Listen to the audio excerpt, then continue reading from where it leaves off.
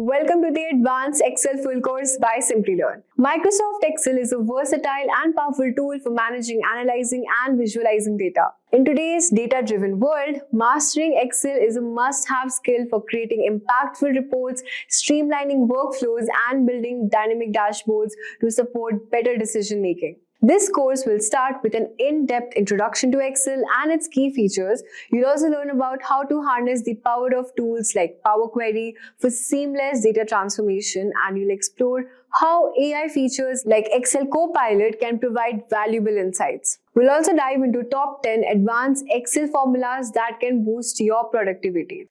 So let's get started. Also, if you're interested in a professional certificate course in data analytics, begin your learning journey with Simplilearn and IIT Kanpur's Data Analytics full course.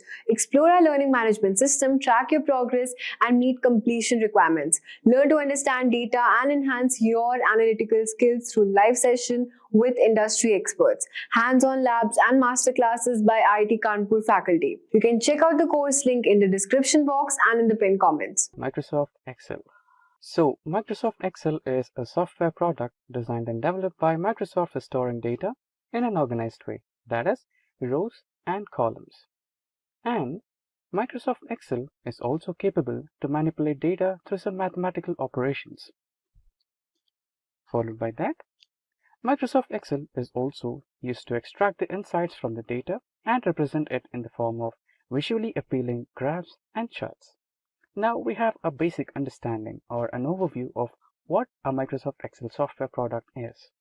Now moving ahead, we will understand the fundamentals of Microsoft Excel. So following are some fundamentals that you need to know before getting started with Microsoft Excel.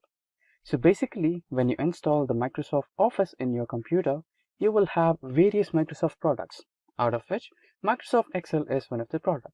So we will be dealing exactly with that particular product, that is Microsoft Excel. So when you get started with Microsoft Excel, this is what you will see in the first page. So this particular page is called as Microsoft Excel homepage, where you will be having various varieties of sheets.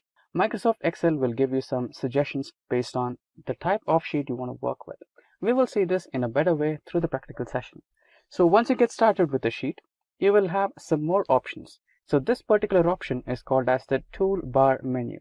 You will have the file, home, insert, draw, page layout, formulas, data, review, view, and help. So these are the tools that you will be using to work on your data using Microsoft Excel. Furthermore, we have a toolbar ribbon. So when you select some or the other option from the file, home, insert, draw, page layout, formulas, data, review, view, and help buttons, you will have a ribbon. So for example, you can see that I have selected the home tool here. So when I press on the home tool, this is the ribbon which Microsoft Excel gives me. So this ribbon has some options in it which can perform various operations. Now in a furthermore detailed way, we will have toolbar groups. So when you see in the previous slide, we have a complete toolbar ribbon. So this particular ribbon is segmented into groups. So you can see the first group as paste, cut, copy, format, painter, etc., etc. And the second group is the font, the size of the font, and to increase the size of the font, to decrease the size of the font, bold, italic, underline, etc., etc. And here you can see the text alignment. So each and every group has separate functions. So each set is called as a group. And I think you can see a small arrow option over here. So this arrow option is used into the toolbar groups when the group is not able to fit all the operations or all the functionalities in one single provided section. So when you click on this particular arrow mark, you will have another dialog box. So this is called toolbar more options. So you can see that when I clicked on this icon, you can see a new dialog box which opens me a new set of operations which are not able to be fit in this particular group. So we will also see more about this in a better way in the practical session. Now moving forward, we have cell and address. So when you open a Microsoft Excel sheet, you can find boxes. So each and every box is named as a cell, and each cell has its own address. For example, the highlighted cell over here has an address B3. So B is the column name and 3 is the row name. And apart from that, you can have the sheet tracker in the bottom left corner of the Excel sheet, where you can navigate through different sheets. And in the bottom right corner, you have an option of increasing or decreasing the sheet size. So these are the basic fundamentals of Microsoft Excel that you need to keep in mind before getting started. So we will have more on this in the practical session. So now we enter the demo inventory in Microsoft Excel. So we will be using Microsoft Excel to create a sheet of the employees in a company. So basically, an employee in a company has employee ID, name, and designation, salary, etc., etc. So we will be trying to create the same table using Microsoft Excel. But before that, let us understand the fundamentals of Microsoft Excel through the practical demo first. So I have started my Microsoft Excel, and this is how the home page of Microsoft Excel looks like. So you have a blank workbook over here. If you want to create a new workbook, you can select new option. So Excel will provide you with various variety of sheets. You can see money in Excel, adjustable meeting agenda, streaming show list, small business cash flow, and many more. If you're not able to find what you're looking for, then you always have an option of selecting the particular type of sheet what you're looking for. So you have various options. If it's business, if it's personal, if it's planners and trackers, lists, budgets, charts, etc., etc. So let's imagine that you wanted something from business. So just by clicking at business option, the Excel will load a variety of sheets related to business options. So this might take a while. So you can see that the Excel is loading few types of sheets. So you can see that Excel has provided us with some online varieties of sheets. For example, any calendar, business expenses, channel marketing budget, budget summary report, blue product list, etc., etc. You can see construction proposal, invoice, you name it, Excel has got it. So Excel will provide you with some variety of options based on your requirement. Now for this session, let's get started with a blank workbook, which looks something like this. Since this tutorial is based on the fundamentals, we'll go with the blank workbook. Now over here, you can see the toolbar that we discussed earlier that has the file, home, insert, draw, page layout, formulas, data, review, view, and help. So this is the toolbar, and under the toolbar, I have selected home, and you can see this is the particular ribbon what we discussed about. This particular ribbon belongs to home page, and when you select file option, you'll get back to home, and if you select insert option, you'll have another different ribbon with different groups, etc., etc. So every particular tool has different ribbons in them. And remember the extra options that we discussed. When you press over this arrow key, this is it. So when you press the arrow key, you'll have few more settings which cannot be fit in this particular section of groups. So you can have some variety of options over here of changing the font, changing some effects to the text, font size, and font style, etc., etc. Apart from this, we have also discussed about the cells in every sheet. So this particular cell has an address. So you can see the address over here, which is B3. So B happens to be the column name and 3 happens to be the row name. Now we also had a discussion about the sheet tracker. Right now we just have one sheet. If you want multiple sheets, you can just feel free to select on the plus option, which will always create you some extra sheets. And you can navigate through sheets just by pressing on the sheet name. And when you get back to the bottom right corner, you have an option of increasing and decreasing the cell size or the sheet size. Now let's keep it default with 100%. Now these are the few fundamentals that you need to keep in mind before getting started with Microsoft Excel. Now that we know the fundamentals of Microsoft Excel, let's get started with a practical session which is about the employees details in a company. Now let's select this particular cell and let's type in employee details.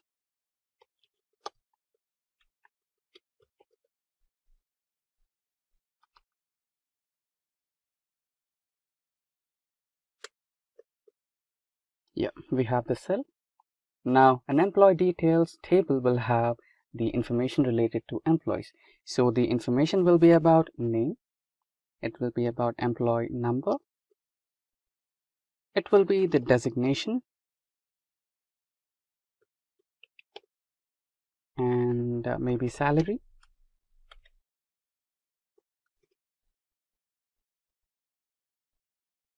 and maybe blood group as well. And let's take another one, which is phone number. Yeah. So far so good. And you can see that we have some problem with this particular column.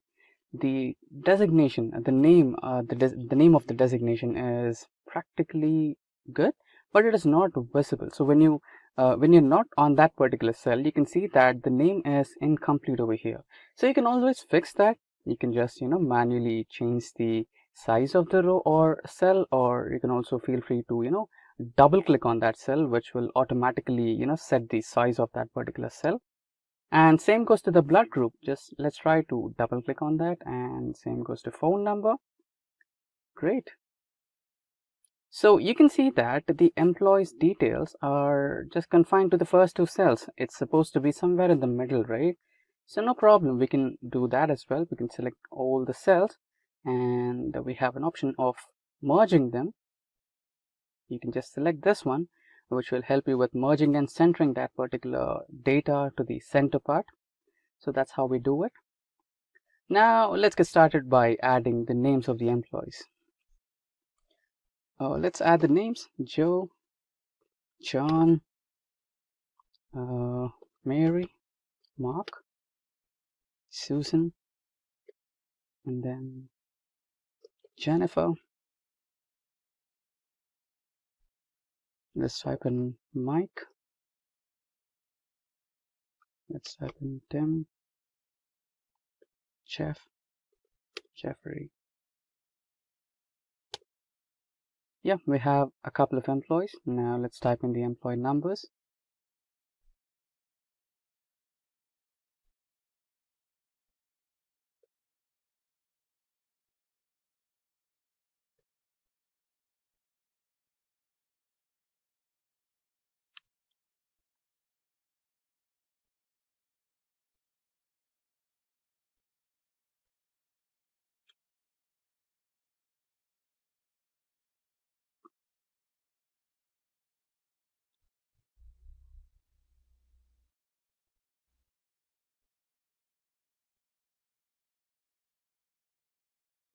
Yeah, we have the employee numbers now.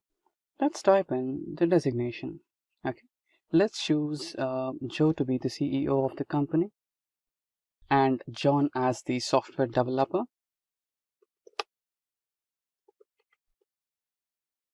And Mary as tester. Mark in finance. Susan also in finance. And Jennifer in testing.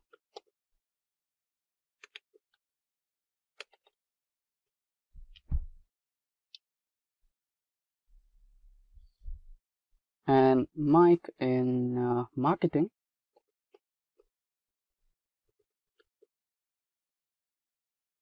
Same goes for Tim. And again, Jeffrey into software development.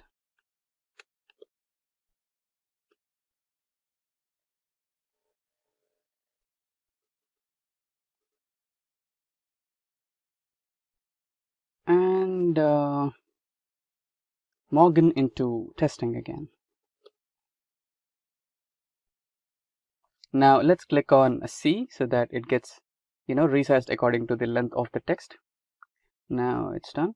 So let's get into salary. $10,000 and $15,000 and $19,000. Let's increase the salary of a CEO. So let's keep it $1 lakh. And finance again, 20,000.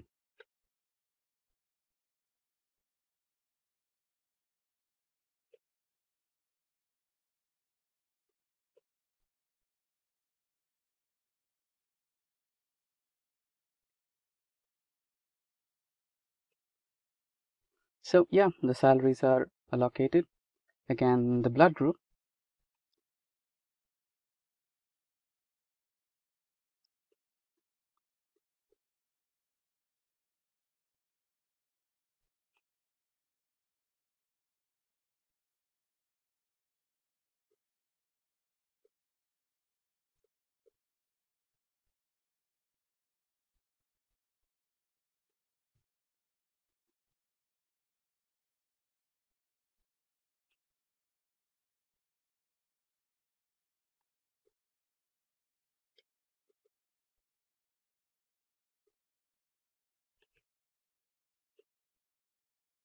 Yeah, we have the blood groups. Now let's type in the mobile numbers.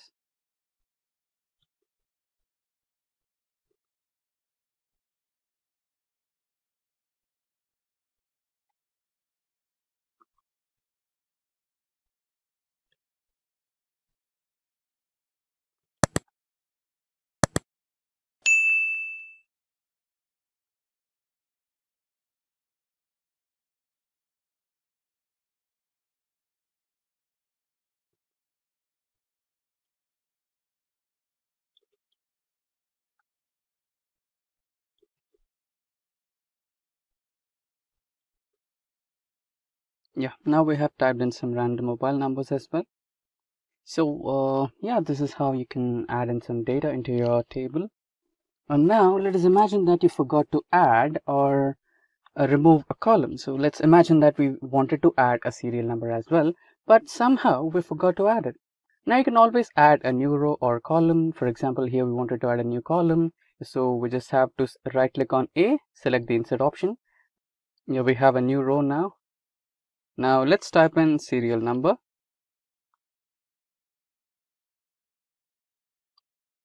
And let's type 1. Now, can you see the small box option over here? If you just drag it, you can, copy paste all those over here. And now let's right click and fill series. Now we have the employee number starting from 1 to 10. That's how you do it. And apart from this, you can also, change the font of the entire row. You can change the font to, say, Aroni, and you can always also change the font. And same goes to the employee table. You can select it, bold it, and you can also increase the size, and again select a color for the text. And now we are on our Excel spreadsheet. So here we have some text boxes on the column A, and on column B we have lower and upper. Okay, so we have a mix of uppercase and lowercase in our text. So first we'll try to convert them to lowercase, and then we'll try to convert the entire text into uppercase. So for that you need to press on equal symbol and select the lower formula tab, and you selected the function. And now click on the cell A3, that's your cell address, and press on OK. Now all the letters are converted to lowercase. So we had J in the uppercase, which is converted to lowercase. Now all you can do is drag the formula to all the cells, and it will be applied to all the cells, right? Now let's similarly try to convert into uppercase, and tap space, and there you go, you have selected the formula. Now the cell address, press enter, and drag the same drag the same formula to all the cell addresses, and there you go, all the cells are converted to uppercase. Now that's how you convert the cells or data in Excel to uppercase or lowercase in Excel. Now we are on the Excel spreadsheet. Now here we have some sales data based on a store. Now what we are going to do is we are going to add some multiple rows or a single row in this particular data. So here you can see the region wise, category wise, state wise, subcategory wise, and their sales and quantities, right? Now let us imagine that you must start to add a sale data here, right? So let us imagine that on the row 7th, you were supposed to add some detail. For example, some technology related sale happened on that day and you missed out to add it, right? So how do you create a new row now? So for example, if multiple sales happened on the same day, like 3 to 4, and you missed out them, so how do I add 3 to 4 rows in between the existing data, right? So don't worry about it, it's completely simple. All you have to do is select the row and right click and press on the option insert. Now this will insert one single row if you wanted to add one single row or tuple. And if you wanted to add multiple rows, for example, you wanted to add 3 rows altogether, then it's also simple. All you have to do is select 3 rows and right click and press on insert, and then you have 3 rows. So there you go. So that's how you add multiple rows in a Excel spreadsheet, or that's how you add one single row in an Excel spreadsheet. Now we have started our Excel worksheet, and here you can see we have employee details on our worksheet. Now all of a sudden you wanted to add employee second name as well, or a last name. right? So you're a beginner and you don't know how to add a column, or you might be a little ambiguous, right? So instead of using this simple step, you might end up creating a whole new sheet, or maybe other approaches as well, which are time consuming. So let me give you this simple step. All you have to do is select the column. So here you wanted to add a last name, right? So B is your column with the first name, and here you wanted to add a second name or the last name, which is in between the columns B and C. So remember that Excel adds a column always towards the left side of a column. So here if you wanted to add a column next to B, then you want to select the column C and right click and select the insert option so that it can be added in between B and C, which is adjacent to B. So let's look at it, right? So you have added the next column, or a new column right next to the column B, and it's in between the designation and employee name. Now you can add your second name. So that's how you create a new column in Excel. Now in case if you wanted to create multiple columns altogether, so here we needed a second name. Also here you have a designation and you wanted to add another column which assigns managers to the employees, right? So let's delete it, delete the second column, and let me explain you what I want to do. So here you wanted to add the second name of the employee and also the manager of these employees, right? So here you wanted to add two columns altogether, right? And now you might be wondering, could I add two columns together, or will it work only for the one column thing, right?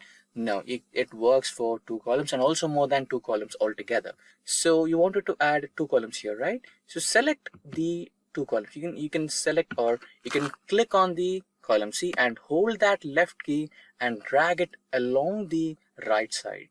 Okay, so here I have selected two columns and here it's three, right? So you can see here it's 10485676R cross 3C. That means you have selected three columns. If I navigate out of the four, you can see we have selected four columns, right?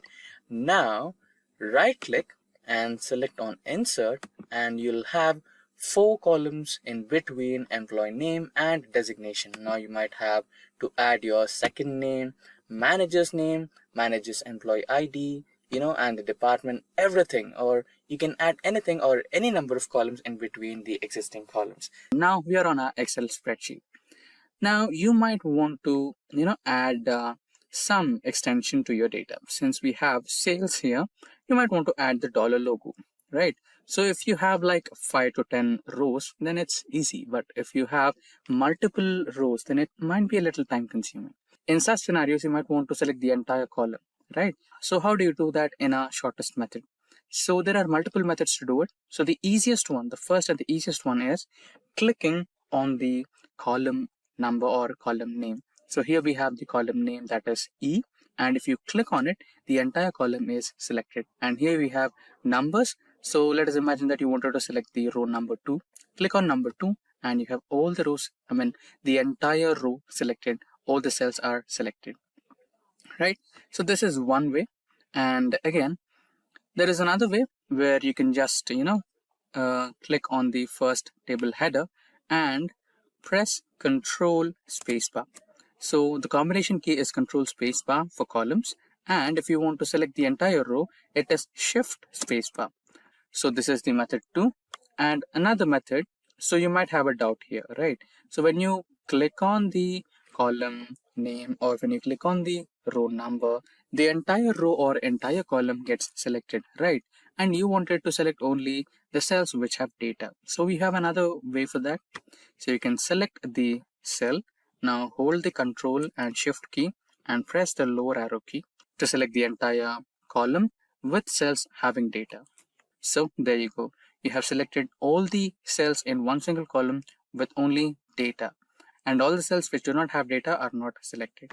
Same applies to rows as well. Control Shift, right arrow key or left arrow key based on your rows, and all the rows with data will be selected. All the cells in a row are selected, not the entire row. And coming back to the first question, that is adding the dollar symbol. So here we have general. So go to the data type and add currency.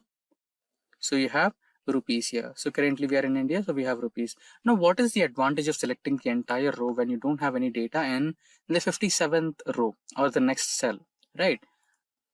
I'll show you. Now, let us add the number 100 and press enter. There you go. Let us add another number like 1000 and press enter. So the data formatting is automatically applied to all the cells. So most of the time your cells or the data sheet will be varying. You might have to add or remove elements or numbers, right? So in such scenarios, this will be helpful. Now, comparing two different columns or multiple columns happens to be an important job when you're working in data analytics, as you have to come up with some decisive decisions based on the data. Now, if you had to do it manually, then you might end up taking hours or even days based on the dataset you're working with. But if I say that you can do it within minutes, then it would be interesting to work with, right? Now, we'll be doing the same. Now, we'll work on our sample dataset right on my screen. So here we have column 1 and column 2. Now, our job is to compare the column 1 and column 2 and come up with the result. Now, the first and the simplest way to do it is use the built-in conditional formatting which comes with Excel by default. Now, all you have to do is select all the data and navigate to Home, and in the Home, go to Styles group and select Conditional Formatting. And in Conditional Formatting, you can see Highlight Cells. So in that, you can use duplicate values. When you click on duplicate values, a small pop-up window will come on your screen. And here you have an option of choosing whether duplicate or unique. So duplicate means you're comparing the cells, and you can see there are some duplicate cells which are present in column 1 are also present in column 2. Now you can also check how to find out the unique values which are only present in column 1 but not in column 2. So you can just press unique and there you go, you can find it. Now you can also try to change the color by filling with green for the unique columns and duplicate cells with color red. Now this was the first method, and you can also work out some different ones, like you can just directly press equal to and select the cell and equals to and the next cell. Press enter, and if there is a match, it will give you true. If there is no match, then it will give you false. Now you can drag it down and see which all are matching and which all are not. Now you can also make some minute modifications to this. So if in case you didn't find the data, then you can say not found. So for that, you can try if and inside brackets, and then you can give the value as not found. If true, it's found. First you have to give the true values. So for true, you can write it as found. And in case if it's not found, then you can write it down as not found. There you go. Close the bracket, press enter, and there you go. If there is a perfect match, you will have found, and if there is no match, then you'll get not found. Now, so far we have discussed comparing two cells using conditional formatting and also by using equals to operator and trying to add some tweaks to the equals to operator by involving with if operator. And apart from those, we also have another way to compare two columns in Excel. So another way is using the lookup functions. So we'll use a simple VLOOKUP function to compare both the cells. So for that, let's type in equals to VLOOKUP type space and select the cell you want to check for, and then the range of elements you want to compare, and then I'll press F4 to log them. Now you want the data from column 1, and now you want the exact match, so 0. Press enter. So there you go. So the elements which are present in column 1 and column 2 are being displayed here. So but in case if the elements are not found, you'll get an error. So let's look at that. Simply drag the formula to all the cells, and there you go. So the elements which are matching will give you the proper result, but the ones which are not matching will give you not applicable or error message. This can be fixed. We can make some minor tweaks to the same formula. So we can add if error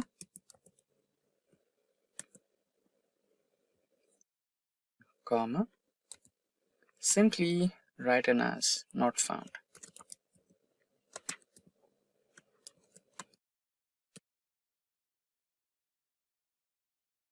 And close the bracket.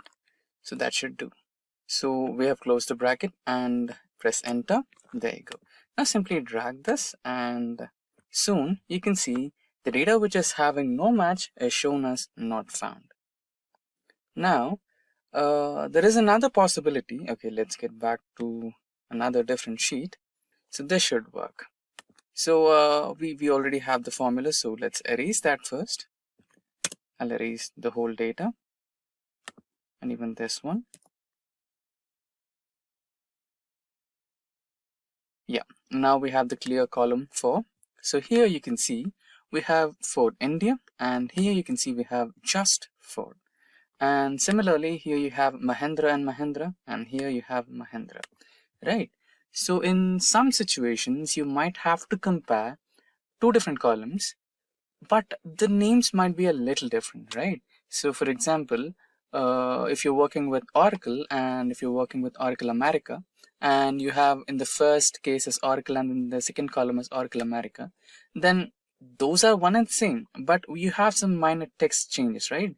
Just like here you have Ford India and here you have Ford. So what if you had such kind of issues? So you can also make some minor tweaks to it. So using the same lookup formula, you can add equals to VLOOKUP,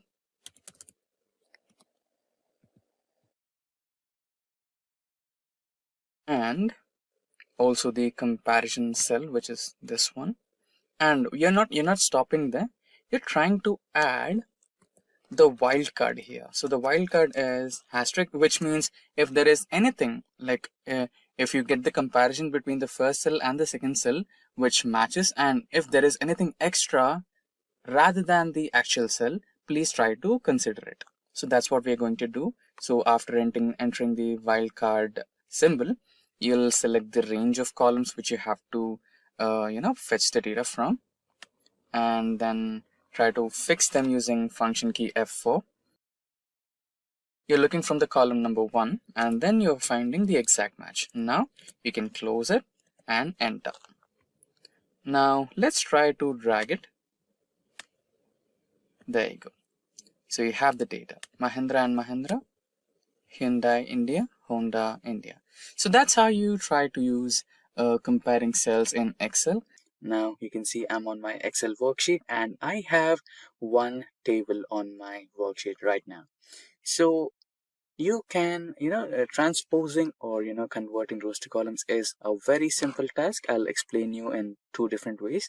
So the first way, select all the cells that you have on your sheet and press on Ctrl C, so it will give you the copy option, and then you can also paste in the same sheet, or if you want, you can go to a whole new sheet and select the paste option over here.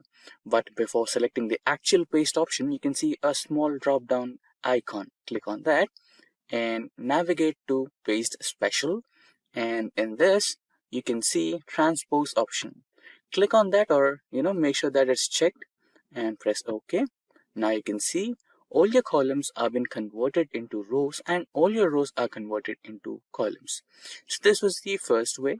And what is the second way, you ask me? So it's really simple. Select one cell somewhere, and you can, or let's create a new sheet as well. So here you can write down the formula as transpose, and select the array which you want to transpose. So this is the array. So transpose is basically an array function in Excel. So once you are done with selecting your data, press enter. There you go. So all your rows are now columns, and all your columns are now the rows. Now on my spreadsheet, you can see some data, which is the sales data of quarterly basis in the 4 different zones, that is north, west, south, east. So you can make things look better by hiding these columns, and if you hide these columns, it's critical for the end user to identify which columns are exactly hidden, right? To make things a little easier for your end user, you can select the columns and then go to the data option and in the data option, click on the group option. So this will group these columns, and you will have the symbol of minimization, which will help you hide these columns automatically and unhide these columns automatically. Now let's also try to group GHIJ columns, and there you go. Now similarly, let's also try to group the rows of north and rows of west. Then you have the rows of south and rows of east. Right, now all these rows and columns are been grouped. Now all you can do is just click on the minimize button and those will be minimized. Similarly, the rows, right? And to unhide them, all you can do is click on the plus icon and they will be unhidden. You can also try to ungroup the columns and rows. All you have to do is select the columns and click on the ungroup option. Similarly, the rows as well.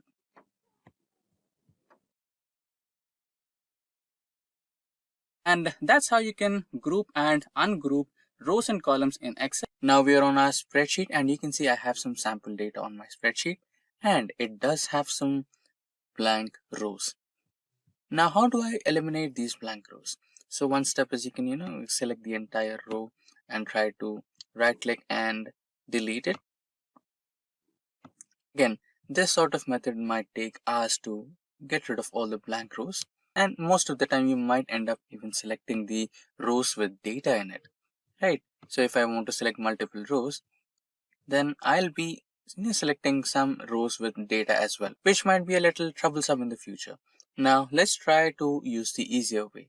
Now for that, go to the find and select option, select the go to special option, and in that select the blanks option and press OK. Now hold Control key and press minus key and you will have an option of deleting the cells. Now select the entire row. Now we are selecting the entire rows with blank data and press OK and the cells will be shifted. Now this was simple, but let me show you another example. So even here we have some blank rows, but in between those blank rows, for example, take cell 17 or cell D17 or row 17, we have some data testing.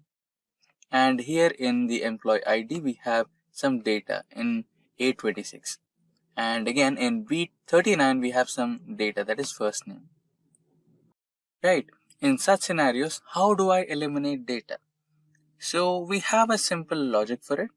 So all we need to do is add another row, which is to count the number of cells in the row. Now that can be count. Now here equals to, the function is count A. Press tab and the cells will be from A2 to G2. Press enter. Now you have 7. So now we are basically calculating the number of cells. So if you apply the same to the entire data set, let's drag it. And there you go. So there are certain places where you find 0, which are basically the empty columns, right? Now let's do some formatting if you need.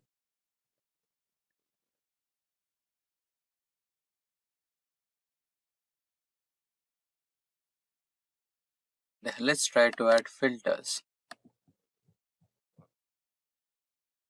Control A, Control T, and now table will have filters and headers. Now here you can see the drop down icon, click on that. Now instead of select all, what you can do is select 0. Now you will be highlighted with all the rows which do not have any data. Select all those and press on delete, or what you can do is the same way, Control minus. There you go.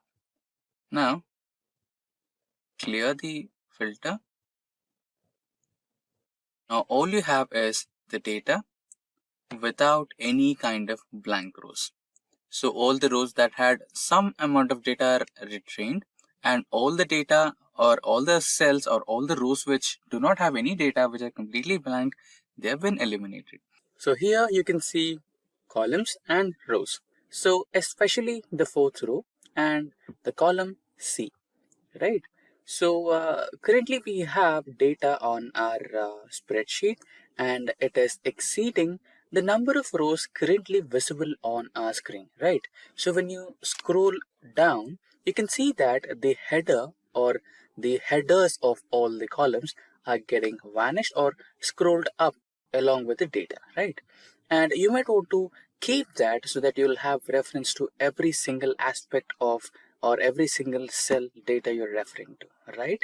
So for that reason, you might want to freeze this. And also you might have a doubt, what if even I had this data in the column section, right? And what if I had to freeze that, and when you scroll this and keep that data set on the column as it is, right? So we can also do that. Let's look at both of them. So there is a simple process to do that. All you have to do is select the cell for which you want to set the or freeze the column adjacent to it or the row adjacent to it, right? So currently I want to, let me expand it. So currently I want to freeze this particular row, right, and this particular column. So the cell I would be selecting is the first cell here, that is D5, right? So when I select this particular cell, I can be able to freeze this particular row and this particular column. So now you need to navigate to the toolbar and then select the view menu, and inside view option you can see there is an option of freeze panes, right? So click on the drop down. So you can see three different options. As we discussed earlier, we can either choose to freeze an entire row, that is the second option, or you can freeze the entire column, that is the third option, or you can freeze both, that is the first option, right? Freezing rows and columns. So let's select this one and see if our rows and columns are frozen or not, right? So now let's scroll down and you can see our row is successfully frozen there, right? And similarly, scroll towards right and you can see our column has been successfully frozen, right? So this is how you freeze rows and columns, or you can freeze panes in Excel. Now here on my sheet, you can see we have some numbers, that is $10 or $10.20, $22, $53.12, $12, and $110. Now the task is to convert these numbers into word format, that is representing the numbers alphabetically, right? This might be a little curious, and we also might end up searching for a predefined method which is not readily available in Excel, but there is a way where you can create a function using Excel VBA or macros. Now again, creating a macro is completely complex. Now identifying the trouble, Microsoft has already come up with a readily available macro code on their official website, which will support the various versions of Microsoft Excel, starting from Microsoft Excel 365 to all the way up to the older Excel version, that is 2010. Now you can scroll down and use this particular macro function which Microsoft has readily made us available, and use this to create our own macro in Excel VBA. Now let's get back to Excel, and you can create a macro using the developer option. Now developer options will not be readily available in Microsoft Excel. To activate developer option, go to Home and go to the options menu in the last, and here go to Customize ribbon, and here in the second drop down menu you can see developer option. By default it will not be checked. Click on the check option to activate developer options and press OK. Now you have your developer options ready. Click on developer options, click on Visual Basic, and here to insert a new macro, click on the insert button, click on module, and a new macro window is readily available for you. Now Control V to paste your code, and your function is with the name number to text, right? Now close the macro,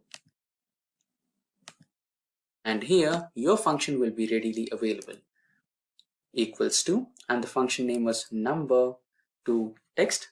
Press tab to select the function and select the cell where you have the data. Close the function, press enter. Now drag the same formula across all the cells, and here you have the text converted from numbers. So here we have $10.20 and you have $10.20, $22 and no cents, $53 and 12 cents, $12 and no cents, and $110 with no cents. Now that's how you can convert numbers to words using the macro which is predefined for Excel in the Microsoft website. So, for example, let us imagine that you wanted to create one single cell for all the employees in your company, which stores the first name, second name, or last name, including their email IDs at one place, right? If you want to do so, like let me show you how it looks like. So let me copy this here.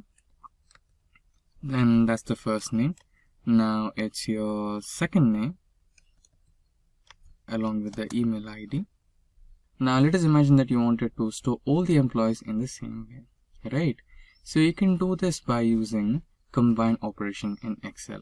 Now all it takes is just a simple formula, that is equals to, and the first cell address, that is A2, and you can use an ampersand sign. Now you can use the next cell reference, that is B2, and then colon, and the last cell address, that is E2. Now press enter.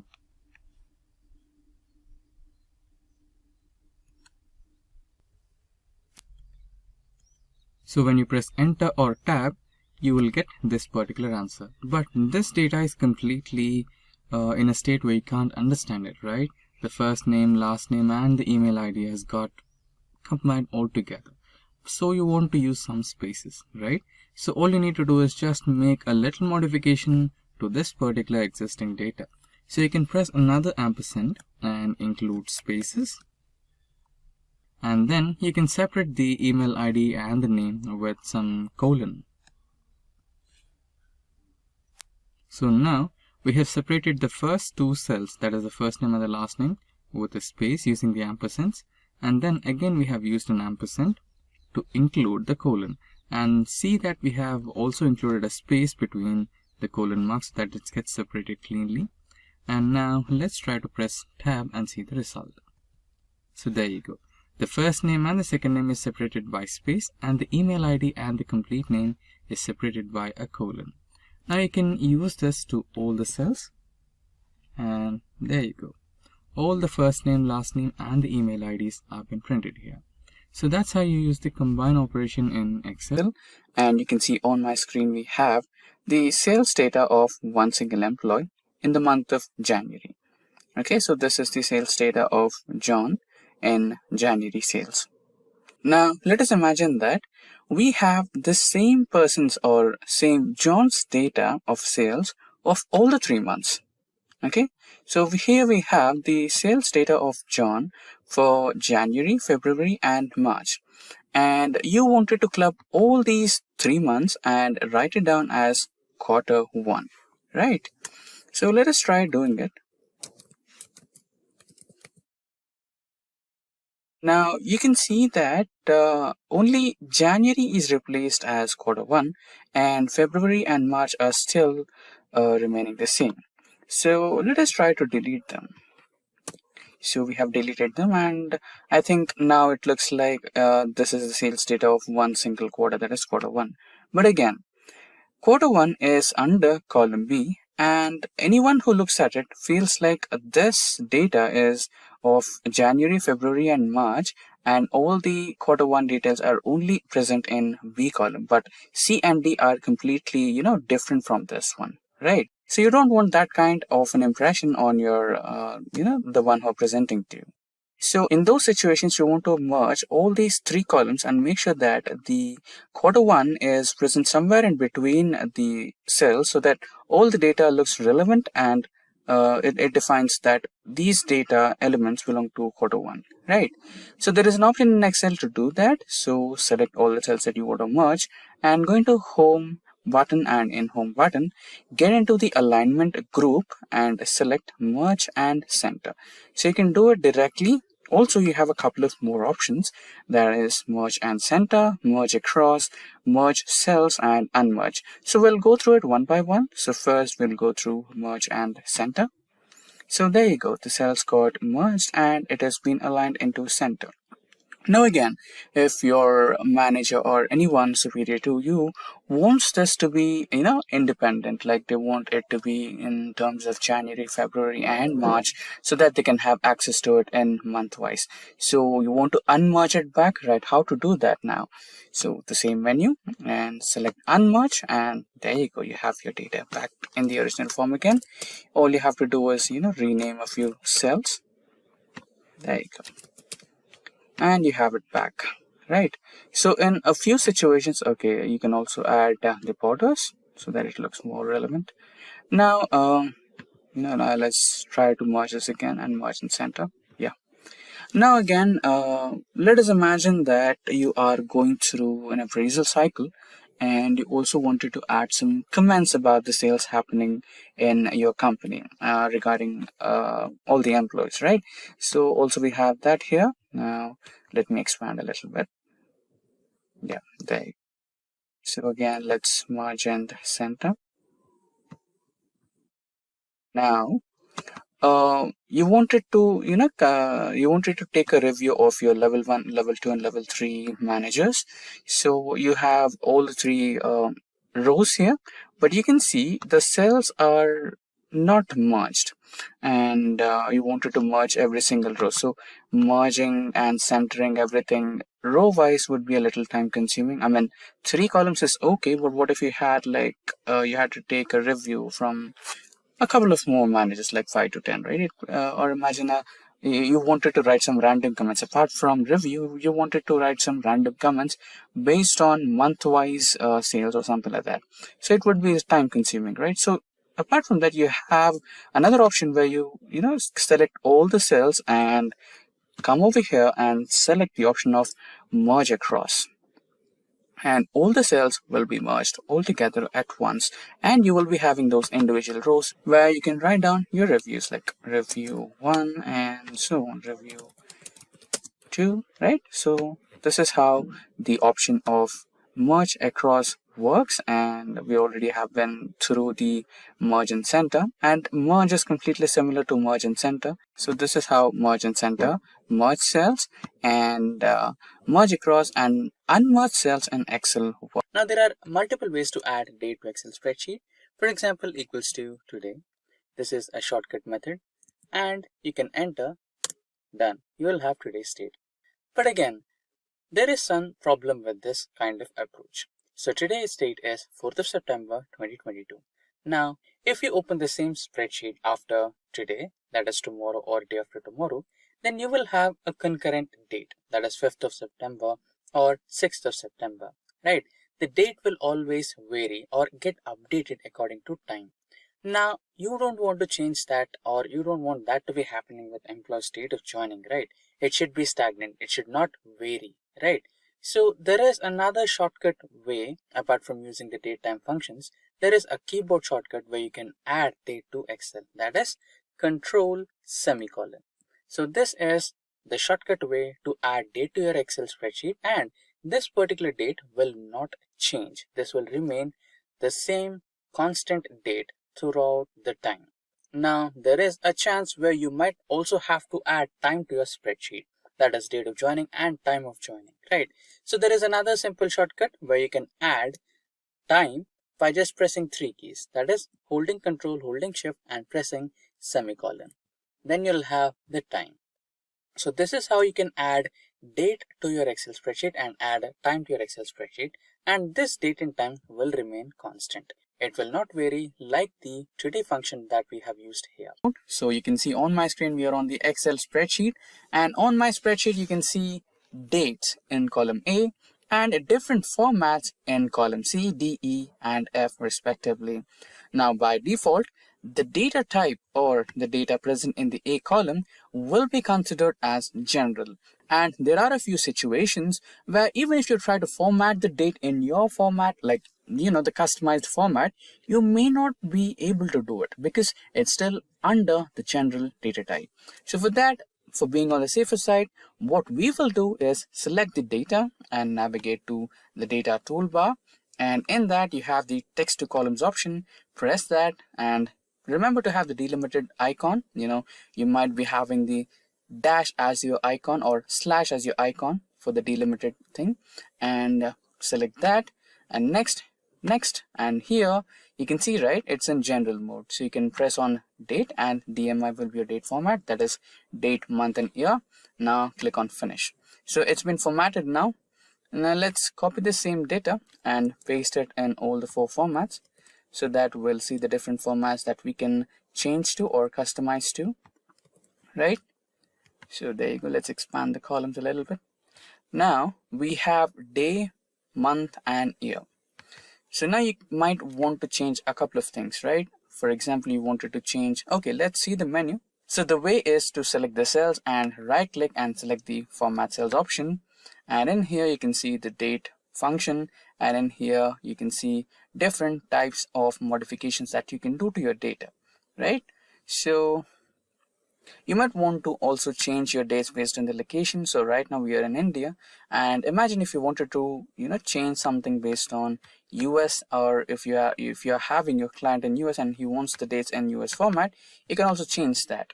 So here you can see English United States, and press on that, press OK, and you can see it's been changed to US format, where you have years in the first place, months in the second place, and dates in the last place, right? And now let us imagine that your client does not want the dates. All he needs is just months, right? You can also do that.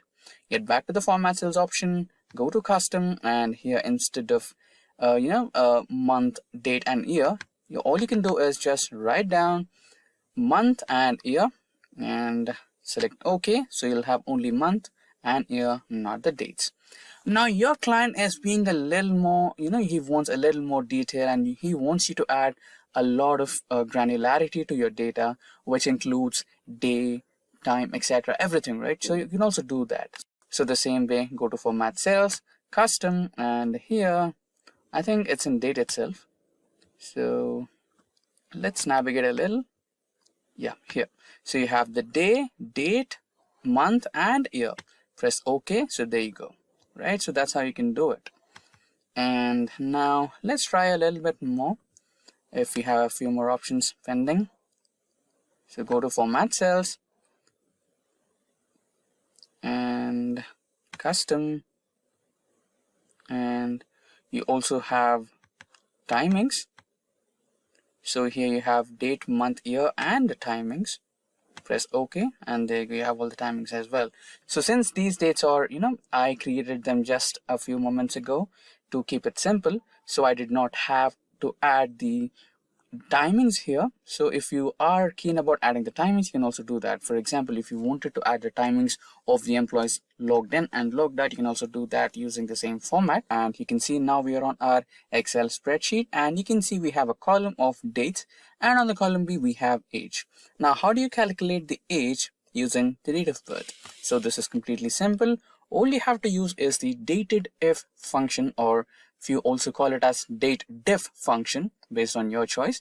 We also have a specific entire tutorial based on date diff in Excel for further information. That video will be linked in the description box below. You can go through it, or you can use the end screens and iCards linked to this video to get back to the tutorial based on date diff in Excel.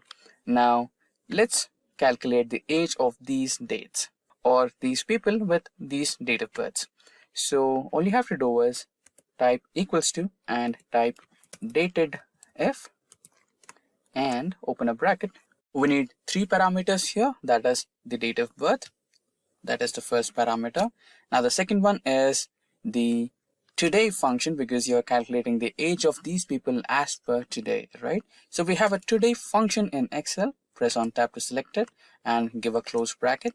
Now comma, and if you wanted to calculate the age in terms of days, you have to give D as the input.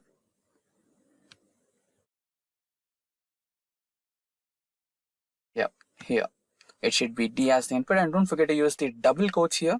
And if you use the single quotes, there might be an error, so use double quotes. If you want it in the days part, you can give days, and if you want it in months, you can give months. For now we want in years, so we will be giving Y as the third parameter, and press enter. There you go. you have the age here in 26 years. You can drag the same function and you have the ages here as you wanted, right? So this is how you calculate age in Excel. And on my Excel spreadsheet, let me expand it. We have two different timings, that is in and out. So here we are considering a scenario where we are calculating the total number of hours worked by an employee in an organization. So the in time will be the time where the employee logged in, and the out time will be the time when the employee logged out. So here we have made some minor cell formatting. So when you right click on any of the cell, you can get back to the formatting cells option, and in that option we have selected the AM PM.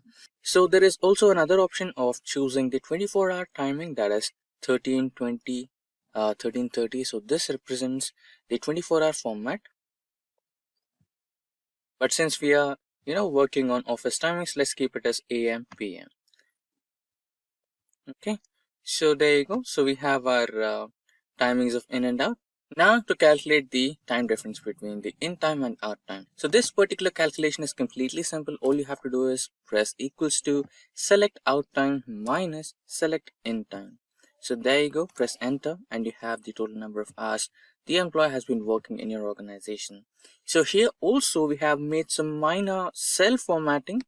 So usually it comes out as AM PM, right? But instead of that, we have made a minor cell formatting. We have navigated into time and we have selected the 24-hour formatting so that we have just hours in our output. So that's how we have calculated the time difference between two in times and out times of an employee using Excel. Now, DAX in Excel is a sophisticated formulas type language that comes in handy while working with relational data and extracting information via dynamic aggregation functions. DAX in Excel stands for Data Analysis Expressions. DAX functions are completely familiar to the general and default functions that are available in Excel.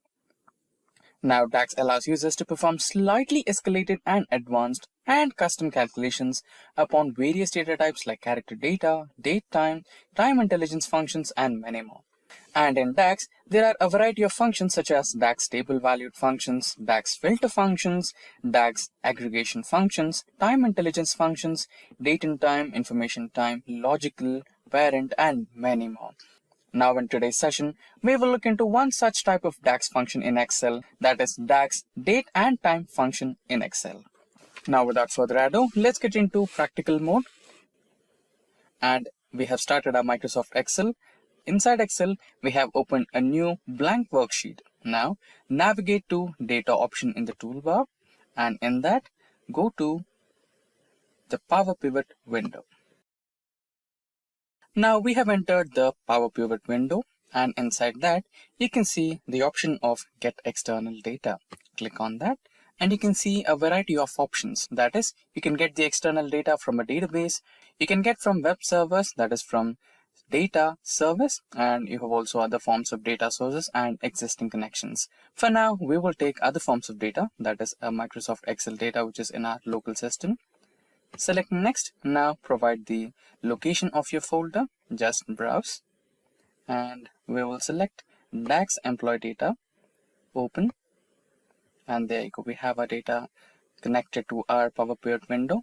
Click on next, and there you go, you have the selected table and views. Click finish and you can see the data getting imported into your Power Pivot window.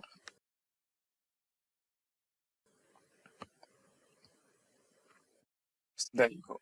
By default, if you want to add any DAX related functions into your Power Pivot window, you'll have an external added column over here, which looks something like this.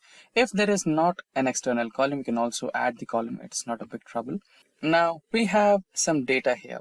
That is the employee ID, employee name, designation of the employee, department of the employee, salary, and joining date, etc. Right, let's expand this view and see what's more in it. So this column is the date of birth and this column is the employee joining date, right? Now we have so much of data. Now let us imagine that we want to calculate the retirement age of all the employees. So now let's rename the column to retirement date.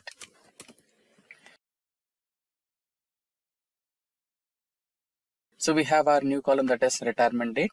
Now we will make use of DAX datetime functions to calculate the age and find out the exact retirement date of that particular employee. So let us imagine that every employee will retire after the age of 65. So we have our date of birth of every employee and the joining date of every employee. Now we'll come up with a DAX datetime function and calculate the age, and then we will find the retirement date of that employee. Now every DAX function starts with the same method or the same way as the simple Excel default method starts, that is by starting with an equals to, and then we will find edate, and now our first parameter, that is the start date, that is the employee, the date where the employee joined the organization. So our sheet name is sheet 1. Now our joining date is in the F7 column. Select F7, press tab to select it, and comma. Now how many months? So each and every year will have 12 months. So 12 months into the age, that is 65, star 65. And now you can close the function and press enter, and then you'll find the retirement date of that particular employee. So there you go. So we have the employee dates, that is employee retirement dates for all the employees. So the first one, that is Jack, has the retirement date of 19 February 2085, and similarly Jennifer has her retirement date at 15th of August 2084. So that's how we use the DAX functions in Excel. So this is one of the several DAX functions in Excel, that is DAX date and time functions in Excel. So you can see that I've got some data, which is first name of the employee, last name of the employee, and phone number. And let us assume that your manager has given you a task to identify all those employees which did not give an phone number. So you wanted to identify them using a checkbox, right? Like you will be providing a check for all the employees that we have received the phone numbers, and you will not be checking the employees which did not give the phone number, right? So let's try to do that.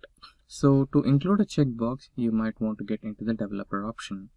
But for few reasons, Microsoft has disabled developer option by default. To enable developer option, all you have to do is just navigate anywhere on the ribbon here and right click, and then you can see customize the ribbon option. When you click into it, you will be redirected into the ribbon option, and here you can see the developer option on the right side, right, this one. So by default you can see that your developer option is not enabled. To enable it, you have to check in it, and there you go, you have it now. So press OK and you'll have the developer option. Now go to the developer option and select the insert option, and there you can see the checkbox. Now draw the checkbox anywhere. I'll draw it over here, and there you go, you have the first checkbox, right? Now if you want, you can even customize this. So carefully click it.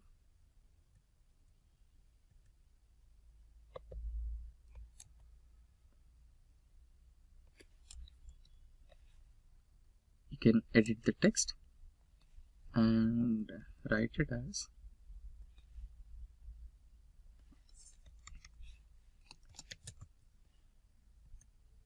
done.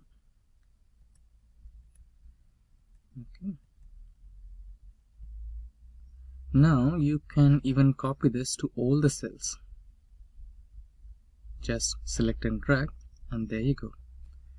Now you can go ahead and check all the employees which you have received the phone numbers, and you can eliminate the ones which did not provide you with the phone numbers.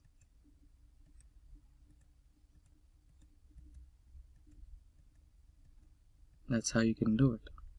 And there's also another option where you can use this to include it in a formula.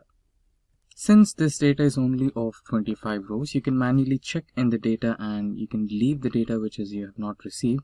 But what if you had 2500, right? Then you might need formula. So in such scenarios, you can use a formula. So how do you use that? So for example, if this particular box is checked, then you will get a true value here, and if it's not checked, you will have a false value. Then you can use that boolean value to include in your formula, right? Sounds interesting. Now let's try to implement that. You can right click the cell and you can find format control. Then you can see here you have an option called cell link. Here select the cell link and press OK. So here you can see if you have checked this, the value is true, and if you uncheck this, you can see the value turned false. Now you can use this particular cell reference for including this in a formula.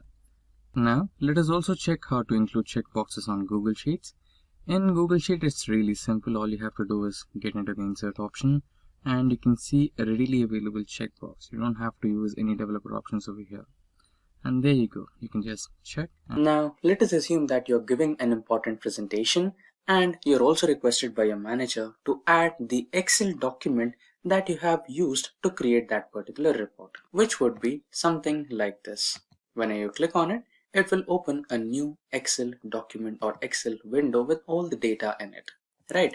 So how do we do that? Let's look at the demo. Now let's have a blank slide and let's get back to the source where our Excel file is located, that is in My Documents. So we are currently in My Documents and we have the Excel file which we used for creating that particular report. Now if we copy and try to paste it on our Excel document, it would look something like this. And clearly it's not visible and it's not accessible, right? So instead of this, there is another way where you can directly add the Excel document in the form of logo, which is a rather simple idea. All you have to do is just click on the insert option in the toolbar, then navigate to the text group, and here you will find the option called object. Click on the object and it will give you a new window where you can identify which type of document or object you want to add, either create or create from file. So we have the file in our local system, so we'll choose create from file, browse, and from browse we will go into the documents section where we have our Excel file. Click on the Excel file and click on OK. Now if you want the data or Excel file to be displayed in the form of an icon, then click on the display as icon section and here you can change the icon. So you can choose any one of the given options. Let's choose this particular one and click on OK. Another OK, and there you go. The icon will be now displayed on your Microsoft PowerPoint PPT, which is completely clickable as the previous one. Whenever you click on this, the Excel document will be opened. So that's how you add Excel document into Microsoft PowerPoint. Now we are on our Excel spreadsheet and here I'm trying to insert some images onto my spreadsheet. So here we have company logos and company brand names. So since we already have the brand names, what we need to add here is the brand logos. Okay, so how do I add such kind of an image into an Excel spreadsheet? That you might be thinking that Excel spreadsheets are just for data, not multimedia image or files, right? So no, it's not. It's completely wrong. You can also add your images onto your Excel spreadsheets. It's completely simple. So click anywhere on the Excel spreadsheet, navigate to the insert button, select the illustrations option from the add-ins group, click on that, and in the drop down you can see the pictures icon or the pictures button. Click on that and select from this device, or if you have an online stock image you can take that, or you can also check out from online pictures. For now I'll select the device, this device, and here I have some images. The images what we need are Simplilearn and Simplicode logos. Press OK or insert. So here you have them. Now you can also adjust the size of the image using the small buttons here. Press it over here and done. So you might be wondering, is it all done? Is there anything more to do or just adding an image is done? No. Most of the times when you create or you work with Excel spreadsheet, you will not just add some data and add a relevant image to it. most of the time you add some graphs, or most of the time you'll add some charts to showcase the data dashboard, right? So it will be something like this. So this is how you add the image or graph onto your dashboard, and sometimes you might not have enough place to display your entire dashboard. During those situations, what you do is you try to hide the row or column. So now let's try to hide this particular row. Let us imagine that you wanted to show only two charts, and there is no space for your third chart. In such scenarios, you might want to hide or remove that third chart. Okay, so let's try to hide it and see if it gets hidden or not. When you try to hide it, you can see the column A has no data, and the row number 4 is been hidden. So we have 3 and 5. But what about the image? It is still present, right? So if you want to make sure that the row also hides the image, then you might have to do a little formatting with it. So select the image, go to picture format.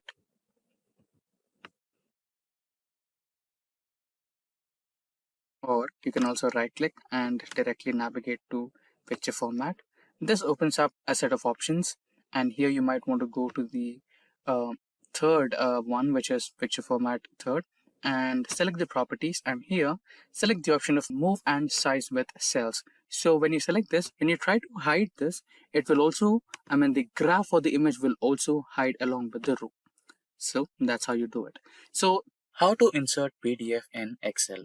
Now there are multiple ways to insert a PDF into Excel. So we will go through a couple of ways. First is here, let us imagine that we wanted to insert some PowerPoint presentation in PDF format into our Excel sheet. So that belongs to Excel Basics. Now click on the cell where you want to add the PDF, or just click any cell in the Excel spreadsheet. Then go to the option of insert in the toolbar. Then navigate to text option, click on it and select object. And here you can select create from file, and then you can browse. And here you have your Excel Basics PDF in my documents. Click on that, select insert. So here you can just press OK and the PDF will be inserted. Now you can minimize the size of PDF to fit the cell. There you go. The PDF got successfully inserted into your Excel spreadsheet. Now let's discuss about the second way. Now the second way is completely same. The only difference is you can add some logo to your PDF. So you can see it has been added in direct form of a PDF, like what's the first slide of the PPT. But instead of that, if you wanted to highlight it as an icon, then you can select the display as icon button here and press OK. Now you don't have to reformat the size of your PPT or PDF. All you have to do is add the logo to your PDF, and it will also include the title. So this is another way of adding PDF to your Excel sheet. Now another way. So a few times you don't want the first page of the PDF to be visible, or any kind of logo of that PDF reader to be visible on your spreadsheet. Sometimes all you want is some dedicated image or a dedicated logo, right? So this time let's try to add a dedicated image to our PDF. So go to insert again. Here you can see the illustrations option. Click on picture, and from this device, so I will select the Simplilearn's logo, and now you have to resize the logo a little bit to fit the cell. There you go. You can click on the right click button and select the option of link. Now select the existing file or web page option. So if you are interested to learn more on hyperlink in Excel, we have a dedicated tutorial on that. Please go through Hyperlinks in Excel by Simplilearn, which will explain you everything about hyperlinks in Excel, how to insert them, different types of documents to be inserted, and how it works in real time. For now, let's try to insert the existing web page, and go to documents, navigate to documents, and inside this you have the Excel basic PDF. Click on OK, and it has been added to your image. So when you click on it, it will open the PDF document attached to it. So when you hover over to the cell, you can see it will ask you a permission. Do you want to continue or not? Just click on yes, ignore the warning. So you can see the PDF has been successfully opened. Convert PDF into Excel. Now to do this, let's get back to the practical mode and try to convert some PDF data into Excel. Now you can see the PDF document which I am looking to convert from PDF to Excel. So this particular PDF document has a table. So this is the state-wise GST collections that happened during March of 2020. Now we need to convert this tabular data from PDF format to Excel format. Now we are on the Microsoft Excel. Now to initiate the process, we might want to choose a blank workbook for this. So now we are on the blank workbook and the complete sheet is empty. Now let's go into the data option in the toolbar. And in the data option of the toolbar, we have the ribbon of Get and Transform Data. In this ribbon, you can see Get Data option. Select that and you can see various options here from File, from Database, from Azure, from other sources, etc. Now we need the first option, that is from File. And in that we have a drop down, and in that drop down you might want to select the PDF. If you have a JSON file, you can also choose from a JSON. And if you have the data from XML, you can choose that, and even you can extract the data from text or CSV as well. Now we need the PDF option, so select the PDF.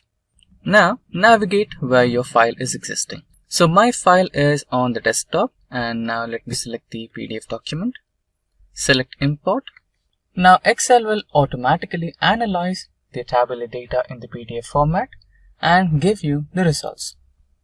Now according to Excel, there are multiple tabular formats. Table 1, Table 2. So basically this table is one and the same. So all the 29 states are fixed in one table itself. But since the PDF is divided in sheets, this particular document is considering the first table as a separate table and the table which is present in the third page as a separate table. So we have table 1, table 2, and there are a few more tables which Excel is assuming that it might be table, but it's not. And another table which is page number 002, it is a table, and another one is right here. Now there is an option of selecting all the tables all together at once, or you can select only one table which you want to select. So if you select multiple items, Excel will automatically give you an option of choosing your tables. You can just tick and select the tables you want, or you can directly select the table you want on your Excel sheet. So right now let's try to select multiple tables. So I'll be selecting 1, 2, 4 and 5, and this particular one is not a table, so I'm eliminating that. Now you might want to choose the load option. So Excel is now loading the data. Now all the data has been successfully loaded. Now it is giving us a notification that all the data has been successfully loaded. And now just right click on it and here choose the option Load To, and here select Table option. And if you want the data to be loaded to a new worksheet, you can choose that and select OK. Now you can see all the data is being successfully loaded in the form of tabular format in the new Excel sheet. Similarly, let's try to load another page.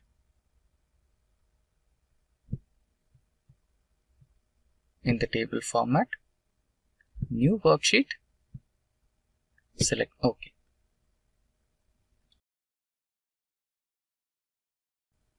And the third sheet.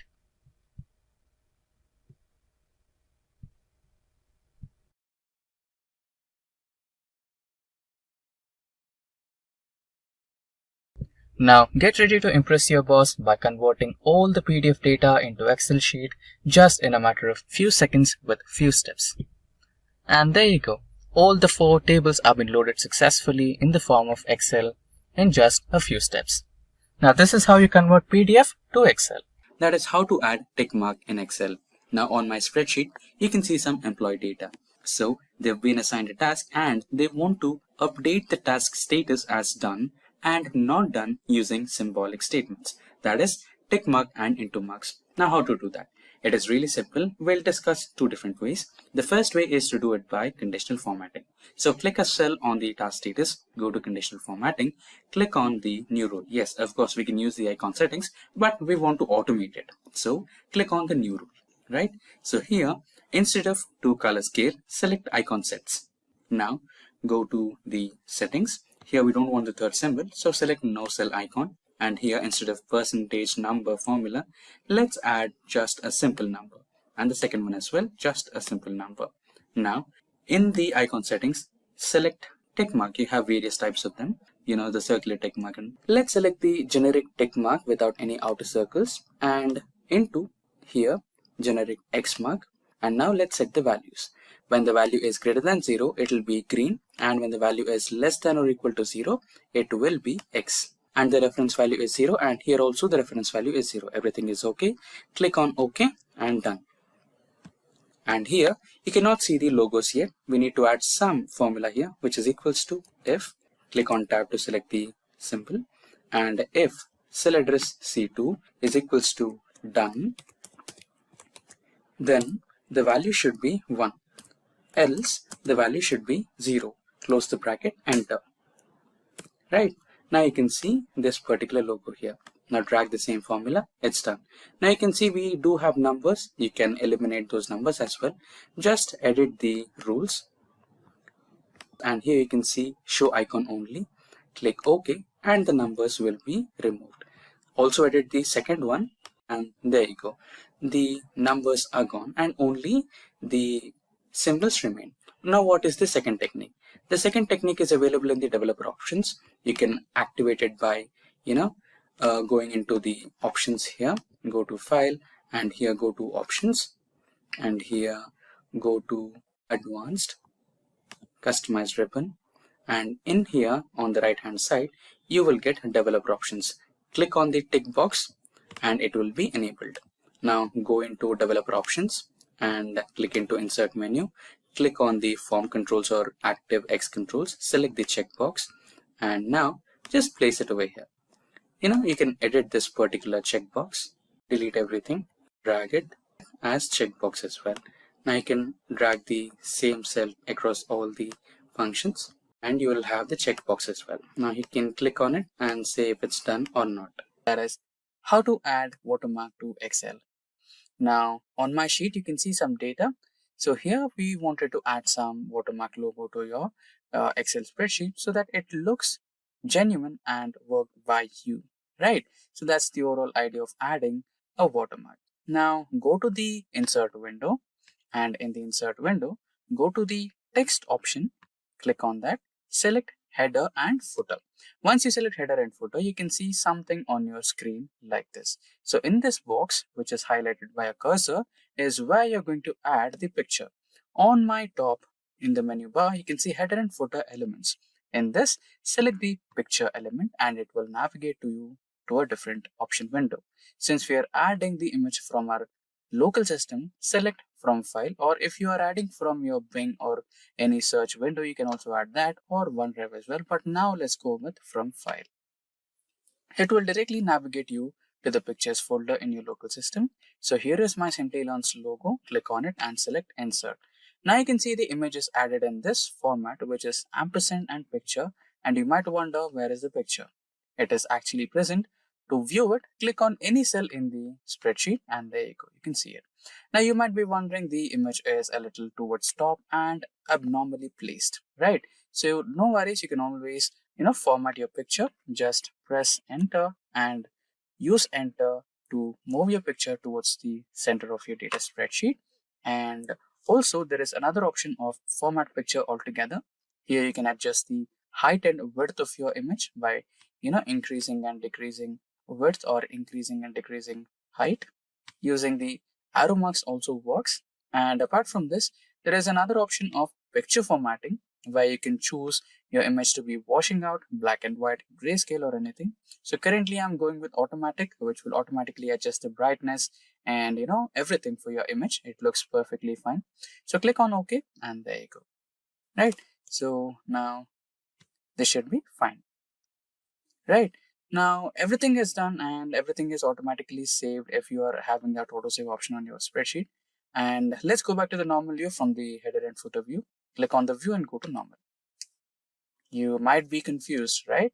Where is the logo? It vanished. Did I have to save it? No, it's already saved. Everything is fine. Even the image is there, but you cannot see it in normal view. To see it, click on File, click on Print, then you can see the logo. It will be present only on the printed pages, not on the normal view. Okay, so that's how you work with watermarks in Excel, and that's how you can add and customize your watermarks using Excel. How to modify or increase cell size in Excel. Now, most of you might probably want to increase just the cell size, or just to increase the visibility of the text. So one of the easiest way is just to press on the plus icon on the bottom right corner of your Excel spreadsheet. So this will automatically increase the text size and you can see the text more clearly. Now, apart from that, if it's just not that what you want to do, you can also modify by hovering over to the line between two columns and right click, which will give you the option of format cells or column width. So either of these options will help you to maximize or minimize your column width. Similarly, you can apply the same idea for your rows as well. So you can either format the cells or modify the row height of your cell, and this is another way. And another simple way is to just hold that line and drag it, so it improves your width of the column. And another way is to just hover onto that line and hold it and drag it to improvise or increase your width of the cell, and same applies to your row. So this is another way. So apart from that, there is another way, that is format cells from this particular option in the home button. You can select this and here you have the row height, auto fit row height, column width, auto fit column width. For example, let us imagine that you wanted to, just by mistake you increase the cell size and you wanted to restore it back to the original thing, right? So you can just click on the auto fit height and click on the auto fit column width. There you go. It happens in that way. And now coming back to another simplest way, let us imagine that you are given a lot of data and you are told to auto fit all the rows and columns. Now we have already seen the format cell option where you will auto fit all the columns and width of the column and also the height of the rows, etc. right? But there is also a keyboard shortcut to do this. So all you have to do is select a cell and press Ctrl A to select all the cells in the spreadsheet. And once all the cells are selected, all you have to do is press and hold Alt key and then release it. Then the combination of keys, that is HOI. So your column width has been now adjusted. Now the same formula or the same shortcut key with a small modification. Press and hold and release Alt key. Now H, O and A to adjust the row height. So this is the way where you can increase or decrease or modify or auto fit all the cells in Excel. Now you can see that we have the first column, that is A column, and the first set of that is text, and all the other cells are numbers. But as a whole, Excel considers the whole column as a general data format. So why are we discussing about this? So to create a barcode in Excel, you have to make sure that all the elements in the column are of text data type. So the first step is to convert this general data type to text data type. So you can do that by going into the data type and selecting text. And now all the elements in your first column A are type text. Now the next step is to convert these elements into barcode. Now for that, let's create a new column called barcode. Now our new column, that is barcode, has been created. Now the next step would be is to check for the barcode font. So the barcode font looks something like this. But let me remind you, the barcode font in Excel is not available by default. Don't worry if it's not available, we can download it from open source. So let's go back to Google. So on the Google, you want to search for barcode font for Excel. So the one that I would recommend is 3 of 9 barcode font. Now you can download this font by just clicking on the download button over here. Now I've already downloaded this font on my local system. Let's now try to install that. Now the 3 of 9 barcode folder will come in the form of zip folder. You have to unzip that. And after unzipping, you'll get the setup file which looks something like this, which is 3 of 9 new. Select that and you'll be having the installer file over here. You can install by selecting the install button over here. So I have already installed it in my local system, so it is readily available for me on my Microsoft Excel. Now we might want to create the barcode for this particular cell in A2. So let's create that. So to create a barcode, we need to write in a formula that is equals to double quotes star double quotes and ampersand symbol, address of the cell that is A2, another ampersand symbol, again double quotes, star symbol and double quotes. So you can either use this, or instead of star you can use brackets as well. So let's try brackets. Now select enter. Now this will generate another type of code in your resultant cell. Now we will change the font for this particular resultant cell and we will get our barcode. Now you can just drag all these cells so that you can apply the formula to all the codes. Now I got all the codes over here. Now select all the cells, get into the fonts, and here select the barcode font, and there you go. You have the barcode for all the numbers you have in your column A. So that's how you create barcode in Excel. Excel Flash Fill is a feature of Microsoft Excel where Excel can sense a pattern in a cell and apply the same logic to extract the similar resultant pattern out of the remaining cells in a table. Might be a little confusing, right? So let us simplify it. So let us imagine that you have a text in one of the cells in the Excel sheet and you wanted to trim a part of that text. For example, let us imagine that there is an assembly where the car parts are assembled together to finish a car. So each and every part has a code, the serial number, the product code and the assembly code, etc. right? And you wanted to separate all those three. If you wanted to do that, you might want to use the trim function, which might be a little tedious to apply to all the cells. But what if I say there is a simple key format using which you can fill all the columns in the Excel sheet within a fraction of a second? Sounds interesting, right? So that's exactly the flash fill function in Excel does.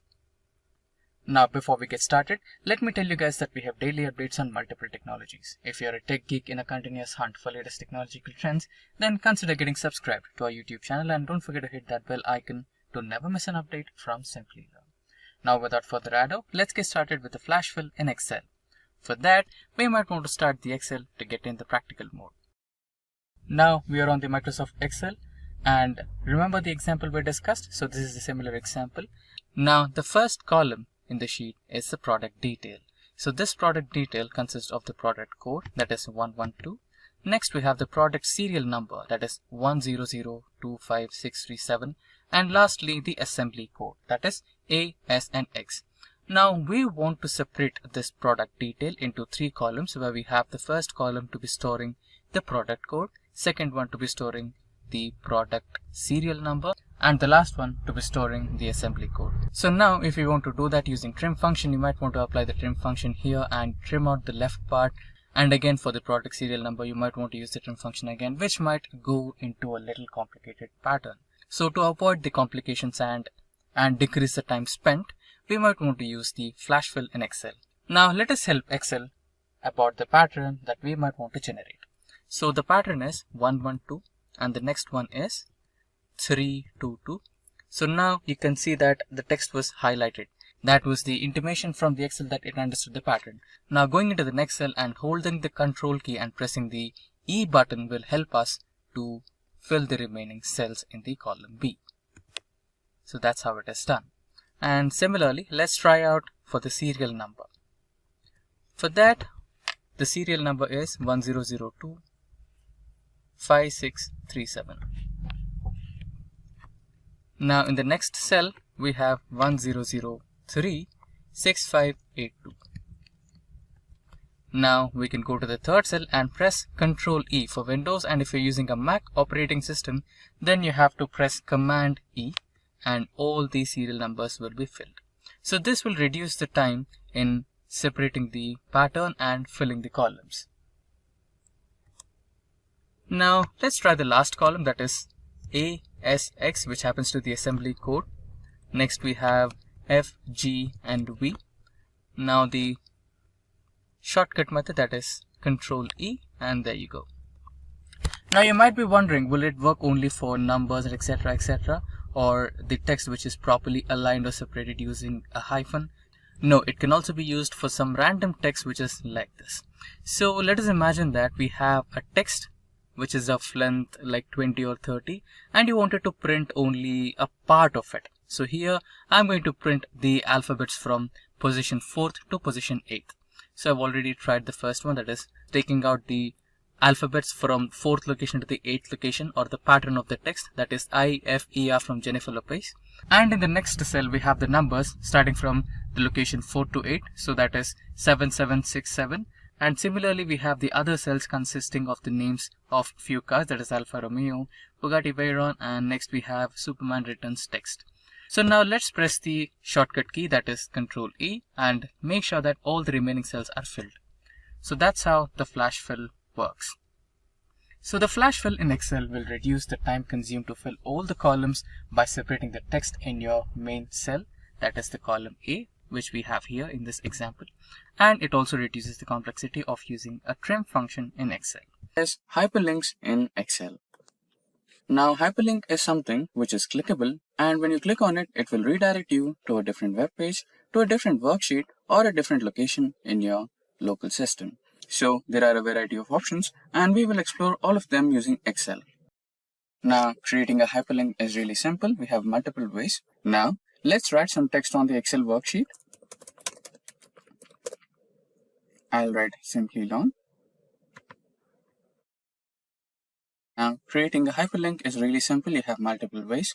The first simplest shortcut is clicking on the cell where you want to place the hyperlink and holding Ctrl key and pressing K. Now this will enable the hyperlink menu box or the dialog box. This is the first way, and let me close it. Now again we have selected the cell.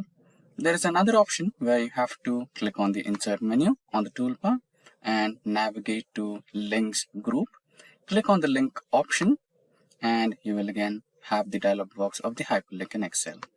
And the third way is right click on the cell and you can see the link option in the last, and this will enable the hyperlink option in Excel.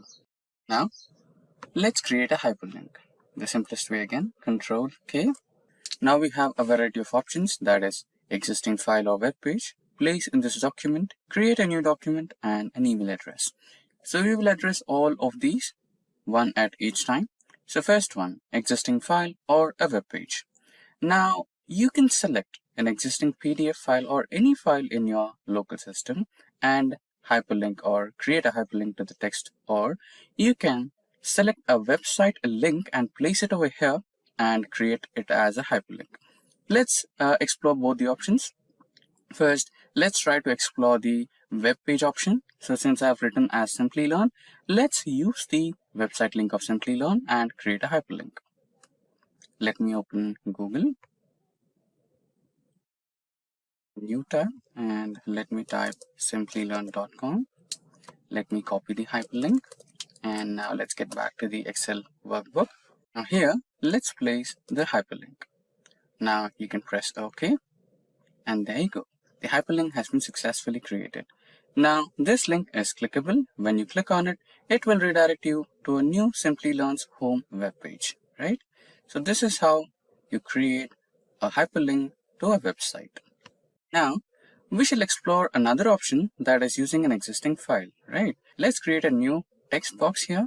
Let's name it as existing file, and okay, existing file should be good. Again, the same. You can either click, right click and select hyperlink, or Ctrl K. Now let's select existing file or web page option. Now here you can see navigate key. Press on that, and let's navigate our files. let's select all files here. Remember to select all files. Okay, by default it shows as office files. Now let's explore our file option. So let's select Fundamentals of Computer Programming option, which is a PDF file. Press OK, and there you go. We have created a hyperlink. So when I click on this, you can directly navigate to an existing PDF file in your local system, and it will be open as a web page. Click on it and you can see the PDF file. Now close. Now another thing, when you navigate onto this, you'll see the lengthier HTTP address, and same happens here, right? So if you're a little uncomfortable watching this lengthier link, you can also edit it. You can choose the option of edit hyperlink and see the screen dip option.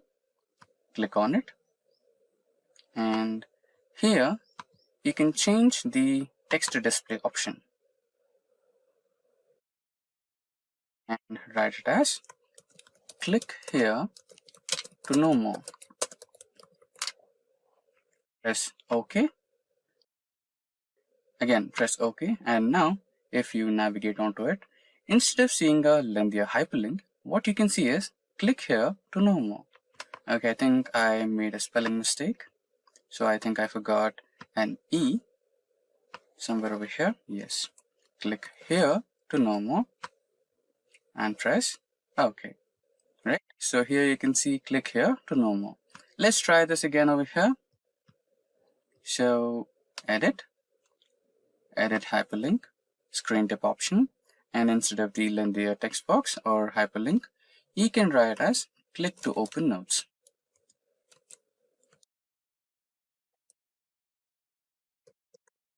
Or PDF.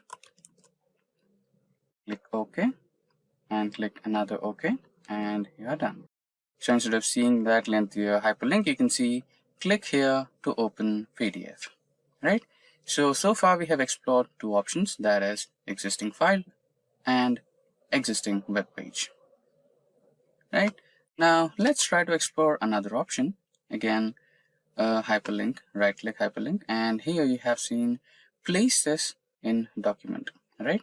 So which is like, okay, let me show this to you instead of telling you. So here what it is doing is you have the cell A5 and you wanted to refer to A1 or any other cell in the same worksheet.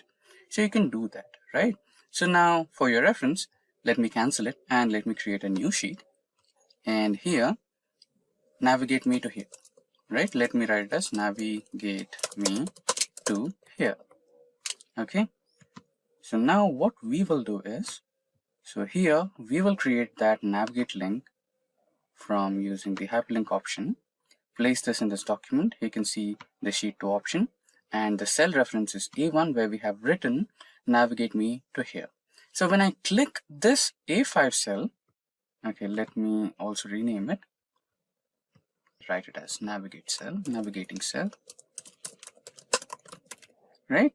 Now create that, Control K. Let me select sheet 2 and the cell address is A1. Press OK. Now what's the change, right? When you click on this, you will be redirected to sheet 2 cell A1. Navigate me to here, right? So this can be like a shortcut when you have multiple sheets, like 100 sheets. Then you can have a different column over here and add the navigation address to all those cell links. You can just click on that cell and go into the different sheet and to the specific cell which you have given the address. In our case, I have given sheet 2 address cell A1, right? So this is another trick. Now let's get back to the hyperlink thing again. Control K, and another option is create new document. So you might have been through option of having, let's say, some cheat sheets or clip-on clipboards, right? So let us imagine that you're working through a huge worksheet and you wanted to have a track of everything and keep notes updating, right? So it might be a little complicated to understand, so let me show it practically. So let me write it down as clipboard or sticky note, right? Okay, I think this has a hyperlink. Okay, this can be used, no worries. Back to hyperlink option again. Create new document. Now here you can create a variety of documents, right? So it can be a text document, it can be an Excel document, it can be a PDF document, right? For now we'll create a text document. Okay, we'll name it as tracker.txt. so this should create as a text document, and the location can be anything. So you can take it as a desktop documents download. So let me take documents here and select OK. So I'll be having this tracker.txt located in the documents folder, and you can also choose to edit the document later or edit the document now. Let us select edit the document now, press OK, and there you go. So you have your text tracker here. So let us imagine that we have worked on the Excel sheet and we wanted to write down as a sticky note so that we can remember what we have done on the Excel sheet. So update 1 and update 2. Now you can close it. So it'll ask for a save option, save it, and done. And let us imagine that you did something else and you also updated something else on the sticky note, Excel sheet, and you wanted to update that on your sticky note. So click on it and you'll see a minor notice over here from Microsoft Excel based on potential security concerns. You can select yes, and you'll be having access to your text document again, and write down your update again here, update 3, what you have written, right? The latest update, what you have. And you can save it and close. So that's how you keep track of your sticky note, and you'll have all your updates, right? Now getting back to the hyperlinks again. The last one is email address. So you can also try to add okay, let's imagine that you're working with a colleague, and every time you make an update in your Excel sheet or anything, and you wanted to send him out an email, right? So it would be a little time consuming that you open your email and compose something and send it over here. But what if you had one single click and access to the email compose option, right? That can be done. So let us write down email colleague. Bear me with the spelling. So again, the Control K and hyperlink, select email option, and you can write down your email, which can be anything. So you can write down your friend's email address. So I'm just writing down some random email here, friend@gmail.com, and can write the subject about update and press OK. This will navigate you to the Gmail option or the mailing address options. Click on it and you'll have a variety of mailing options: Outlook, Office 365, Yahoo, iCloud, Google, etc. So you can select any one of those. Since we have written as gmail.com, we'll navigate to Gmail, and all you have to do is log in, all the formalities, and you're good to go with emailing. So let's skip this for now. So you know how to do the rest parts. So far we have covered all the hyperlink options in Excel, that is existing file or a web page, place this in the current executive worksheet or document, creating a new document for your update thing, and also including the email, right? So far we have covered everything around hyperlink in Excel, and if you have anything to know more about, or if you feel that we have missed out anything important regarding hyperlink in Excel, you can feel free to let us know. Round off formula in Excel. Now for this particular tutorial, we will be using the student dataset. Now let's get back to the practical mode and start our Microsoft Excel. Now we are in the Microsoft Excel, and as you can see on my sheet, okay, let me expand this.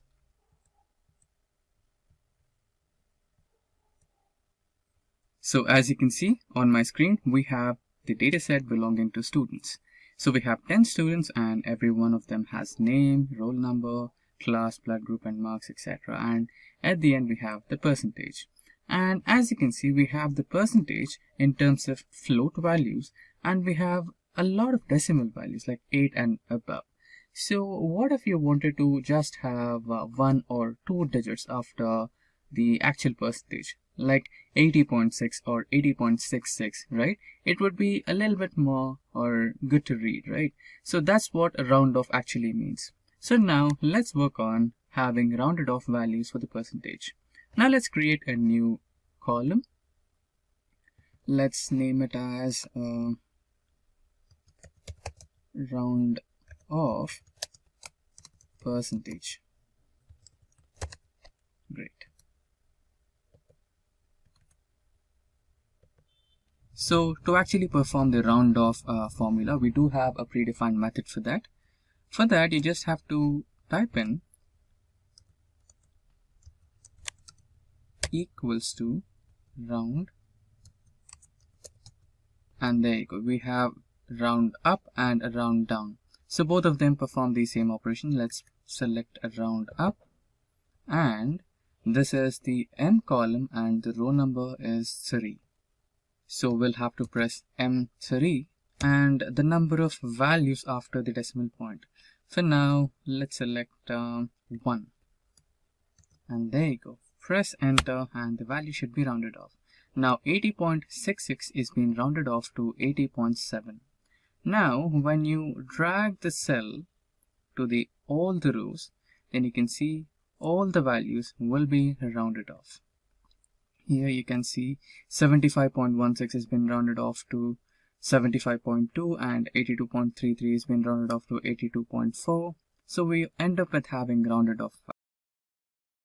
So first we will understand what exactly is standard deviation. So standard deviation is a calculated square of variance. Now what is variance? Okay, nothing to worry. Let us also understand what is variance. Now the next part, variance. So what is variance? Variance is a measure of variability.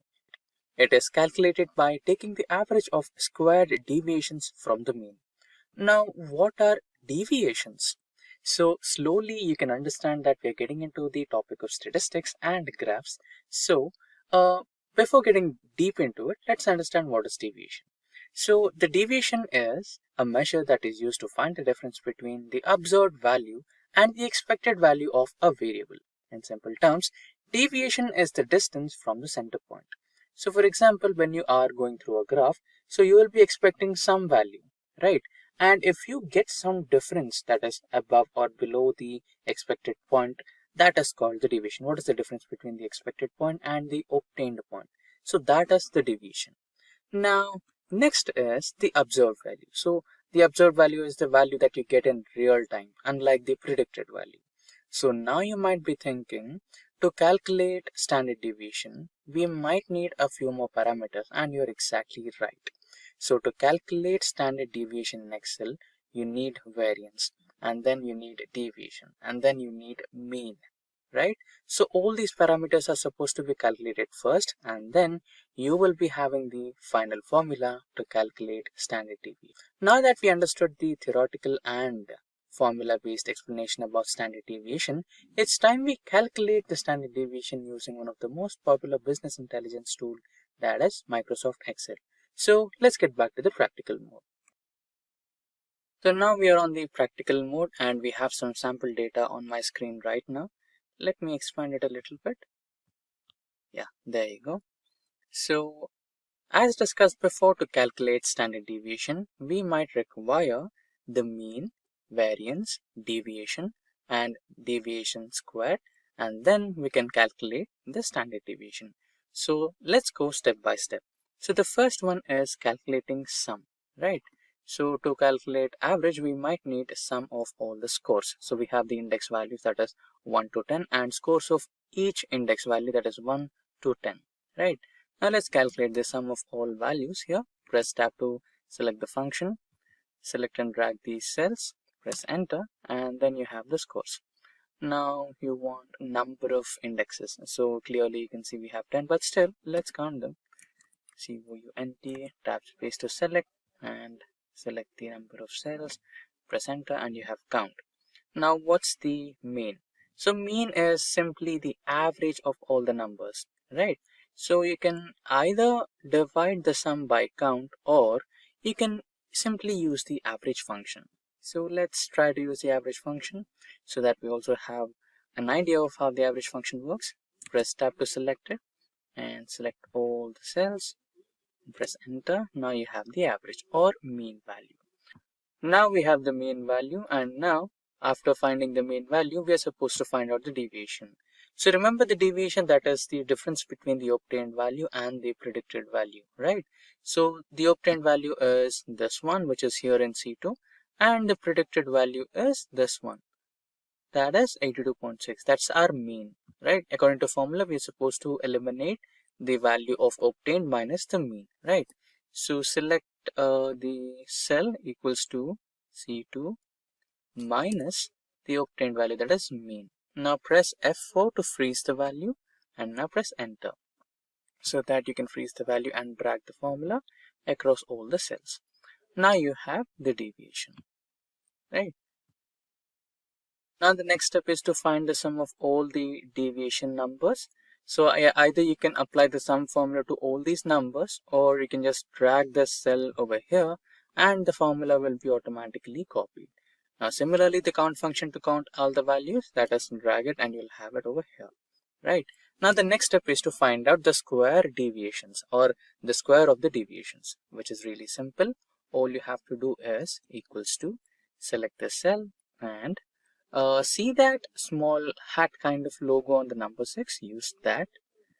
Now into 2, press enter, you have the square. Similarly, drag the same formula across all the cells and you'll have your square numbers. Similarly, drag this summation function over here, so you'll have the sum of this and the count number as well. Now comes the final formula.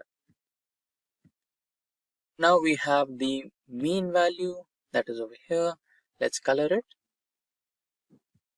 And we have the variation square. Now that is, which is this one. Let's color it in a different shade. And we have deviation as well. Let's color it in a different shade. Now we need to find the variance, and after we find the variance, the last step is to count the standard deviation, or to calculate the standard deviation. So what is the formula to calculate the variance? So for variance, you need the sum of deviation square divided by total number of values minus 1. Press enter, and that's your variance. Now the standard deviation. So the standard deviation is really simple. You need to calculate the variance to the power of 0.5, and that's your standard deviation. So that's how you calculate standard deviation in Excel. I hope all the formulas and the explanation was clear. So you can see that we have got started with Microsoft Excel, and on the left hand side we have a simple table with all the teams in an IT industry, starting from IT admin, testing, development to client consultant support. We have got everything in this particular table. Now our main idea is to find out the index of these particular elements. For example, if you wanted to find the index of the element marketing, then how could you do it? So here, let's try to use the match function in Excel. For that, we want lookup value and position. So on the right hand side, you can see that I've created two separate columns as lookup value and positions. So in the lookup value column, we will be inserting the value of which you want to find the index. Now, for example, let us consider that we want to find the index value of team marketing. So I'll be writing marketing in this particular lookup value.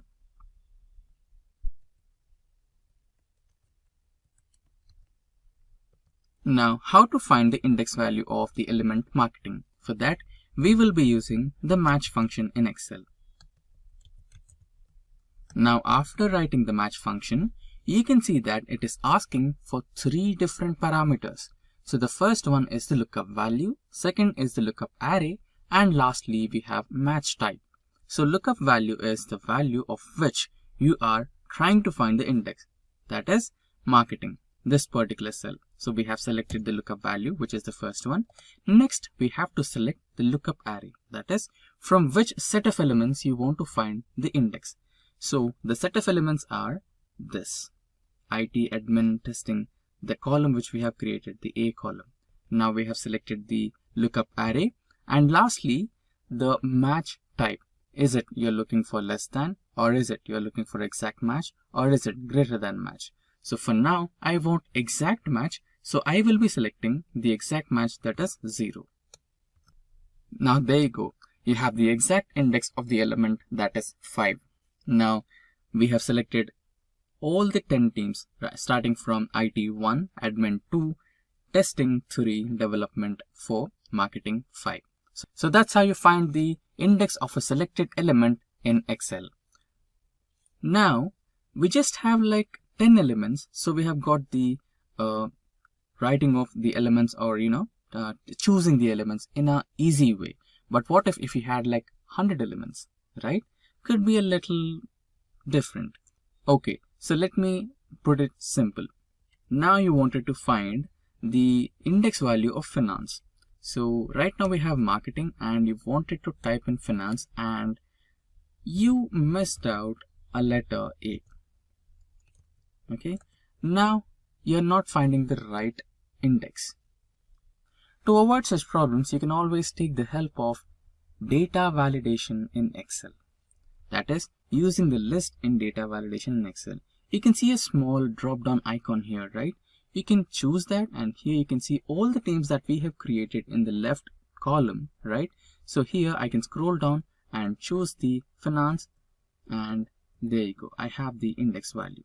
Okay, again we need to copy paste the same match function in Excel over here.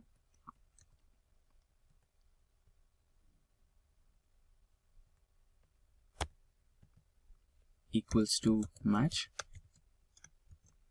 lookup value, lookup array, and exact match. So there you go. That's how you make use of data validation in Excel, and using the list you can comprehend all the list elements in this particular column into the list of data validation, and you can choose the team whichever you want to find the index for. So this is how you can make use of match function in Excel or index match function in Excel. To sort data in Excel. So on my spreadsheet, you can see some employee data, and on the column F and G, you can see employee date of birth and employee date of joining.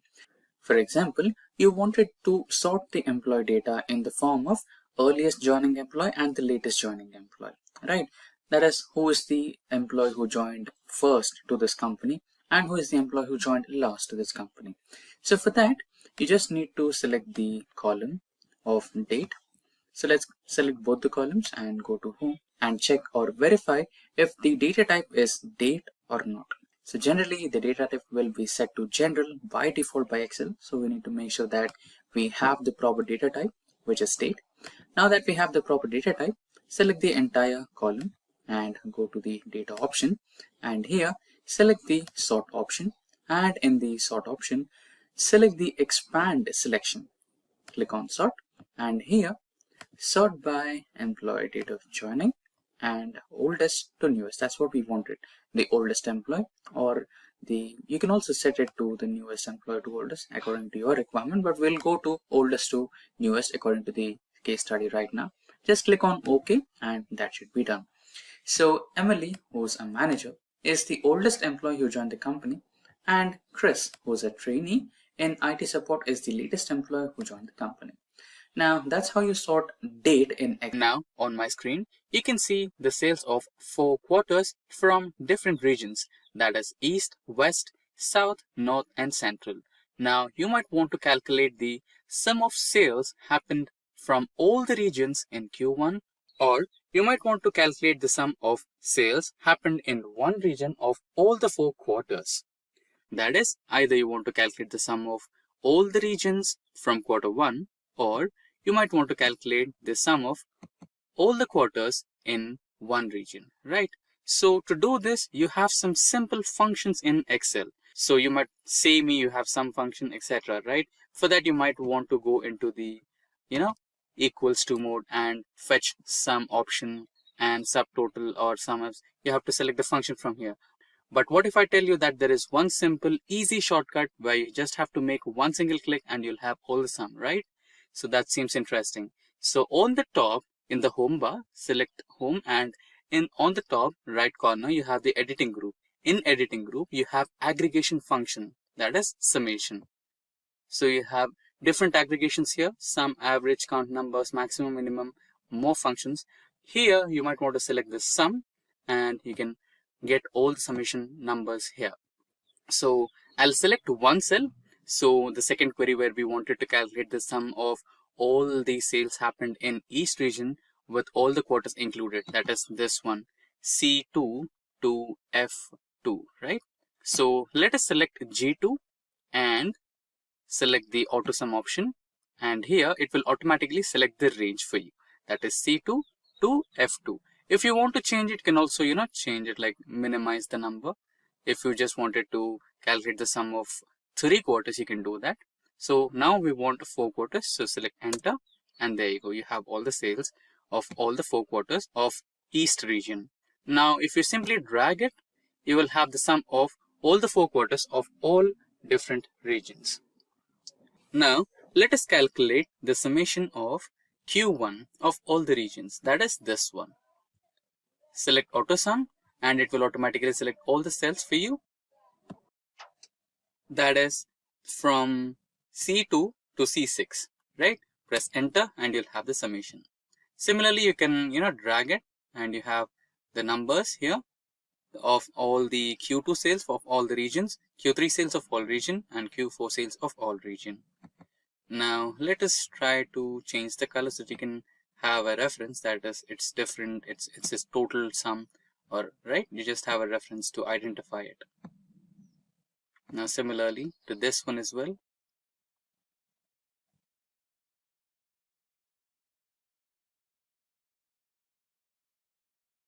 So that's how you implement auto sum in Excel. Now we are on the Excel spreadsheet. So you can see that I have 5 different sheets of the same data. So why do we have that? So I'll be explaining you how to sort data for multiple parameters. So firstly, we will try to sort data in the form of numbers, right? So let us imagine that this data is being shared with you by your manager, and he wants you to sort this data based on the salary numbers. So he wants you to arrange the data in the form of ascending order or descending order maybe, which will help him find the employee with the highest salary, right? So how could you do that? So it's really simple. You could sort the entire data just within a few clicks. So how would you do that? So since you're focusing on salary, select any cell from the salary column only, right? Select this particular column and select any cell in the salary column. Get into the sort and filter options, and here select this sort of arrangement you need, that is largest to smallest or the smallest to largest. Since the problem statement was to find the highest salary, click on largest to smallest, and there you go. So you have Tony, and the designation is senior, and he works in IT support, and he draws the highest salary of 80,000, right? And there's also another one, which is Peppa, and she works for the analytics team. And now the next sheet. Let's get into the sheet 2, and this time let us imagine that you wanted to arrange or sort the data based on the employee date of joining or date of birth, right?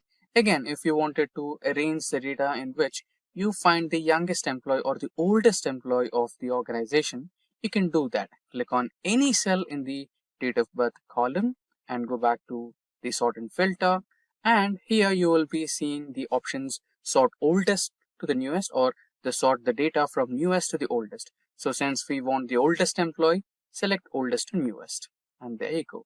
So the oldest employee is Alfred, who is an associate designation employee, and he works in the admin department. and he's drawing the salary of 25,000. So that's how you can sort the data when you are trying to sort the data based on date wise. So first we try to sort the data on the number wise.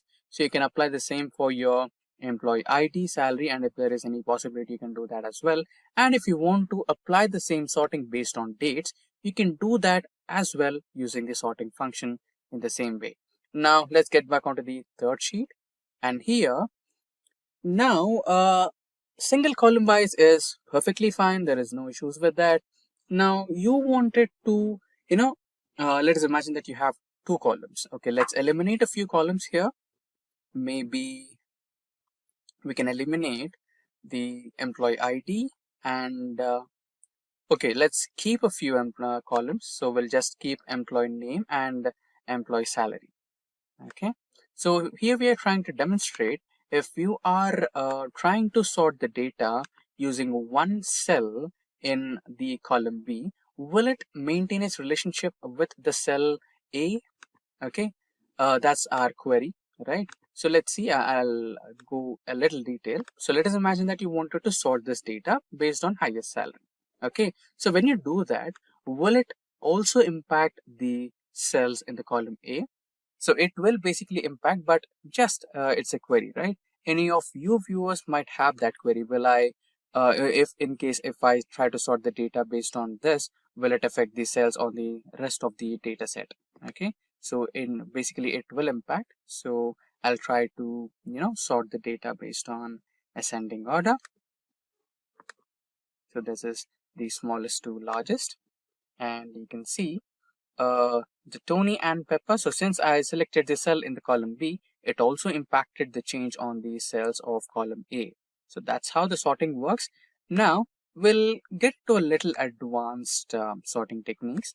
So here we try to, already we try to sort the data based on numbers, based on alphabets, based on date of birth, right? So I think we forgot the ascending or sorting based on alphabets. Let's do that as well. Select any cell in the column A and go to sort and filter. Try selecting A to Z, or okay, let's try to Z to A. Okay, so here you can see the names have been sorted based on the descending order from Z to A, right? So far we tried on alphabets, so far we tried on numbers, date of birth, and a couple of more things. So let's dig a little deeper and try to sort based on colors, right? So for that, you don't, find that extra setting here in the regular sort and filter.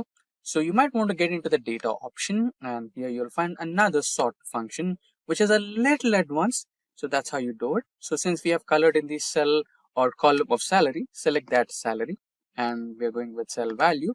So in the cell values section, select the cell color, and here on the cell color options, you'll have green, blue, and yellow. That's what we have used in our cells. So let's keep green in the first position, which is on top, and press OK. Now you'll see green has been sorted to the first position.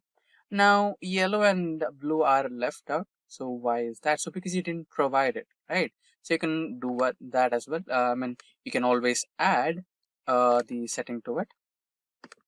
Right, select any cell, go to sort and add a level, and then again select the salary and cell values to cell colors, and now the cell color in the second position would be blue, and that will be on bottom, and you can add another level, the same salary, the cell values will be cell color, and cell yellow will be somewhere in between or bottom. Okay, so based on hierarchy, it will be selecting. Press OK, and there you go. So you have cell yellow and blue at the bottom and green at the top position as per your suggestions. Now we are on the last sheet. So here in this last sheet, we are going to dig a little deeper into the advanced sorting methods. So previously we tried to apply the advanced sorting methods for colors. Now we'll try to apply the advanced sorting methods based on the data set we have here. The data we have in our data set, right? So select the sort option and let's add a few details, right? So Firstly, let's sort the column employee ID. Okay, so let's have the smallest to largest, or yeah, now that would be good. Now let's add another level where we will sort. Okay, I think we will sort based on employee name. That would be a little better. So let's try to sort it on employee name here, and here will be employee salary. Okay, now the cell values, and this would be from A to Z, and the salaries will be from smallest to largest. So basically what we are trying to do is we are trying to sort the employee list based on employee names from A to Z. So the employee's name starting from A to Z will be ordered first, and another subset of the sorting will be done based on highest salaries, that is smallest to highest. So let us imagine that we have 3 employees with names starting from A, and their salaries are 10,000, 20,000 and 30,000. So how would it sort? So it will sort basically in the alphabetical order first. So first 3 names will be sorted, and then it will also have another condition to sort the data with, keeping the lowest salary on top and highest salary in the last, right? So this is how the algorithm works for sorting. Now let's press OK and see the output. So there you go. The names are Alfred, and we have the highest salary here, smallest to highest. So this is 25,000. Next we have Banner, Barnes and Ben. So here you might be seeing why we have Ben in the 3rd position despite he has the lowest salary and name starts with B, right? So here it is trying to work based on the alphabets in the order, right? So B, A and B, E. It's not just comparing the first letter, it's also comparing the following letters as well, right? So N comes first, R comes later. So Barnes is pushed to the 2nd position. A comes first and E comes later. So B, A letters are pushed to the 1st position, and Ben is pushed to the 3rd position. So that's how it works, right? So accordingly, the set for BA is created here, 35, 40. Next Ben, 12, and next you have Bobby, Brian, Brock, Chris, Clark, right? So that's how the data has been organized and sorted based on multiple levels of parameters you provide for sorting. So that's how you use sorting in Excel, slicers and filters in Excel. So slicers in Excel are software filters used along with Excel tables or Excel pivot tables over a large amount of data. Not just filtering out data, but slices also help you with an easy understanding of the information being extracted and displayed on the screen. Now, Microsoft Excel slices are compatible with Windows and Macintosh operating systems. Now, let us understand how to implement slicers in Excel. So for that, we might want to get back to the practical mode, that is, starting our Microsoft Excel. Now, we are on our Excel sheet, and as you can see on my screen, there is some data available on the Excel spreadsheet. And this table is not just any table. This table from Microsoft Excel has been converted into an actual table. As you know, by default, Excel considers all the data which has been inserted into the spreadsheet as a database. And to implement these slices in Excel, we might want to create or convert the format of database into a normal table. For that, you can select all your data and just press Ctrl T, and that will allow you an option called Convert the Data into Table. Now, since this table is already converted as a table, we can directly start implementing or inserting slices into the spreadsheet. Now for that, select all your data.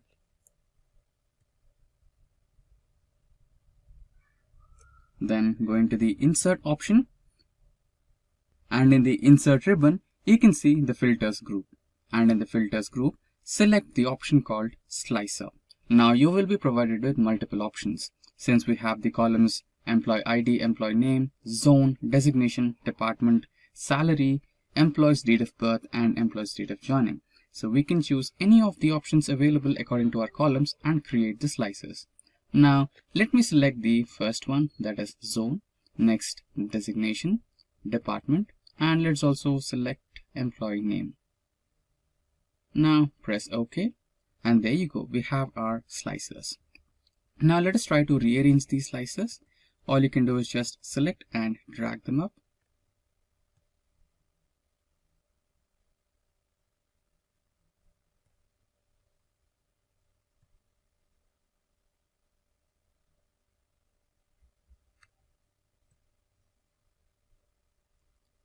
and done. Now let us imagine that we want to see or take a look at the employees who are working in the East zone. Then we have all the information displayed on the screen who are working in the East zone. They are Jack, Tony, Banner, Fred, etc. and their department, designation, etc., all on one single screen. So this really helps you while you're presenting your data in a presentation. Now for a change, let's try to select the department. Now if your client wants to select the data from only analytics department, then you might want to select on the analytics key on the department slicer, and there you go. You have an employee called Luke Hobbs who works in the East zone, and his department is analytics and his designation is contract based, and the salary he is getting is 65,000. Now similarly, you can see that we have only selected analytics, and your client also wants data from IT support. Now you can see that analytics is gone. But what if you want both analytics and IT support? Then you have an option called select multiple. Then you can select analytics and IT support, and if you want HR you can also do that. And in the zone, if you want West along with East, then you can do the same, East and West, and you have all the employee details. And in the designation, let's try to select senior, trainee. Okay, select multiple, senior, trainee and manager. So that's how you do it. So that's how it's done, and that's how you implement slicers in Excel to simplify the filtering options using slicers during a presentation. It is really simple to add filters in Excel. So we are on a practical mode right now. So on my screen, you can see an Excel spreadsheet of sales data. So here you have various columns, regions, category, state, subcategory, sales, quantity, and much more, right? So now let us imagine that we want to add filters on the region part. So we have south, west, east, etc., right? So we want to, let us imagine that you want to extract the data of only west region and you wanted a filter. So doing it manually could take a lot of time. So using filters will be helpful. Now select one cell on the headers part and select the filter option in the data toolbar. You can see the data option in the toolbar, right? So click on the data option and navigate to sort and filter group, and in that select the option of filter. Now you can see the filters are being added to all the column headers: region, category, state, subcategory, sales, quantity, right? Now we wanted the west category. So when you see or when you click on the drop down icon, you can see all the options are selected, right?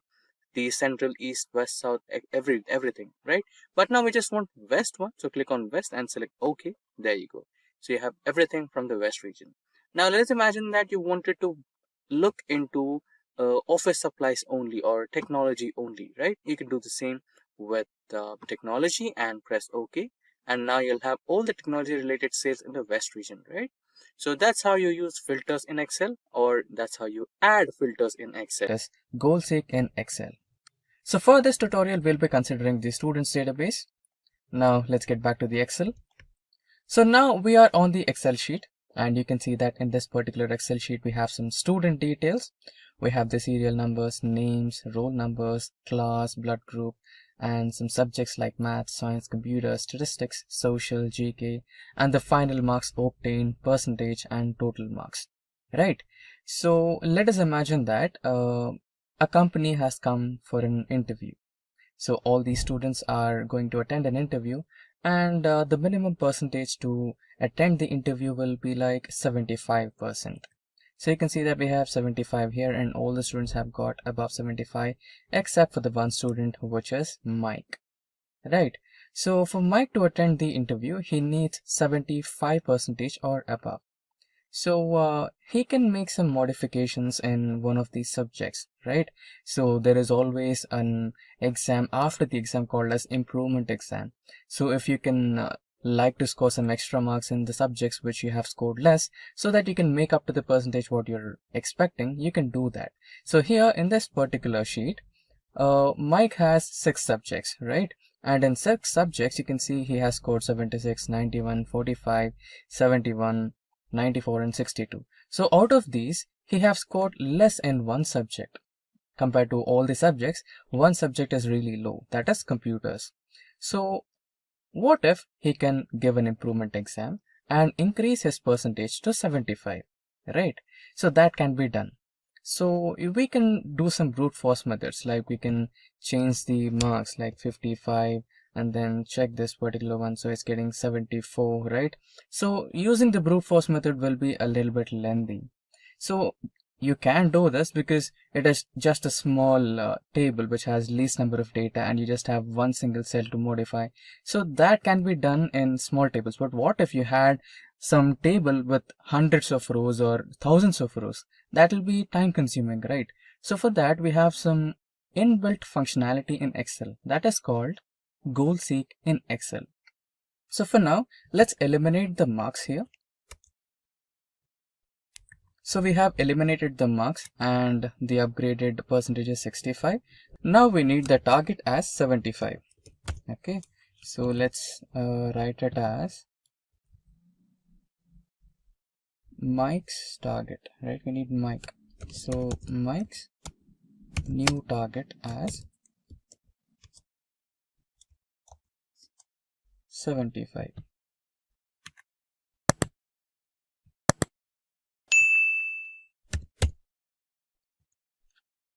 Okay, now to make sure that we need a mark here which can get Mike to 75%, we will use the data operation. So here on the toolbar, which has file, home, insert, etc., we have one other option called as data.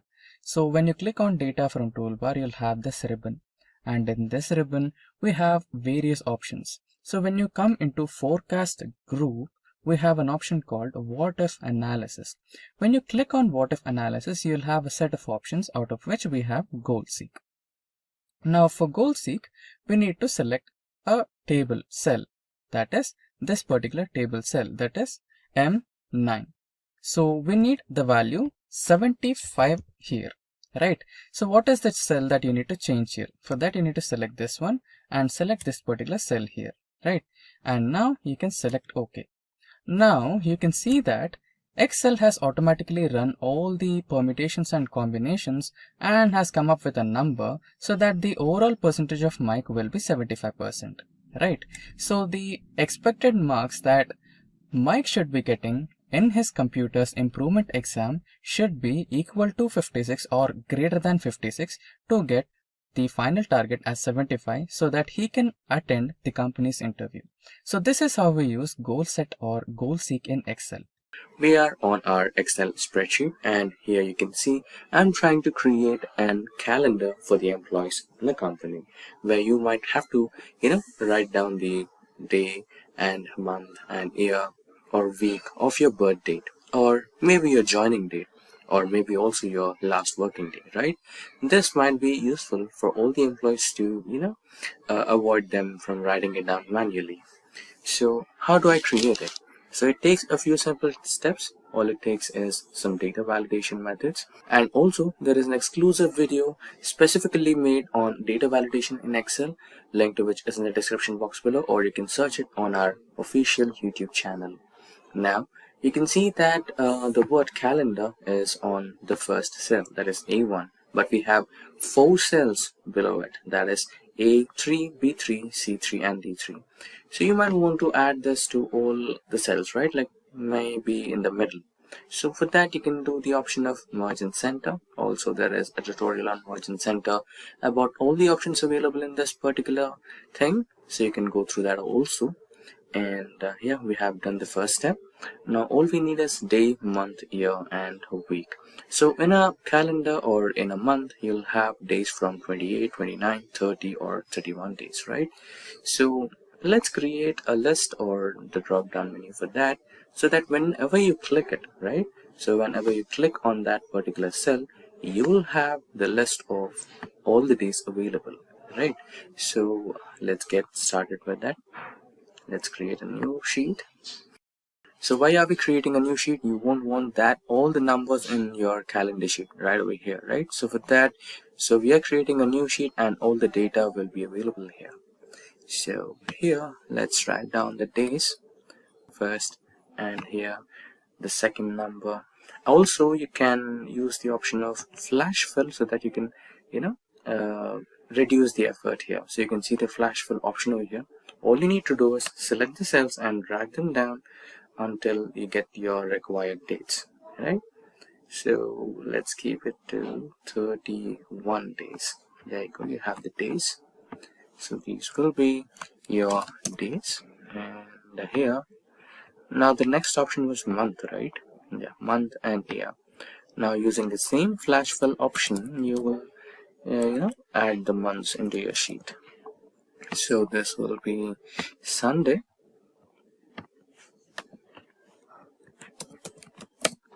So Excel has this smart flash fill option where you can just drag the data and everything will be filled according to your requirements. So Sunday to Saturday. Now the next one, right? That is your month. So same as the before process, we'll create January. You can use the flash fill option and all the way up to December. Now the last one was the year. So 1990 and 1991. So you can select the cells and flash fill up to 2022 maybe. Yeah, 2022 should be good enough. Now this is the flash fill option you have here, and also we have an exclusive tutorial on flash fill altogether. You can go through it for a detailed explanation as well. Now coming back to the original sheet, so this is where you create your drop down list, right? So select the cell where you want to add the drop down list, navigate to data, and then here is your data validation menu. So we have a variety of data validation options over here. There is an exclusive tutorial on that. You can go through it. For now, we'll look into the list option only because we want to create a drop-down list, right? So here it will ask for source. Click on the source here, the source bar, right? Now navigate to sheet number 2 where we have the days options. Select the range. So this will be your range and select OK. Also, you can add some message here, right? What you can do is, in case if there is an error or something, right? You don't want that to be happening. So all you need to do is write down and select from drop down.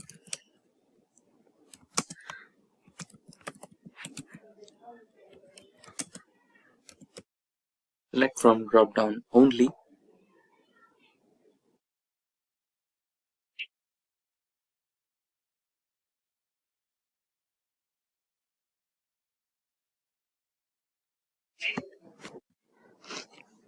So this could be a message, select from drop down only. The title is select options or just options. In case if there is an error, you can write down your title as invalid data and you can write down a message as please select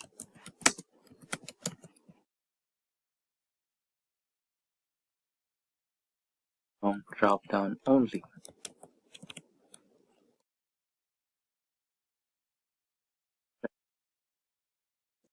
So in case if someone tries to write as 32 or 33 to check the integrity of your data validation, then they will encounter an error and an error message, and then they must be understanding what exactly they try to do and if it's correct or wrong, right? So this is to make sure that whatever the data you enter is correct and valid.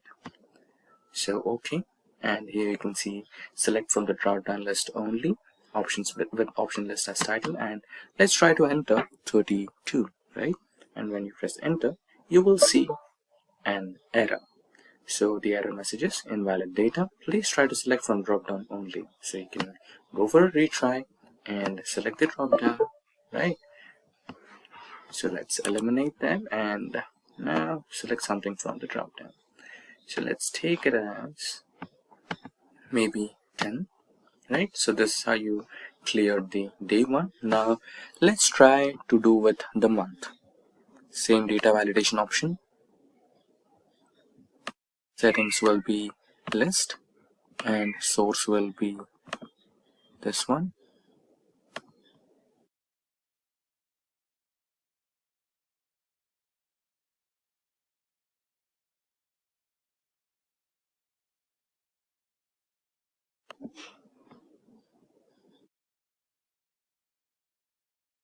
think I made a mistake here, so let's cancel this and go back to sheet 2 and rename this as our week.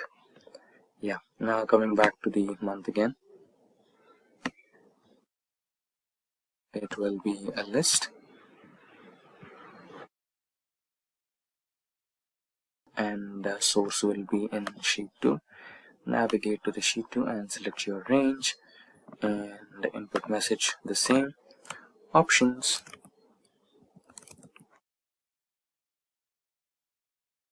select from drop down only,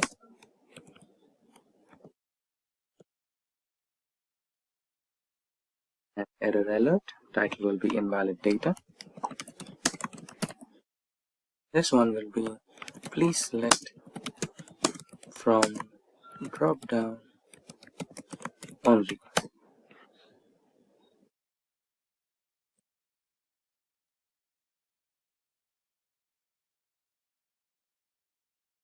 Okay, and that's done. Now let's continue with year as well. Let's quickly do the same.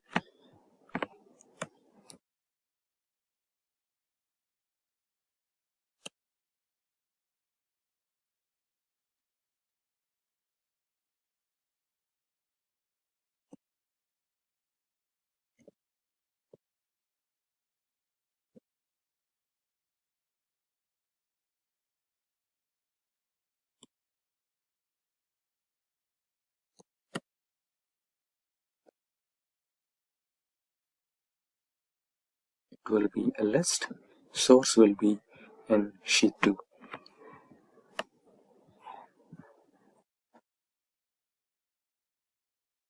So this is your list. Press OK. And lastly, the week. Same process. It will be a list. Source will be in your sheet 2. The input message, options,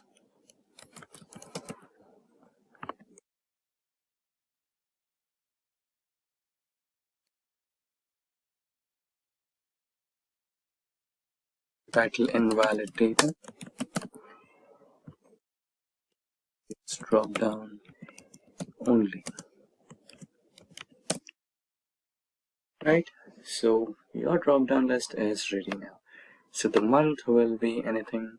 So currently we have May, and the year can be anything, anywhere. So let's take it as 1997, and a week can be, the adjacent week. And so what was 10th of May 1997? Let's check our calendars.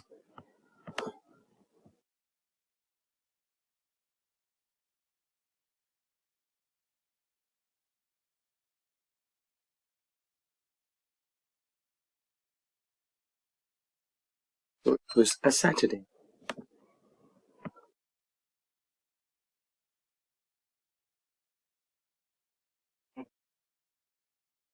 So it was a Saturday, and that's how you create a drop-down list in Excel. And if you want, you can also add borders to your calendar, right? So that's how it's done. So what is data validation in Excel? So it is a feature by Microsoft Excel where it can restrict data entry into certain cells by using data validation, and it will prompt the users to enter valid data in the cells based on the rules and restrictions provided by the creator of that particular sheet.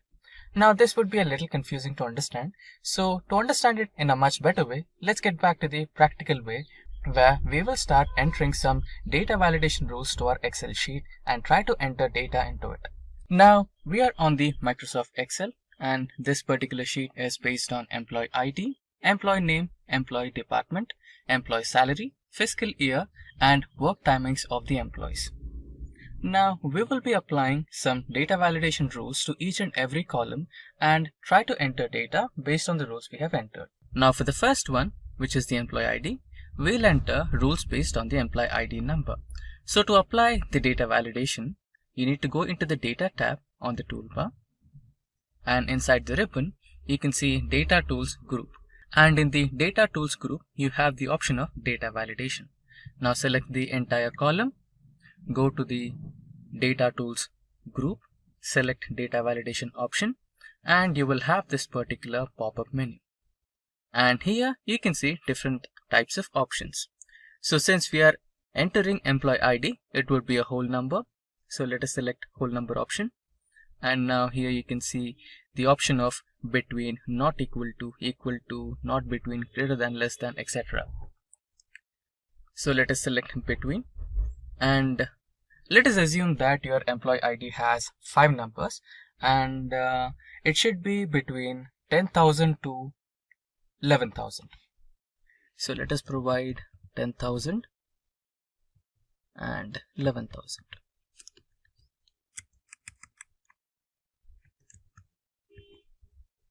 Now select OK, and now the new rule has been applied.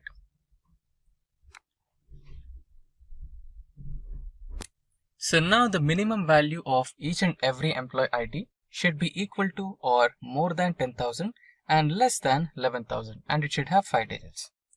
Now let's try to enter a wrong employee ID, that is just 1. There you go. You can see that Microsoft Excel is not allowing you to include a wrong number. It says this value does not match the data validation restrictions defined for this cell. So now you can press retry and try to enter some number which is in between 10,000 to 11,000. Now it is 10,901, and this will take the entry. Now let us assume that because I am the creator of this sheet, I know what should be entered here. But what if I give this sheet to you and you are the person who is trying to enter the number and it shows the error and you don't know what was the error, right? To avoid this kind of confusion, what you can do is you can do some ways where you can provide the message to the user. So that can be done by, okay, let's select the sheet again and go to the data validation, and here you have the same settings. Now here you have another option saying input message. So before input message, let us go to error alert. Now here the error title would be data entered is not valid. Please enter. This is the error message. Please enter EMP ID between 10,000 to 11,000. Press OK. Now when you try to enter the wrong number, it will show that particular error alert message. See, data entered is not valid. Please enter employee ID between 10,000 to 11,000. Now this is fine, but how long this will be, what if there is an option where you just hover over to this cell and it automatically tells you to enter the value between 10,000 to 11,000 without having to face the error? Yeah, even that can be done. So you can select the entire column, go to data validation, and here this is the input message. This is where you can do that. So here you can write the message name, valid data. Please enter data between 10,000 to 11,000. Now when you hover over to any cell in this particular column, it will automatically show you this message where you can avoid all the errors. Just select OK. See, when you select any cell in this particular column, it will automatically tell you please enter data between 10,000 to 11,000. So here you don't have to face any errors, right? Now let us try to enter the valid data 10902, and it will take it as the correct value, and again 10903. Now in case if you try to provide the wrong number, it will show the error. See? So that's how it is. Now we have finished the whole number part.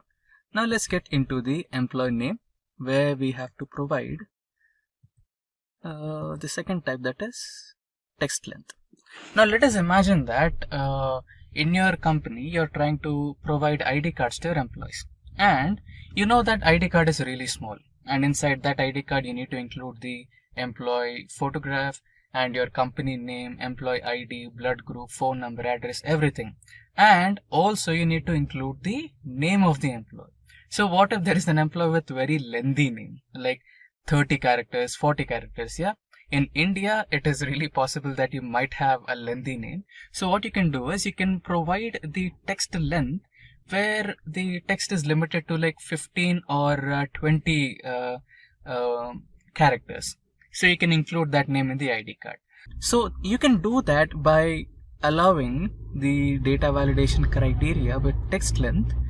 Minimum can be anything. So minimum can be 1, and maximum here you can provide 15. And press OK. Okay, minimum will change it to at least 2. And yeah, let it be 1. So minimum is 1 and maximum is 15 characters, and press OK. And let us also provide the input message. Enter character type, character data. Please enter valid name.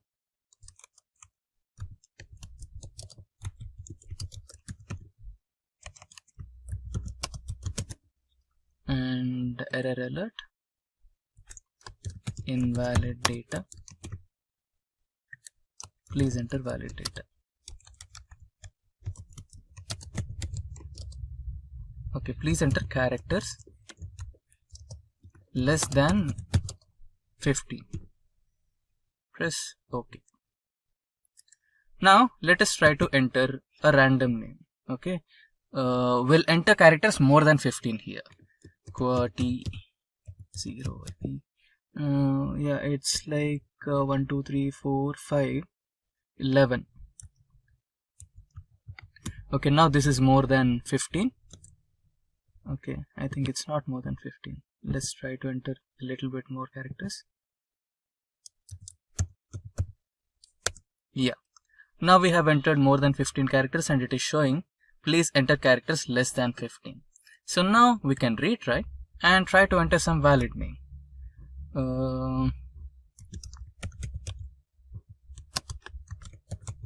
Now we have characters less than 50, so it will take as the proper name. Now let us try to enter another name.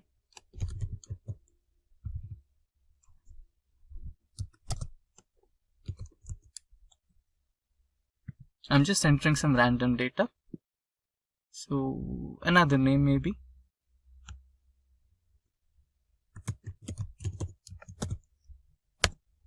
Great. Now the next type of data validation is also done. Now let us get into employee department. Employee department is something really superb. So I'll tell you about it. It's actually a list. Now let us finish the other ones first. That is employee salary, fiscal year and work timings. After that we'll learn about the list one. Now let's come into employee salary. So salary is something where you have to include decimal points. So now let us go to data validation, and inside the values we have already dealt with whole number, text length. Yeah, now we'll deal with employee salary, that is decimal. Now minimum is, okay, what is the minimum can be 1.00 and maximum can be 1,00,000.00, or let us put that as 10 lakhs.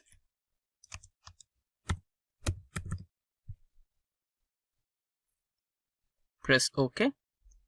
Okay, not just them. Enter valid salary.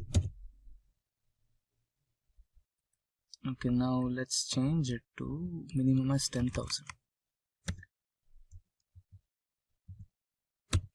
So the employee minimum salary will be 10,000, and input enter valid salary. Enter salary between 10,000 to 10 lakhs. Let us include a comma here too. Now error alert, invalid salary, please enter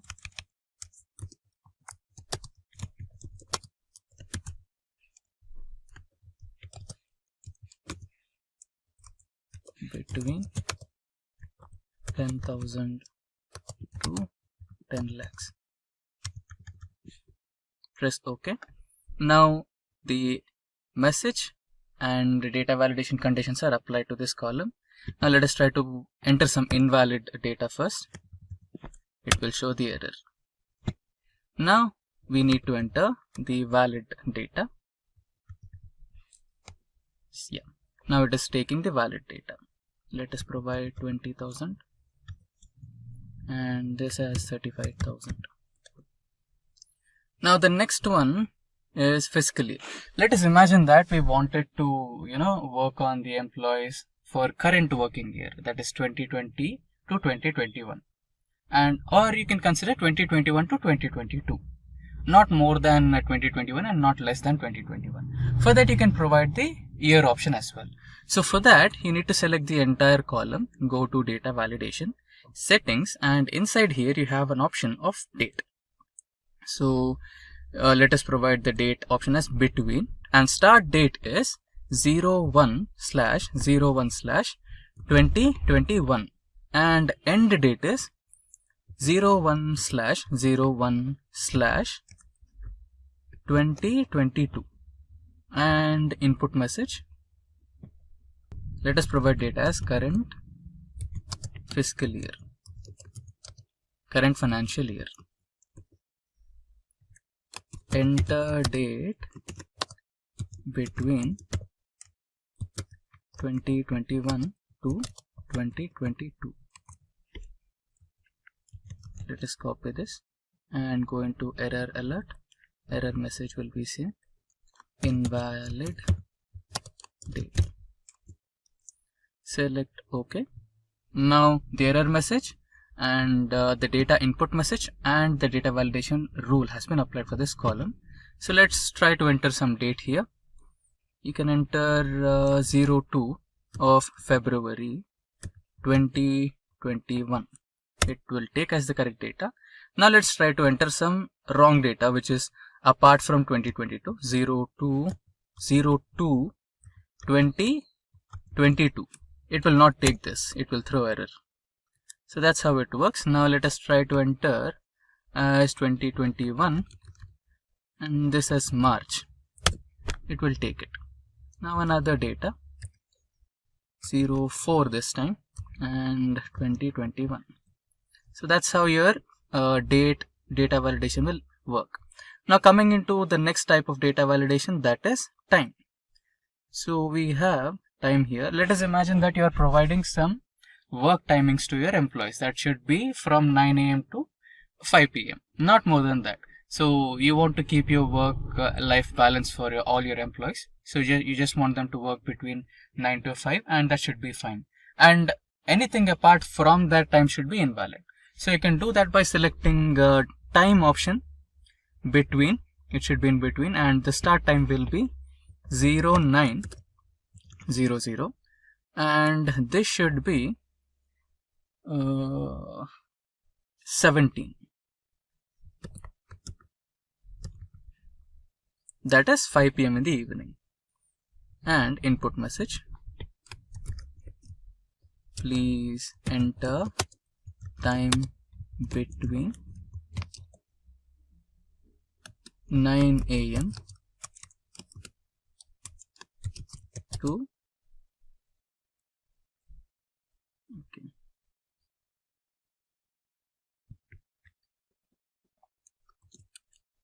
5 PM.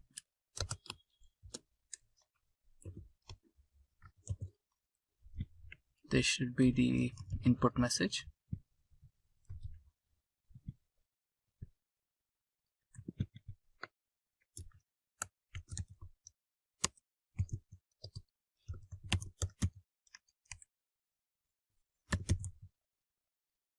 Now error alert, invalid time,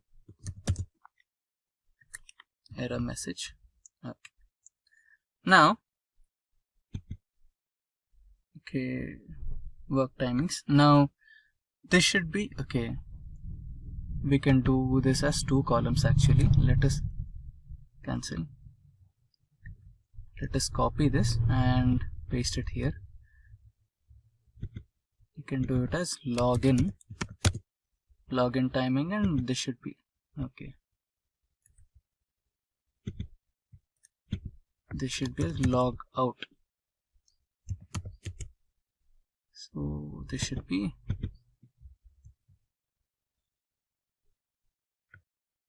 okay. So this will be considered as login and log out times. Now let us provide the login time. This should be the right time, and let's try to provide wrong timings. 08. Now it will not take it. It will throw as error. So it's working fine. Let us provide 10. Now let us provide the logout time. It should be below 5 PM. So let us provide 5. It will take it. Okay. Let's try to provide something just 1 minute less than 5. That is 59. Okay. There is some problem in this. Let's check it.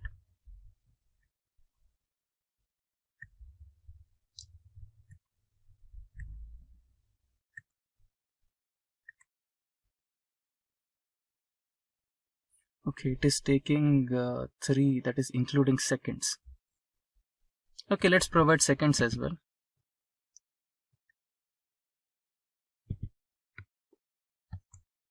Zero 5 0 0 0 0.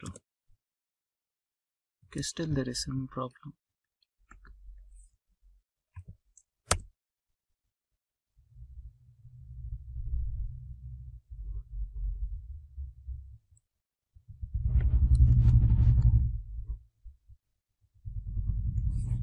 Okay, we have entered 4. We are supposed to enter 24-hour timing, right? 14. Okay, it should be 17. I think this will work. Yeah. Now we are following 24-hour timing here. So let's provide another timing, that is 16:30 00. This will be valid, and 15:30. Yes, this is also valid. Now we have finished almost all types of data validation things. That is, we have finished with any value, whole number, decimal, date, timing, test length, and the last one is list. So this is where things get interesting. Now let's cancel this. Now select the employee column. Now if you're running a company, then definitely you'll not have only one department in it. You might have multiple departments, right? So let us consider that you have a software development company. So in that, the basic departments will be software development team and software testing team. So what you can do is you can provide a list. So using that list, you can just hover over to that cell, select the drop down menu, and inside that you can select the option. So we will try to work something like that. If we have selected the entire column, selection, okay. Let us select the entire column again. Go to data validation. The selection contains some cells without data validation settings. Do you want to extend data validation to these cells? Yes. Now let us provide the list option. And here source you can provide as developer and tester. Press OK. Okay. Now input message, select one,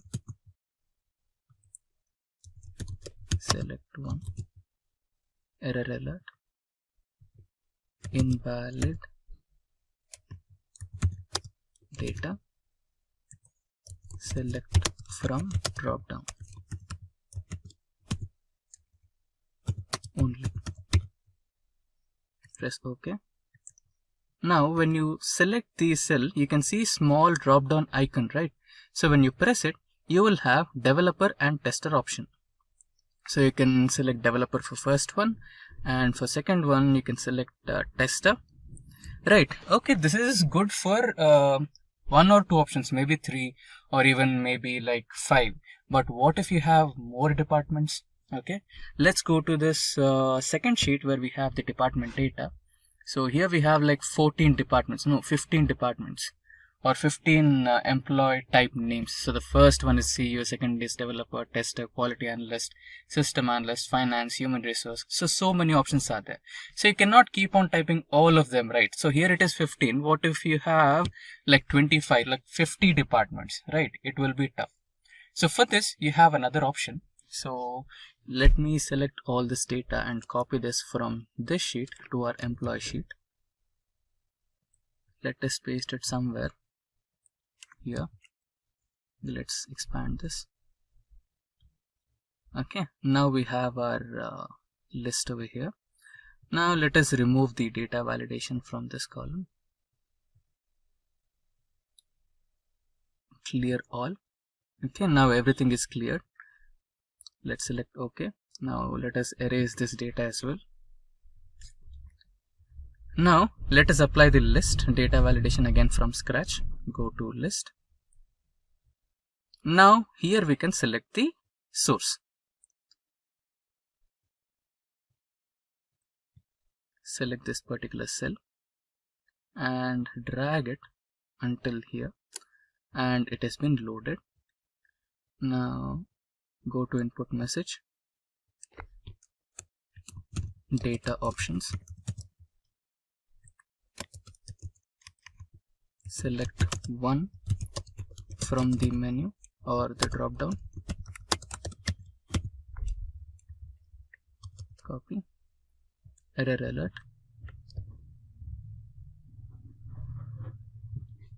select only from the drop down menu, invalid entry. Yeah, now let's select OK. Fine. Now you have the icon here. You have all the provided options.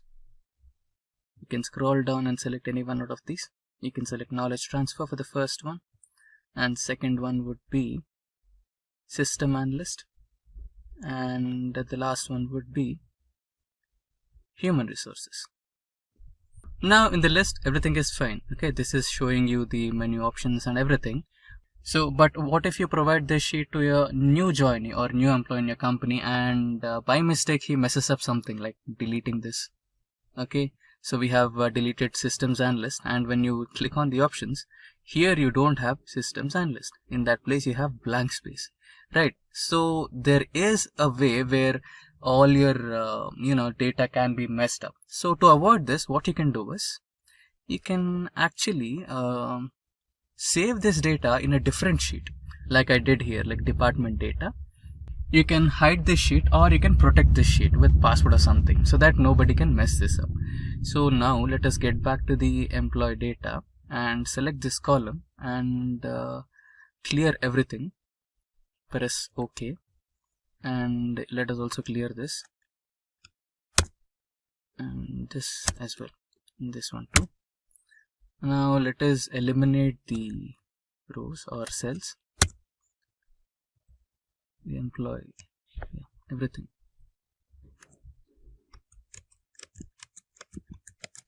Okay, now we have basically removed this data from here. Now let us try to apply the data validation once again. Now here let us select as list, and here let us provide the option. Let us go to next sheet. Let us select all these options and press OK. Okay, let's provide input message, data options, or department options.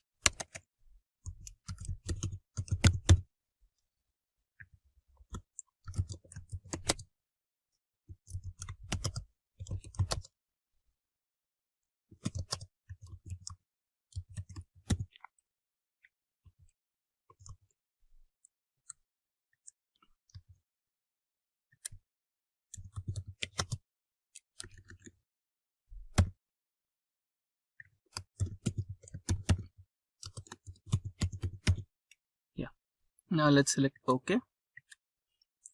Now let's hide this sheet. Now the sheet has been hidden and you still have the options. Developer, or let us provide CEO. Then we have developer. Then we have tester. So that's how you can protect your how to protect and lock cells in Excel. Now why do we need to lock or protect cells in Excel? Let us imagine that there is an Excel sheet with really confidential data and you need to pass that data to your subordinate or your colleague to make some minor edits. Now let us imagine that the edits are supposed to be done to only 1 or 2 columns and the rest of the columns should be left as they are. Now there is a huge possibility that sometimes unknowingly or unwillingly there might be some edits done by your colleague or your subordinate. So to avoid such kind of unexpected mistakes, you might want to protect and lock your cells that you don't want your subordinate or your colleague to edit. So before we begin, be kind enough to get subscribed to our YouTube channel and don't forget to hit that bell icon to stay updated on the latest IT trends and tech content. Now without further ado, let's get started with our 1-point agenda, that is lock or protect cells in Excel. Now let's get back into the practical mode and start our Microsoft Excel. Now we are on the Microsoft Excel and this particular spreadsheet is related to employee details. Now the screen is visible a bit better. Now let us imagine that this is our confidential data and you want to edit only 2 columns, that is the designation column and phone number column. Now let us imagine that the company has finished one annual year and now there are some promotions happening in the company, and let us also imagine that the phone numbers of the employees provided by the company have undergone some changes. So now the minor edits that you want to make are related to the designation column and phone number column. Now you can see that all the columns, that is the blood group, new salary, salary hike, current salary and name of the employee, serial number, employee number, everything is editable. So in such kind of scenarios, when you pass on this data, there might be a possibility where your colleague or subordinate might end up making some mistakes, right? So you want to avoid that. So you can do that by locking the cells. Now let us rename this sheet. Now the sheet has been renamed successfully. So now you can lock the cells by the following process. So in this process, you have 2 major steps. First one is to lock the cells and the next one is to protect the cells by a password. Now when you select all the cells in this particular sheet, you can just click on this edge here and you have all the cells selected, and now right click somewhere on the sheet and you can see an option called Format Cells. So in this particular option, you have some options provided, which is number, alignment, font, and you want to go into the protection part.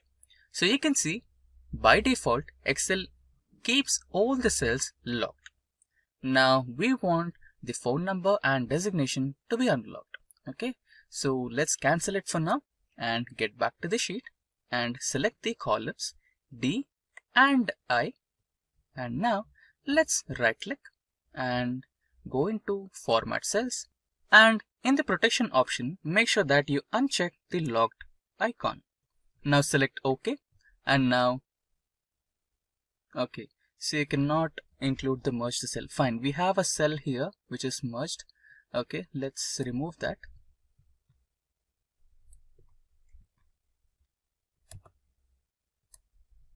Okay, now again select the entire column, right click, get into Format Cells and uncheck the lock option, select OK. Now we have finished the first part, that is locking all the cells which you don't want to get edit and unlocking the cells where you want to make some edits. Now the second stage is protecting the sheet. Now right click on the sheet name and you can see an option called Protect Sheet. Click that, and now here you can see select locked cells and also select unlocked cells. So let us provide a password here. So let us use some simple password so that we don't forget that. So I'll be selecting 123 and now select OK. Re-enter the password to proceed. Now let us type 123 again. Now select OK, and now the sheet is protected. Now we have successfully locked and protected all the cells in Excel. Now let us verify that the cells you wanted to protect are really protected and locked or not. So we have unlocked phone number and designation, and everything else is locked. Now let me try and edit the blood group. So when I double click or try to edit this particular sheet, then I'll be receiving a warning from Excel. It says the cell or chart you're trying to change is on a protected sheet. To make a change, unprotect the sheet. You might be requested to enter a password. So it says that this particular cell is locked and you cannot edit it. Now let us try to edit the phone numbers which we kept as unlocked. So you can see I can really edit the unlocked cell here. Now let me try to change this phone number. Let me enter some random phone number. So you can see the cell is editable.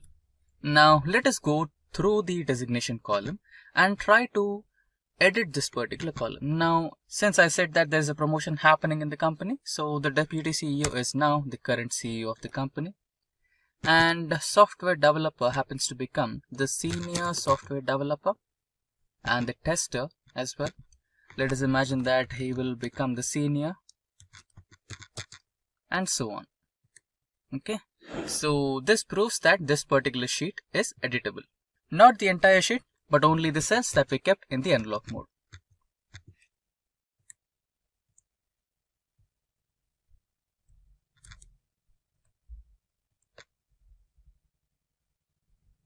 Okay. Now this is how you lock and protect your cells in Excel. Now you can see that I have sales data on my worksheet. So let us imagine that your manager asked you to find the average of sales happening in your company, right? So let's navigate to the bottommost cell and write it down as average here. Okay, average sales. So here, this is a cell where you want to keep your average, right? So here we'll be writing a small formula, that is average, and tab to select it. Now you must select the array of data, right? So this is my array, since average is an array function, and now press enter. So there you go, you have the average sales data that happened in your company. So to understand the page setup in MS Excel, we will go through a demo inventory in Excel where we'll be considering some restaurant data. Now without any delay, let's get started with the practical demo. Now we are on the Excel sheet and this is the data I was talking about. The restaurant data where we have the first column, that is rank, and next we have the restaurant name. Followed by that we have the sales happening through that restaurant, and then we have the segment category. That is what kind of service does that particular restaurant offers. Now this is the list what we made, and what if we wanted to represent this data in the form of a printed paper, right? So I guess you can see all the columns and rows here. So you can see that we have almost like 250 rows. So there is no chance, or there is no way to print all those 250 rows in one page. Of course it is practically possible, but when you try to read the content, it will be so tough to read because all the rows will be clubbed together so closely so that you cannot read it. So you need to print them page by page. So, and you need to also take care of the data is aligned properly according to the page size, everything, and even you need to take care of the margins of your page, right? So that's what page setup basically means. So we had a detailed overview of our data and what actually we're trying to make. Now let us see how page setup is possible in MS Excel. So to go to the page setup menu or go to the page setup options, we have three methods. Let's start with the simplest method. So the simplest method is by just clicking on File and go to Print option. And you'll see all the page setup options right over here. And you can also go to Print menu by pressing a shortcut method, that is Ctrl P. So you'll directly end up on the page setup options. Now let's look at the second method. So the second method is, you can see the toolbar over here, right? Which has File, Home, Insert, Draw, Page Layout, Formulas, Data, Review, view, and help. So the second method, we can use page layout option from the toolbar. And you can see when you click on the page option from the toolbar, you have a new ribbon over here. So this ribbon is all about page setup options. So it will offer you margins, it will offer you orientation, size, print area, breaks, background, print tiles, etc., etc. Right? So all these options or menus in this ribbon belong to page setup. Now let us look at the third method. So the third method is something similar. You have view option on the toolbar. So just select a view and you can see we have few page setup options over here as well. The normal, page break, page layout, custom views, and we have grid lines, formula bar, heading, zoom in, zoom out, select to zoom, freeze certain panes, right? So all these are also the page setup options. So we have the three methods to enter the page setup options. Now we are familiar with those. Now let's get started with the practical mode on page setup. For that, let me use the simplest method, that is holding the control key and pressing P, which navigates me to the print option. Now we have various set of options here. We have no scaling, normal margins, letter, portrait orientation, collated, print active sheets, and note 1 for Windows. You can see this option is the printer's option. For example, if you're connected to a printer, which is the hardware printer, then your MS Excel will show the printer's name here. So other than printer, you can also make some other arrangements where you can just directly print your complete data in the form of PDF, and then you can export your PDF to your recipient. That's also possible. Okay, now let's get started with the first option, that is print active pages. Okay, to understand this better, we need to create a new sheet. Not a problem. So you can see that we just have one sheet over here. So let us kind of select all the items and create a new sheet and try to paste it over here. Or let's try to paste it over here.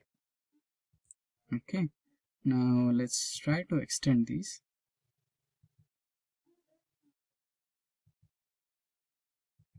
Yeah, this should be fine. Now let's rename this sheet.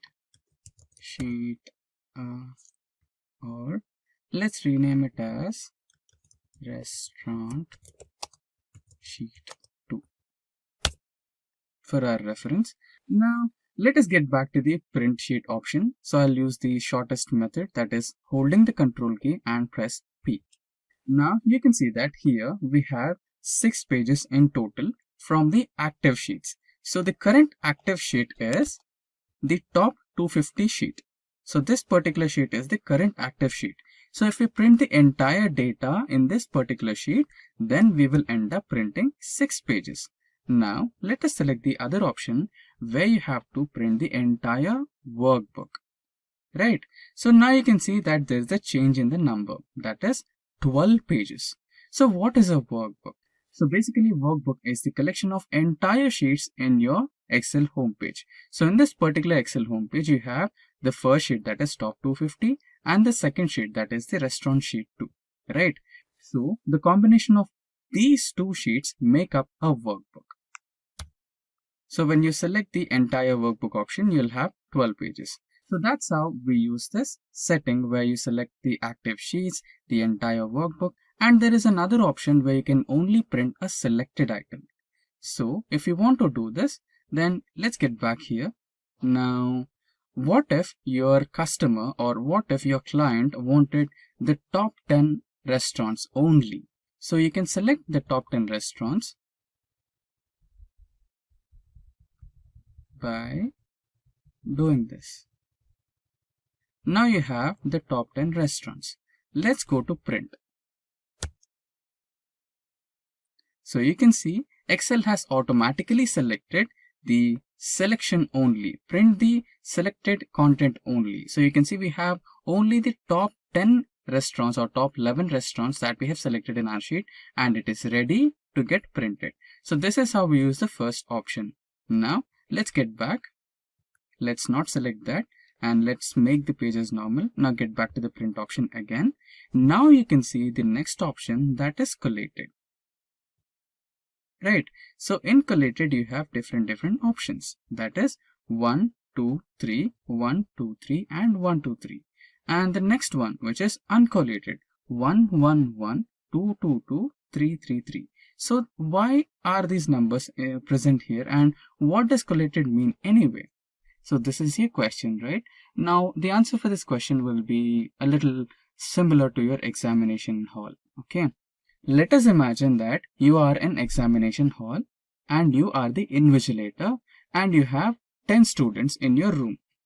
So you wanted to provide question papers to all the 10 students. Okay, so you have your question paper distributed into 3 sheets. That is, you have marked questions and your questions are fit into 3 papers, right?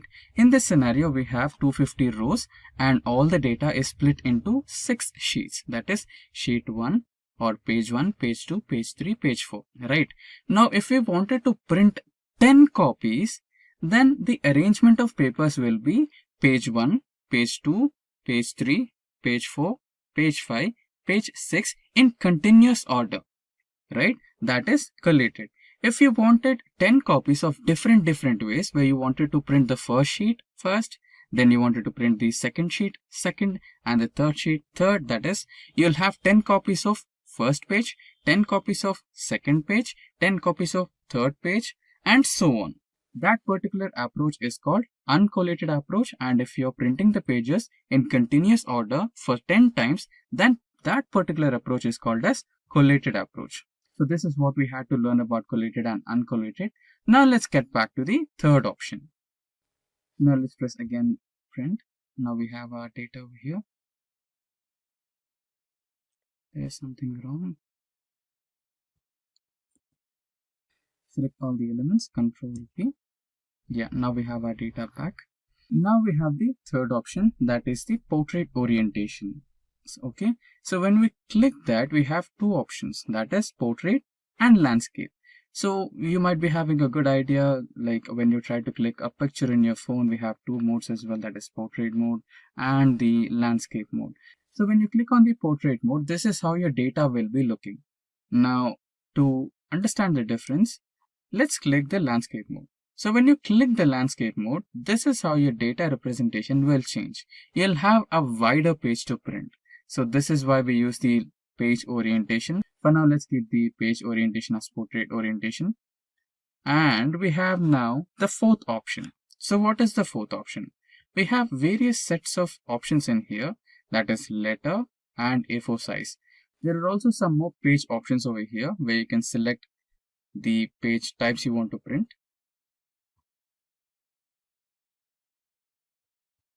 So basically you'll be having few more options, that is A4, A5, A3, etc.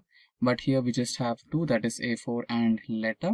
So basically you'll get those options, and followed by that next we have margins. So here you can see we don't have any margins for our data.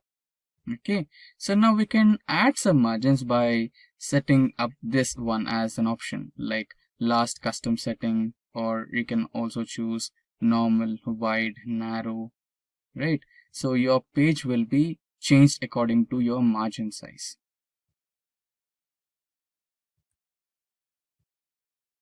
Right, so this is how you can change the margins. Now let's keep it as default. Let's set the normal one. Now we have the next option, that is scaling option.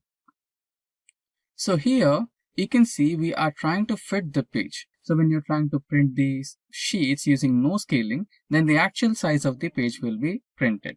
Now you can also modify that. You can fit and print these sizes. So you can remember the first option that I said of printing all the 250 rows in one single sheet. This is how you can fit it. So fit the sheet on one page, where you can see all the 250 rows are fit into one page, but the data is not readable. So, but we don't want this type of an approach, right? So let's keep it as the default one, which is no scaling. So these are the variety of options in print. Now, if you wanted to print all the 6 pages into the PDF format and mail it to your client, you can also do that. I think I have explained it in the first place. So you can see we can do it by just selecting this option where you can print all the 6 pages and into PDF format, and then you can mail them to your client. And you can also select the number of copies you want. You can increase the copies to 2, 3 and any number of copies you want. For now I'll keep it as 1 copy.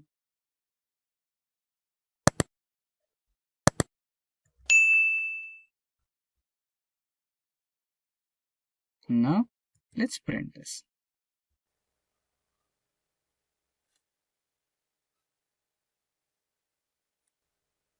Now let us select the location, rename it and publish.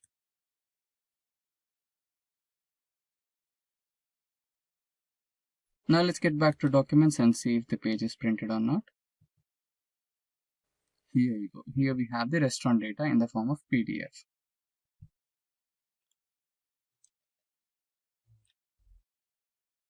So we have our entire 6 pages of data in the PDF format.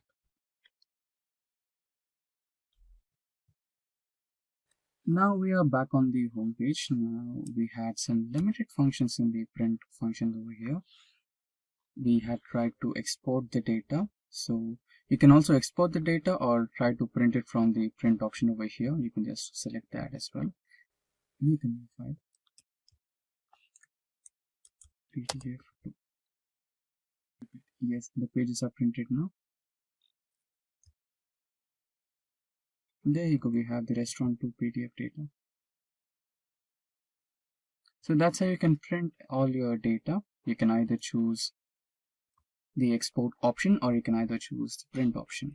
Now when you see into the print option, we have limited number of page setup options over here. Now let's check out what we missed.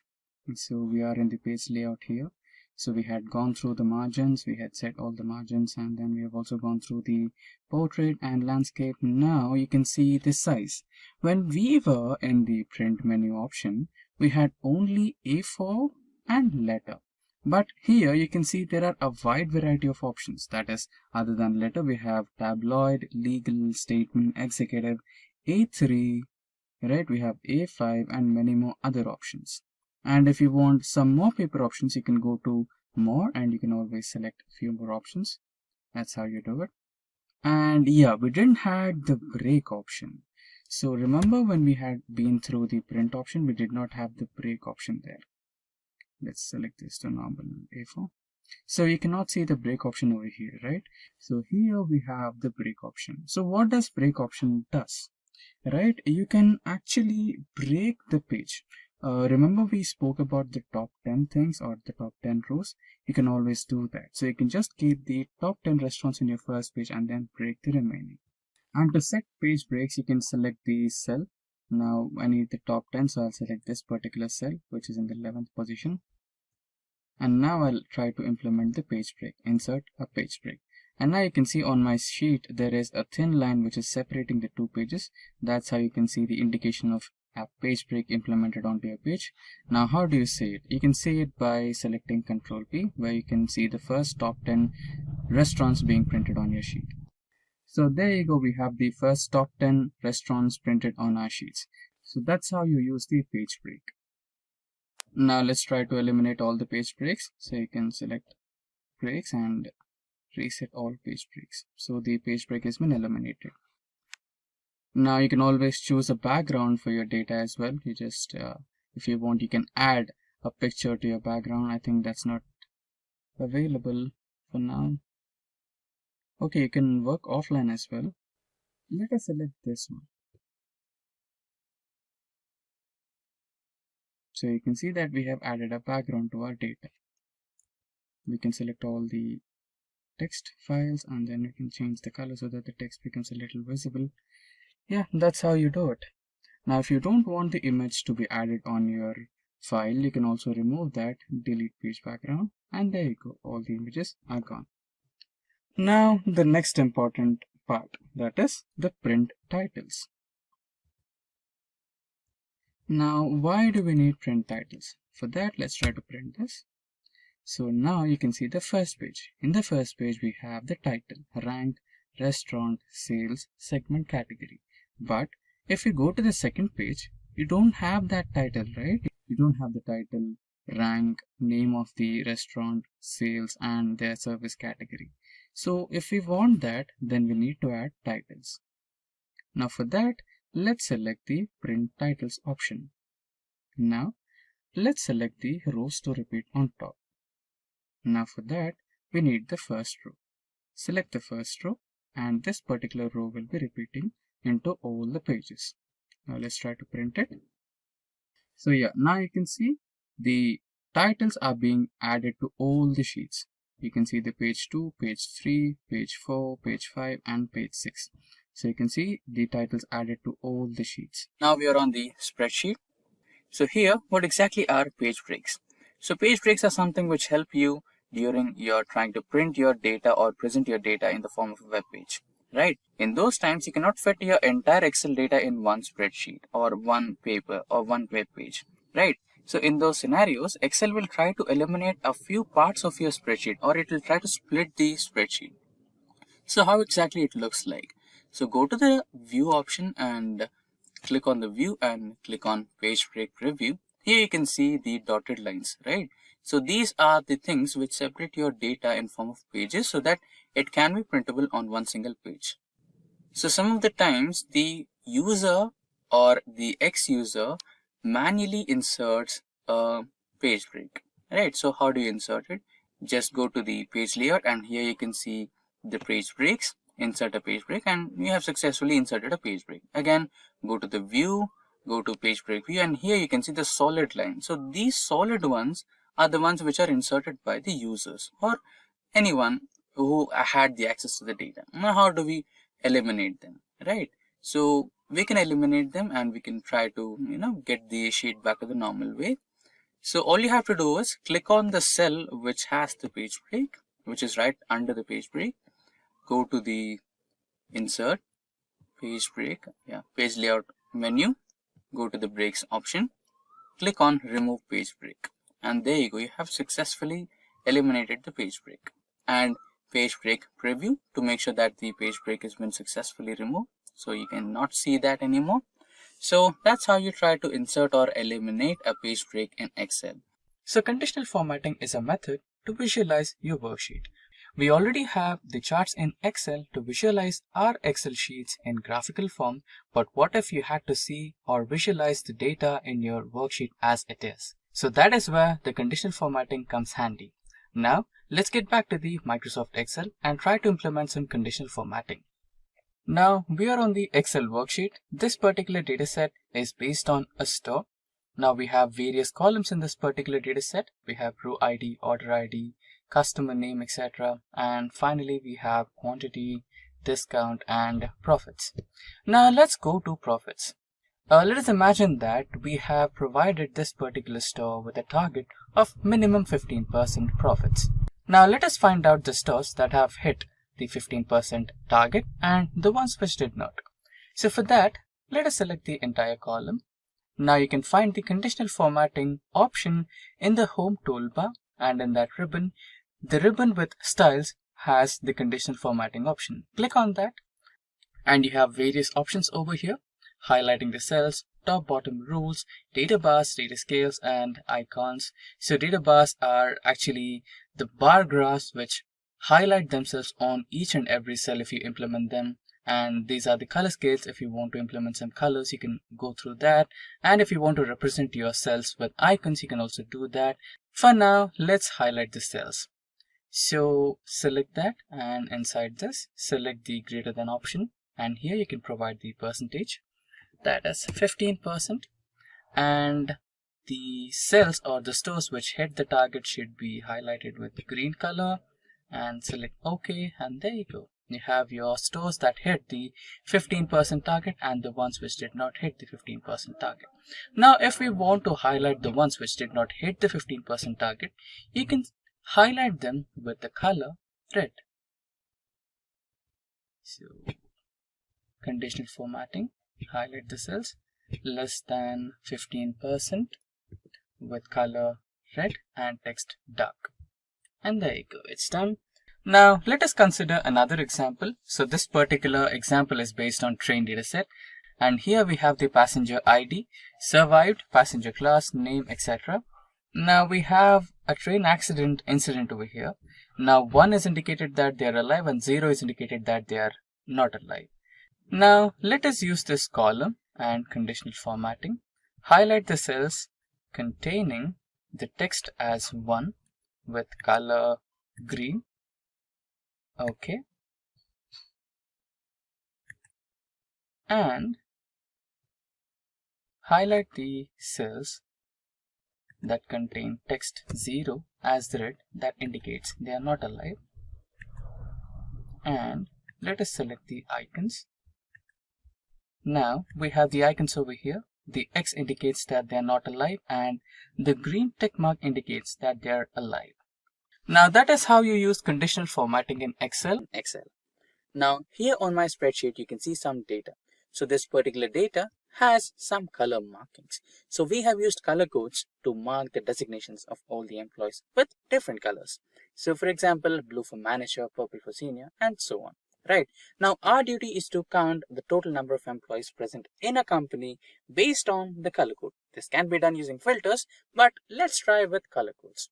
Now we don't have a readily available function in Excel to count cells based on their colors, but we can make use of macro. Now to make use of macro, you might want to enable the developer options. So by default, these will be disabled in Excel. To enable them, right click on the toolbar and you can see this particular option. Click on the customize ribbon option and you will be provided with various set of options. Now on the right side, you can see developer options. So make sure the checkbox is clicked to enable developer options and press on OK to completely enable developer window. Right. Now when you click on developer options, you can see various options here.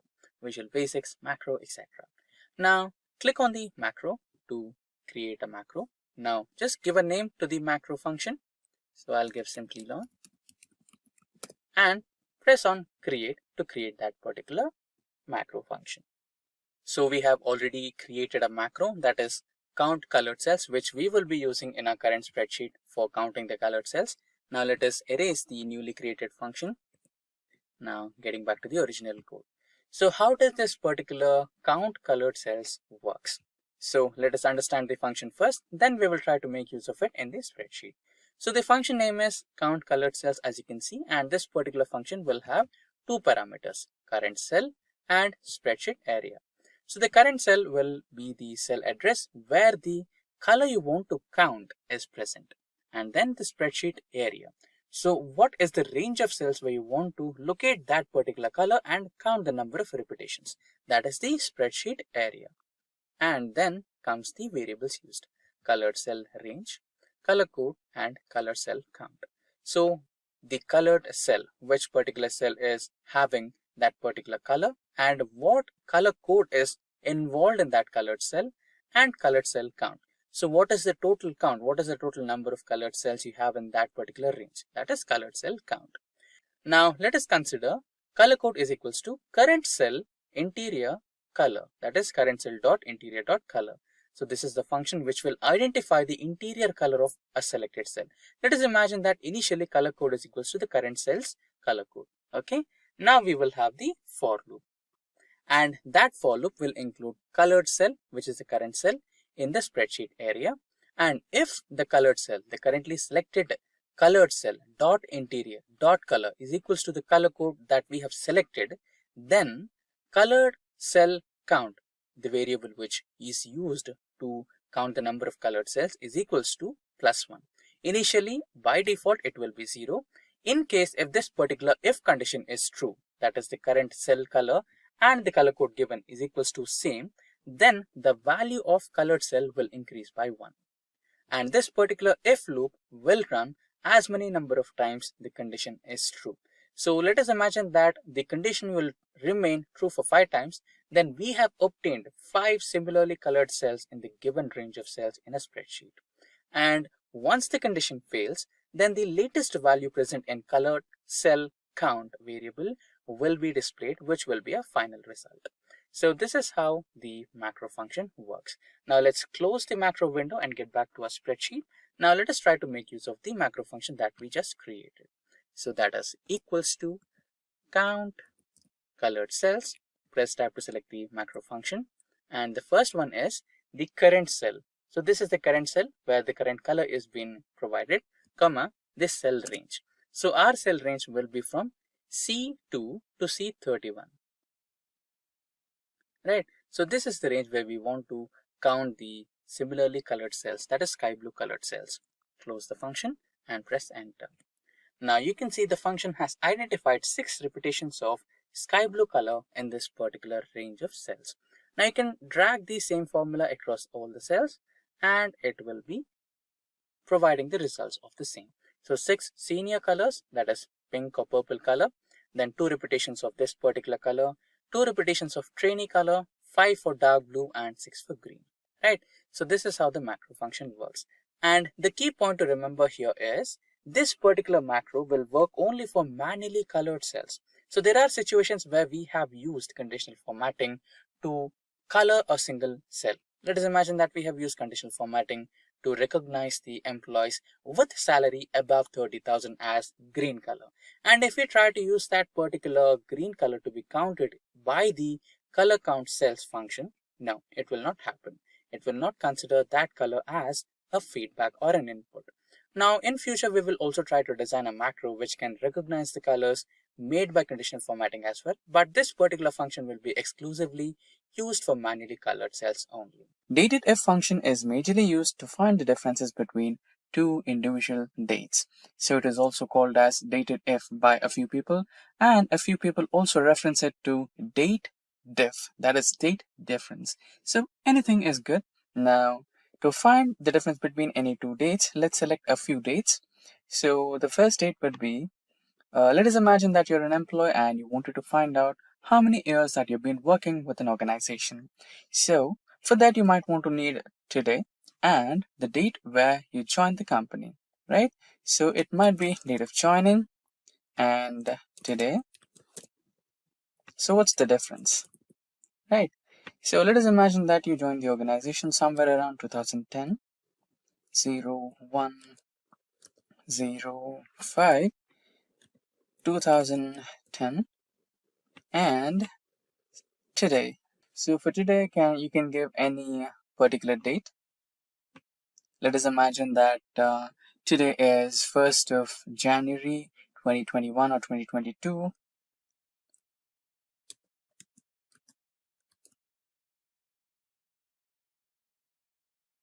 Now we have both the dates, that is the joining date and the current date, which can be the current date. So the day can be anything, so you might be watching this on a different date as well. So the date of that day for today would be a little different. So we'll imagine the today's date as an imaginary date. Now we might want to find the difference, that is in terms of years. So you wanted to find the difference in terms of years. So here you can find the difference in terms of years, days, and months as well. So currently, let's try to find out the difference in terms of years. So for years, you might want to specify the third parameter in the dative function as y.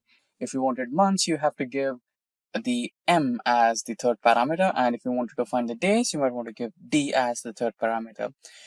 So we have discussed the third parameter. So what are the first two parameters, right? So the first two parameters are the first date and the last date. So the first date in this situation is your date of joining, and the last date or the final date, which you want here as your today. So let's find the difference. So for that equals to, so it can be dated if or date diff. So date if and the first date, which is the A2 and comma the last date, that is B2, and your parameter, third parameter in terms of years, that is y. Close the bracket and press enter. So there you go, you have your date here. So it's been like 11 years that you're working with your organization. So that's how you find out the differences. So we have 11 years because we did not finish the 12th year completely. So if we had given the month as maybe 6, where we have finished our total years, then it will automatically change to 12 years. So Now, For this particular task, we will be considering the student database. Now, let's get into practical mode and start our Excel. So on my screen, you can see some data related to students. Now, let us try to duplicate some of the rows here.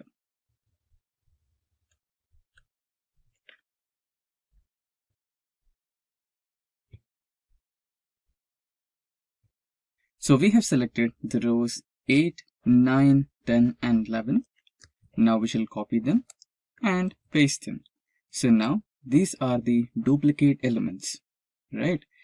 Now there might be possibilities about the duplication of class because all the students, all the 10 students are in same class, so there might be a duplication. But we are not looking for such kind of duplications, right? We are looking for the duplication of the entire row. For example, we have the details of Mike over here in the 8th row, which has the roll number or serial number as 7, name as Mike, roll number, class, blood group, and subject scores, percentage, round of percentage, and total marks. So the entire 8th row is being copied here, and it is in the row number 12. We have the exact same details. So what if you have the exact same rows duplicated? So that's what we're going to deal with. We're going to eliminate the duplicate rows all completely together. Now to carry over this task, we have to select the data from toolbar. So you have various options, file, home, insert, etc. So you need to select the data, and inside the data toolbar we have the ribbon, and inside ribbon you have got the duplicate values or remove duplicates option in the ribbon. So select all the data, select remove duplicates, and now you can see that we have all our column names over here, and make sure that you have selected my data as headers and then select OK. And now you can see that Excel has automatically removed 4 duplicate values. So 4 duplicate values are found and removed. 10 unique values remain. Now another type of remove duplicates can also be done. So you can see that here we have another data set which has phone numbers or phone names, that is phone makers, that is Samsung, Huawei, Vivo, Oppo, etc. So there are some duplicate values in this. I've copy pasted them. So now you can also do that. So just select all the data and now go into home and select conditional formatting, and here select highlight cell rules, and inside that you have duplicate values. Selecting this option will help you identify the duplicate values in your dataset but not to remove them. So you can select that and you can see the duplicate values are highlighted over here in the red color. Now again, you can get back to data and select the option of remove duplicates and select OK, and the duplicate values will be automatically eliminated. So that's how you delete or eliminate duplicate values in a dataset. And you can also see that we have another duplicate in this particular row, and if you wanted to select a particular row and eliminate the duplicates, you can also do that. Now for that you need to go to the same process, remove duplicates, and here Microsoft Excel is asking you if you had to expand the selection to the entire dataset or you want to continue with the selected dataset itself or selected column itself. So for that you need to select the continue with the current selection and remove duplicates and press OK, and you can see 1 duplicate value was found and it has been removed and 6 unique values remain. So that's how you use the function of removing duplicates in Excel. So what is SUMIFS in Excel? Now, you might want to calculate the total sum of sales, right? So let us assume that this is your entire store's sales data and you wanted to calculate the entire sum of sales.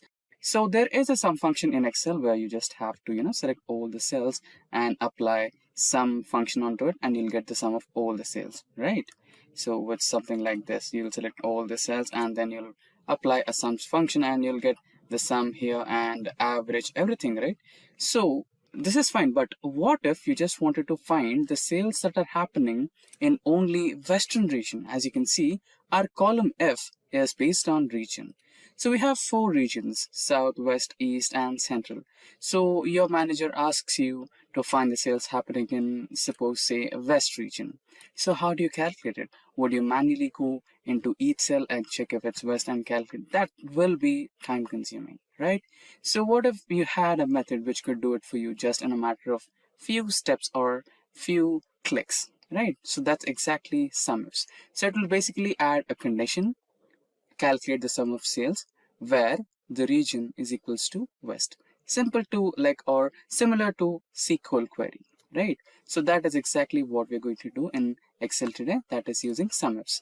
Now let me add here sales of West region. Now in the next cell, let's add a SUMIFS function.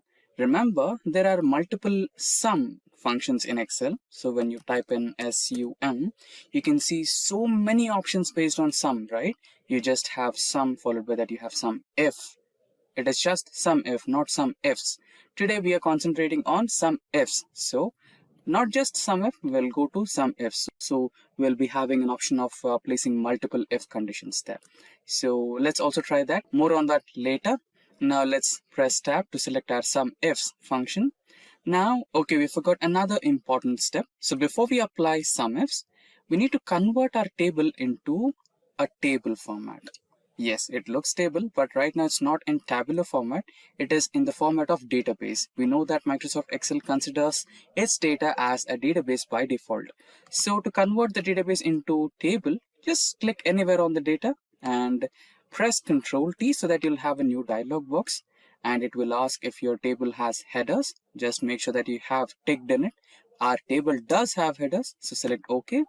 Now our database has been converted into a perfect table and it's ready for applying SUMIFS function. So now you can see our database has been successfully converted into a table.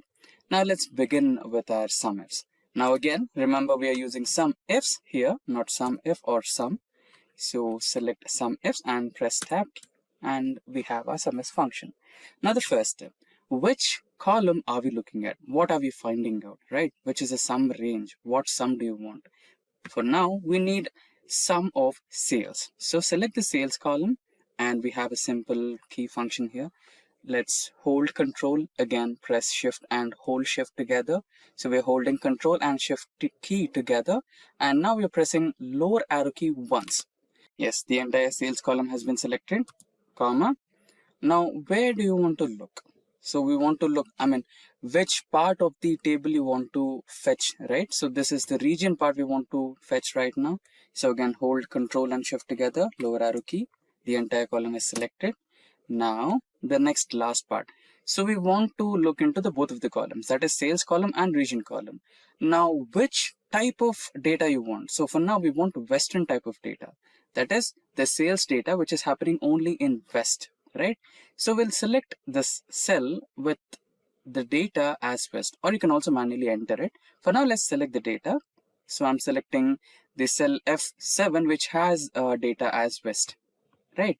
Now let's close the parenthesis and press enter. So there you go. You have the sales happening in the Western region. Now you can also try to format it in the form of currency. So let's use dollars, since it is based on American states. So let's use dollars. So there you go. Now we are having the sales data of West. Now let's try to copy the same to all the 4 cells. And for now here, let's type in East. And this can be South, right? And this can be your Central. There you go. Right. Now you can also copy the same formula and make minor edits to it. So here, instead of F8, you can select East. So where is East? Here, and press enter. So you have the sales related to East. Now let's try to edit F9 with South. Select South region, enter. So you have South sales, and what remaining is Central. So let's edit Central as well and press enter. So there you go.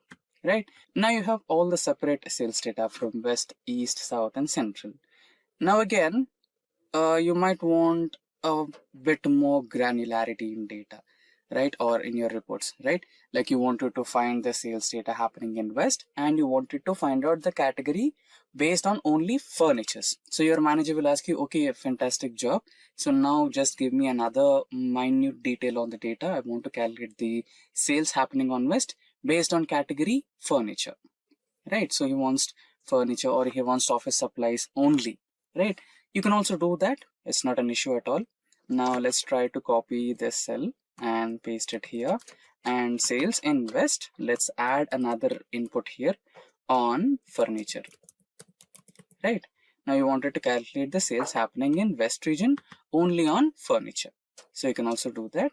Now we can use the same formula as well. Just copy paste the formula here, right?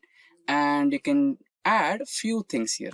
When you try to add a comma, it will automatically generate the next criteria. So it is expecting that you are looking for adding another criteria, right? Now which column you want? You want category. So let's select category. You want to select all the cells. Same trick, Control Shift lower key, and again press comma, and you wanted to select only furniture. So select on furniture cell. There you go. Now press enter. So there you go. We successfully have the sales data from West region based on category only furniture.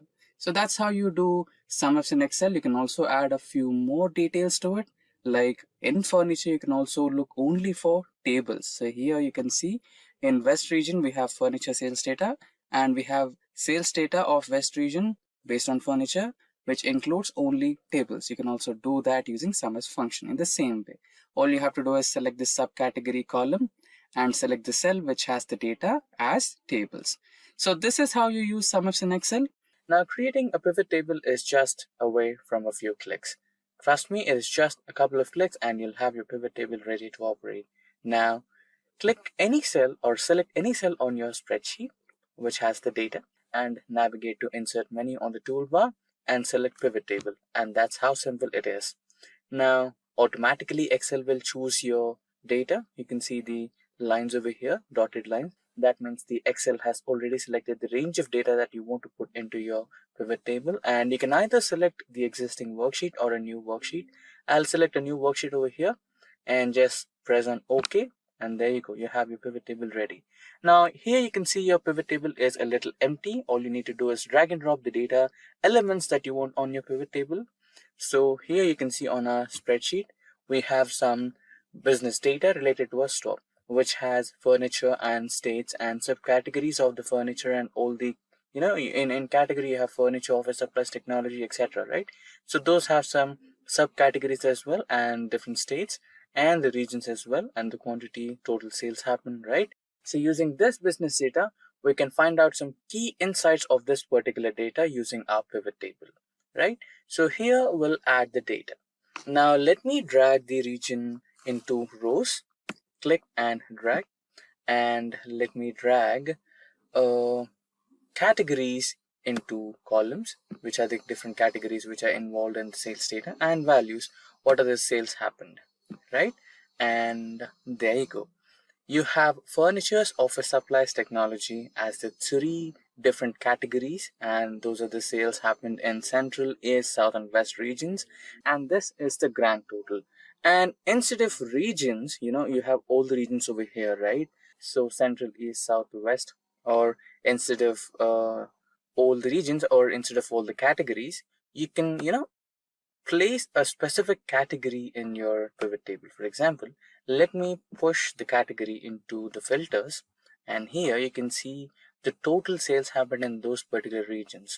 Now what if someone asks you to find the sales of only furniture, right? So your manager comes to you and he'll ask you, get me the sales of only furniture. You can select that, and there you go, you have the furniture sales in all the regions, right?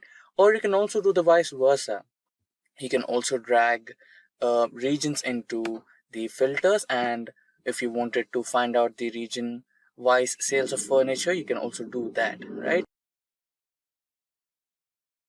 So here we have furniture, and here you have all the regions, and let us try to find the sales of furniture in the central region, and there you go, right? So this is how the pivot table works. And you can also remove the regions. For example, if you wanted to remove a certain element from filters or anywhere, if it is columns, rows, anything, you can just drag and drop it, right? So that's how it works. And also you can increase the level of detail or improve the granularity, right?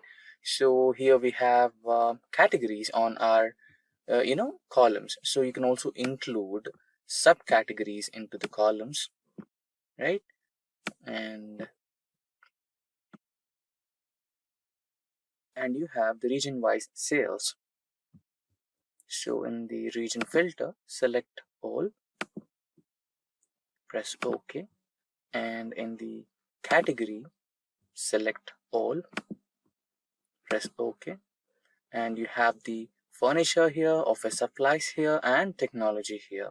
And also if you want to include the quantity, how much or how many number of things got sold in those particular categories and subcategories, you can also do that.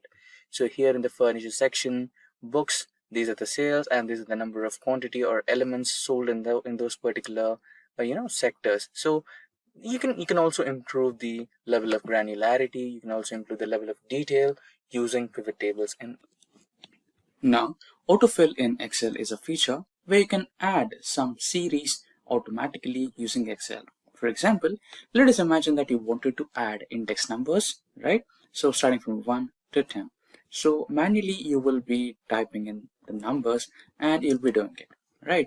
So instead of this, what if I said you there was a simple way where Excel will fill all the data for you, right? So just start with 1, 2, and select these two cells, and you can see the flash logo over here, right? So that's the indication that Excel has understood your pattern and it is ready to fill the remaining numbers. So as long as you drag this logo or that ending part where you have a small square box, that will fill all the numbers until where you have dragged it. So that's how autofill works. And you might be wondering, will it work only for numbers? No, it will also work on some logics as well. Okay, this was the first part. Let us also look at some other tricks with autofill. Now, most of the time you might be just adding one number and try to drag that cell, and the result is it will copy the same number all the time, right? So you can change it by clicking on this menu. You can click on fill series and it will change to series.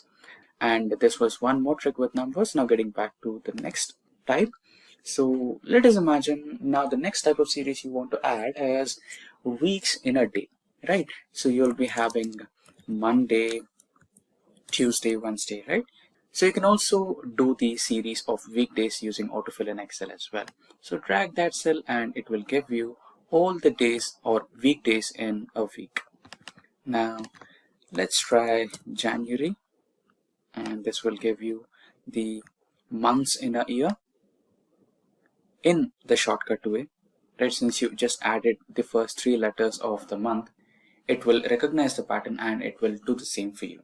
Now let us try the full names of months, right? And now let's try to drag it. It'll fill all the full names of all the months. Now let's try the dates. So let us imagine that this is the first day of the current year, right? It will now give you all the dates of that current month or until the end of the year as well. There you go. Now let us imagine that your manager tells you to add the dates of working days in the month of January. So how can you do that? It's simple. All you need to do is select the cell, go to the fill option, select series, and here select column wise since you want the dates in columns, and here in the type select date. Date unit should be weekday and the stop value should be the next month, right? Since your manager asked for the weekdays of January, so your stop value will be the 1st of February. Press OK and there you go. So since the 1st of January is Friday, it's selected over here, and the rest too, Saturday and Sunday, are eliminated. Similarly, we have all the dates here of working days only.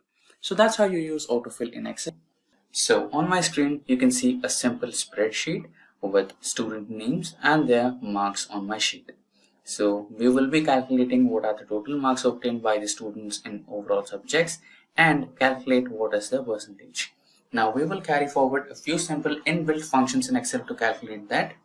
First, we will be calculating the sum of marks. So here equals to sum function, and select the range of cells, close the bracket, press enter. So you have the sum now. So we have to calculate it, repeat. So by clicking on the same formula, now we have the total of all the subjects for individual students. And now let's calculate percentage. So usually we use the divide by option, that is divide the total number of marks obtained by the total number of marks available, that is we will be dividing 407 by 500 and then we will be multiplying that into 100. So that's how we calculate the percentage. So cell G2 divided by cell H2, press enter, and you will end up with the decimal format. That's perfectly alright. Now we have also extended the same formula for all our cells. Now select this overall column or select the highlighted cells, right, and get into the data type. Here you have general, so that's why we have got that decimal format. But when you press percentage, you'll have the actual percentage of all the students according to their marks achieved. Now we are on our Excel spreadsheet, and this spreadsheet has some values of employees, that is their employee ID, name, designation, department, salary, date of birth and date of joining. Now our concern is to highlight some cells which are duplicate in this, or some rows which are duplicate. So for example, here you can see on row number 7 we have the details of Martha, and you can see the same details of Martha in the row number 14 as well, right? So you need to eliminate those cells, or you need to eliminate those rows.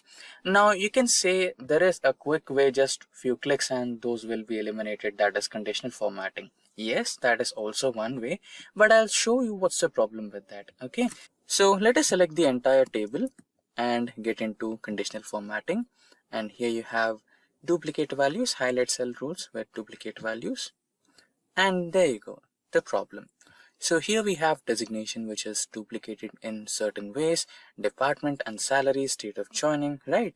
So there are certain conditions or scenarios where you cannot directly identify which is the duplicate row. Again, you can use the same for this, right? So you can select the entire column of employee ID and you can identify the duplicate cells here, since the employee IDs are unique for everyone. So this is a way, but let's dig a little deeper and understand the way of highlighting duplicates with an advanced technique. So let me cancel this, and for that let's create a new column, and let's name this as duplicate flag. E flag.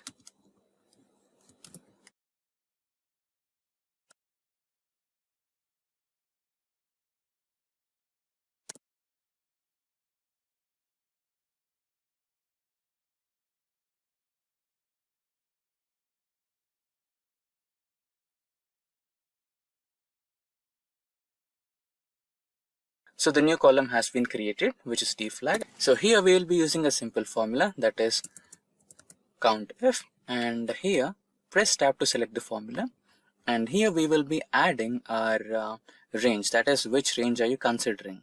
So the range will be the employee ID, since employee IDs are unique for every employee, and let's press function F4 to fix it.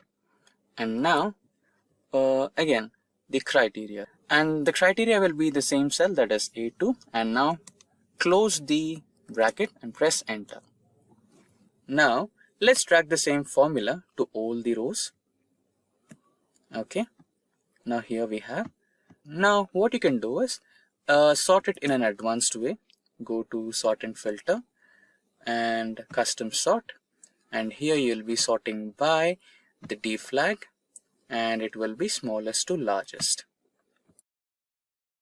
So now you can apply the conditional formatting to highlight it. You can select the column H or the D flag, go to conditional formatting, highlight cell rules, and here you can get into greater than and give the value as 1.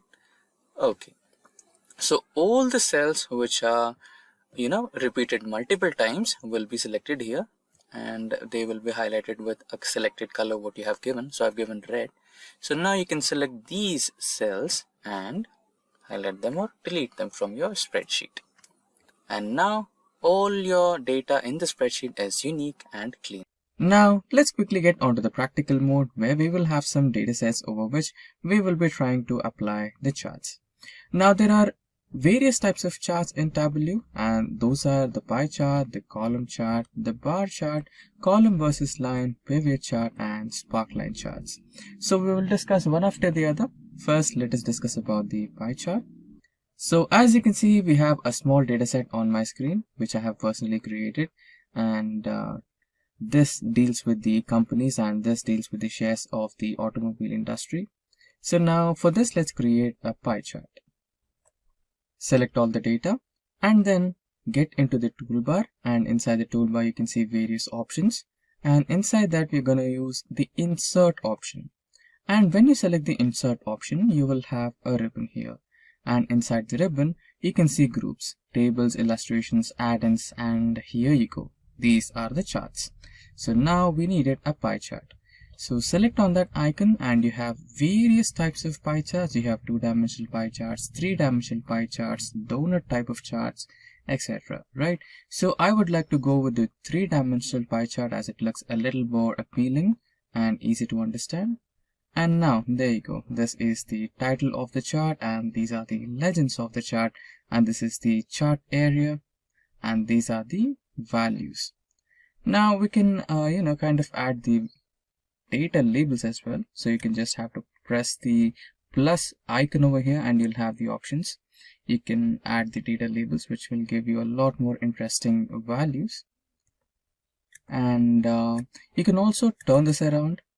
As you can see, on double clicking any part of the pie chart, you'll get this option which is called as format data point. And let's imagine that you wanted to show the information related to this particular one, which is Volvo, which has the biggest share. So this is in front right now. Now what if you wanted to show the information related to Tata, which is over here, right? For that you can select this particular arrow key and you can just twist it, and there you go, it is coming in front. This will be a great way of presenting your data to your clients, right? Yeah. And there is another option where you can directly explode this, like you can pick it out. You can see this, right? Point explosion, where you can split it out and you can show that, especially like you can highlight it and show it. So that's the a great way of presenting your data. So that's how you can work with pie charts in Excel. Now let's quickly move to the next one, that is the column chart. And in the column chart we have the data related to some company and the profits of that company based on a year. So you can see that the year has started from 2008 and it has gone until 2021, and these are the profits of that company year after year. So since we are dealing with column chart, I'll tell you the simplest way to create a column chart. There is a shortcut key for that, which is Alt F1, and there you go, you have the chart right on your screen. Now you can expand the chart just by dragging it like that, and you can see that there is some problem with this chart. That is, we have numbers here instead of years, right? You can see that the first column is the years, which is 2008 to 2021, but here you can see we have 1, 2, 3, 4, which is not proper, right? So to change the axis, that is, you can see the axis which is 1, 2, 3. Let me expand my screen a little bit. Yeah. So if you look at my screen, we have two different columns. One column is about the years and the second column is about the revenue. Now what we want to do is we want to create a line graph where we have year on the x-axis and revenue on the y-axis, and we will be generating a line graph based on the data we have. Now for that we have to select the entire data what we have. Then we need to go into the insert option in the toolbar, and then you can see a lot of chart options in the insert ribbon. Now here you can see that we have a line chart or area chart option. Select that, and here you can see 2D line graphs. Now let's select the first one, and there you go. You have the line chart here. Now let's rename the title.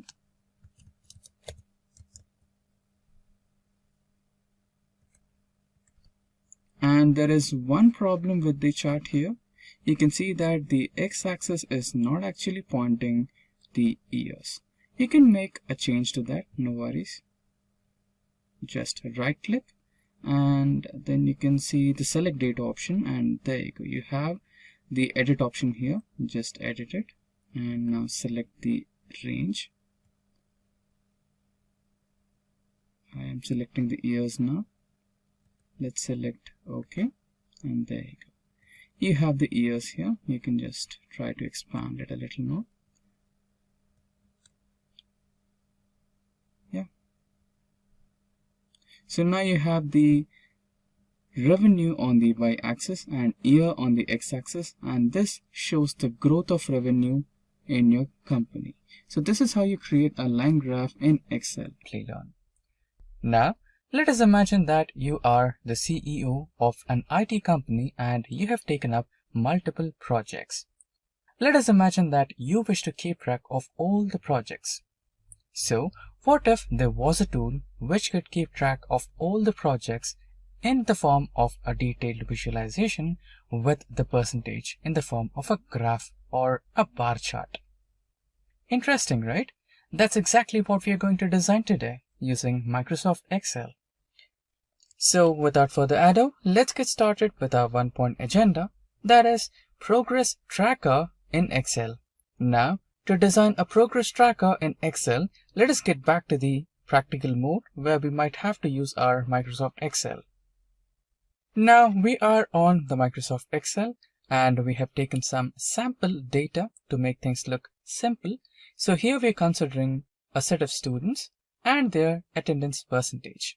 So we will be using this particular data and design a progress tracker. Now let us try to increase the size of the cells. Now select all the cells in the attendance column. Now we have selected all the cells in the attendance column, and in the toolbar select the Home tab, and inside the Home tab you have Styles group. Inside the Styles group select Conditional Formatting, and inside the Conditional Formatting option select New Rule. So in the New Rule we want to select the first option, that is Format all cells based on their values. Now here you can see Format Style. Since we are trying to create data bars, we need to select the option of data bars here. And under the data bar options, we have some more options on the drop-down menu. So here in the type, select number, and the minimum number is 0. It is automatically stored here. And the maximum value is again a number, and let us provide it as 1. Now here you can select the color for your bars. Now since we have already chosen green for all the column headers, let's choose blue and select OK. Now here you can see that the values are being indicated using bar graphs, right? And you can also see the percentage values. But we can make it look a little more better by shifting them to the left side, and text could be given as white so that it's more vibrant to look at. And now we can also apply some conditional formatting onto these attendance columns. So let us try to highlight the students having attendance less than 65%. So highlight cell rules less than 65% attendance.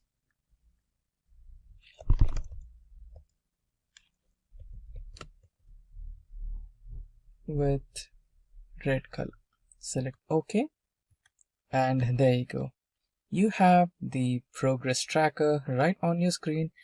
And using the same principles, you can track the attendance for all the students, and also you can apply some conditional formatting onto all your cells and highlight the ones which are not on the track. Now this is how you can implement progress trackers using Excel. Now for this particular example, we are going to use the employees data. Now let's quickly get back to the practical mode and enter into Excel. Now you can see that we are on Excel sheet right now. So let me expand my screen a little bit so that the data is a little more visible. Yeah. So here on my screen, you can see that we have employees data. So the first column is the name of the employees and the second column is the start dates of the employees, that when have they started working with the organization and when they have ended or resigned to their position in that particular organization, and the duration gives us the number of days they have worked in that particular organization. So to create a Gantt chart is really simple. You just have to select the data and then go to the insert option, and in there you can see the charts icon and select all charts, and in that select the bar chart, and here you can see the stacked bar chart. Select that and press OK, and there you go, you have the stacked bar chart right on your screen. Let's expand this a little more so that we have the clear visualization of the dates as well. Now you can, if you want, you can change the title as ORG data or employee data. And now we are partially done with our chart. Now the next thing we have to do is select the bar chart, right click on it, select data, and here select the add icon. Now you need to select the series name. So the series name is duration for our Gantt chart, and series values are, let's select this and select, let's move a little.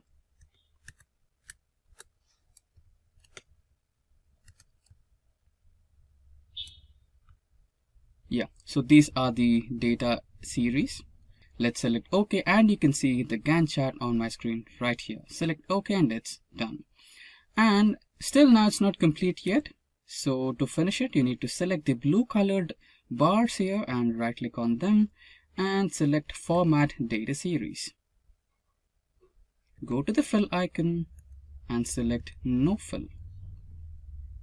And it's done for now, and you can see that there is a difference in this particular arrangement. We had Joe at the first place and Susan at the last place, but here you can see Joe is in the last place and Susan is in the first place. So we need to make some arrangements here. For that, right click, select Format, Access, and then here you can see Categorize in reverse order, and there you go, it should be done. And there you go, you have your Gantt chart right on your screen. Excel is a really powerful tool for data analytics and reporting, and pivot tables are one of the features that Excel offers for creating tabular reports to summarize our data. Let's begin by understanding what is a pivot table. A pivot table is a tool that summarizes and reorganizes selected columns and rows of data in a spreadsheet to obtain a desired report. It does not actually change the spreadsheet data. It simply pivots or turns the data to view it in different perspectives. Pivot tables are especially useful with large amounts of data that would be time consuming to calculate manually. Now, let's understand the different components of a pivot table. So there are four main components. First, we have rows. When a field is chosen for the row area, it populates as the first column in the pivot table. Similar to the columns, all row labels are unique values and duplicates are removed. Columns is the second component. When a field is chosen for the column area, only the unique values of the field are listed across the top. Then we have values. Each value is kept in a pivot table cell and displays the summarized information. The most common values are sum, average, minimum, and maximum. Finally, we have filters. Filters apply a calculation or restriction to the entire table. So let's jump over to Microsoft Excel and let me show you the dataset that we will use in this demo. So with India being ready for its 16th census in 2021, that is next year, it is a good time for us to analyze India's last census data from 2011 and see where different states and cities across India stood in terms of population, literacy, and other socioeconomic factors. We will analyze this data by creating different pivot tables in Excel and explore some of its features. So let's begin. First, I'll show you one of the features that Excel offers us. So suppose I click on any cell and hit Ctrl plus Q, you can see our entire table is selected, and at the right bottom there's an option of quick analysis. Now you can see by default Excel has prompted certain features such as formatting, we have charts, totals, and there's one more called tables. Now Excel by default has created some pivot tables for us. Now the first one you say is sum of district code by state names. Next we have sum of sex ratio by state name. Then we have sum of child sex ratio, sum of male graduates, and sum of female graduates by state name, and there are others. Before creating our pivot table, so let's have a final look at our data set. So first column you see is the city column. So there are different cities from different parts of India. Then we have the state code, we have the state name, district code, we have the total population followed by male and female population. Next you can see we have the total literates from each city. Then we have the male and female literates. Next we have the sex ratio. Then we have the child sex ratio. Next we have total number of graduates. And finally you can see we have male and female graduates. So using this table we'll create several pivot tables. Now first of all, let's create a pivot table to find the total population for each state and sort it in descending order. So you can see here we have the problem statement. So our first pivot table will have the total population for each of the states in descending order. So to create a pivot table, you can click any cell in your data, go to the Insert tab, and here left you can see we have the option to create a pivot table. So let me select pivot table. Now my range is already selected, the entire table, and here I'll choose existing worksheet because I want to place my pivot table in the same worksheet, and I'll give my location, I'll point to cell Q5. Now let me click OK. You can see the pivot table fields appears here on the right. Now since we want to find the total population for each state, so what I'll do is I'll drag my state name onto rows. So here in our pivot table you can see we have the different state names listed. Now we want the total population for each of these states. So in the field list I'll search for total population, which is this one, and drag it under values. You can see we have a sum of total population for each of these states. By default Excel will sum any numeric column. You can always change it to average, minimum, maximum, anything you want. Now we want to sort this column in descending order. So I right click, go to sort option and choose Z to A, that is largest to smallest. You can see here in 2011 Maharashtra had the highest number of population, or the total population in Maharashtra was the highest. Then it was Uttar Pradesh, we had Andhra Pradesh, and if I come down we have Nagaland and Andaman and Nicobar Islands towards the end. So this is a simple pivot table that we created. Now the next problem we have is we want to find the total sum of literates in each city belonging to a certain state. So let's see how to do it. I'll click on any cell, go to Insert, and here I can click on pivot table. My range is selected. I'll choose existing worksheet and give my location, which is Q5. I click on OK. Now here we want to find the total sum of literates. So what I'll do is first let me drag total literates column to values. You have the total sum of literates from all the states. Next, I want to see the sum of total literates based on states and cities. So let me first drag state name onto rows, and then we'll drag city onto rows. You can see here we have our pivot table ready. To the left of the pivot table you can see we have the state names and the cities per state, and on the right you can see the total number of literates from each city. If I scroll down, we have Assam, then you can see we have Bihar, and if I keep scrolling, we have all the states, Haryana, Himachal Pradesh, there's Jammu and Kashmir, which has now become a union territory. We have Jharkhand, Karnataka, and other states as well. Moving on. Okay, so the next thing we want to see is what is the average sex ratio and the child sex ratio for each state. With that, we also want to find the states that had the highest and lowest sex ratio in 2011. So let's create a pivot table for this. I'll click on any cell, go to Insert, choose Pivot Table, click on Existing Worksheet.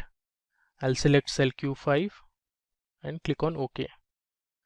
Now, since we want the average sex ratio and the child sex ratio, so first I'll drag those columns.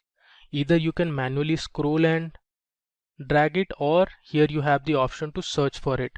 So if I look for child, you can see we have the same column listed. You can just drag it from there. Let me delete this. And I also want the sex ratio. So I'll place it on top of child sex ratio. Next, we want to see it based on different states. So what I'll do is I'll take state name and put it under rows. So here you can see we have our pivot table ready. On the left you can see we have the different state names listed, and on the right we have the values. Now we want to find the average. Now by default Excel will sum the numeric columns. You can see it tells you sum of sex ratio and child sex ratio. So what you can do, you can click on this drop down and go to value field settings, and here summarize values by, you can choose average. You can see the custom name, it says average of sex ratio. Click on OK. Our entire column is now giving us the average sex ratio. Similarly for this column, let me convert it into average. I'll again click on the drop down, go to value field settings, click on average and click OK. And you can see here we have the average of child sex ratio for each of the states. Now the next question says which states had the highest and lowest sex ratio. So we'll consider this column. So we'll sort it in any order you want. You can do it either ascending or descending. Let me sort it in descending order. You can see we have our column sorted now. So in 2011 Kerala had the highest sex ratio, and if I scroll down to the bottom you can see Himachal Pradesh had the lowest, which is around 818. Up next, let's explore one more feature of pivot table. So suppose you want to see the top or bottom few rows of a pivot table, you can do that as well. So here we have a question at hand. We want to find the top 3 cities with the highest number of female graduates. So let's see from the entire pivot table how we can filter the top 3 cities. So I'll go to Insert, click on the pivot table option, go to Existing Worksheet, click on Q5 and hit OK. Now since we want to find the top 3 cities, I'll drag city column onto rows, and then we want the female graduates. So in the search bar I'll look for female and I'll choose this column, that is female graduates, and drag it here onto values. So I have the sum of female graduates for each of the cities. Now since we want to find the highest number of female graduates in the top 3 cities, so let me first sort this column. I'll sort it in descending order. Now we have it sorted. Now from this you can say that Delhi, Greater Mumbai and Bangalore are the top 3 cities, but it's displaying all the cities for us. So let's filter only the top 3. So what you can do is right click and go to filter. Under filter you have the option of top 10. I'll select this. Here I only want the top 3. So either you can go down like this, or you can directly type 3. Your column is already selected. Let me just click on OK. There you go. we have the required pivot table ready, and it only displays us the top 3 cities with the highest number of female graduates. Now the next thing we want to see is how to use a slicer in a pivot table. So we have a question here. What's the total population for all the cities in Rajasthan and Karnataka? So let's create a pivot table for this and see how you can use a slicer to filter the table. Click on existing. I'll click on a location, this time Q6. Click OK. Now since I want the total population, so I'll drag total population onto values, and then I'll select the city onto rows and then the state name also. I'll place it on top of city. So you have in the pivot table all the states and their cities, and on the right you can see the total population for each of these cities. But our question is, we want to find only for Rajasthan and Karnataka. Now for that, what you can do is go to insert and create a slicer. Either you can create from this option, or you can go to pivot table analyze option, and here you have the option to create or insert a slicer. I'll click on this, and since we want to slice the table based on state, that is Rajasthan and Karnataka, I'll choose state name as my slicer field. You can see this is my slicer here. Now you only want the data for Rajasthan and Karnataka, so I'll search for these two. So here we have Karnataka, so let me select Karnataka first, and I also want for Rajasthan, so let me select Rajasthan also. You can see in our pivot table we only have data for Rajasthan and Karnataka. So this pivot table shows you different cities from Karnataka and the total sum of population from each of the cities, and similarly we also have for Rajasthan.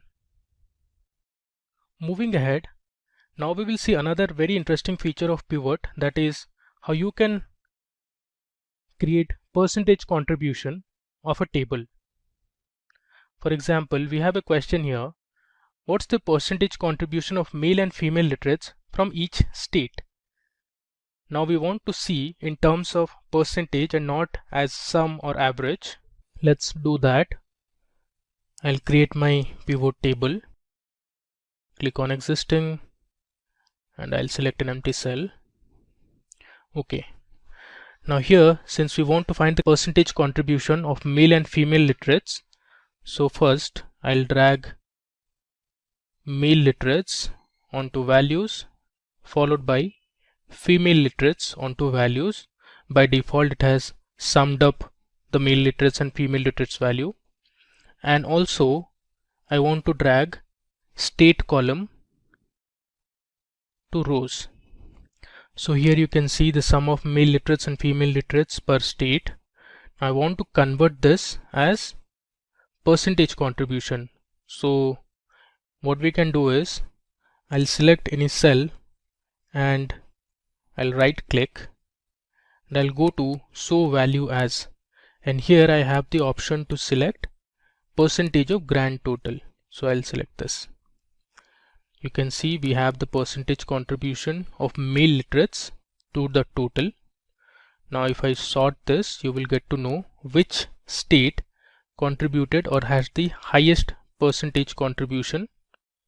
So we have Maharashtra for male literates, then we had Uttar Pradesh in 2011. If I come down, we had Meghalaya, Nagaland and Andaman and Nicobar Islands as those states which had little or minimal contribution to male literates. Similarly, let's do it for female literates. I'll go to show value as and select percentage of grand total. So you can see here also Maharashtra, Uttar Pradesh, then Gujarat and all had the highest percentage contribution to female literates. So this is another good feature to convert your data and see it in terms of percentage. Now moving ahead, let's say we want to find the bottom 3 cities from each state that had the lowest female graduates. We can do that as well. I'll go to insert, click on pivot, go to existing worksheet, select an empty worksheet and click on OK. Now since I want to see based on states as well as cities, so let me drag the state name first onto rows and let's drag the city column onto rows. Next, we want female graduates, so let me look for female graduates in the field list. I'll drag it onto values. Now we have the list of states and their respective cities, and to the right of the pivot table you can see the sum of female graduates from each city. Now first I'll sort this column. I'll right click, go to sort and click on shortest to largest. Now we have sorted our female graduates from shortest or smallest to largest. Now since I want to find the bottom 3 cities from each state, I'll come to this cell, right click, go to filter and select top 10. Now I'll replace top 10 with bottom and I want the bottom 3 cities from each state. I have my column selected, that is sum of female graduates. If I click on OK, you can see here some of the states don't have 3 cities. So you can see Andaman and Nicobar Islands has only 1 city, that is Port Blair, while the remaining you can find the bottom 3 cities with the lowest number of female graduates. So Andhra Pradesh had these 3, in Assam we had Nagaon, then there was Dibrugarh and Silchar. Similarly, if I come down in Haryana, we have Palwal, Kathal and Zind. If I come further, here you can see for Karnataka there's Gangavati, there's Rani Benur and there's Kolar. Similarly, you can see for Kerala as well. Now moving ahead, now in the next example, I'll tell you how you can create a calculated field or a calculated column in Excel with the help of a pivot table. So in a pivot table, you can create or use custom formulas to create calculated fields or items. Calculated fields are formulas that can refer to other fields in the pivot table. Calculated fields appear with other value fields in the pivot table. Like other value fields, a calculated field's name may precede with sum of followed by the field name. So here we have a sales table that has columns like the items, which has different fruits and vegetables, and those have been categorized as fruits and vegetables. We have the price per kg, and this is in terms of rupees, and we have the quantity that was sold. Now let's see, if you want to find the sales for each item in the table, you can create a calculated field. So your sales column is going to be the product of price per kg and quantity. So let me show you how you can do that with the help of a pivot table. I'll create a pivot table first. Click on an empty cell, hit OK. Now if you see on the top, under pivot table analyze and under calculations, we have the option fields, items and sets. If I click on this drop down, I get the option to create a calculated field or insert a calculated field. I click on this. I'll give my field name as sales and I'll select my formula. I'll first click on price per kg and hit insert field. I'll give a space, hit shift 8 to give the product symbol, and then I'll double click on quantity. Now this is my formula for sales, that is price per kg multiplied by quantity. I'll click on add and I click on OK. If you see here, there's a calculated field that is present in the pivot table fields, which is sales, but it did not add it to our original table. Our original table is the same, but here we have added a calculated field which is present only in the pivot table list. Now we can use this. It has already taken it under values. Now let's say I want to find the sum of sales for each item under each category. You can see it here. We have our category fruit and we have our category vegetable, and under that we have different items like apple, apricot, banana. Similarly, in vegetables we have broccoli, the carrots, corn, eggplant, and others. So this is how you can create a calculated field in a pivot table. Now there's one more good feature that Excel offers us in pivot table is to create a pivot chart. So you can use your pivot table and create different charts. So I'll show you how to do that. If I go to insert, here I have the option of recommended charts. If I click on this, Excel gives me some default charts which you can use. Let's say I'll select this. Let me drag it a bit to the right. Here you can see I'll close this pivot field list. This is a nice bar chart that Excel has created. This is called a pivot chart. Now here you can see the category fruits and vegetables and the different fruits and vegetables or the items. In the y-axis you can see the total sales. If you see from the graph, guava made the highest amount of sales. Now if I sort this, let's sort this first. You can see it here, fruit guava made the highest amount of sales. Now since I sorted and changed my pivot table, the pivot chart also automatically gets updated. Similarly, there are other charts also that you can create. Let's go to the insert tab and let's click on recommended charts again. Let's look for a pie chart. So this is a pie chart that you can create. Let me click on OK. So here is our pie chart, and each pie represents a certain item, and the pie that has the highest area represents it had the highest amount of sales. In this case you can see it is guava, and similarly we have other items as well. This is fruit banana, that's corn, and we have spinach and others. Let's explore a few other charts. So first I'll click on my pivot table, go to insert, and under recommended charts let's now select a line chart. If I hit OK, move it to the right. So this is a line chart.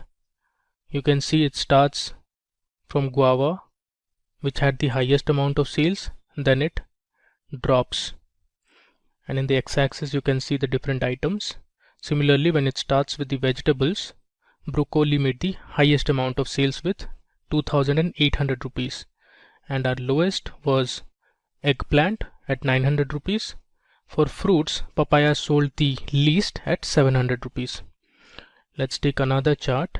I'll go to insert, under recommended charts, let's see, this time we'll see a bar chart. Now this is a horizontal bar chart and not a vertical one. We just saw a vertical column chart like this. This is an horizontal bar chart. Now you can always increase and decrease the size of these charts. Let's explore a last chart. Let's take the area chart for now. So this is an area chart. Again, it looks similar to the line chart. It starts with guava, which had the highest amount of sales. Similarly, papaya under fruits had the lowest amount of sales. Under vegetables it was broccoli, and finally eggplant made the lowest amount of sales under vegetable. Now let's go to our first sheet and summarize what we have done in this demo for pivot tables in Excel. So we had our data. This is 2011 census data from India. We had the different cities, the state names, and we had the total population, total literates, female literates, male literates. We had the sex ratio, total graduates, and other information. So we began by understanding how to create a simple pivot table where we calculated the total population for each state and sorted it in descending order. We found that Maharashtra, Uttar Pradesh had the total population in 2011. Then we saw another pivot table where we calculated the total sum of literates in each city belonging to a certain state. So you can see we had the different state names and the cities under each state. Then we saw another feature where you could calculate the average of a certain numerical column. So here we calculated the average sex ratio and the child sex ratio for each state and found out which one had the highest and lowest sex ratio. After that, we saw how you could find or filter tables. We saw how to find the top 3 cities with the highest number of female graduates. We found out that Delhi, Greater Mumbai and Bangalore were the top cities with highest number of female graduates. Next, we saw how to use slicer in a pivot table. So we sliced our table based on Rajasthan and Karnataka state and saw the total population for all the cities in Rajasthan and Karnataka. In the next sheet, we explored another feature that was to find the percentage contribution of male and female literates from each state. Then here we saw how to find out the bottom 3 cities for each state having lowest female graduates. Now, one thing marked that some of the states did not have 3 cities. For example, Andaman had only 1 city, that was Port Blair, but the others we found out the bottom 3 cities that had the lowest female graduates. Finally, we looked at how to create a calculated field in a pivot table. So we saw how to create a calculated field called sales, and then we explored how to create different charts and graphs. So this was an area chart that we saw. There's a column chart. We also saw or looked at a bar chart, that was a horizontal bar chart. Similarly, we saw how to create a pie chart as well. So how to create a pivot chart, you ask? It is really simple. All you need to do is just follow few steps and you have your pivot chart ready, which is completely interactive. Now all you have to do is select any cell in the dataset you have and rush into the insert toolbar. Then in the group of charts, you have an option called pivot chart. Select on it. Now you'll be asked to select the data range, and you can see Excel has automatically selected all the range that you want to include in your pivot chart. Then you have another option which is asking you to either create the pivot chart in the current worksheet or a new worksheet. For now, let's select a new worksheet. And there you go. Voila, the pivot chart is completely ready. You might ask me, this is completely empty. Yes, the default pivot chart, what you get from Excel, will be completely empty, but you can add the legends and all the data that you want to add onto your pivot chart just by dragging and dropping the data from the right hand side of your Excel sheet, that is from the pivot chart fields. So you can see we have various options: region, category, state, subcategory, sales, quantity, etc. Now I'll add region. I'll add region to access, and comparatively we will see the sales that are happening in those particular regions by dragging sales into values. Now you have all the data in the form of pivot chart, which is completely interactive, which represents the sales happening in those regions. Now you can also select a particular region, right? By default all the regions are selected, but if you want to select only central, then you can do that by deselecting everything and select only central and select OK, and there you go. You have all the data related to the sales happening in the central region. Now if you want to kind of see all the categories of sales happening in all the regions, you can drag the category into values again, and in the region part, okay, I think we have to add category into legends. Yes. Now select regions, that is all regions, and select OK, and you can see the category wise sales in all the regions at one single go. And I hope you did not observe it clearly. The Excel also gives you the completely prepared pivot table as well, right, which is also interactive. You can also get to choose the data from here as well and select OK, and you'll see that being reflected on the pivot chart. So here you can see both pivot table and pivot charts are completely interactive. Now here we have 4 different sheets of the sales. So the first sheet is the West zone, next is South zone, East zone and Central zone. So all this data belongs to one single sheet, that is Superstore dataset. So I have categorized, or I have taken a part of the data which belongs to Central region, South region, West region and East region. Now we are going to use all these 4 sheets and create one single sheet, which is the pivot table of all the 4 sheets. Now without further ado, let's start the process. Now for that, we might want to use the shortcut key, that is Alt D. Now press P. Now this starts the pivot chart wizard. Now here we have to choose the option multiple consolidation ranges. Then click on next. And here you can see the pivot table is clicked by default. Now we'll go to next. Now here, click I will create page fields, or the pivot chart wizard will automatically create if you want that to create for you. Now click on next. Now here, let's select the range. Now I'll be selecting the range. Add it. Now next we'll select east.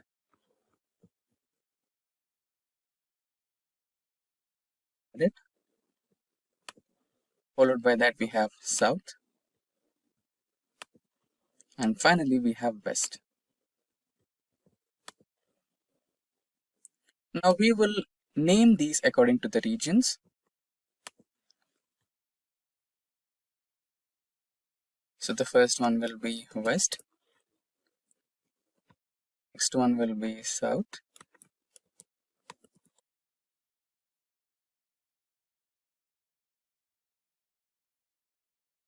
Next one will be east. And the last one will be central.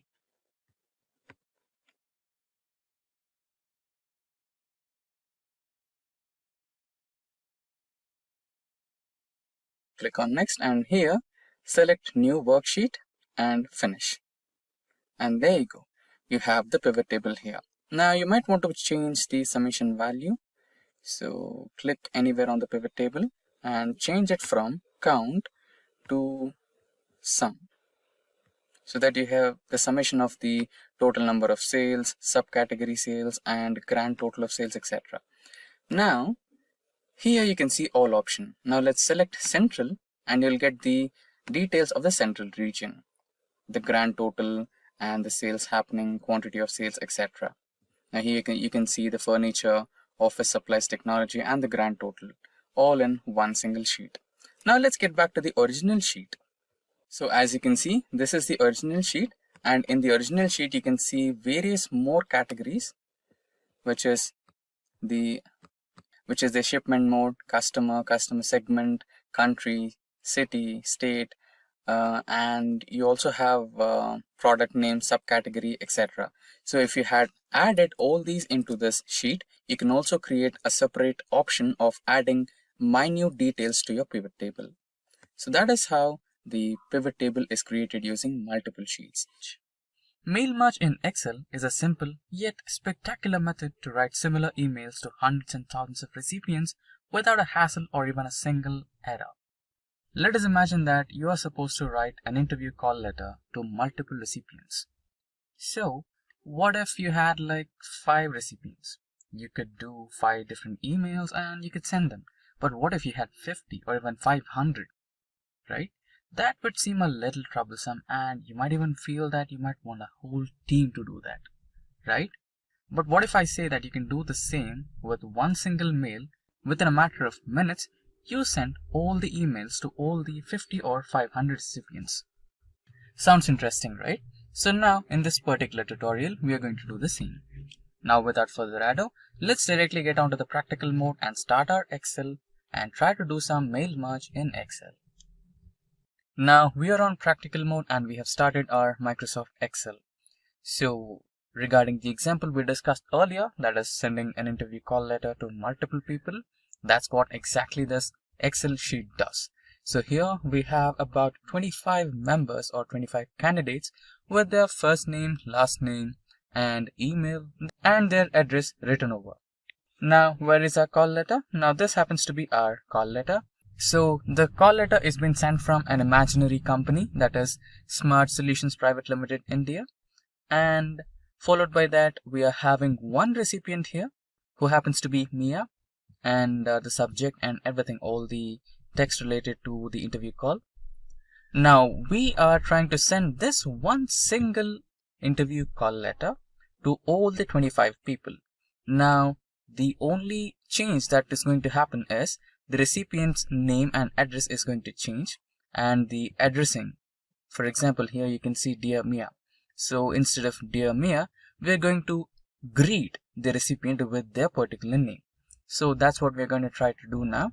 So to do that, you have to go into the toolbar and select Mailings option. In the Mailings option, you can see the Start Mail Merge, Select Recipients, Edit Recipient, and all other options. So here, you might want to select the second group, and inside the second group, you have an option called Select Recipients. Click on that, and now it will show you some options. The first one is type in new list. So if you are having some list, then you can type in, or if you already have an existing list, like what we did, creating an Excel sheet and storing all the email and address and all the recipients' complete details, you can use that as well. So here, we're going to use the existing list. So click on that. Now, it will show you a new dialog box using which you have to navigate to the existing list. So our existing list is named as Mail Merge. So click on that and select Open. Now press OK. Now the next part is to address all the details. So here you can see that to address, and after that you can see the addressing of the recipient. Now we have to encode this mail in such a way that to all the recipients, automatically Excel will replace the addresses, names, and the greetings. Right? Now let's try that. Now let's try to encode the address part. So highlight the address part, and in the same mailings option, you can find the address block in Write and Insert Fields ribbon. So let's select that, and now you can see the address of everyone, right? So this is the preview of the recipient's address. Now you can see that the recipient's full name and state is only available here, not the street and house number, etc. Now you can fix that by selecting the Match Fields option, and here you can include the address, so which might be the house or apartment, and the second one would be street, and postal code you can match it with pin code, and that's all. Yeah, remaining we have everything else. Let's look at the preview, and this is how it looks like. Perfect. Now let's select OK.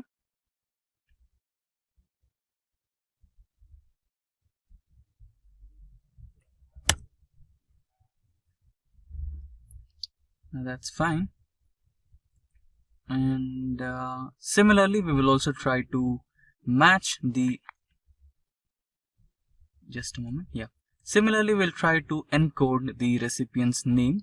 Now for that, let's go into the greetings line. Here you can see you can select the option Dear Sir or Dear Ma'am, or to whomever may concern. And here you have another option, to or just Dear, so we'll go with Dear. And this is how the preview looks like.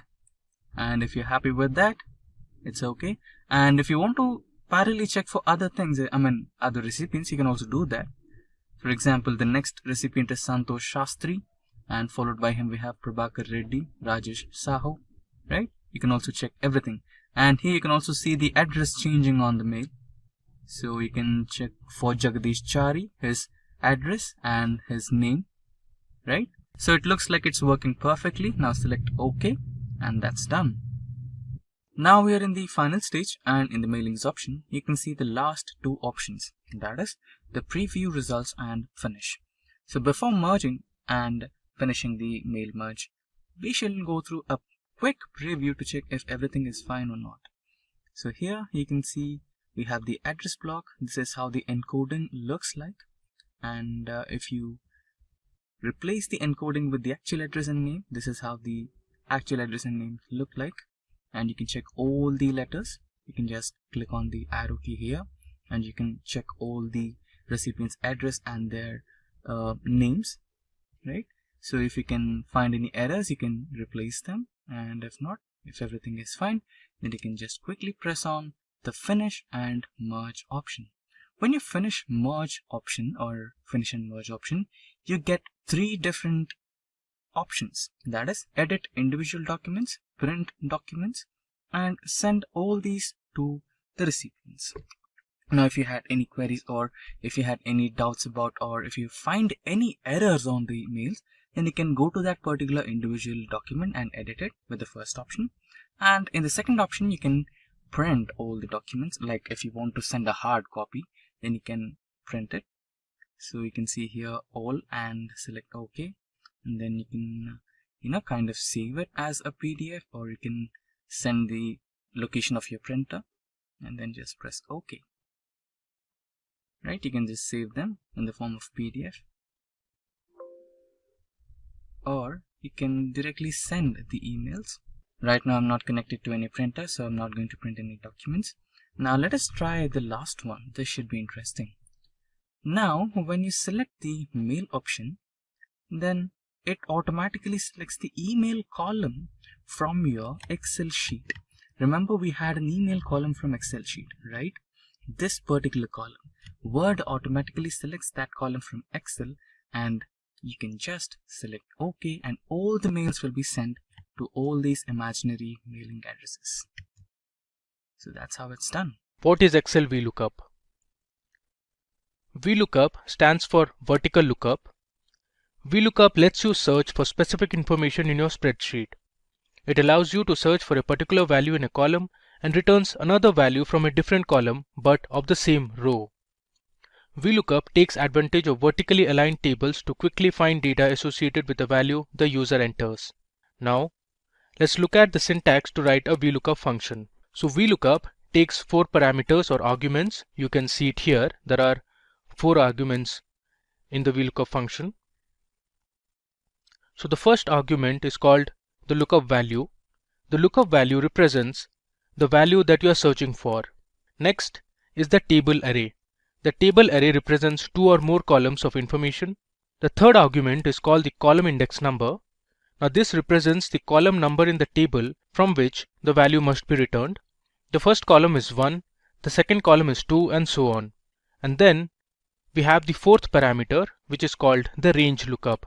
Now this parameter is optional. Now range lookup is used to find an exact match. So if you want to find an exact match, you need to enter false or 0. Meanwhile, if you want an approximate match, you need to enter true or 1.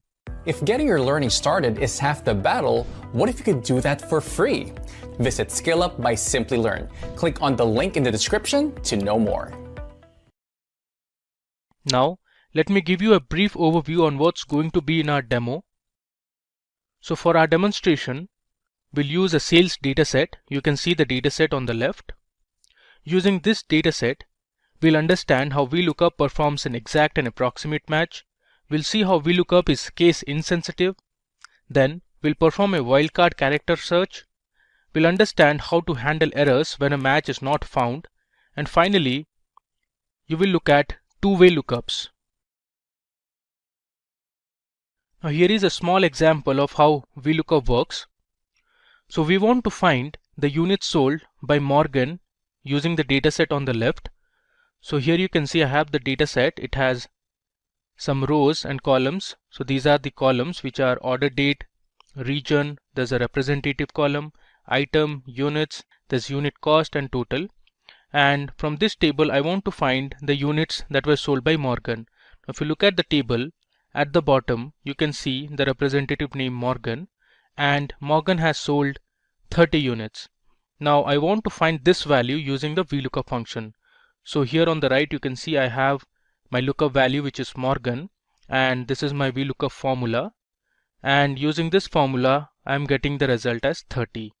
Now let's go to our Excel workbook and perform all the demos one by one. So this is my Excel workbook that we are going to use for our demo, and here is the dataset we'll be using. Now this is the same dataset that you saw a while ago. So this dataset has 7 columns. You have the order date, the region, representative's name, item, there's units, unit cost and total, which is basically the total or the amount of sales that was generated. Now we are going to use a chunk of this dataset and perform our VLOOKUP analysis. So let's see our first example and the problem we have at hand. let me go to the exact match tab. Alright, so here I'm going to use this chunk of data which is actually taken from the original data set. So we have taken the first 11 rows from the data set. You can see from row 2 till row 12 is going to be our data set that we'll use. So we have a question here. We want to find the items sold by Thompson. So here Thompson is my lookup value, which means looking at Thompson, I want to find the item that he sold. So if you consider our table here, you can see we have the representative's name Thompson right here, and from the table you can see Thompson sold pencil, and I want to get this value which is pencil using my VLOOKUP function. So let's go ahead and write our VLOOKUP function. I'll consider this as my lookup value, and here under item I'm going to write my VLOOKUP formula. To write the VLOOKUP formula, I'll write first equal to, and I'll write VLOOKUP. Now if I hit tab, it will autocomplete. Alright, now let's give the parameters. So first is going to be the lookup value, which is nothing but Thompson. So I'll just select this cell, which is J17, comma. Now it's asking to give the table array. So the table array is the table from which you want to retrieve a value. One thing to keep in mind is that the value you are looking for should be the first column of a table, and you can select the table array till the end of the dataset or till the column which has the value you want to find. So here I'll select my table array starting from the representatives column till the end of the item column, which is going to be my table array. Then I'll select the column index number. So the column index number is based on the table array you have selected. In this case, my column index number is going to be 2 because we have selected just 2 columns, and the value which I am going to find is in the second column. So I'll give 2, comma. Now the range lookup I am going to give is false because I want to find an exact match. So either you can hit tab or you can write 0, which means false. If I close the bracket and hit enter, it will return me the item that Thompson had sold, which is pencil. You can verify from the table that Thompson had sold pencil. Alright. Now let's try to change the table array and see what result are we getting. So this time I'll slightly change the table array. So again we are trying to find the item that Thompson had sold. So I'll write my formula equal to VLOOKUP.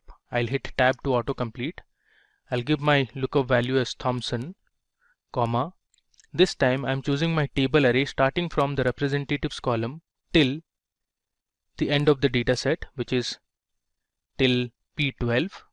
Again, my column index number is going to be 2 because if you consider this table array, the item column is the second column in the selected table array. So I'm going to write it as 2, comma. The range lookup I want to give as false because I want to find the exact match. If I close this and hit enter, you can see it has returned me the same result that we saw earlier. Now suppose, let's say this time I want to start my table array from the region column, which is this column. So I want to select my table array starting from the region column. Now this is going to show me an error because your table array should always start from the lookup value column. So if you consider Thompson as the lookup value, my table array should always start from the representatives column. So let's just try this example. So I'll write VLOOKUP. My lookup value I'm going to give it as Thompson, comma. The table array, as I mentioned earlier, I'm going to choose from the region column, and let's say I'll select till the item column, give another comma, and this time my column index number is going to be 3 because since the table array has 3 columns and my item column is the last column, so I'm going to give my column index number as 3, comma. I want to get the exact match, so I'll give 0. If I close the bracket and hit enter, you can see it has given me an error. Okay, now let me just show you another method to use VLOOKUP in Excel. So here on the top you can see there's a formulas tab, and under formulas tab under function library you see we have an option to select lookup and reference. If I click on this and if I scroll down below, you can see there's an option called VLOOKUP. Let's choose this. Alright, now here you can give your lookup value, your table array, column index number, and the range lookup under this function arguments dialog box. So here I want to select my lookup value as Thompson. My table array is going to be from the representatives column till, let's say, the end of the data set. My column index number is going to be 2. I'll write 2, and range lookup I'll write as false because I want the exact match. Now if I hit OK, you can see it has given us the exact same result. So this is one of the other ways to use VLOOKUP in Excel. Now let's move to the next sheet, which is regarding approximate match. Okay, so sometimes you might have cases where you don't have the lookup value present in the table. In those cases, you can tell VLOOKUP to return an approximate match. Now one thing to keep in mind is that your lookup value column should always be sorted in ascending order while trying to get an approximate match. So here we are going to use this table, and my lookup value column, which is going to be the representatives column, is already sorted in ascending order. And let's see the question we have here. So I want to find the item sold and the unit cost for Matt. So my lookup value is going to be Matt. Now if you see this table, I don't have the representative's name Matt anywhere in the table. Now using an approximate match, I want to find the item and the unit cost. So let's do it. So here under item, I'll write my VLOOKUP formula. So I'll type VLOOKUP, I'll hit tab to complete it. And this time my lookup value is going to be Matt. So I'll select this cell, comma. My table array I'll select from the representatives column till the end of item column because I want to find the item value for Matt. I'll give a comma. My column index number as per the table array is going to be 2, comma. My range lookup this time I'm going to give is true or 1. So I'll write 1, close the bracket, hit enter. Alright, it has returned me binder was the item sold by Matt. Now let's try to figure out why VLOOKUP returned binder as the item. Now let's say you were asked to insert the name Matt to the representative column in alphabetical order. So where would you place it? Ideally, you should place between Kivel and Morgan. Since this column is already sorted, Matt should appear before Morgan and after Kivel. So in an approximate match, VLOOKUP will consider the previous highest value. In this case, the previous highest value before Matt is Kivel, and hence VLOOKUP returned the corresponding item purchased by Kivel, which is binder. Now similarly, if you wanted to find the unit cost for Matt, again VLOOKUP will return the unit cost of Kivel, which is 125. Let's just try it out. So I'll write VLOOKUP. My lookup value is Matt, comma. My table array for this time is going to be from representatives column till the unit cost column I'll consider. I'll give a comma. Now the column index number as per the table array is going to be 4. I'll give another comma, and this time I'll double click true because I want an approximate match. If I close the bracket, hit enter, you can see it has returned me 125, which is actually Kivel's unit cost. Okay, we have another question, and this time I want to find the units sold by Rob. Now Rob is going to be my lookup value. If you see the representatives column, we don't have Rob. Now let's see what VLOOKUP is going to return as the item for Rob. So I'll write VLOOKUP. I'll give my lookup value as Rob, comma. My table array is going to start from the representatives column. I'll select till here. I'll give a comma. My column index number is 2. I'll give another comma. I'll double click on true. So I close the bracket, hit enter. You can see VLOOKUP has returned me pen. Now let's understand why VLOOKUP returned pen for Rob. Now if you are asked to insert the representative's name Rob into this column, so ideally Rob would appear somewhere between Morgan and Sorvino, because since this is sorted in ascending order, Rob is actually greater than Morgan and is less than Sorvino. So as you know, VLOOKUP in an approximate match returns the previous highest value, which is Morgan here, and the corresponding item for Morgan is pen, and hence VLOOKUP returned pen for Rob. Alright, now moving to the next sheet, which is another property of VLOOKUP, which tells VLOOKUP always looks to the right. This means that your lookup value must always be on the left, and the value you are going to find out should always be to the right of the table. Now consider this scenario where your lookup value is on the left. In this case, it is the representative's value, and I have taken Sorvino for an example, and we want to find the order date for Sorvino. Now if you consider this table, your lookup value, which is Sorvino, is actually this column, the representatives column, and we are going to find out the order date. So your representative's name is on the right of the table, and the value we are going to find out is on the left of the table.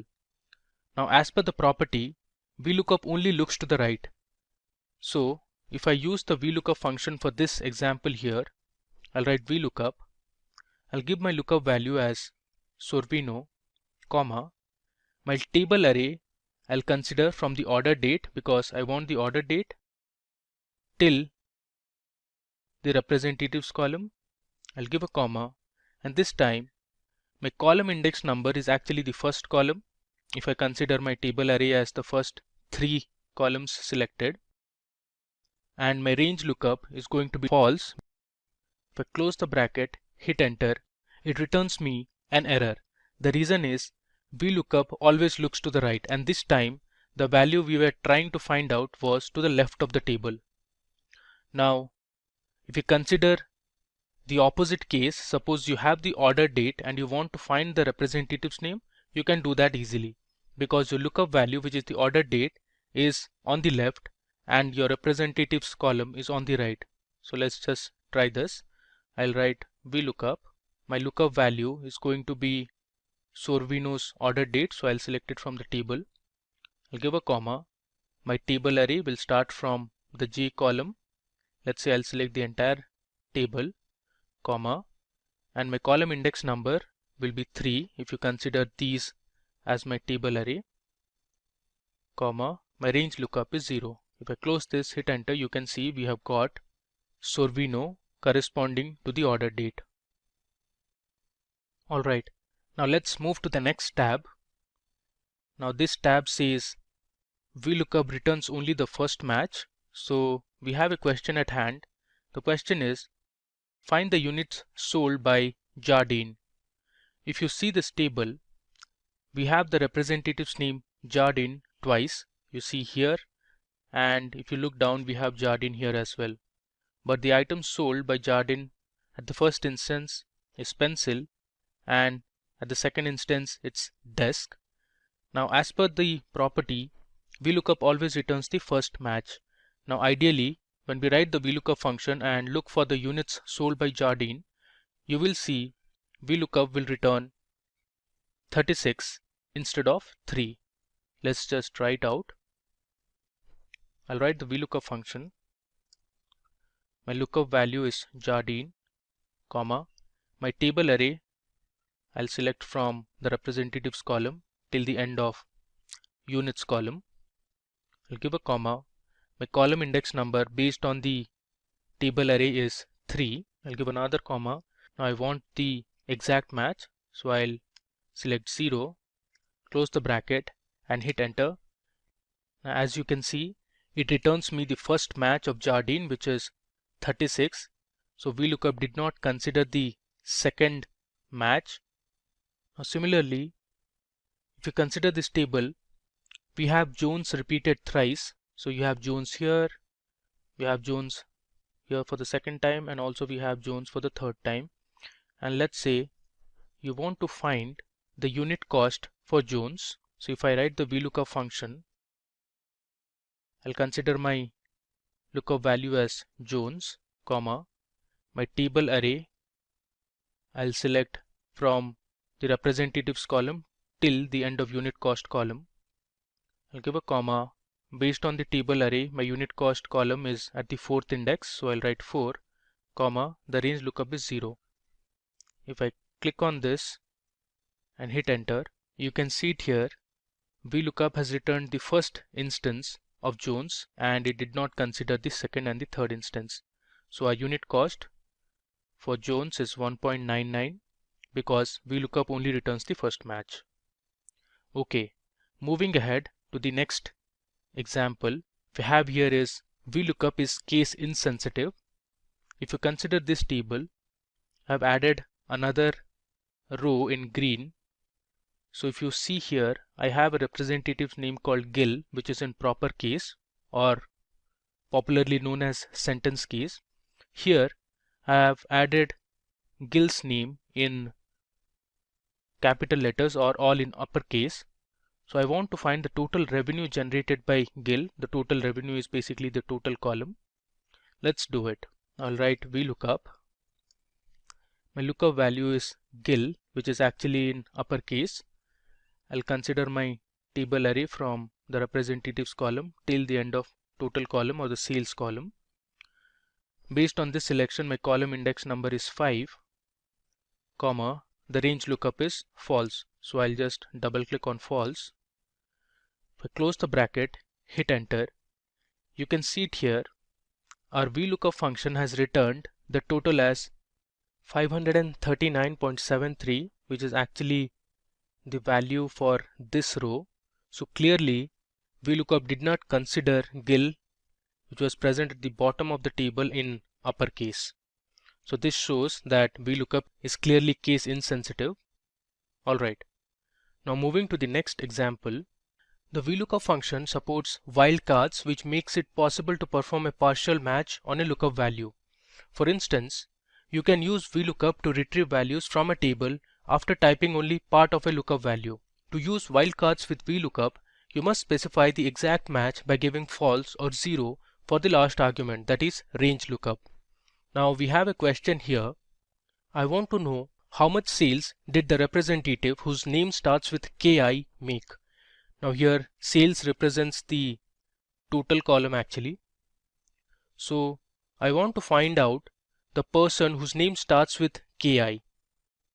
So if you consider the representative column, I have one representative whose name starts with KI, that is Kivel. So using KI as my lookup value, I want to find the total. So let me show you how to use wildcard characters and find the value using VLOOKUP. So I'll write my function VLOOKUP. Okay. Now in lookup value, I'll give KI. After that, I'm going to write ampersand followed by double inverted commas. Then I'm going to write a star and close the inverted comma. This means the value starts with KI, ampersand actually represents concatenation, and star represents anything followed by KI. So this is going to be my lookup value in total. I'll give a comma. Next, I'll select my table array starting from the representatives column till the end of total column because I want to find the sales. I'll give another comma. My column index number based on the table array we have selected is 5, comma, the range lookup is 0 because I want to find an exact match. I'll close the bracket, hit enter. You can see it here. VLOOKUP has returned me 999.5, which is actually Kivel's total. Now there's another way to do it. Instead of selecting the cell in which we have the lookup value, I can directly write it in the VLOOKUP function. So I'll write the VLOOKUP function something like this. So my lookup value, I'll pass KI within double inverted commas because KI is a character value. So within double inverted commas, I'm writing KI followed by ampersand, which is for concatenation, followed by a star within double inverted commas. So this is going to be my lookup values. This in total means anything that appears after KI will be considered as the lookup value. Again, the table array I'll select as these rows and columns, comma, my column index number would be 5, comma, the range lookup is 0. If I close the bracket, hit enter, you see we have the same value. So this is another method or another way of using VLOOKUPs. Okay, now moving ahead, let's explore another feature of VLOOKUP. So if the VLOOKUP function cannot find a match, it returns a #NA error. Now if you want, you can use the IfNA function to replace the #NA error with a friendly message. So suppose you want to find the region in which an order was placed on 10th of May 2018. Now if the order date is not found, I want to return a message that is invalid date. So if you look at the order date column, we don't have any value for 10th of May 2015. You can see these values. We don't have any value corresponding to this date. So if my VLOOKUP function cannot find this lookup value, I'll return invalid date. So let me show you how to write this. I'll type my VLOOKUP function. I'll give my order date as 10th of May 2015 as my lookup value, and then I'll consider my table array starting from the order date column till the end of region column. I'll give another comma. My column index number would be 2 this time based on the table array we have selected, comma. I want an exact match. So I'll give 0, close the bracket and hit enter. There you go. It has returned me an error. Now I want to convert this error to a friendly message saying invalid date. So let me show you how to do it. I'll do it here. So to return a valid message, I'll use the IfNA function. And within IfNA function, I'll give my VLOOKUP function. So let me type IfNA. I'll hit tab. Now for the value parameter, I'll use my VLOOKUP function. So my lookup value is going to be the order date, comma. My table array I'll select from the order date column till the end of region column, comma. My column index number is going to be 2, comma. My range lookup is 0. I'll close the bracket, give another comma. Now if this expression results in an error, I want to display a message that is invalid date. So I'll put invalid date within double quotes since it is a text message.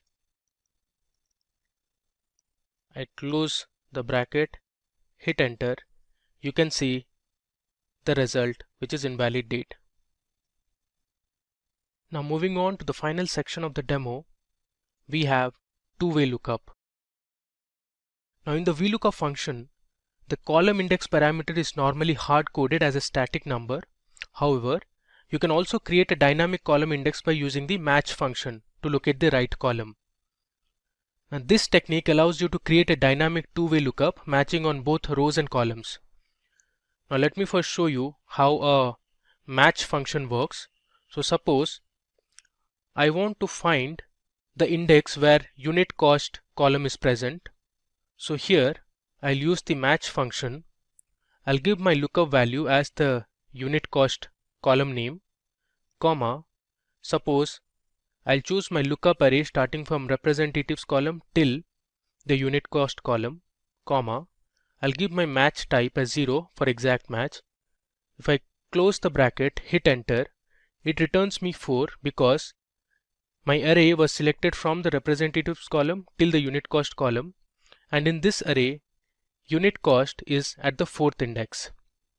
Alright, now using this idea, let's solve the following problem.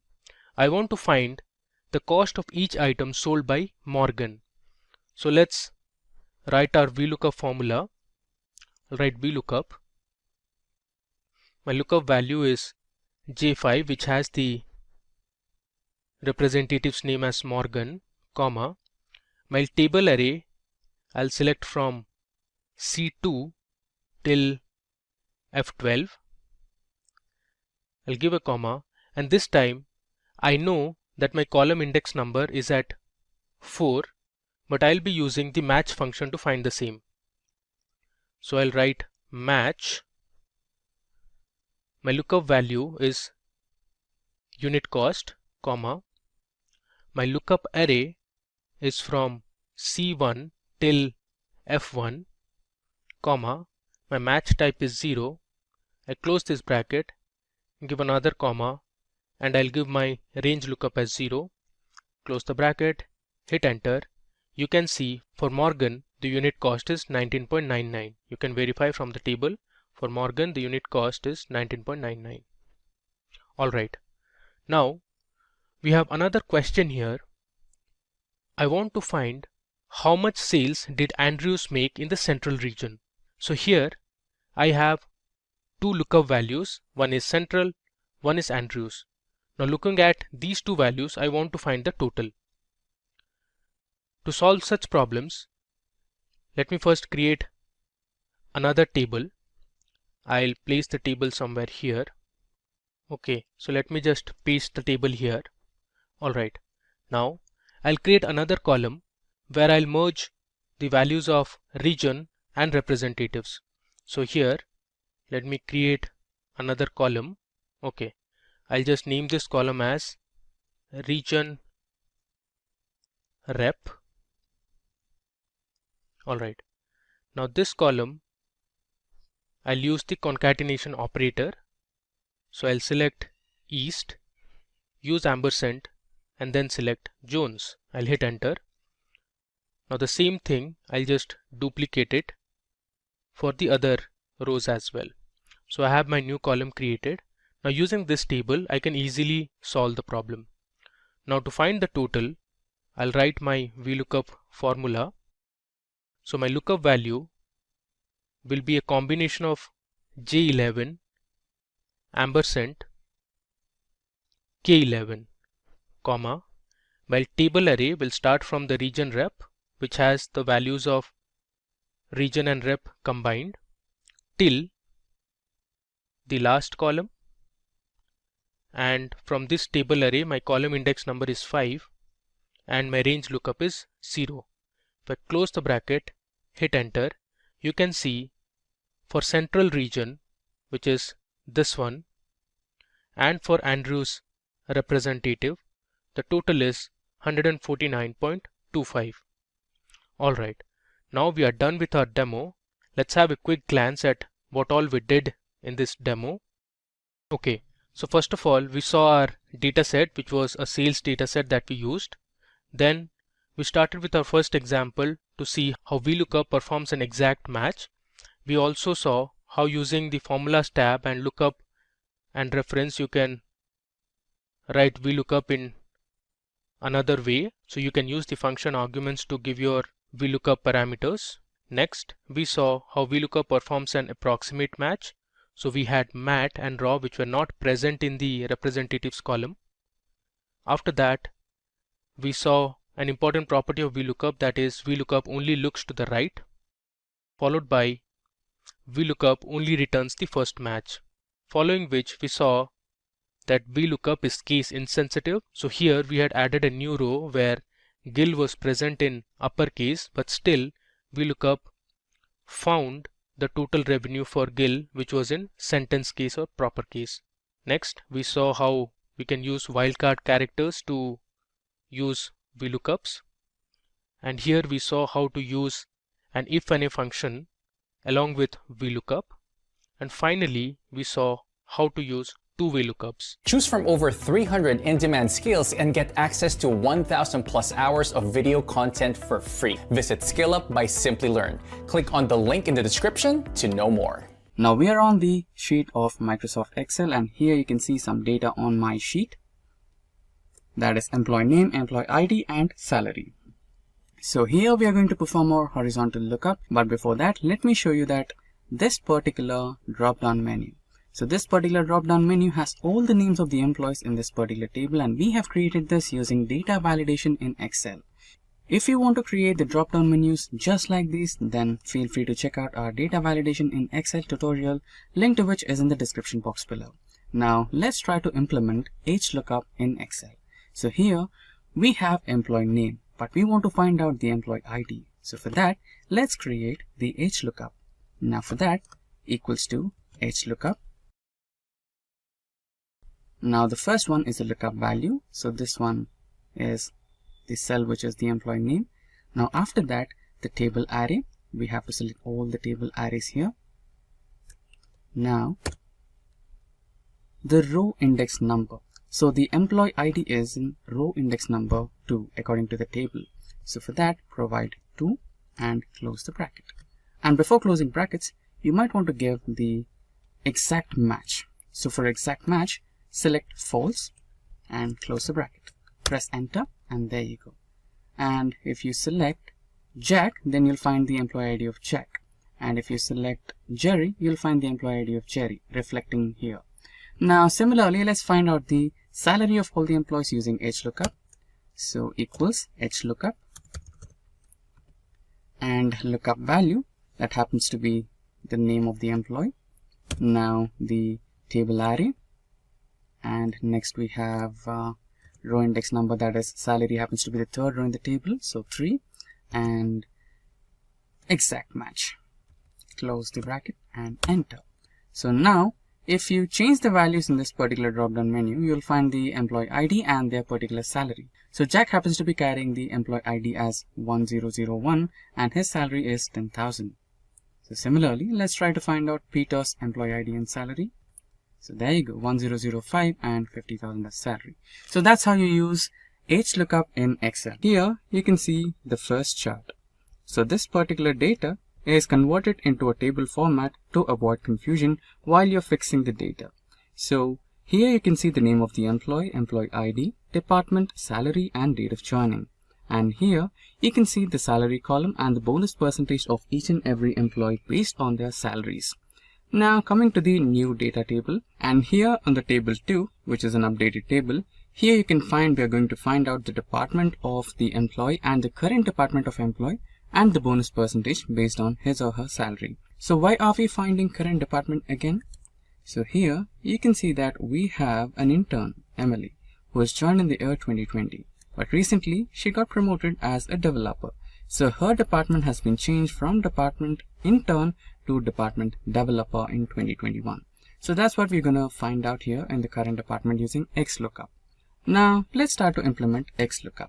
So for that, equals to XLOOKUP, and for lookup you can see if we need to find out the lookup value, lookup array, return array, and all the other two are not important right now, but you can use them to get some exact matches in the future. We'll also use that in the future. For now, let's try to use the first 3 parameters, that is lookup value, lookup array and return array. So the lookup value is the name of the employee Mary, and lookup array is right here, which is this one. Now we are going to select the lookup array, then comma, and we're going to look up the department. So this is the department lookup array, and that's all we need. Close the bracket and press enter. Okay, I think we missed out the lookup value. So the employee or the lookup value which we required was missed, so I've added it here. So that is the lookup value, the first one, which is Mary. And there you go. Press enter and you have the department here. Now let's add it to all the rows, and here you have all the rows and all the data related to all the employees. Now we will find out the current department. As you can see, here you have Emily as intern, which is the older data. But what if you needed the latest data, that is the developer in the year 2021, right? For that you might want to work the XLOOKUP formula a little bit. So let's try that. XLOOKUP, lookup value, which is the same, and comma. Now where you have to look for the array, that is lookup array, this one, and the return array, which happens to be this one. And next,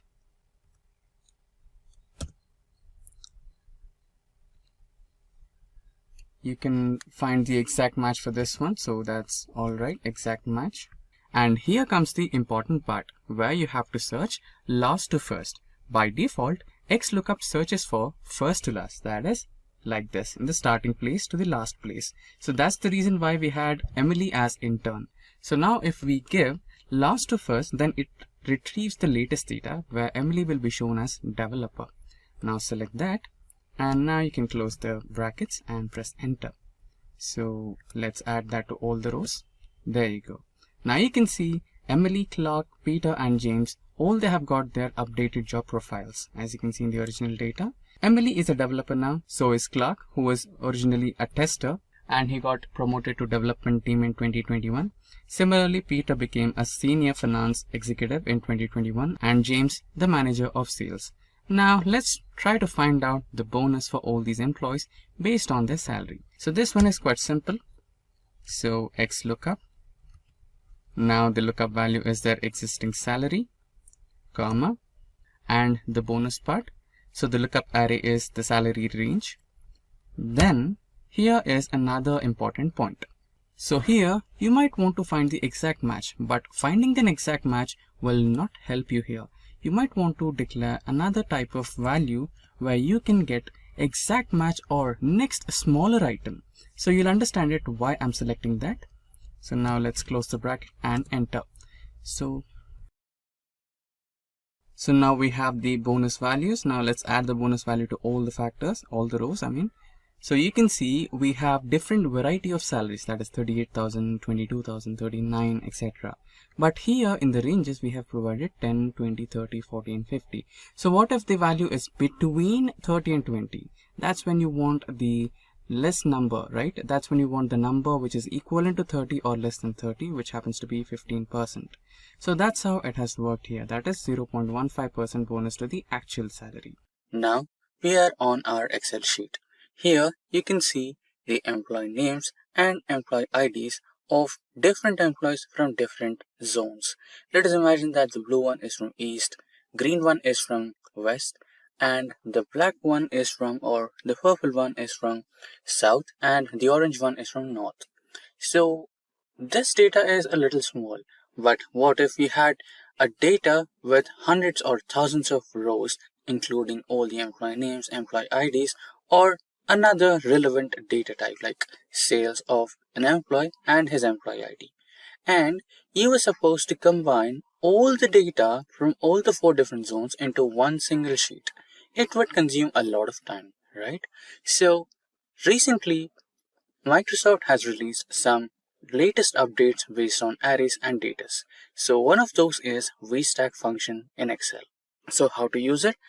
Since it is a latest function, I recommend you to go to the file menu, and in the file menu you can navigate to account, and in the account you can see the option of update options. Then you can select update now and your Microsoft Office will be updated to the latest version, and you'll get access to the latest functions in Excel and all the other Office related things like PowerPoint presentation, etc. Now we are going to implement the VStack function in Excel. It is completely simple. All you need to do is equals to stack and then select the data. Remember to select the data from column A and cell 2 or the row 2. We are not selecting the employee name and employee ID. We are just selecting the data. Now separate them by comma. Then again this one here, this set, and again this one, and again lastly this particular last set. Now close the bracket and press enter. And there you go. You have all the employee names and their respective employee IDs all together in one data set. So this is how you use VStack function in Excel, and there are also a few more new updates from Microsoft Excel and we will discuss on them sooner. So the name itself conveys that it is something like a reference function, right? So it refers to a cell which is present in a particular sheet or the current sheet, or it refers to a particular range in the current sheet, or it can also refer to an entire workbook in a current window, right? So you can stay here on the sheet number 1 and you can refer something which is present on the sheet number 10 or 11. You can stay in this current workbook and refer to something which is around in a different workbook altogether. So that's exactly how the indirect function in Excel works. Okay, so I guess the definition was a little difficult to get. Let me show you a simple demo here so that it becomes a little easier for you. So currently I'm in the cell number A2, right? Now here I will implement the indirect function. Press tab to select it, and now I'll refer to the cell C2 and let's enter, and there you go. Let me properly close the window, it's there. So let me implement the indirect function here. So equals to indirect and press tab to select. Now I'll be selecting the cell C2, and inside C2 we have E2 address. Now the formula is fine. I have implemented the indirect function and selected the cell E2, and now if I press enter, see the magic. There you go. So in the cell E2 we have the text hello world. So when I use the indirect function to refer, which is something in C2, it is indirectly referring to another cell address, that is E2, which has the text hello world. Now this one was a little pretty simpler. Now let's check some complicated ones, and we'll move to sheet number 1. Here we have some student names and their marks on the individual subjects, that is math, science, English, computer science. And here you can see I'm selecting the student names, and accordingly I'm getting their average score and the total marks obtained, right? Seems interesting. How did I do this? So this is done exactly using the indirect function. So let's do it again. So this is how you do it. Now here I will be using, okay, before we get into this, we need to do some fundamentals before we do it, right? So the fundamentals are, you need to name your individual columns. So here I have Brian and his marks. So I'll select entire marks of Brian, ranging from B2 to B4. Right click, and here you can see define name, and I'll be naming it as Brian. It's already named. We might get an error, so it's already named. Okay, let's add another one, maybe Jennifer. Let's cancel this. So let's add Jenny, and her marks will be 96, 87. I'm selecting some random numbers here. So 87. So we have the new column here. Now we need to name this column, define a name, and it's Jenny. So Excel has automatically selected the name for this column. So let's press OK. Now we have our columns ready. Now here if you see the drop down, we have Amy, Banner, Brian, Brock, Emily, Jenny, John, everyone over here, right? So the columns are named, the individual columns are named. So now the student name. So here you can use some simple trick called data validation here. Select the data option in the toolbar, navigate to data tools. Here select data validation, and in this, instead of any value, select list, and here give the source as this particular set. Press OK, so that you get the drop down menu over here. You can also type the individual names again. When you type the individual names, you might go wrong with the case or spelling, right? So it's better always to use this kind of list options, which will make things easier for you. Now getting into the average calculation. So here the average will be equals to average. Press tab to select. Now the indirect function. Indirect of the cell address, and close the bracket. First you might get an error because currently it is empty. So select some name and you'll get your average score.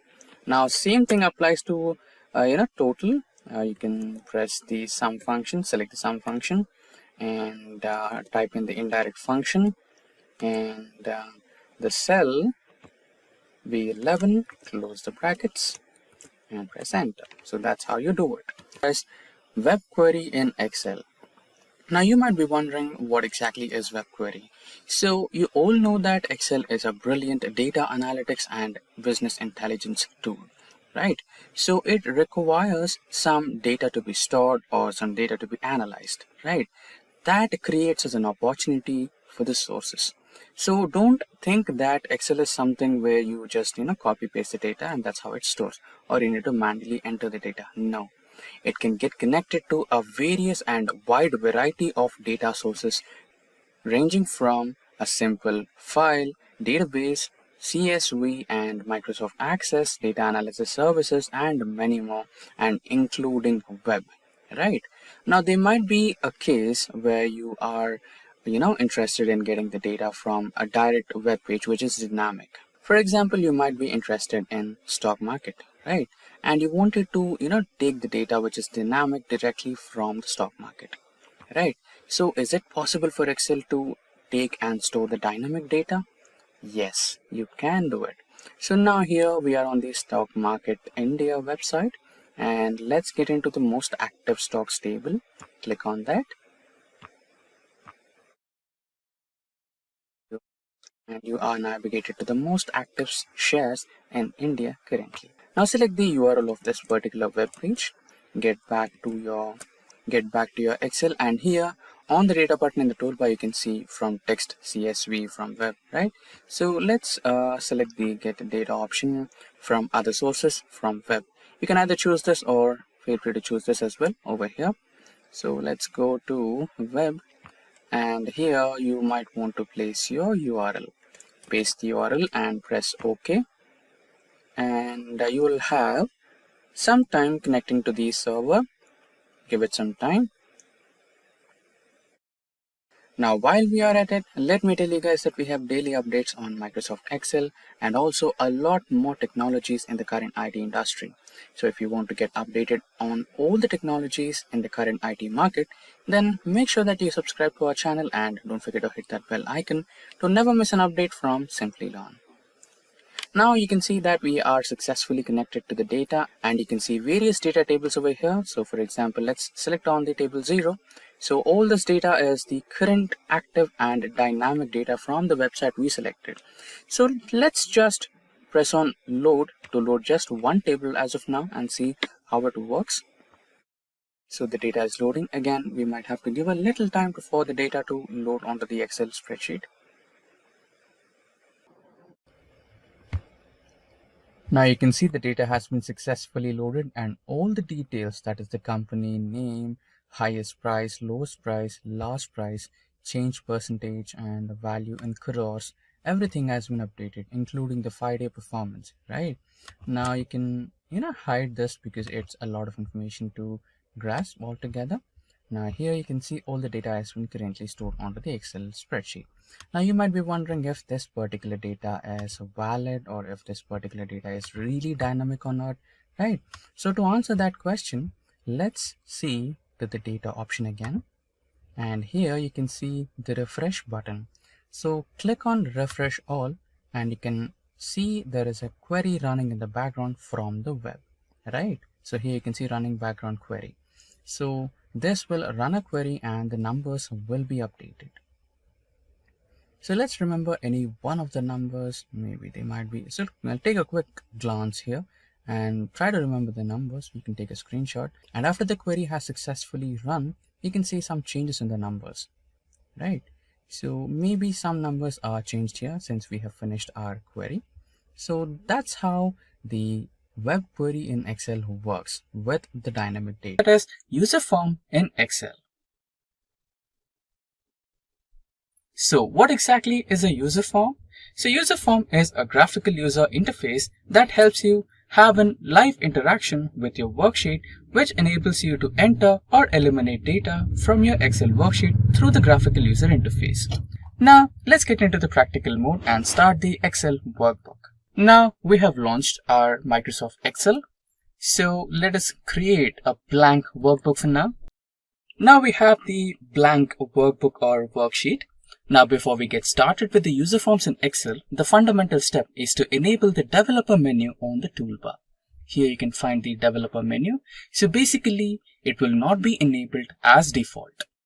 To enable that, you need to get into file menu, and inside the file menu you can see the last menu, that is the options menu. Select that and you will have a dialog box on your screen. And inside that, you need to go into the customize ribbon option. And inside the customize ribbon option, you have the main tabs. Scroll through the main tabs, and here you can find an option called developer. By default, it will not be enabled. It will look something like this. But to enable that, you need to select the check option in this and click on that and select OK. Now the developer option will be enabled on your tool menu. So now you have your developer option on your toolbar. So to get started with user forms in Excel, click on the developer option, and here you can see Visual Basic. So click on that Visual Basic, and now you have your new window opened right on your screen. So this is the Visual Basics for applications. So here is where you create your user forms. Now to create a user form, just select on Insert menu and you have the option called User Form. Now a new user form will be created for you, and that is user form 1. So this is the user form which you can design and enable to interact with your worksheet and help you insert data or eliminate data. For now, let's try to create a simple user form for employees. Now here you can see the controls option where you can find the various options to provide an object into your user form. So it might be a label, it might be a text box, it might be a multi-page, it might be a command button, it might be a frame or a toggle switch, many more. For now, let's make it simple. Let's create a label. So this is our first label. We have just dragged and dropped it, and let us name it as, okay, so let us select it and rename it as employee ID.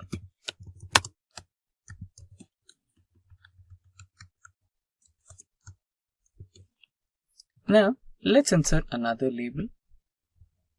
Drag and drop, as simple as it looks. Select that and rename it as employee name. Now another one, you can also copy that and paste it.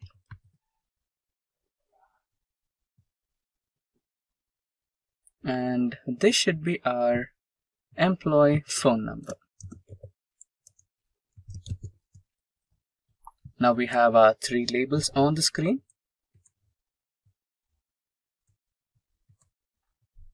Let's try to insert the text box. Now this is our first text box for employee ID.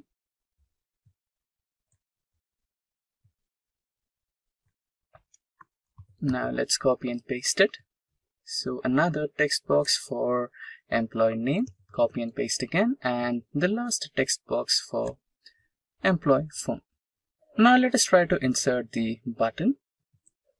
So the first command button, let us rename it as insert. Now let us relocate it to a little bit left. Now let us try to insert another button. And here it is. The second button would be refresh sheet. The refresh button will play the role of clearing the text boxes in case if there is some data already entered. If you want to clear that, you can just press on refresh and it will be cleared. Now we have our user form.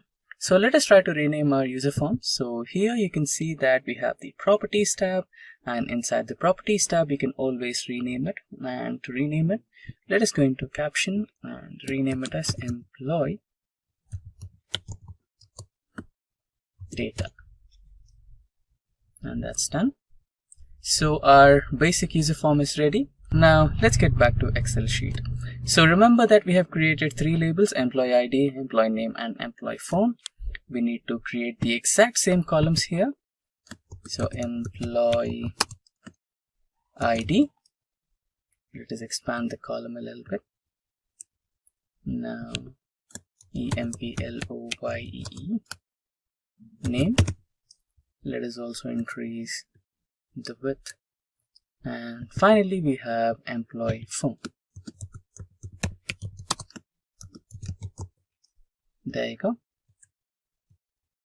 Yeah, we have our 3 columns. Let us select all the 3 columns and align to middle. You can also format your cells. Let us select the green color and text as white, and let us bold. Yeah, pretty good. There you go. So we have created our sheet and it's ready now. Now the last part remaining is we need to code this particular user form. So coding in the sense, we have two buttons over here, right? So those buttons should be performing some kind of operation. So for insert button, the operation should be inserting the data which we have entered into these text boxes. So to program it, just double click on the insert button and here eliminate everything and paste this code. So basically what we did is we had this particular code segment. So this is the starting part of the code segment and this is the ending part of the code segment. So we are writing our code in between these two lines. So what did we write here? So end of the row is sheets of sheet name. So this is the sheet name. Right here we have our sheet name as sheet 1. So that is the sheet name where we want to perform the operations, and range from A to rows count, end XLF row. That is, we are counting the number of rows here. That particular statement will count the rows till the end of the sheet automatically. And after that it will shift to text box value. That is, once the row number is counted, that is from 1 to n, it will start entering data from the first available row. That is A column. A column. Then once the A column is finished, it will enter into B column and subsequently into C. And once the text boxes are entered the data, that is, let's come back to here. So once we have entered all the text, that is the employee ID, name and phone, after selecting the insert button, automatically these three text boxes should go blank again. You cannot have the same data again in your text box. So that is why we have included text box value 1 null, text box value 2 null, text box value 3 null. So that was for command operation insert. Now we should program the command operation for refresh. Double click on that and you have the code option over here. So this particular code will be automatically loaded from the click button 1. Now for click button 2, you need to add some more data, that is refreshing. So whenever you press the refresh button, the text should go blank. For that we'll use the same code from the previous click button or the command button. Paste it over here and this should perform the clearing operation. And it's done. Now close this. So select the employee data, user form, and here you can see the run option. So select that run option and the sheet has the user form here. Now let us enter the employee ID as 1, 2, 3, 4, 5 and employee name as JOHN.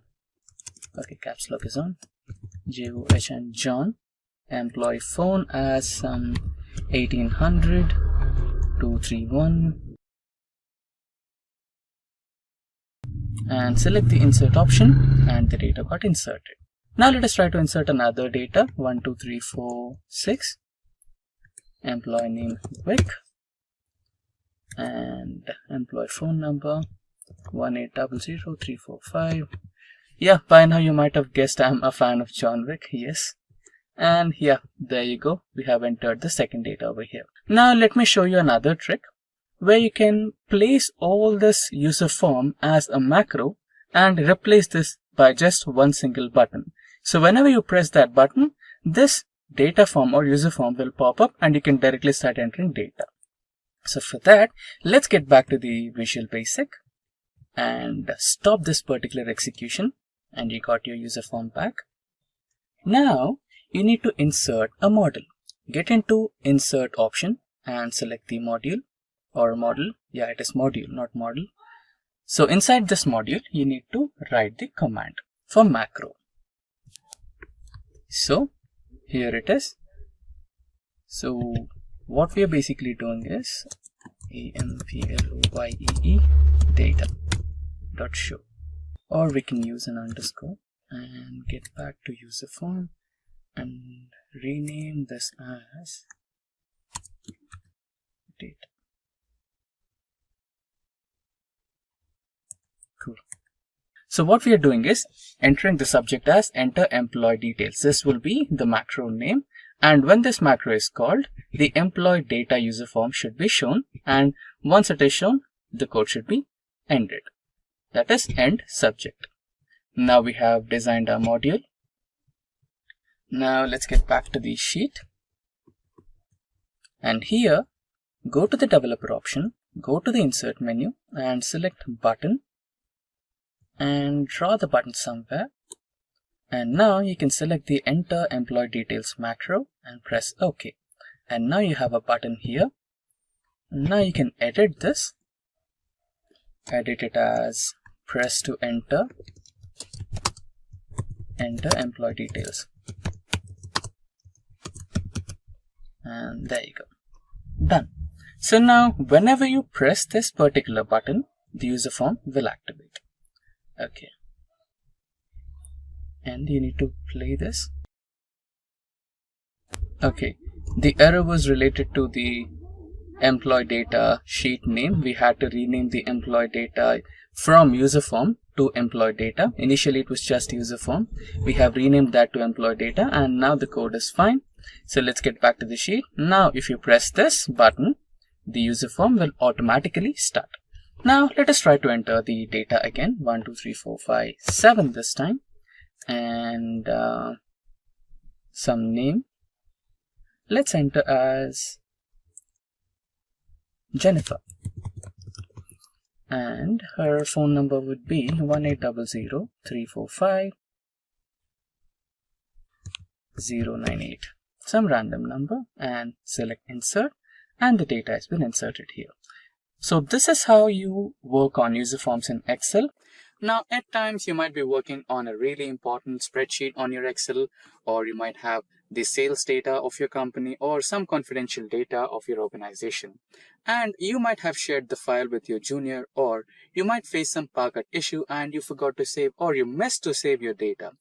And what to do if you cannot save your data, and how can you recover it, right? So this might be a really big hassle.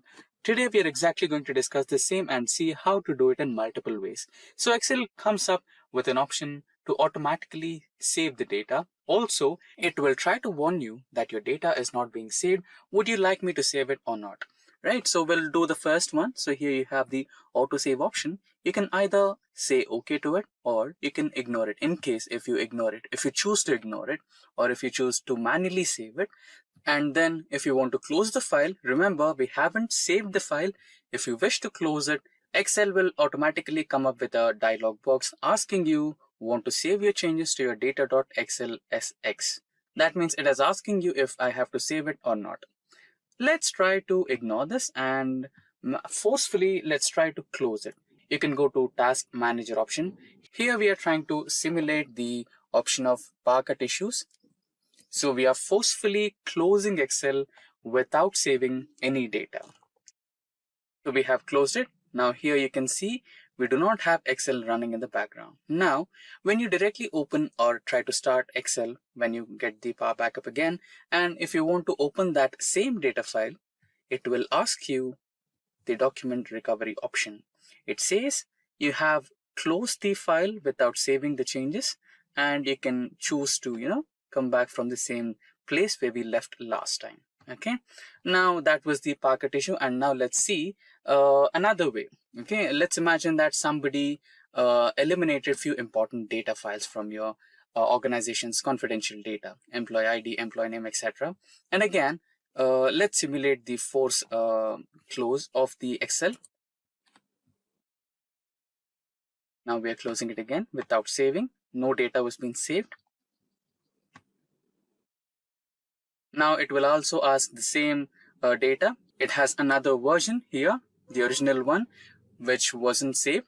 So here you can recover the same file again, however it was initially. So you can save it and it will get back to the original place.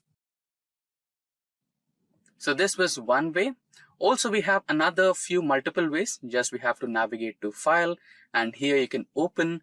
And in the open menu, you have a button called Recover Unsaved Workbooks. Not just the current workbook, it will also have all the remaining files which are related to Excel that are not saved. So here you have a few workbooks which was not saved. This is one option, and we also have another option we can just navigate to Info, and there you have another option called Manage Workbook, and in the Manage Workbook you have another option called Recover Unsaved Workbooks, which will also redirect you to the same file, that is Microsoft Office unsaved files, and you'll have all the unsaved workbooks which are related to Excel. So this is how you can recover the unsaved data in Excel using multiple ways. First thing, Excel will automatically ask you if you have to save the file or not, and in case if you forget to save it, you can directly recover it by default by Excel. It will automatically show that some folder was not saved on the left side of your Excel spreadsheet by default, and in case if you missed out on that one, you can manually go to File and you can either choose Open option or Info option to recover the unsaved folders from your default file location from your PC, that is Microsoft Office unsaved files, etc., which will have all the list of all unsaved workbooks related to Excel. Let's see what is a project plan. Project plan is a basic thing that is needed to execute a project. According to Project Management Book of Knowledge, a project can be defined as an approved, elaborative document that guides the team during project execution and project control. When we are making a project plan must answer several questions for us. These questions are like, what are we expecting our project to deliver? How are we expecting to get our deliverables within the desired time? Who all will be a part of our project and what tasks they will have in the project? When will the project start and when it is expected to end? That is, the deadlines of the project. Now, let us learn about project management in Excel. Microsoft Excel is one of the most common applications these days. It is used in both offices and at homes. Microsoft Excel is an easy project management tool that allows the team members to easily see the tasks in a project, develop a plan, and track its progress. Before we learn more about project management in Excel, let's first have a look, why do we use Excel? Microsoft Excel is an easy tool to plan a project, so it can be used by people who are beginners in terms of project management. In Excel, one can find several analytical tools like concatenate, len, and counter, so this makes data analysis easy and effective. As the entry of data is easy, same is tracking and controlling of project status. Then, there are several project management templates in Excel that help us to have an effective distribution of project data. We will be checking several project management templates towards the end of this video. Now, let's have a look at the process of making a Gantt chart in Excel. Before we begin this, it's important we know what is a Gantt chart. A Gantt chart is like an horizontal bar chart that is used for project management. With the help of a Gantt chart, we can check the status of the task, the date they start, the date they end, and their dependencies on each other. Gantt chart helps in coordinating and monitoring different tasks in a project. Now, let's have a look at the steps that will help us in making a Gantt chart. First step we have is make a project table. We have several rows and columns. Like here, we have 3 columns. In the first column, we have the tasks. In the second, we have a start date.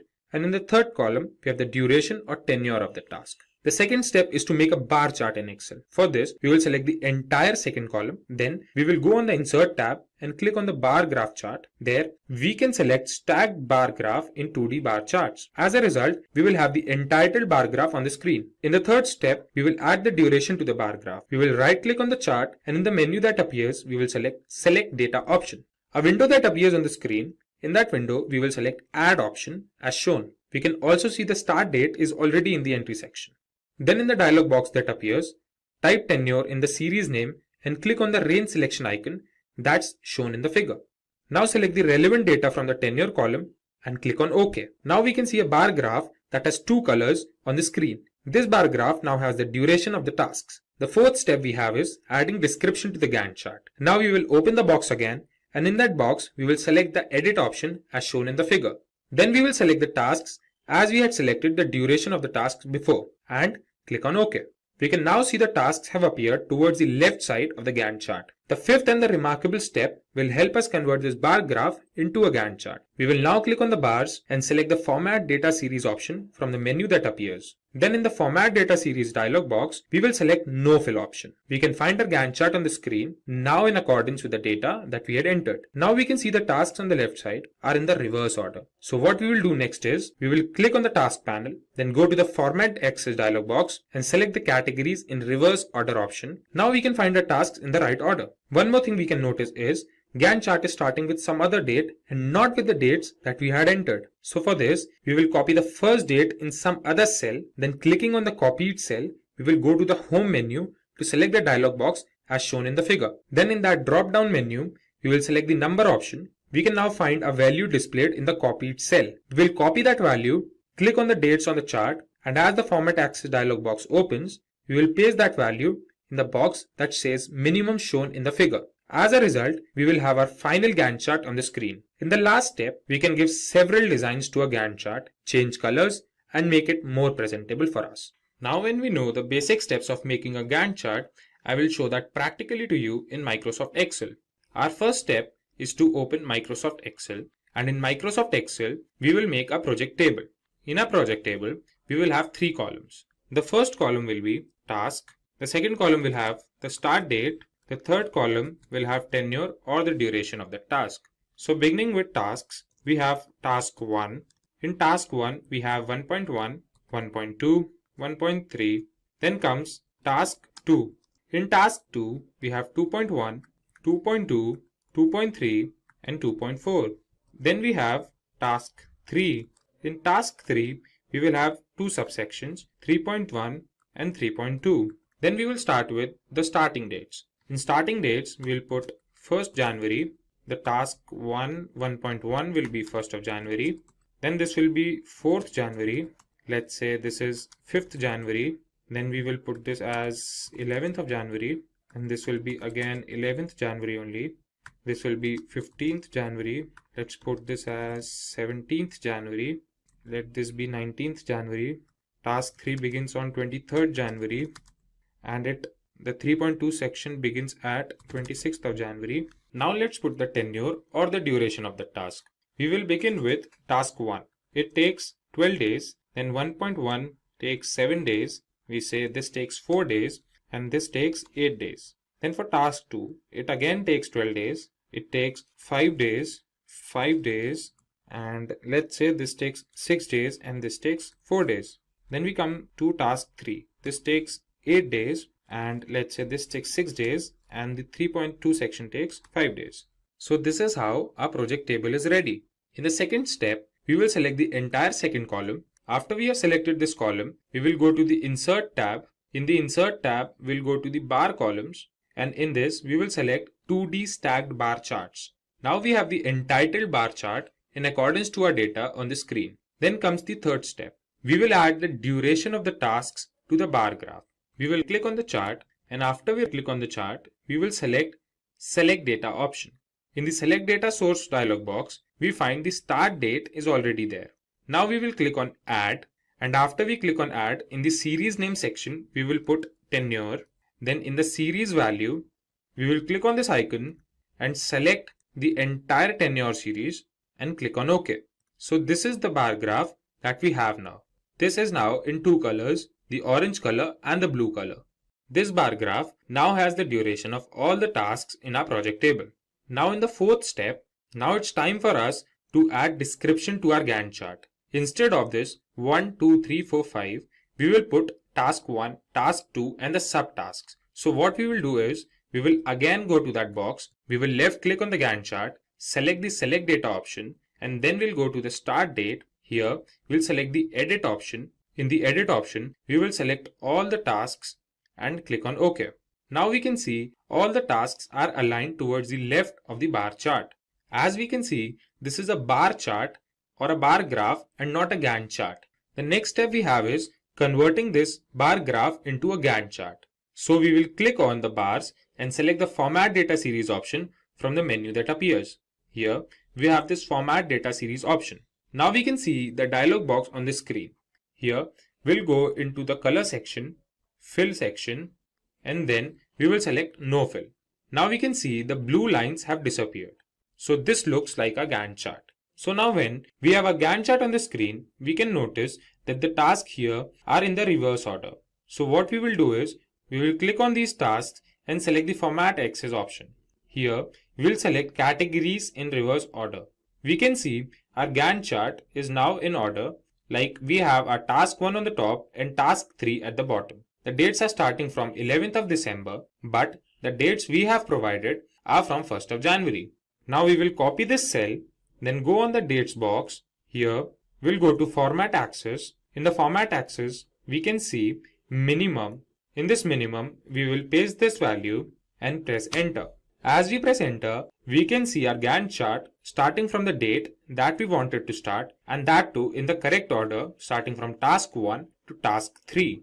Now as a result, we have our final Gantt chart on the screen. In the last step, what we can do is make our Gantt chart more representable. We can change the color of these bars, we can give them shapes, and we can do many other things to make it more presentable. We will first select the bars. Like what we will do is, we will select task 1 and let's say we give it the color blue.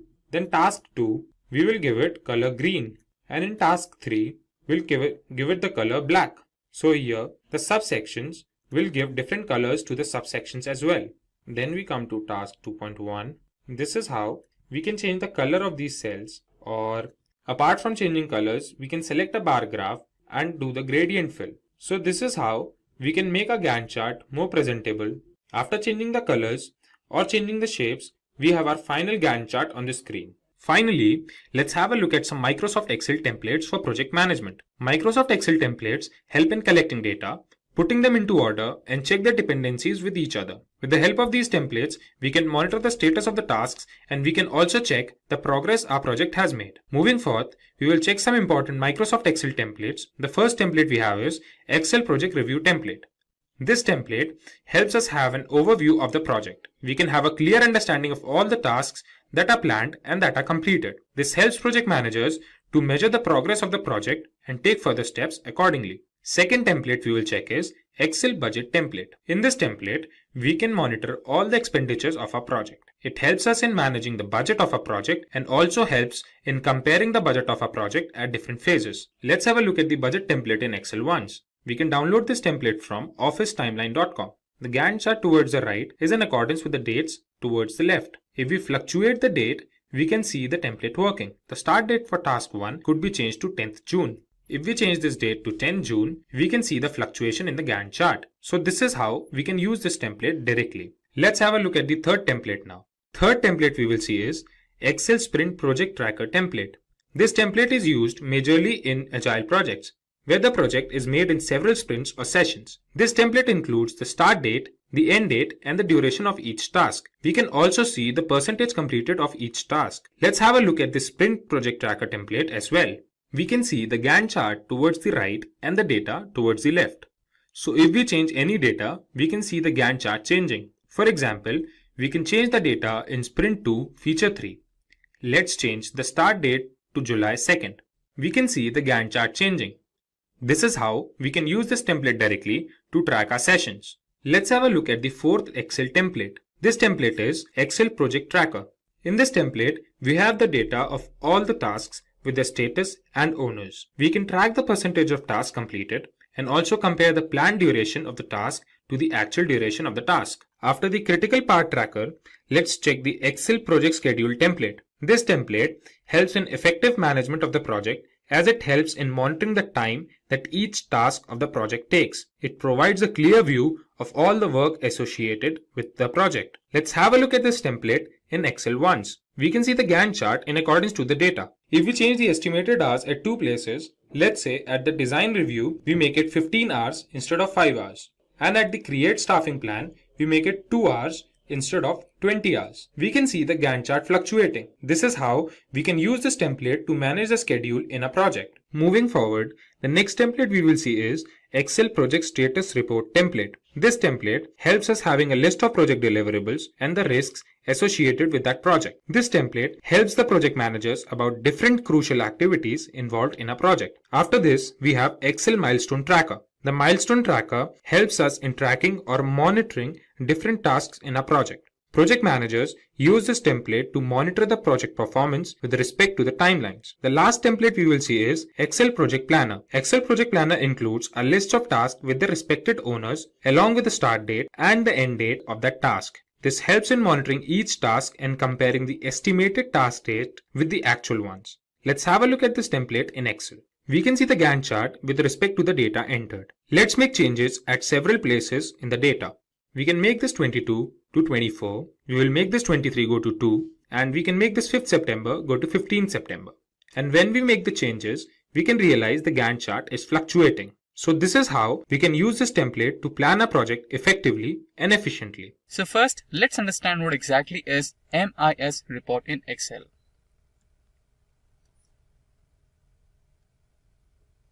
So MIS stands for Management Information System. MIS reports provide data on different categories for accurate decision making. So MIS in Excel is a procedure to create interactive report using Microsoft Excel. So MIS reports help management to access the performance of organization and allow faster decision making. So if you know to create the MIS reports using various business intelligence tools such as Excel, then you might find a very good job opportunity in a well-established company. Now let us try to learn how to create MIS report using Excel in a practical mode. So let's get back to the Microsoft Excel. So here you can see that I've got some sales data of various car manufacturing companies, and I've also got some slices. So using these slices, I can get the real-time information from the dashboard. So I'll select an year from the first slicer, and I'll go into the second slicer and I'll select a company. Now I'll select BMW and SUV type. So we have the data of all the SUV types cars manufactured by BMW car manufacturing company in the year 2018.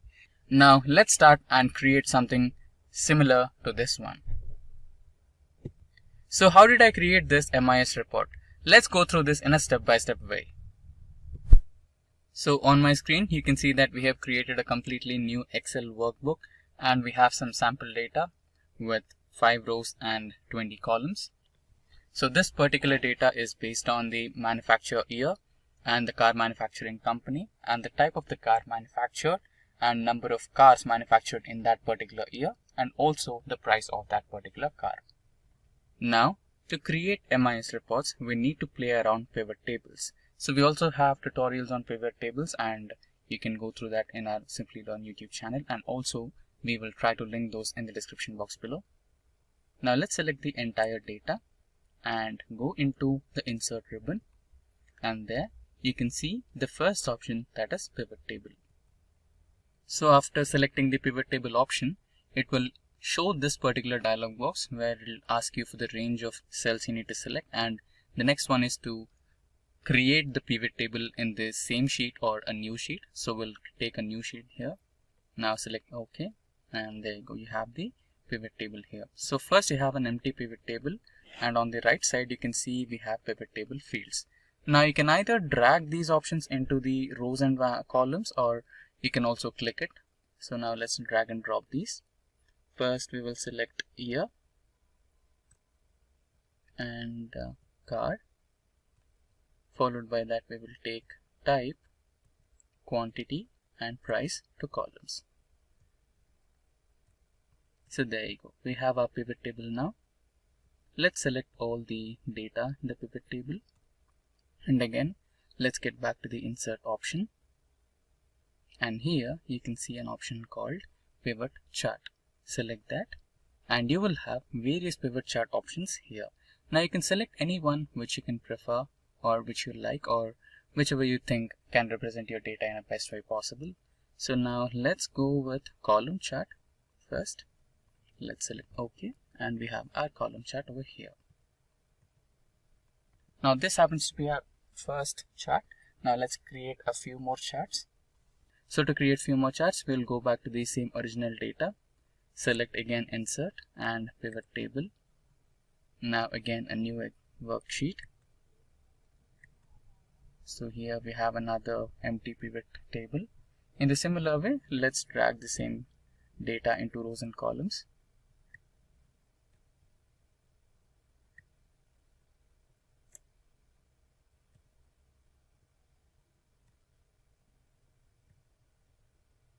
There you go. And again we will select all the data and create a pivot chart.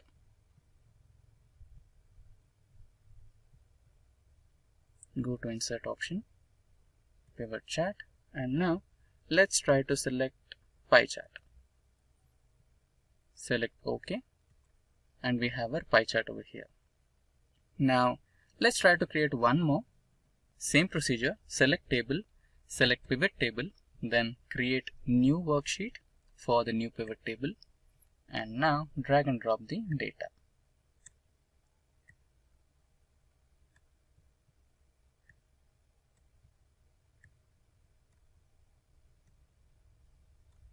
Now let's go to insert again. Let's select all the data, go to insert option and pivot chart. Now let's try to select the bar chart. Select OK, and there we have our bar chart. Now remember the first chart we created, that is in sheet 2, this one. So we will try to move all the charts to this particular table or this particular worksheet. So let's get back to the sheet number 3, right click, and you can see an option called Pivot Chart Analyze. So from here you can move the chart. Select the option of moving the chart, and don't select the first one, select the Object In option and select the sheet number to which you want to move this chart. For now we want to move this chart to sheet number 2, select that, press OK. Now we have the chart moved to the sheet number 2. And in the same way, let's go to the sheet number 4 and let's move this particular chart to sheet number 2.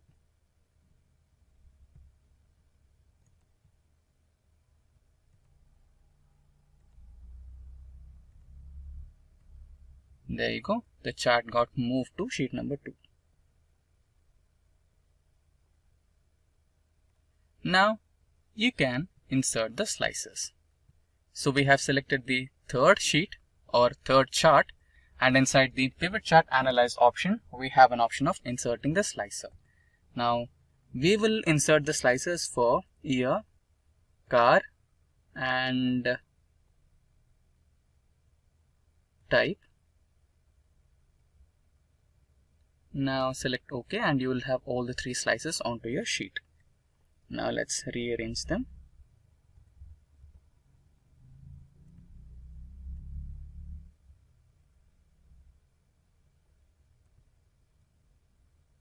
So I'm just organizing them in a neat way.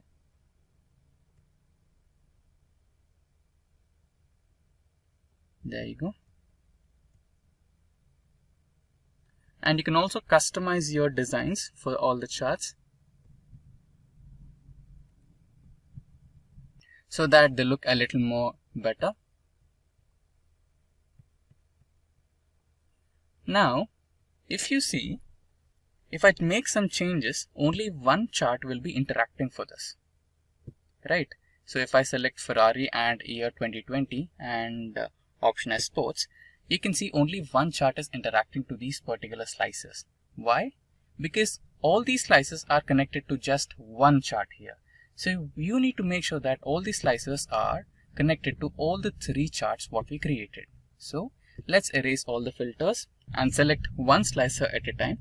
Right click and you will see an option of Report Connections.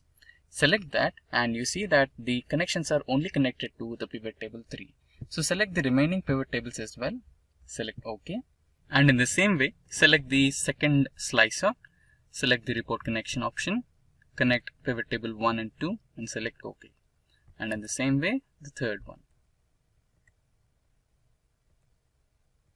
So now all the slices are connected to all the pivot charts. Now if you make some changes here, they will respond automatically in the same way. Now let's select the Ford company, the year 2019 and hatchback option, and you have all the cars which were made in the year 2019 from Ford company in the segment of hatchback. So this was the sample dataset that we worked on. Now you can also work on some complex datasets such as this Superstore dataset. Now, one thing you need to make sure that when you're working with Excel MIS, you need to make sure that all the macros are disabled on your dataset and you convert the entire data into the regular table format of Excel. Right now, Excel is considering this particular data as a database.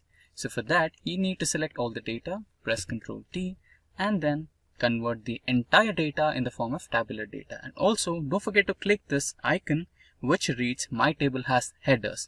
So the first row is the headers. Now let's select OK and your entire data will be converted into tabular form.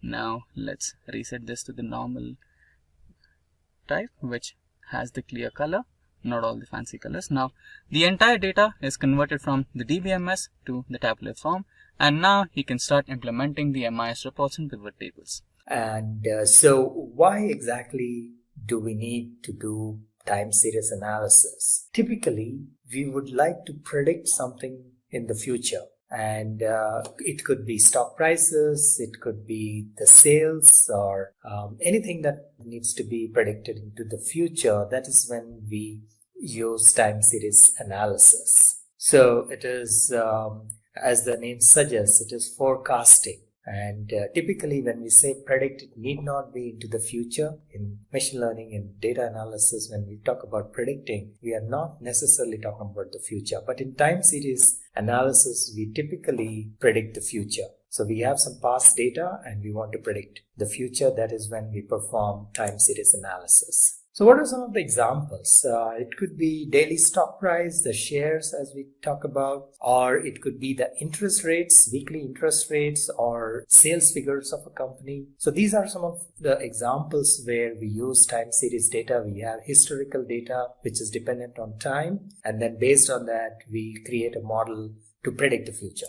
So what exactly is time series? So time series data has time as one of the components, as the name suggests. So in this example, let's say this is the stock price data and one of the components. So there are two columns here. Column B is price and column A is basically the time information. In this case, the time is a day. So that primarily the closing price of a particular stock has been recorded on a daily basis. So this is the time series data and the time interval is obviously a day. Time series or time intervals can be daily, weekly, hourly, or even sometimes there is something like a sensor data. It could be every few milliseconds or microseconds as well. So the size of the time intervals can vary, but they are fixed. So if I'm saying that it is daily data, then the interval is fixed as daily. If I'm saying this data is an hourly data, then it is the data is captured every hour and so on. So the time intervals are fixed. The interval itself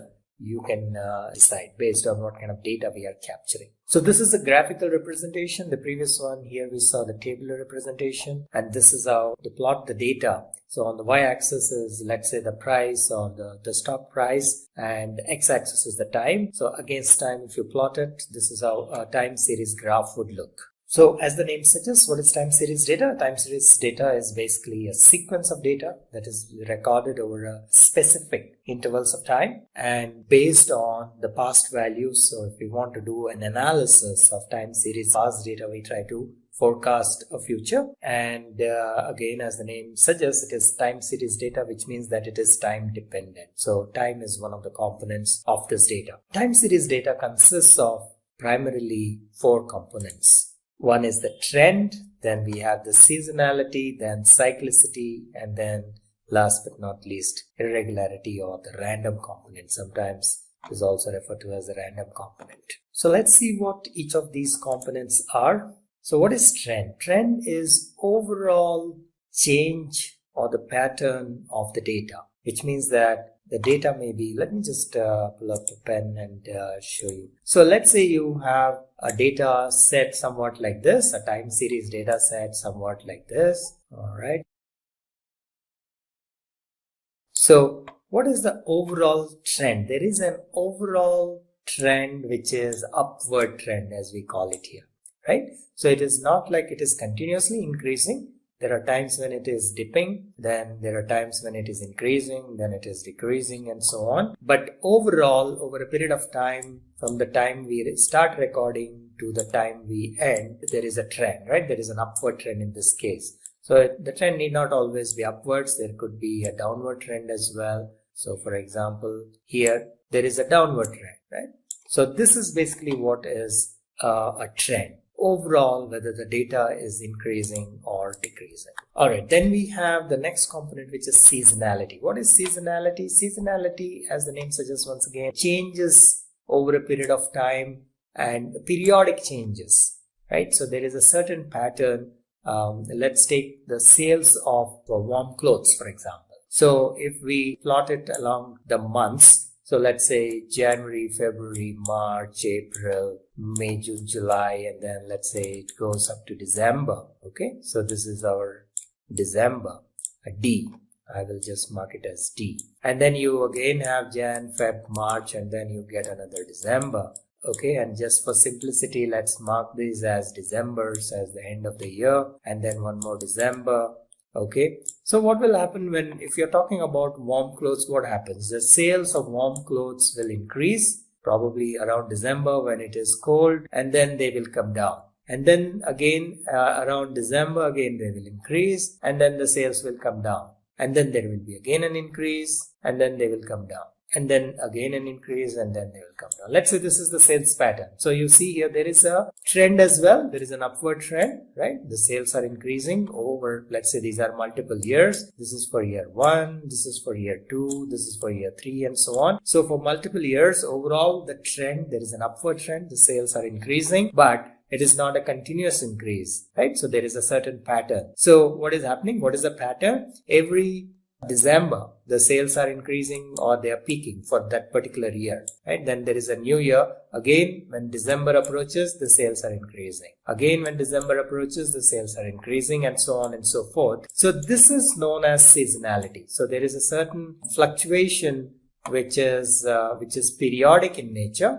So this is known as seasonality. Then cyclicity. What is cyclicity? Now, cyclicity is somewhat similar to seasonality, but here the duration between two cycles is much longer. So seasonality typically is referred to as an annual kind of a sequence. Like for example, we saw here. So it is pretty much like every year in the month of December, the sales are increasing. However, cyclicity, what happens is, first of all, the duration is pretty much not fixed, and the duration or the gap length of time between two cycles can be much longer. So recession is an example. So we had, let's say, recession in 2001 or 2002 perhaps, and then we had one in 2008, and then we had probably in 2012, and so on and so forth. So it is not like every year. This happens probably. So there is usually when we say recession, there is a slump, and then it recovers, and then there is a slump, and then it recovers, and probably there is another bigger slump, and so on, right? So you see here, this is similar to seasonality, but first of all, this length is much more than a year,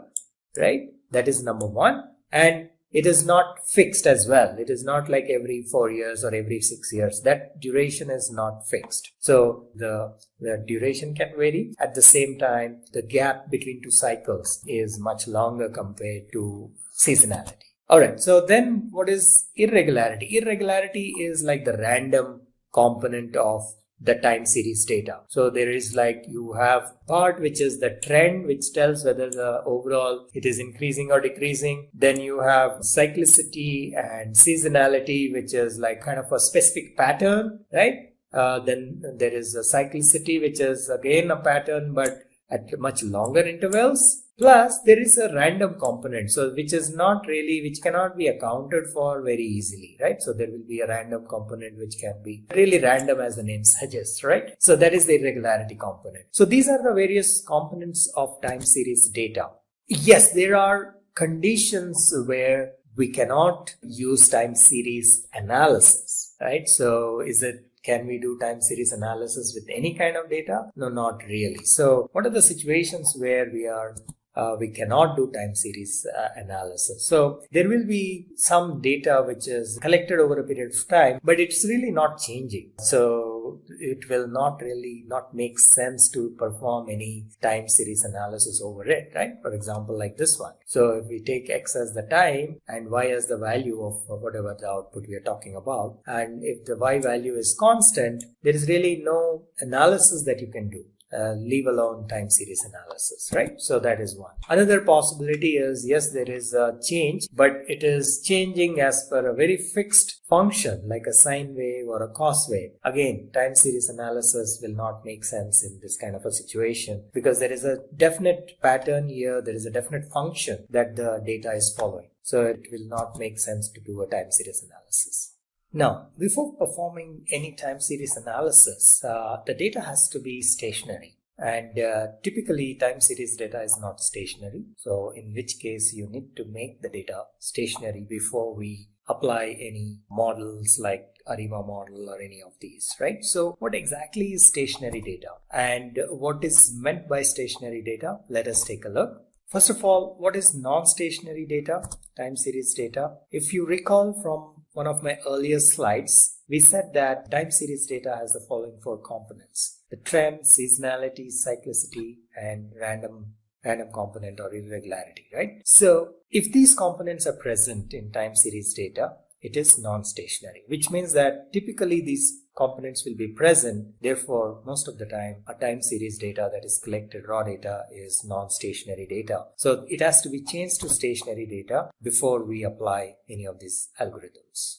All right, so a non-stationary time series data would look like this, which means, like for example here, there is an upward trend, the seasonality component is there, and also the random component and so on. So if the data is not stationary, then the time series forecasting will be affected. So you cannot really perform a time series forecasting on a non-stationary data. So how do we differentiate between a stationary and a non-stationary time series data?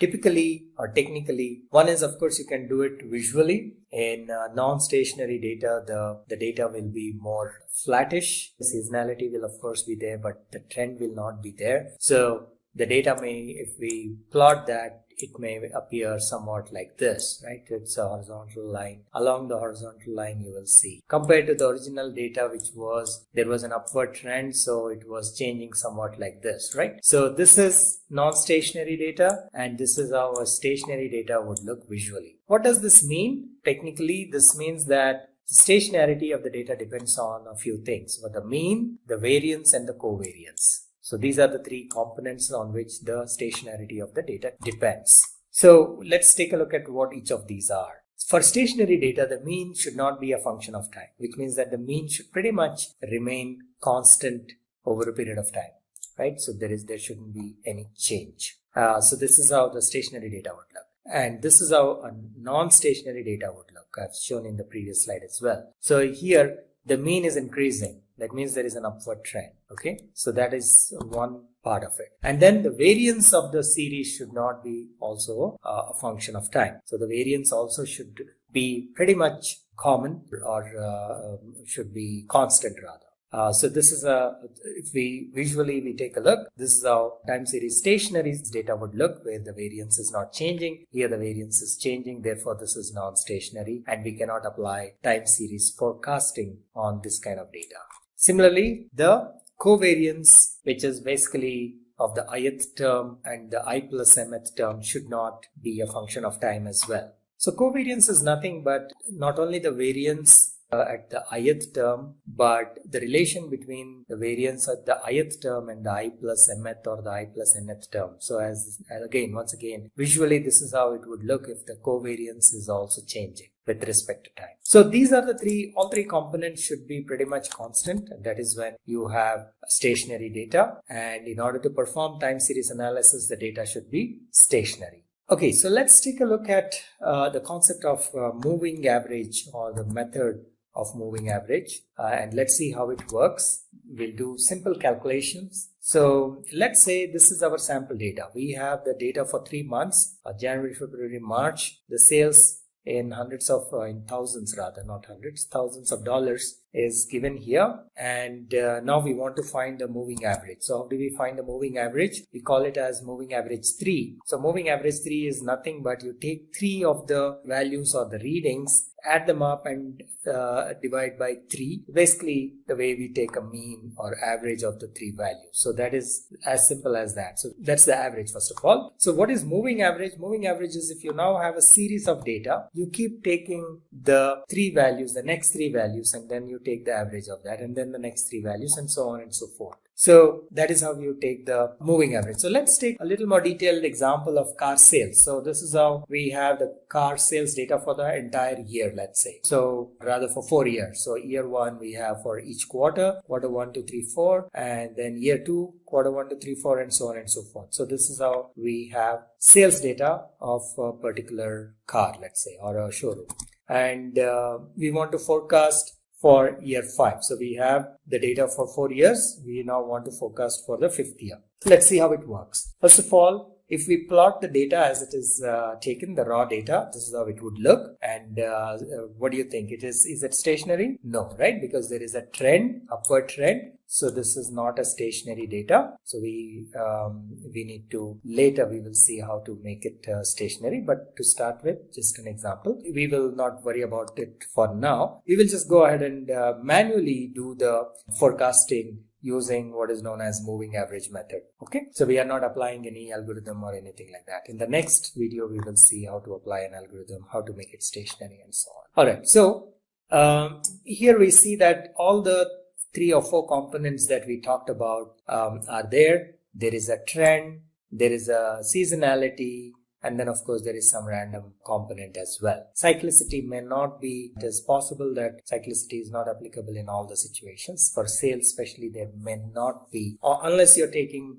a sales for maybe 20-30 years, cyclicity may not come into play. So we will just consider primarily the trend, seasonality, and irregularity, right? So random, it is also known as random irregularity, right? So we were calling the random or irregularity component. So these are the 3 main components typically in this case we will talk about. So this is the trend component, and we will see how to do these calculations. So let's take a look, redraw the table including the time code. We will add another column which is the time code, and this is the column. And we'll just number it like 1, 2, 3, 4 up to 16. The rest of the data remains the same.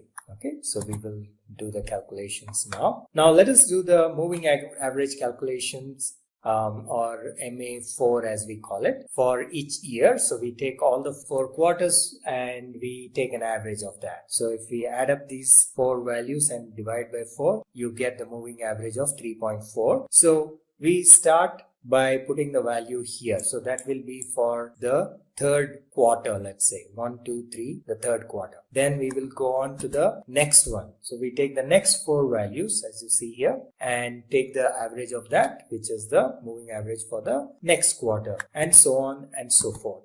Now, if we just do the moving average, it is not centered. So what we do is we basically add one more column and we calculate the centered moving average as shown here. So here what we do is we take the average of 2 values and then just adding these values here. So for example, the first value for the 3rd quarter is actually the average of the 3rd and the 4th quarter. So we have 3.5.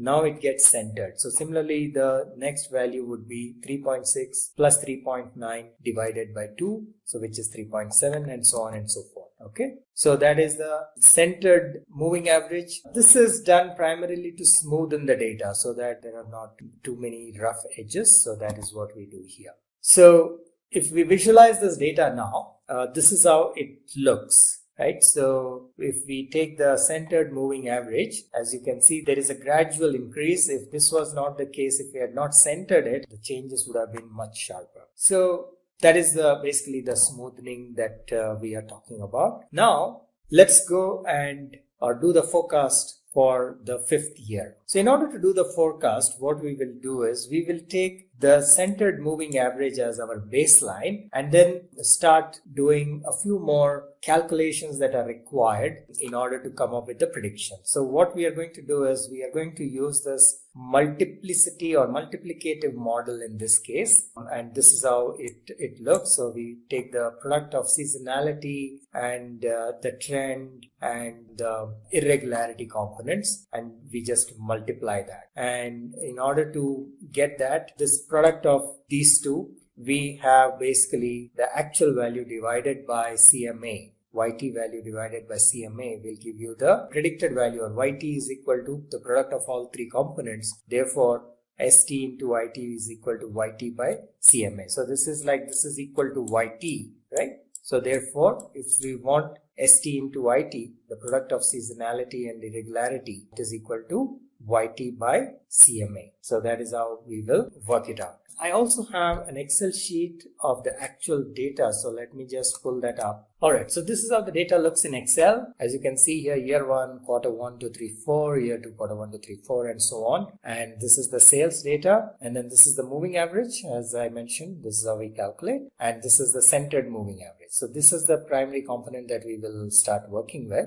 And then we will calculate, since we want the product of ST into YT, that is equal to YT by CMA. So if you see, these values are nothing but the YT value divided by CMA. So in this case it is 4 by 3.5, which is 1.14. Similarly 4.5 by 3.7, 1.22, and so on and so forth. So we have the product ST into IT, and then the next step is to calculate the average of respective quarters. So that is what we are doing here, average of respective quarters. And then we need to calculate the deseasonalized values. So in order to get deseasonalized value, we need to divide YT by ST that was calculated. So for example, here it is 2.8 by 0.9.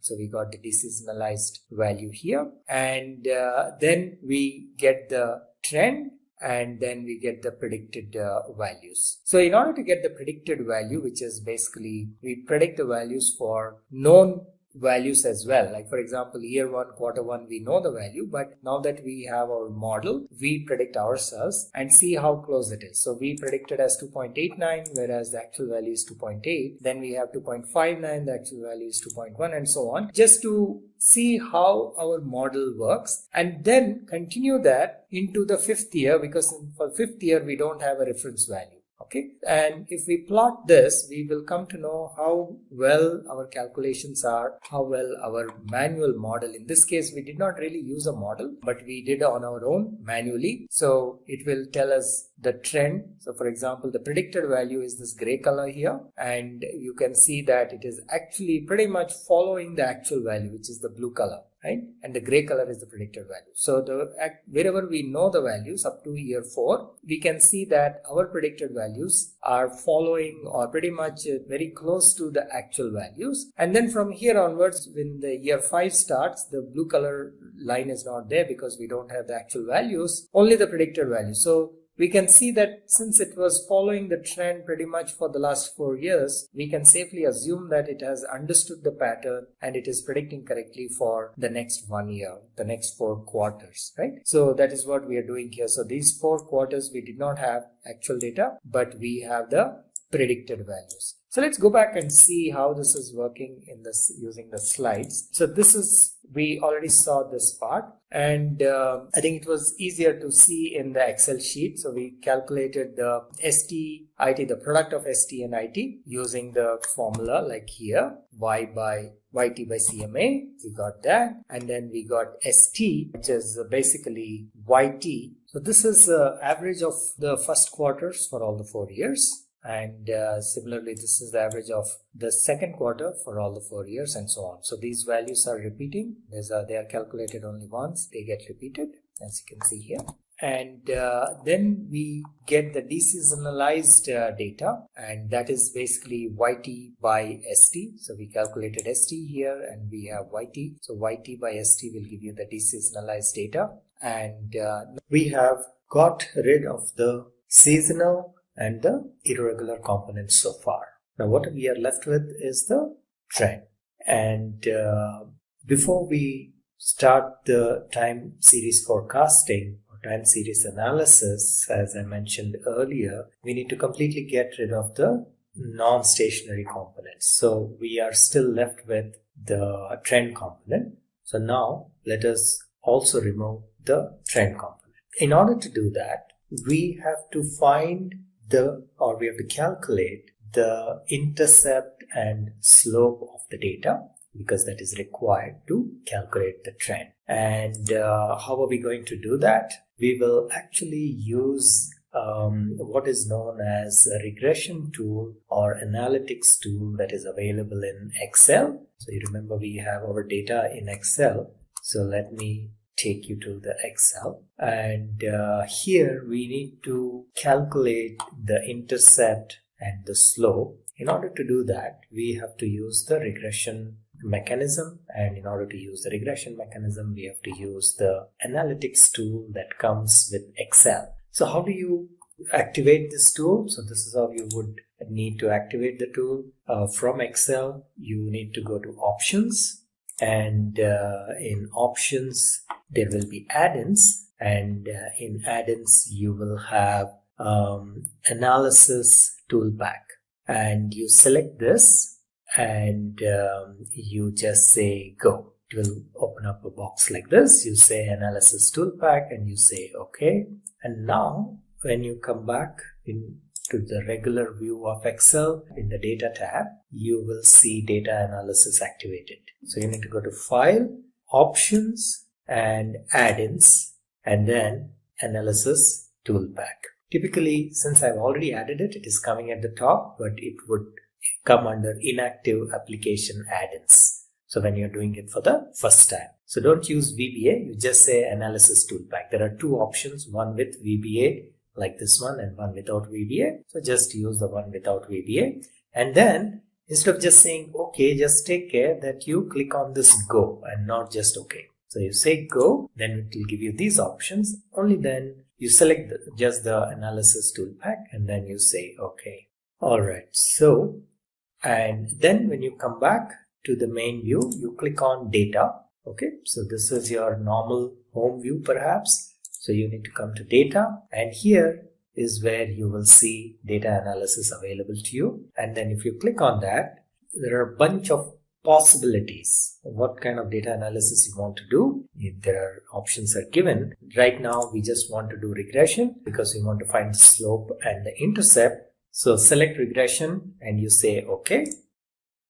And you will get these options for input Y range and input X range. Input Y range is the value YT. So you just select this and you can select up to here and press enter. And input X range, you can, for now, you start with the baseline, or you can also start with the deseasoned values. So you can just click on these and say okay. I have already calculated it. So these are the intercept and the coefficients that we are getting for these values. And we will actually use that to calculate our trend here, right? So which is in the J column. So our trend is equal to intercept plus slope into the time code. So the intercept is out here, as we can see in our slide as well. So if you see here, this is our intercept, and the lower value is the slope. So we have calculated here and it's shown in the slides as well. So intercept, so the formula is shown here. So our trend is equal to intercept plus slope into time code. Time code is nothing but this one, T, column A, 1, 2, 3, 4. Okay. So that's how you calculate the trend, and that's how you use the data analysis tool from Excel. Using these two, we calculate the predicted values. And using this formula, which is basically trend is equal to intercept plus slope into time code. And then we can go and plot it, see how it is looking, and therefore, so we see here that the predicted values are pretty close to the actual values, and therefore we can safely assume that our calculations, which are like our manual model, is working, and hence we go ahead and predict for the 5th year. So till 4 years we know the actual value as well, so we can compare how our model is performing. And for the 5th year we don't have reference values, so we can use our equations to calculate the values or predict the values for the 5th year, and we can go ahead and safely calculate those values. And when we plot for the 5th year as well, the predicted values, we see that they are pretty much, they capture the pattern, and we can safely assume that the predictions are fairly accurate, as we can also see from the graph in the Excel sheet that we have already seen. Okay, so let's go and plot it. So this is how the plot looks. This is the CMA, or the centered moving average, the green color, and then the blue color is the actual data, red color is the predicted value, predicted by our handcrafted model. Okay, so remember, we did not use any regular forecasting model or any tool. We have done this manually, and the actual tool will be used in the next video. This is just to give you an idea about how behind the scenes or under the hood, how forecasting works, or time series analysis, how it is performed. Okay, so it looks like it has captured the trend properly. So up to here is the known reference, we have reference, and from here onwards is purely predicted. And as I mentioned earlier, we can safely assume that the values are accurate and predicted properly for the 5th year. So let's go ahead and implement a time series forecast in R. First of all, we will be using the ARIMA model to do the forecast of this time series data. So let us try to understand what is ARIMA model. So ARIMA is actually an acronym. It stands for Autoregressive Integrated Moving Average. So that is what is ARIMA model.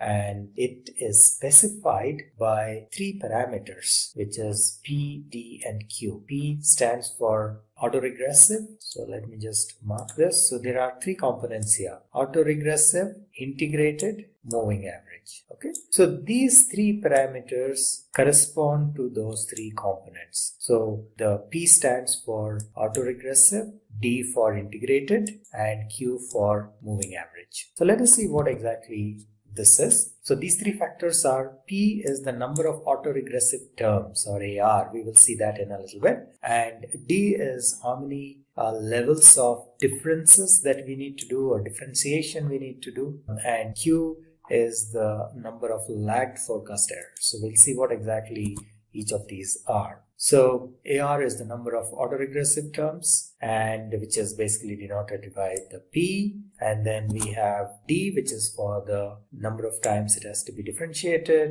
and then we have Q, which is for the moving average. So what exactly AR terms? So in terms of the regression model, autoregressive components refer to the prior values of the current value. What we mean by that is, here when we talk about time series data, focus on the fact that there is regression. So what exactly happens in regression? We try to do something like, if it is simple linear regression, we do some equation like y is equal to mx plus c, where there are 2 variables. One is the dependent variable, and then there is an independent variable. Let me just complete this equation as well, mx plus c. Right? So this is a normal regression curve, or a simple regression curve. Now here we are talking about autoregression or autoregressive. So autoregressive, as the name suggests, is regression of itself. So which means that here you have only one variable, which is your maybe the cost of the flights or whatever it is, right? And the other variable is basically time dependent, and therefore the value at any given time, and that we will denote as yt, for example. So there is no x here, there is only one variable, and which is y, and we say yt, which is basically the predicted value at a time interval t, for example, is dependent on the previous value. So for example, there may be a1 and then yt minus 1, and then there will be like plus a2 and plus a2 and yt minus 2 and all right, and then plus a3 into yt minus 3. Alright, so basically here what we are saying is there's only one variable here, but there is a regression component. So we are doing a regression on itself. So that's how the term autoregression comes into play. So only thing is that it is dependent on the previous time values. So there is a lag, let's say this is the first lag, second lag, third lag, and so on. So the current value, which is yt, is dependent on the previous time lag values. So that is what is autoregression component. So this is what is shown here. For example, in this case, instead of y, we are calling it as x. So that's the same. And this is represented by some equation of that sort, depending on how many lags we take. So that is the AR component. And the term P is basically determines how many lags we are considering. So that's the term P for. Now, what is D? D is the degree of differencing. So here differencing is like for the non-seasonal differences, right? So for example, if you take the values like this, which are given for 5, 4, 6, and so on and so forth, if you take the differencing of one after another, like for example 5 minus 4 or 4 minus 5, the next value with the previous value, so 4 minus 5. So this is known as the first order differencing. So the result is minus 1. Similarly, 6 minus 4 is 2. 7 minus 6 is 1. So this is first order differencing, and here we call it as D is equal to 1. Okay, and same way we can have second order, third order, and so on. Then the last one is Q. Q is the, actually we call it moving average, but in reality it is actually the error of the model. So we also sometimes represent as ET. Alright, so now ARIMA model works on the assumption that the data is stationary, which means that the trend and seasonality of the data has been removed. That is correct. Okay, so this we have discussed in the first part, what exactly is stationary data and how do we remove the non-stationary part of it. Now, in order to test whether the data is stationary or not, there are two important components that are considered. One is the autocorrelation function and the other is the partial autocorrelation function. So this is referred to as ACF and PACF. Right? So what is autocorrelation and what is the definition? Autocorrelation is basically the similarity between values of a same variable across observations, as the name suggests. Now, how do we actually find the autocorrelation function, the value, right? So this is basically done by plotting, and autocorrelation function also tells you how correlated points are with each other based on how many time steps they are separated by and so on. That is basically the time lag that we were talking about. And it is also used to determine how past and future data points are related. And the value of the autocorrelation function can vary from -1 to 1. So if we plot, this is how it would look. Autocorrelation function would look somewhat like this. And there is actually a readily available function in R. So we will see that, and you can use that to plot your autocorrelation function. Okay, so that is ACF, and we will see that in our RStudio in a little bit. And similarly, you have partial autocorrelation function. So partial autocorrelation function is the degree of association between two variables while adjusting the effect of one or more additional variables. So this again can be measured and it can also be plotted, and its value once again can go from -1 to 1, and it gives the partial correlation of time series with its own lagged values. So lag again we have discussed in the previous couple of slides. This is how a PACF plot would look in RStudio. We will see that as well, and once we get into the RStudio. And with that, let's get into RStudio and take a look at our use case. Before we go into the code, let's just quickly understand what exactly is the objective of this use case. So we are going to predict some values or forecast some values, and we have the data of the airline ticket sales of the previous years, and now we will try to find or predict or forecast the values for the future years. All right, so we will basically identify the time series components like trend, seasonality, and random behavior. We will actually visualize this in RStudio, and then we will actually forecast the values based on the past values or history data, historical data. So these are the steps that we follow. We will see in RStudio in a little bit. Just quickly, let's go through what are the steps. We load the data, and it is the time series data, and we try to find out what class it belongs to. The data is actually air passengers data that is already comes preloaded with RStudio. So we will be using that, and we can take a look at the data, and then what is the starting point, what is the end point. So these are all functions that are readily available we'll be using, and then what is the frequency. It's basically frequency is 12, which is like yearly data, right? So every month the data has been collected. So for each year it is 12. And then we can check for any missing values if there are any. And then we can take a look at summary of the data. This is what we do in exploratory data analysis. And then we can plot the data, visualize the data, how it is looking, and we will see how the data has some trend, seasonality, and so on and so forth. All right, then we can take a look at the cycle of the data using the cycle function, and we can see that it is every month. That's the cycle. End of every 12 months a new cycle begins. So each month of the year is the data is available. Then we can do box plots to see for each month how the data is varying over the various 10 or 12 years that we will be looking at this data. And from exploratory data analysis, we can identify that there is a trend, there is a seasonality component, and how the seasonality component varies also we can see from the box plots. And we can decompose the data. We can use the decompose function rather to see the various components like the seasonality, trend, and the irregularity part. Okay, so we will see all of this in RStudio. This is how they will look. This is the once you decompose, and this is how you can visualize the data. This is the actual data, and this is the trend. As you can see, it's going upwards. This is the seasonal component, and this is your random or irregularity, right? So we call it irregularity, or we can also call it random, as you can see here. Yes, so the data must have a constant variance and mean, which means that it is stationary before we start any analysis, time series analysis. And so basically, yeah, if it is stationary, only then it is easy to model the data, perform time series analysis. So we can then go ahead and fit the model. As we discussed earlier, we'll be using ARIMA model. There are some techniques to find out what should be the parameters. So we will see that when we go into RStudio. So the auto ARIMA function basically tells us what should be the parameters, right? So these parameters are the P, D, and Q that we talked about. That's what is being shown here. So if we use auto ARIMA, it will basically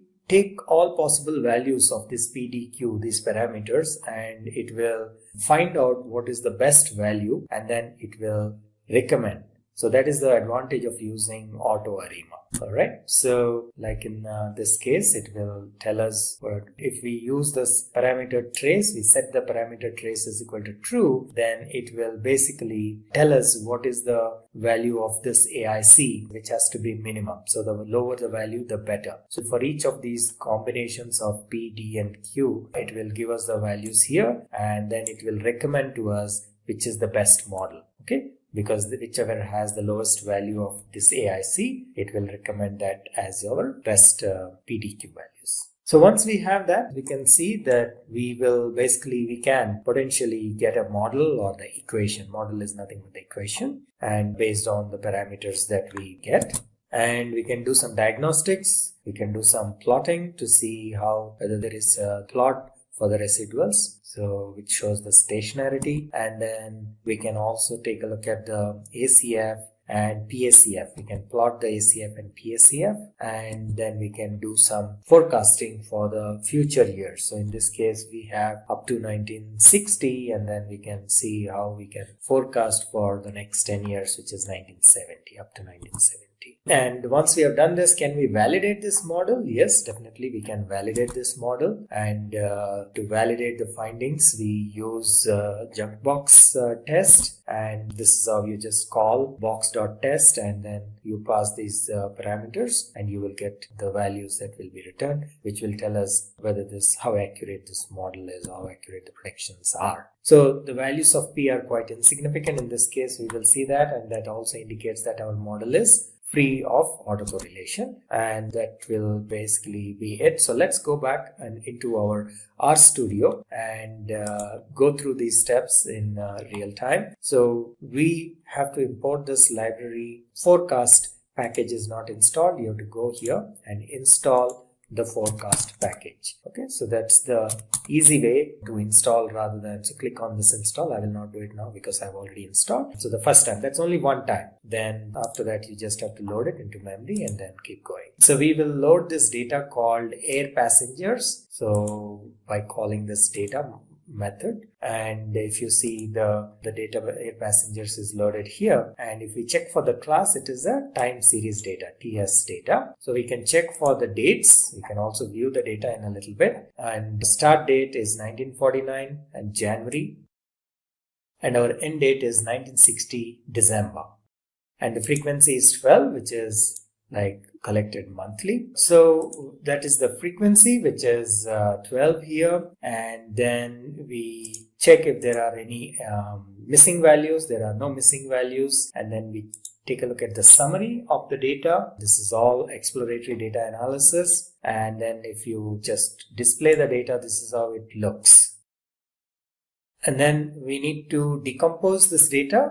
So we will kind of store this in an object TS data and then use that to decompose and store the new values. Let me just clear this for now. And if we decompose, basically, as we have seen in the slides, decomposing is breaking it into the trend, seasonality, and the irregular or random components. Then you can go ahead and plot it. So when you plot it, you can see here, let me zoom this. This is our original plot or observed value as it is known as.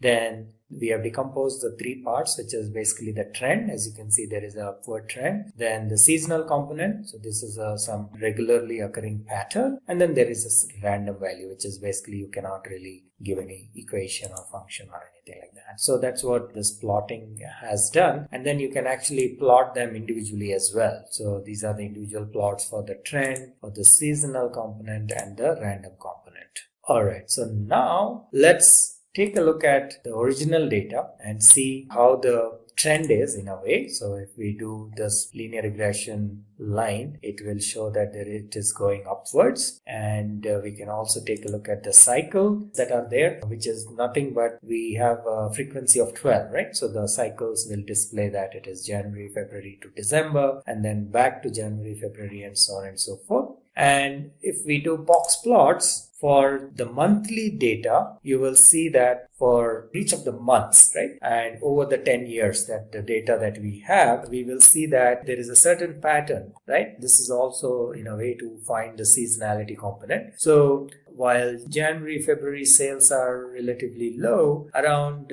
July, August, the sales pick up. So especially in July, I think the sales are the highest. And this seems to be happening pretty much every year, right? So this is every year in July, there seems to be a peak in the sales, and then it goes down and slightly higher in December and so on. So that is again part of our exploratory data analysis. And once again, let's just plot the data. Now, as I said, in order to fit into an ARIMA model, we need the values of P, D, and Q. Now, one way of doing it is, there are multiple ways actually of doing it. The earlier method of doing it was you draw the autocorrelation function plot and then partial autocorrelation function plot and then observe that and where does this change and then identify what should be the values of P and Q and so on. Now, R really has a very beautiful method which we can use to avoid all that manual process that we used to do earlier. So what R will do is, there is a method called auto ARIMA, and if we just call this auto ARIMA method, and it will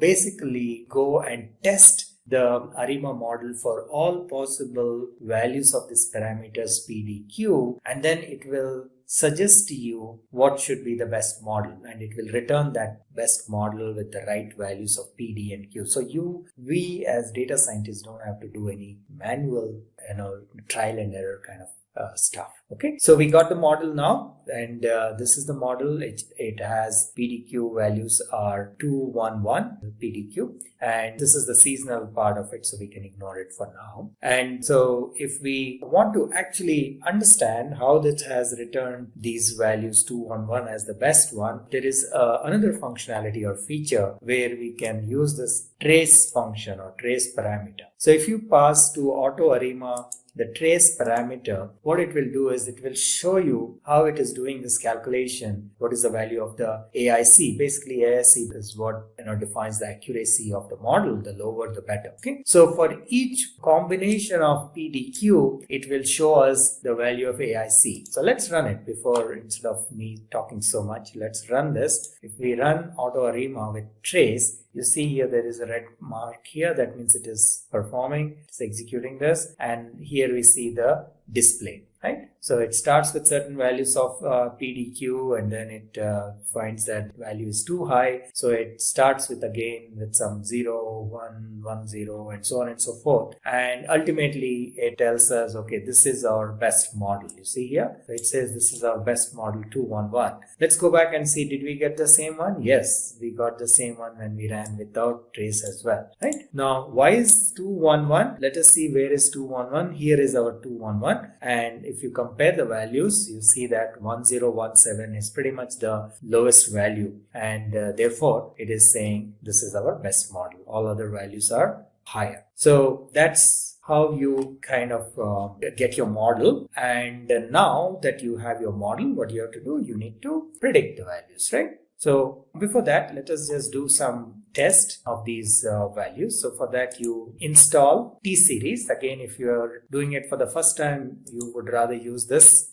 package and install and say T-Series and install it. And then you just use this library function to load it into your memory. Alright, so now that we got our model using AutoArima, let us go ahead and forecast and also test the model and also plot the ACF and PSCF. Remember, we talked about this, but we did not really use it. We don't have to use that, but at least we will visualize it. And for some of the stuff, we may need this T-Series library. So if you are doing this for the first time, you may have to install it. And my recommendation is don't use it in the code. You go here and install T-Series. And I will not do it now because I have already installed it. But this is a preferred method. And once you install it, you just load it using this libraries function. And then you can plot your residuals. And this is how the residuals look, and you can plot your ACF and PSCF.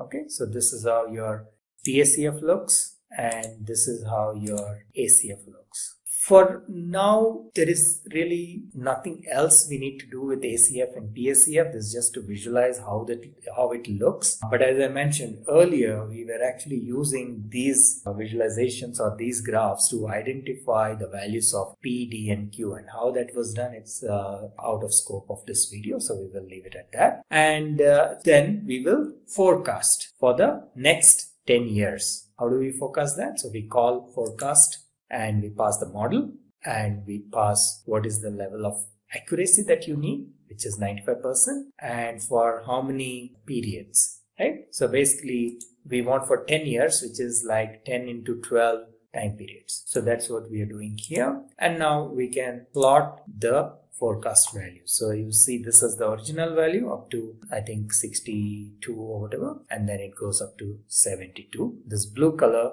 is the predicted value. Let's go and zoom it up so that we can see it better. So from here onwards, we are forecasting, and you can see that it looks like our model has kind of learned the pattern, and this pattern looks very similar to what we see in the actual data. Now, how do we test our model? So we can do what is known as a box test, and we pass our model here, residuals basically, with different lags. And from those values here, the P values here, we find that they are reasonably low, the P values, which means our model is fairly accurate. Hey everyone, welcome to Simplilearn's YouTube channel. Today, we will learn how to use Microsoft Power Query. That said, if these are the type of videos you'd like to watch, then hit that like and subscribe buttons and the bell icon to get notified. Now, without further delay, let's get started with the topic, which is how to use Microsoft Power Query.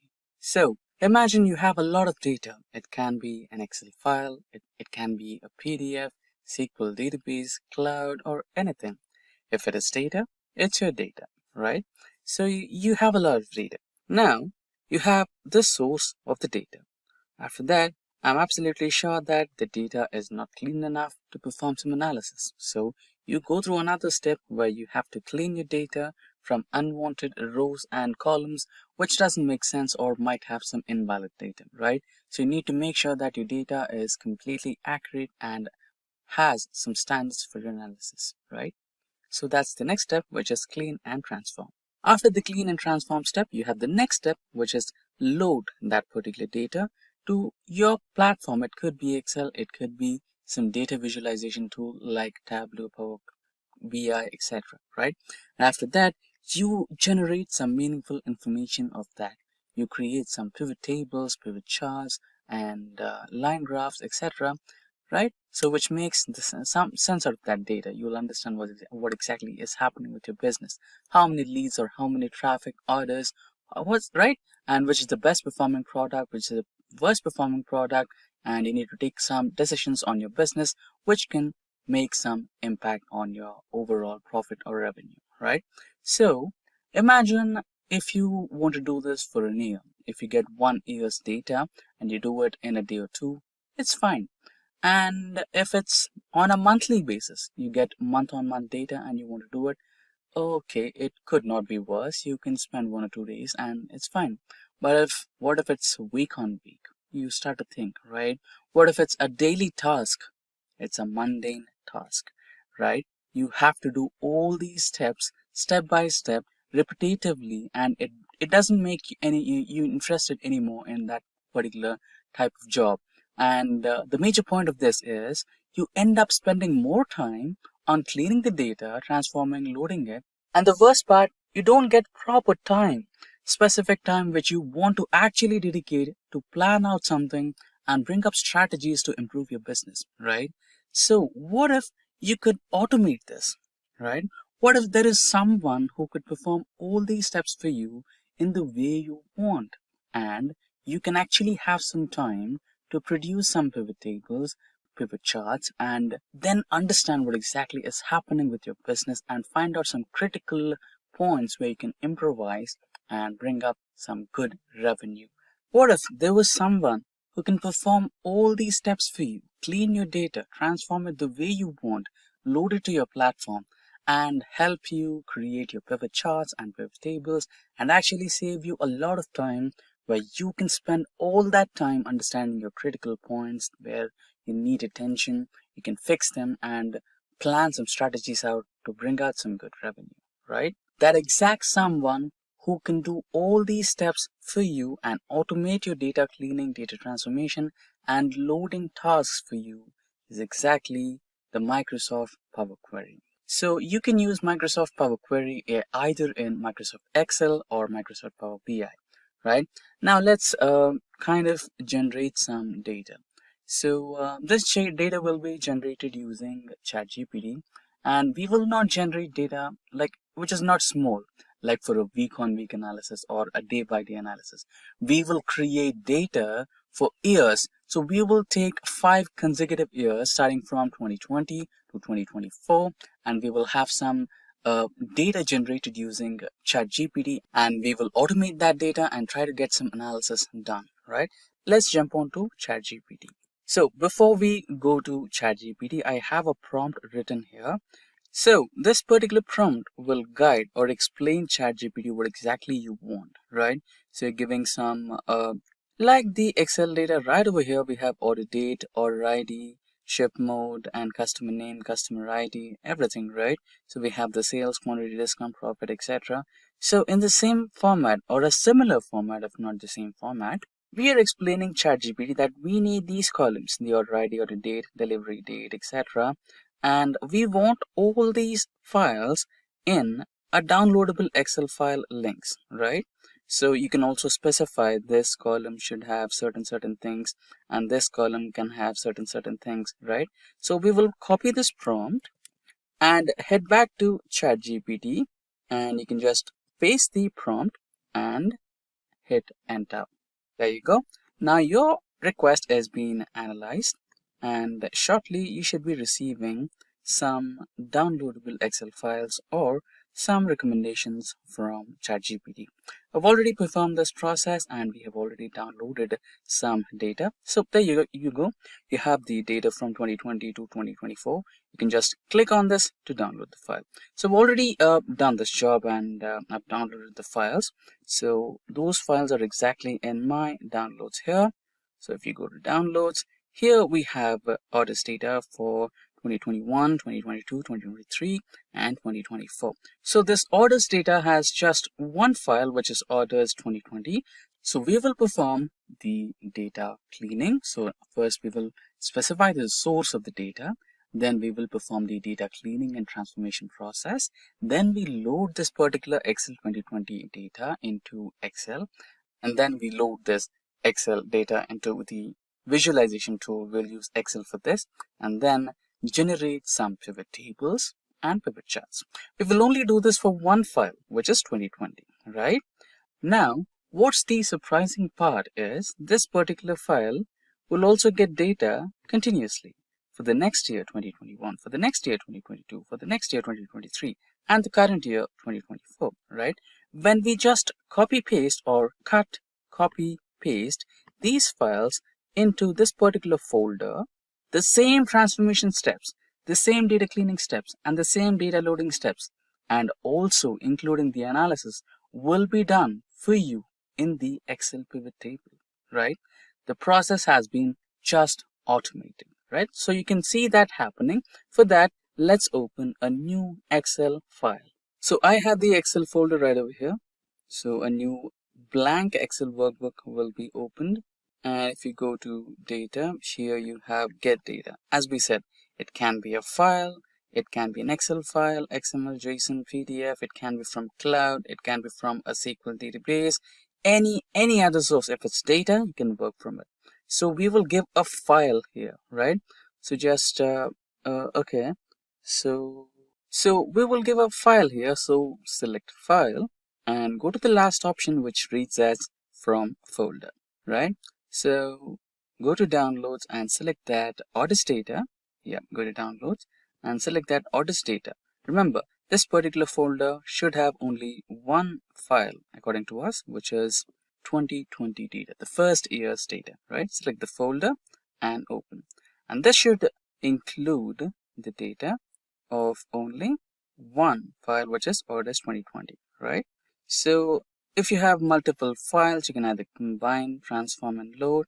If you have just one file, you can just go with the transformation option over here, or you can load if you are comfortable with what you have. So I feel there are some minor changes which I would like to make to my data, so I would go with the transform option. Now the Power Query window will shortly open. Now with the Power Query window opened, you can select the orders 2022 Excel folder and it will be loaded. Now let's try to click on the content button over here, which should load our data. Now you can go with the first file.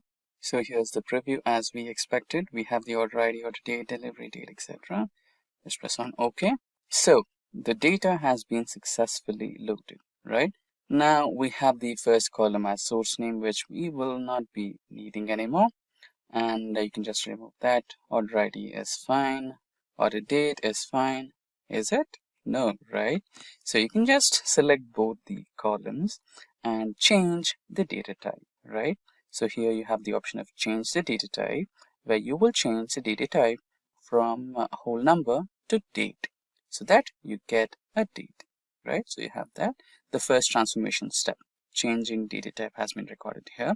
So this is like Excel VBX or macro, which will save all the steps and will apply to all the upcoming files, right? You have to change the type of delivery date as well. So we will be finding the how many days it took to deliver, or if the delivery got delayed, right? So we can test that.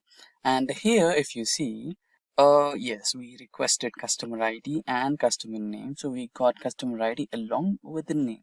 So we don't want that. We want that in two separate columns. We can do that. So you can just select the entire column, go to the split column option over here, select by delimiter. So I think it all automatically recognized that for us. But there is one loophole. We have a space delimiter space option. So just press OK and they should be helping us with the customer ID.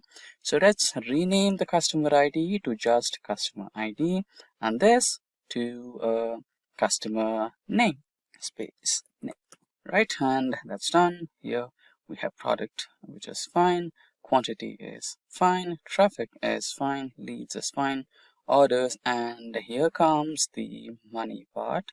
So we have revenue, cost to company. So we don't know the profit yet, right? So to calculate the profit, what you need to do is subtract revenue from cost to the company, and automatically you will get your profit. So in some instances, you might get a negative value. Don't worry about that, because that can be a discount offer or some 50% off, 75% off that you regularly sell out your products which are selling in less numbers, so that you can just, move out the products from the stock. So that can be done. And order status. So we have order status as delivered, in transit, not delivered yet, or order cancelled, right? So we might have to rule out some status here, right? So we are calculating profit here. So we don't want the profit for cancelled orders or not delivered. Okay, maybe, okay, not delivered orders. This might be considered as the cost to company and revenue because it takes some delay to refund the amount to the customers. So we can just add a filter to this particular column, and we will unselect not delivered products and order cancelled products. So not delivered happens when the vendor is not available to deliver the product to the delivery agencies. So in that case, the order gets automatically cancelled, and the order will be the money will be refunded to the customer. So we will rule out these. Now the data is clean. Now, as we thought to calculate the profit, select these two columns, first revenue, then cost to company, because we are subtracting cost to company from revenue, right? So we will go to add to column and standard, and here we have some options. So we will subtract that. So we will get the profit here. So now you can name it as profit. Done. So we just move that column to the money part of this particular data set. So profit, cost to company, and revenue are the money parts. So we will change data type from just values to currency, right? So then that should be converted into the dollars format. Now the first one, we don't need this source name, so you can just rule out this. You can just remove this column, and there you go. Now you have a clean data. You have the order ID, order date, delivery date. Yeah, we forgot the another part of this particular data set, transformation, where we wanted to find out the number of days it took to deliver the product. Okay, I think we changed order ID, so we don't want this. So the first, okay, let's change this to the whole number as it was. Okay, so order ID, fine. Now we wanted to find out the number of days it took to deliver the product. So we will select the delivery date first and then the order date second. Go to add column, and we will select subtract in days, and we should have that. Now let's change the subtraction name to days to deliver. And you can move this column, right? Select the whole column and hold it, drag it, and you can move this column along with the dates part of this data set, where we have the ordered date and delivered date, right over here. And you will find how many days it took to deliver a certain product. Now let's recheck once. Order ID, order date, delivery date, days to deliver, customer ID, customer name, what product did he or she order, and what quantity, and the traffic which we received to the website, the number of leads we got out of those traffic numbers, the number of orders we got out of those leads, and what's the revenue we got out of those orders, and what was the cost of the company, and what is the profit that we made out of that order, right? And we also have the order status. Remember, we only considered two types, right? We considered in transit and delivered statuses only. We ruled out cancelled orders and not delivered orders so that we have accurate results of our profit made and revenue made out of this, right? Now I'm completely satisfied with my transformation and the cleaning of my dataset. Now let's go to home, and here we have the option of close and load. So we will go with that, and this particular dataset should be loaded to the data visualization where we have selected Excel, right? So we have the orders data for 2020, correct? Okay, let's not add date here because after all, we will have some more data for 2021, 2, 3, and 4, right? So let it be the way it is. And if you just check the filter here, we have only 1 year. And if you just check the filter here, you will have only 1 year. And if you just check the filter here, you will have only 1 year, 2020. And if you go to the delivery date, which let's say if you have an order placed on December 31st, and it got delivered on January 5th or something, so you'll have a little bit of a part of 2021 data, which is completely all right, not to be worried about. So the main important thing is order date. So we want the order dates of 2020. So that is loaded here, right? Now you can just select the whole data set over here, and you can add or insert some pivot tables here, right, from the selected range. And let's go with the default option, which creates a new sheet and everything in a new location. Right here you have it. Now let's say you wanted to make out some insights from this data set. Let's delete the other sheet which we don't want, and let's name it as pivot.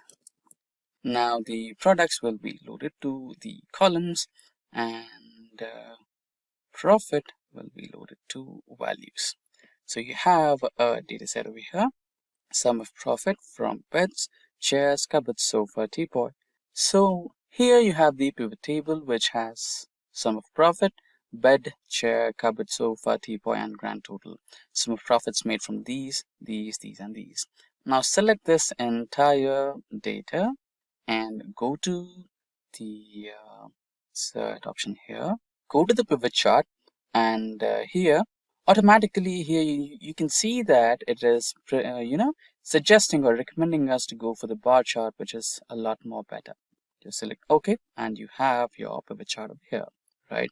And see the grand total here, 224811.4.15. Now this is only for 1 year of data. Now what we will do is go back to the downloads folder, select the remaining years, which is 2021, 2, 3, and 4, add that to the file location. So let's quickly go to our folder here and go to downloads, select the folders. I'm going to cut them from here, go to orders data and paste them here, right? Now our job is done. If we go back to the data here, go to home and data. Okay, so now that we have added the data to our folder, go to the orders data and here select the data segment and just select refresh all. So everything is refreshed. Now let's check the order date filter, and we will have all the 5 years from 2020 to 1, 2, 3, and 4. And let's press OK for that. And if you go to the pivot table, you can also see the changes here. Just press refresh all, and there you go. You have the updated data right over here. Now that saved a lot of time for you, and now that time can be utilized to plan a strategy and focus on the lower parts of your business and improvise them and bring a big change to the revenue. And with that, we have come to an end of this session on how to use Microsoft Power Query. Today, we are going to talk about descriptive statistics in Microsoft Excel, and I will walk you through a step-by-step guide on how to perform this in Excel. But before we dive into that, let's first take a quick look at what descriptive statistics really means. Descriptive statistics is all about summarizing and describing the key features of a data set.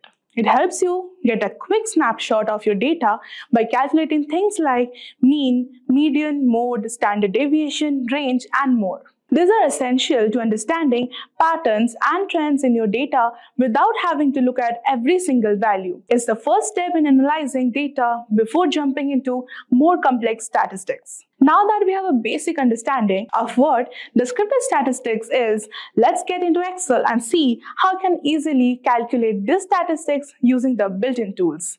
I am in MS Excel and I have a sample of data in my Excel to perform the descriptive statistics over. There is an amazing feature in Excel that many people are not aware about is a data analysis tool pack. If you have not come across this word, the data analysis tool pack in Excel is an add-in that provides advanced data analysis tools for statistical and engineering calculations. It simplifies the complex data analysis task by offering the built-in features to perform various statistical tests and data processing without needing to write formulas manually.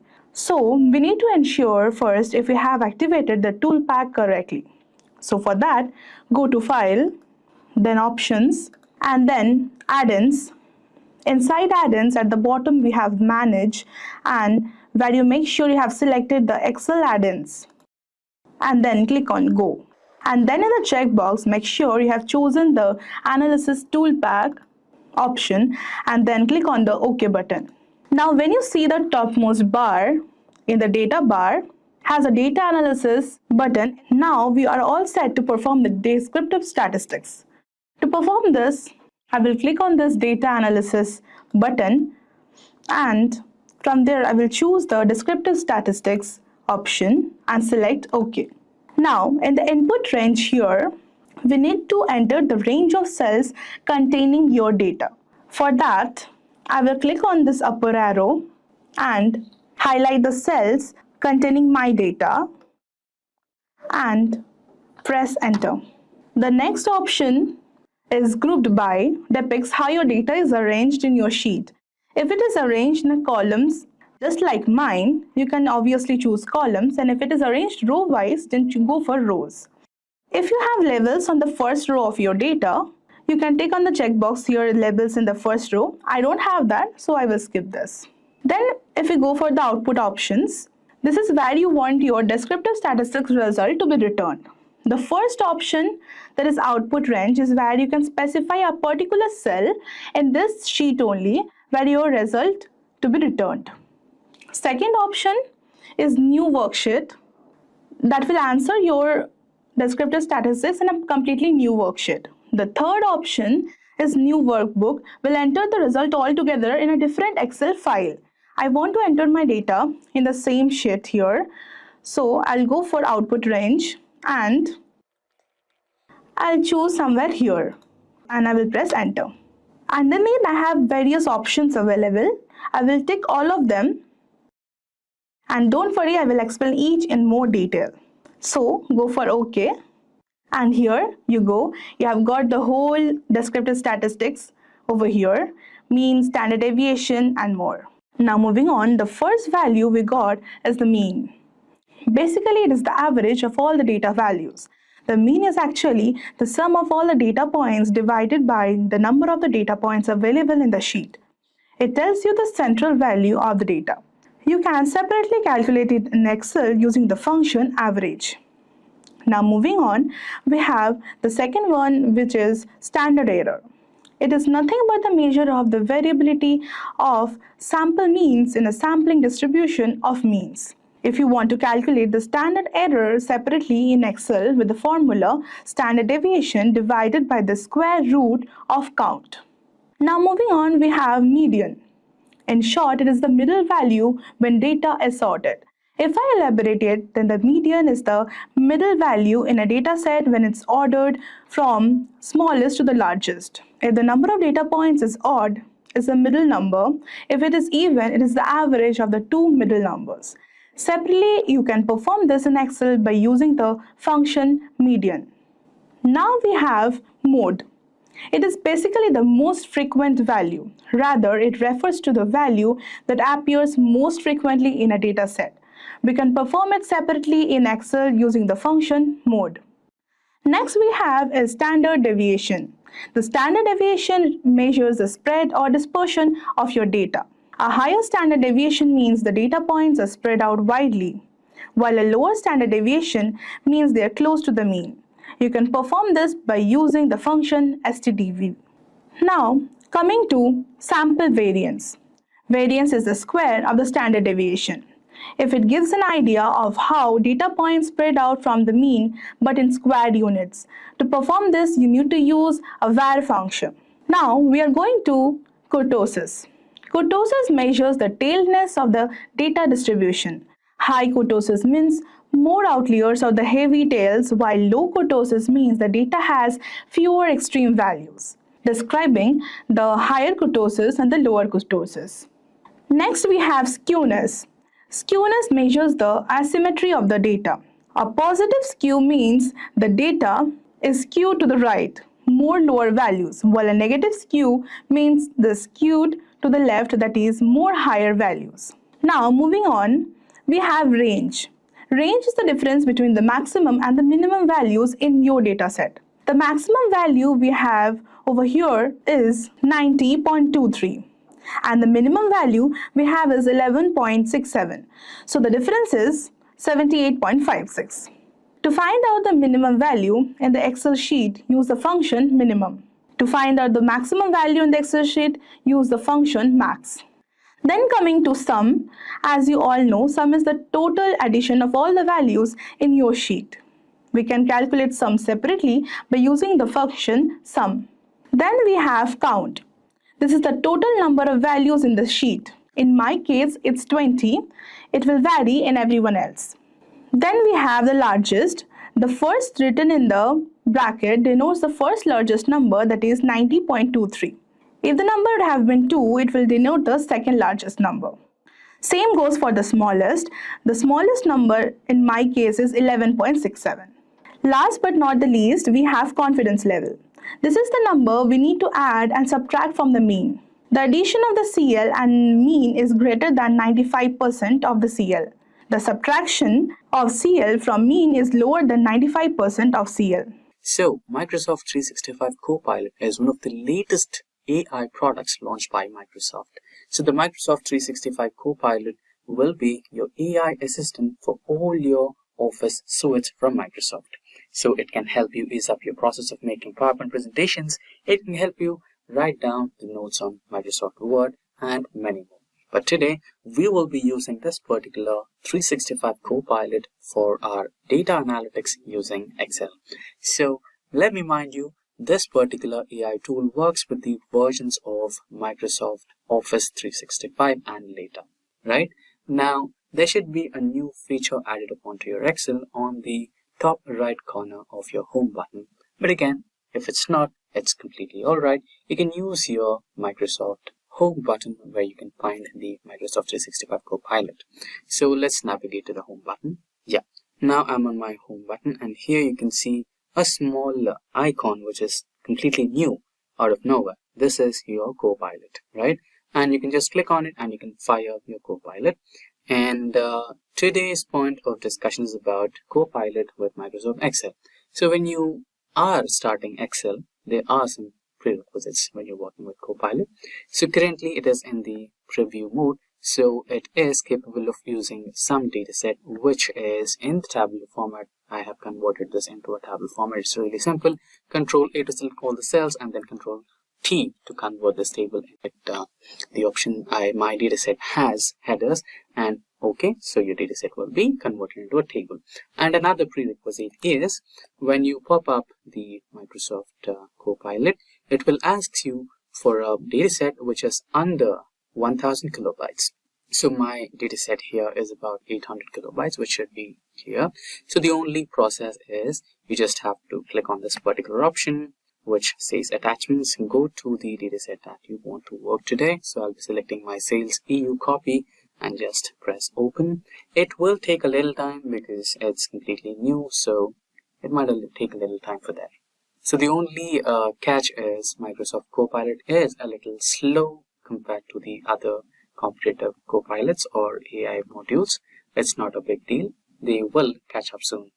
Let's wait for some time while the dataset loads and then you can fire some of the commands. Let's say I have given my command here, please help me create a regional wise sales report for this dataset. And you can also give a few more commands, right? So it's loaded right now. You can see the icon here. Now you can write down, give me country wise sales report and just fire the command. You can also perform all your data analytics, what you regularly do, right? When you have a sales data set, you might be wondering what it can do and what it cannot. You just have to build a story about the report, what you want to create, and then just, write it down to the Copilot and it will generate the report that you are looking for. Currently, it is working on the country-wise sales report, so it should be giving me the report shortly. It's okay. So there are some problems with this. So maybe it's the dataset data type. So here we have country and the data is general. So you might want to change that to text format or character format. So you have the text data type here and just okay. Now save it back. Now you can ask the Copilot once again. Okay, or let's try to do a different one. Okay, now here we have the order date in column C, right? Now let's say I wanted to find out which day did they visit, right? Is it a Friday, is it a Saturday or Monday, right? So just try to ask the Copilot. Let me write it down. Can you help me find out which week of the day was an order placed? We have a column named order date.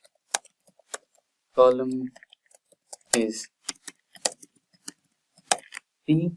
We need a new column that tells me the day of the week when an order was placed. So let's fire the command. Now it should give us a column D, which is an empty column right next to order date, or it should give us the steps to do the same. Just fire the command. It might take a little while. Okay, here we have it. Certainly I'll create a new column D in your dataset. Great, this is what we needed. And so on. Let's try to ask another query. Can you tell me name of the customer with highest sale record in the dataset? So the previous query which we fired at will not be reflected on this particular dataset, but it can be reflected on the dataset that we shared with the Copilot here. So currently I don't have a direct connection with my Excel over here. I think it should be taking some time for getting me that update over here. But anyways, it will be updated in the dataset that it is currently dealing with. That's not a problem. Now let us see what's the answer. I apologize, but it seems that I'm unable to extract any text content from the uploaded file. It's okay. Let's try to file. There are some discrepancies, but it should be resolved soon. But let's try some other thing like region-wise sale. So let's say you are an Excel expert, so you can do it within a few fraction of seconds. You can just apply filters and get that data. But there are a lot of people new to Excel. So for them, the Copilot from Microsoft could be a boon, right? But down the line, there are improvements rolling out. So I could predict that it could be a lot faster and you can have seamless integration with your Microsoft Excel and your Copilot, and things could be a lot easier, right? So far we have the result over here. So it is giving us a few results and it is finding a little difficulty to extract a few. That shouldn't be a problem in a few couple of days where the new updates roll out. So proceeding ahead, let's try to give it another query or so. So let's check the data set. So here we have the categories and subcategories. I think we can give it, okay, can you give me the category wise profits? So here we can identify which category is performing really good and giving us highest number of profits. So I think let's check out if we have a profits column. Yes, we do have a profits column over here. So let's check that. Brilliant, right? So it's giving us distilled reports in one prompt. So that should be helpful for any of the data analysts which are aspiring, right? And which don't have any idea about how Excel really works. Okay, it seems that I'm able to extract text content from uploaded files. Okay, let's try to copy this and write it down as, okay, is it category? Okay, let's copy this as well. I think it's about the case, right? Category, subcategory. Okay, let's fire subcategory. Category sales report. Okay, it's giving us the previous answer to the previous query. Okay, I think this should help. It's unable to extract a lot of answers so far currently. There should be some discrepancy, but down the line it should be fixed. Unable to extract any text content from the uploaded file.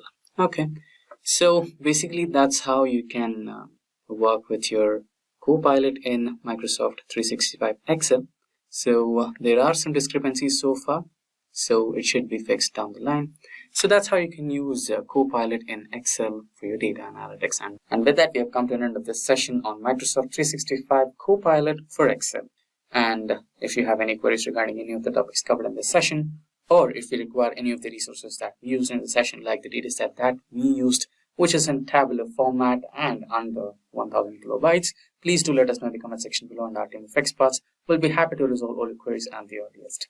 Let us know your experience working with Copilot in Excel, and we can learn a thing or two from you as well. Hello everyone and welcome to our video on essential Excel functions by Simplilearn. If you are new to Excel or looking to improve your skills, learning these functions can really help. Excel isn't just making spreadsheets, it's a powerful tool for analyzing data and managing projects. In this guide, we will cover some basic but important Excel functions like sum, average, if, count, and SUMIFS. You'll see how these functions do and learn and how to use them with practical examples. This knowledge will help you with daily tasks and make you more confident in using Excel. So let's explore these functions together and see how they can make handling data easier and more efficient. Let's get going and make the most of your data with Excel. Why learn basic Excel functions and formulas? Functions and formulas are crucial for mastering Excel. By learning even a few essential ones, you can outpace many around you. They are fundamental for daily Excel tasks. To deepen your knowledge or explore advanced functions, consider exploring a comprehensive database of all existing Excel functions. Microsoft consistently updates Excel, introducing new functions like XLOOKUP in Microsoft 365, enhancing your data management capabilities. So now let's move on to the demo part. Okay, so first we will understand the sum function in Excel. As we know, the sum function in Excel is used to add up the numbers. It provides a quick way to calculate the total of several values, whether they are typed into a function directly included within a range of cells. So these are the cells. So you just have to type the numbers in this cell and give the function over here, and it will give you the desired result. Let's check how. So first we will understand the sum function. I'll just write it over here. So the first step is like open your Excel file in your computer and select any column or row. So like here I'm selecting the column. For instance, you might just put them in cells A1 till A5. So in the A1 part I've mentioned sum for your understanding. So we'll start with A2. We'll type all the values over here. So just type any values, like I'm typing 40. Then we have 78, then 35, and then we have 67. From A2 till A5, we have typed the values. And using the formula in the formula bar, it will add all the numbers from cell A2 till A5, and it will display in this particular cell. So just select the cell where you want your answer to be shown and just insert the formula over here. The formula for sum function is equal to sum A1 till A5. So we just go back to this bar and just select this particular cell. And here in this bar, just type the formula A1 till A5. But then here we have A2. So we're just going to change it to A2 till A5. Alright. And just press enter. So here you get the value 220. Which is the sum of all the values which we have mentioned over here. So it was pretty simple, right? Now let us understand the if function in Excel. Okay. So the if function in Excel is used to perform logical tests and return values based on the results of these tests. This function checks whether a condition is true or false and then returns one value for a true result and another for a false result. It is extremely useful for decision-making process within your dataset. Let us now understand what are the steps to use this if function. So just input your data and put any numeric values in the cells from B2 till B5, okay? So 56, 90, 36, 23, and here I want my result to be shown. So I'll just insert the formula here in the function bar. So, okay, just check out the formula for if function, which is equal to if A1 if greater than 800, above 300, 300 or below. So let's see how it works. We're just gonna enter the formula. Okay. So this will tell Excel to check if the value of B2 is greater than 300. If true, it will display above 300. And if false, it will display 300 or below. Let's check it out. Okay. So there's a mistake. I'm gonna paste the formula here again. So in place of A1, we will mention B2. We'll just type B2 over here. If greater than 300, above 300 or 300 below. Just press enter. So we'll just enter the formula over here, and in place of A1, we will provide B2, alright? So we just type here B2. That's it. And we just press enter. So you can see the result has come to 300 or below because the value is less than 300. And you can also drag and fill handle from B1 down to B5 and apply the same logic in other columns as well, and it will give you the same result. Let us now understand the next function, which is the average function in Excel. The average function. And okay, so what is this average function used for? Basically, the average function in Excel, it will calculate the mean or average of numbers provided to it. This function is particularly useful for quickly finding the central values in a set of data, which can be helpful in various statistical analysis. Let us now understand the steps to use the average function. So the first step is like you just click on the cell wherever you want your value to appear. Alright, so just provide any values. Suppose let's provide some bigger values, like bigger numbers, like 430. Here we type 278. Then we have 98. Then we have 79. And here I want my value to be shown. So I'll just insert the average formula, which is, let's check out the formula, which is equal to average. What is the column we have chosen? From C2. So we'll just type C2 over here till C2 till C5. C5. Alright, and we will just press enter. So as you can see, the average function value is shown over here. So after pressing enter, the Excel will compute and display the average of all the cells in the selected cell. The next function is the minimum and maximum functions in Excel. It's very simple. Let's discuss what is the minimum and maximum function used for. The min and the max functions in Excel are used to find the minimum and maximum values within a given range of data. These functions are useful for quickly identifying the smallest and largest numbers in a data set, helping you to analyze different ranges efficiently. So let us now understand what are the steps to use this formula. It's very simple. Just type any values over here, 500. Next we have 389. Then we have 200, 190, 198. And here I want my value to be shown, the minimum value. So in the function bar, I'll just type the function, which is equal to min. And in the bracket, you just mention the column, which is starting from D2, right? So D2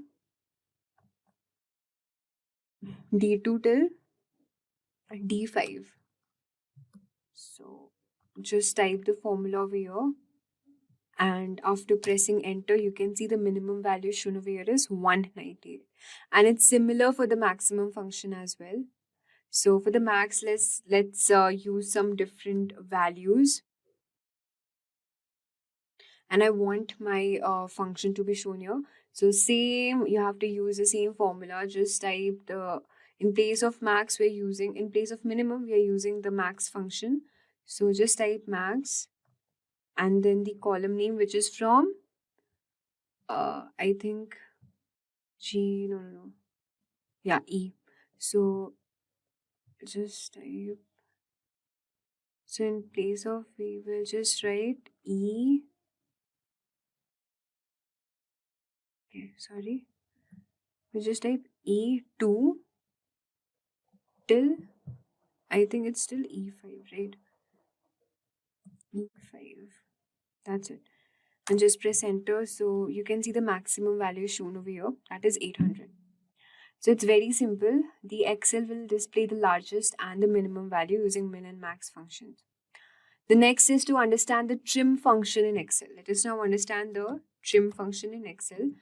So basically, this trim function in Excel is used to remove all the extra spaces from text except for a single space between words. This function is specially used for cleaning up the data that comes from other sources of data that has been entered inconsistently. Let us now understand the steps to use this trim functions. It is same as we have seen for all these functions. The only difference is that this trim function will exclude the spaces. So assume your text data with some extra spaces in cells.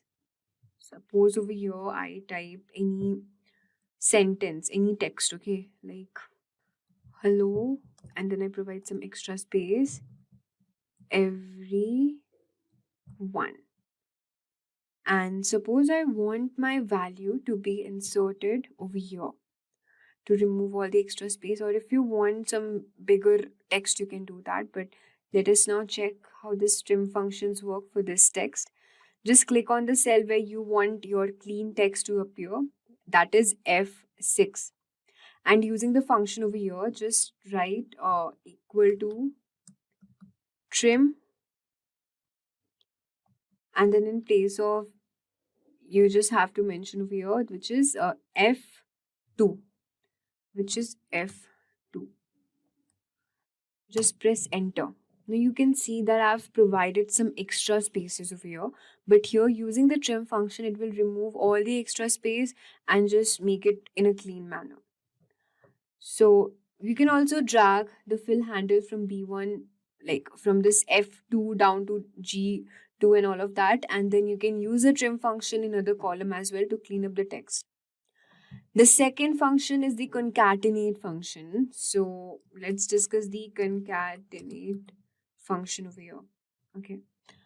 So this concatenate function in Excel is used to join two or more text strings into one string. It helps in combining data from different cells, which can be useful for creating full names from first and last names, combining addresses, or any situation where text needs to be merged. So let us now look the steps how to use this concatenate function.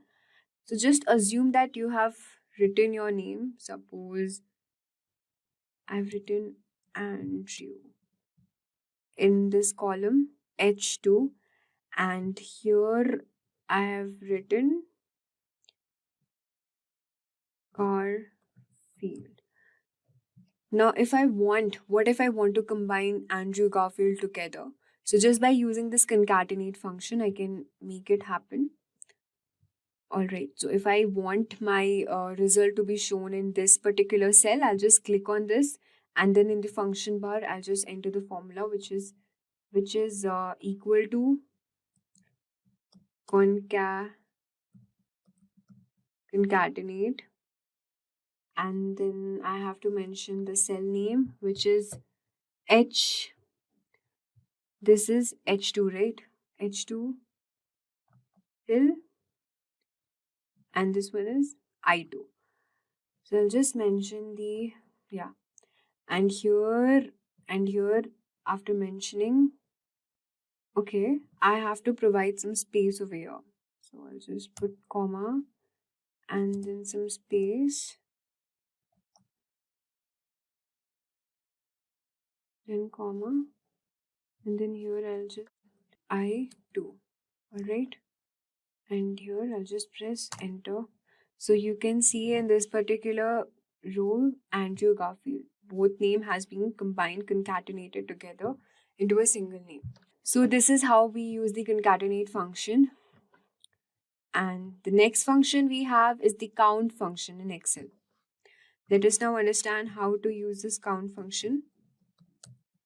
Okay, the count function in Excel is used to specifically count the number of cells that contain numbers in a range. It's a crucial function for quickly assessing the numbers density in a dataset, especially when dealing with mixed data types.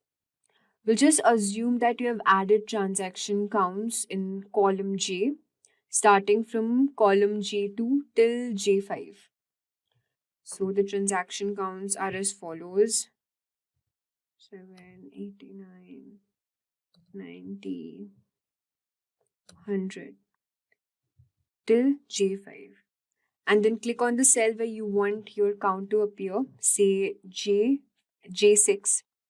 And then you just go to the formula bar and just enter the formula over there, which is equal to count bracket. This should be J2 till J5.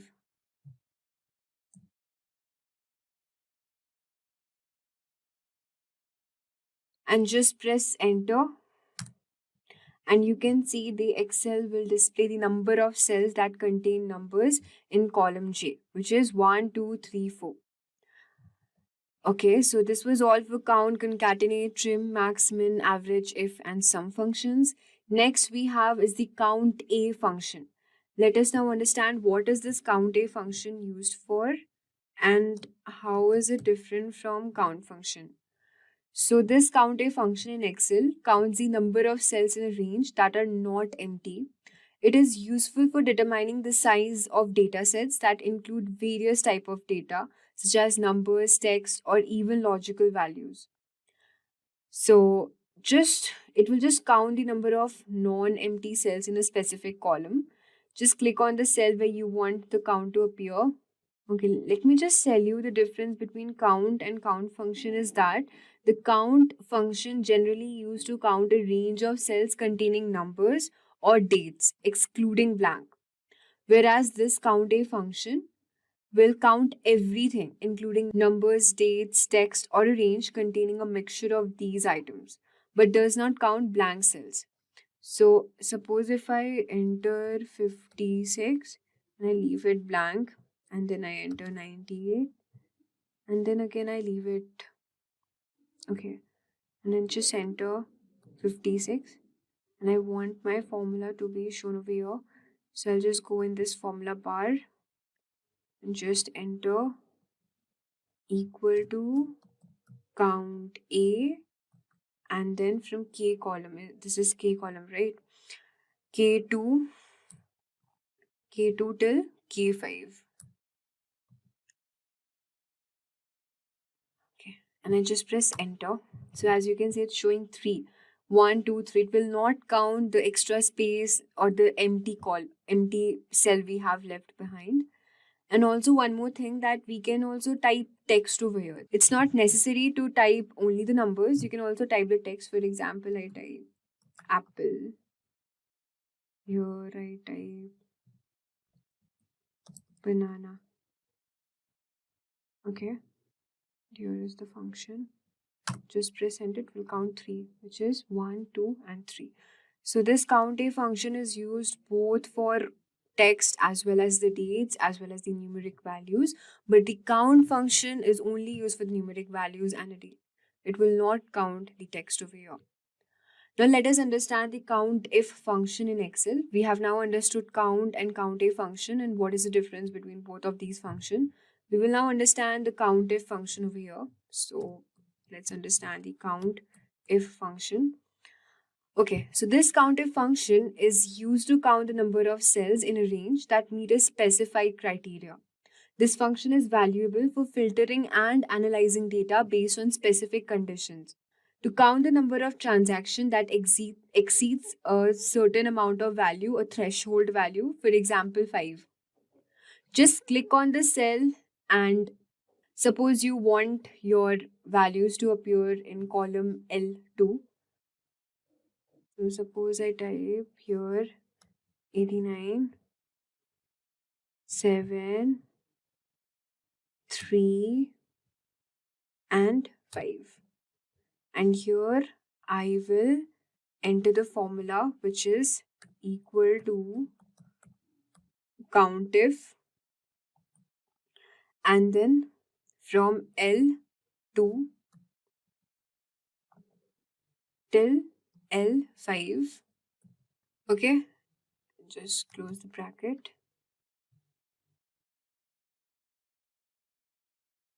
And here you just also have to input the threshold value. Suppose I take the threshold value as let's say 3, or let's say 5. Okay, let's take it 5. So this is my threshold value greater than 5. So it will display only the numbers which are greater than 5. And I just press enter. So you can see it's showing 2, okay? Because 7 and 89 are the only two values which are greater than 5.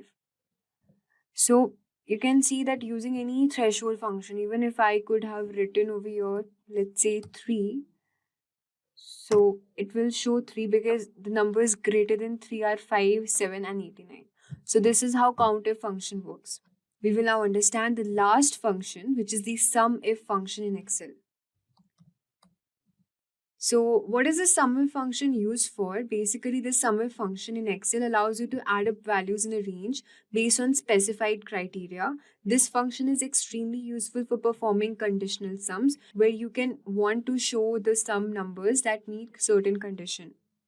So to calculate the sum of transactions where the number is greater than 5, click on the cell where you want your total number to appear. Let's say over here I select, which is M6, and you just have to enter the formula. Before that, just write any number values like 7, 5, 3 and 10. And over here, just mention the formula, which is equal to sum if, and the column name is starting from M2 till M5. Value should be greater than 5, comma, this is M2, right? M2 till M5. That's it. And we'll just press enter. So it's showing 17. So based on this formula bar, the formula will check the values from M2 till M5, and if the number is greater than 5 and sum only those number. So as I've mentioned the value 5, so it will only calculate, it will only sum numbers which are greater than 5, which are 10 and 7, which is equal to 17. So this is how the SUMIF function is used. We have come to the end of our video, and this was all for the top 10 most important basic Excel functions. Today, we will learn data analytics with AI. That's it. If these are the type of videos you'd like to watch, then hit that like and subscribe buttons and the bell icon to get notified. Let's get started with the main topic of today's session, which is data analytics with AI. So, before proceeding with data analytics with AI, let's understand what exactly is data analytics. So, data analytics is not just a step where you just give your data to AI and it will be done, right? So, it's a stage-by-stage process. Let's understand all the stages, one after the other. Firstly, you might have different sources. So, before we go ahead with the sources, let's understand the situation. You might be dealing with your client. You might be working with the company as a data analyst.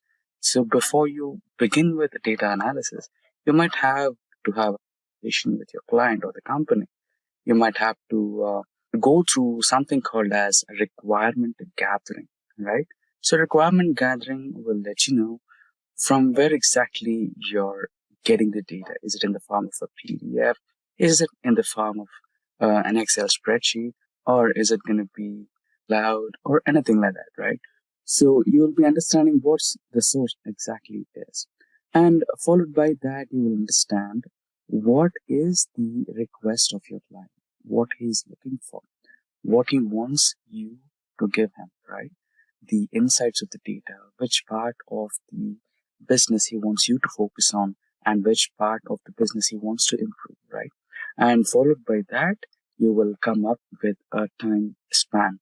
Within that time span, you need to use that data, build some insights, and give it to the client or your business owner so that he comes up with a business decision, right?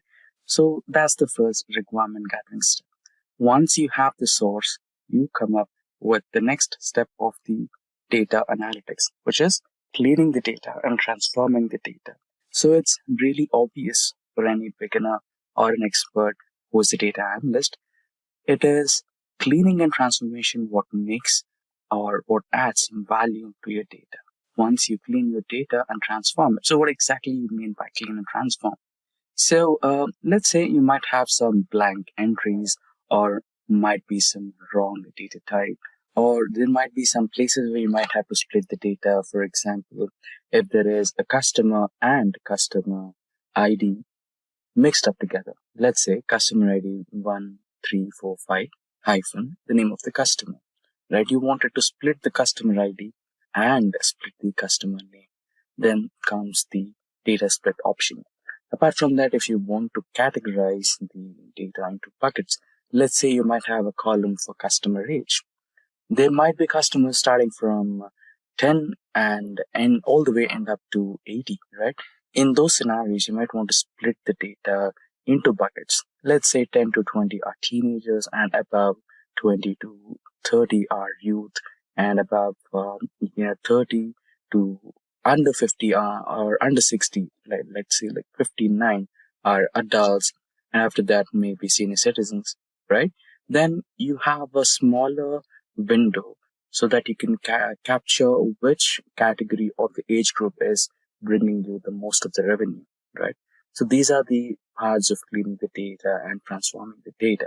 And once you're comfortable with it, then you can choose a platform where you want to analyze your data, which can be Tableau, which can be Power BI, ClickView, or Excel, or any of the tools that you might want to prefer.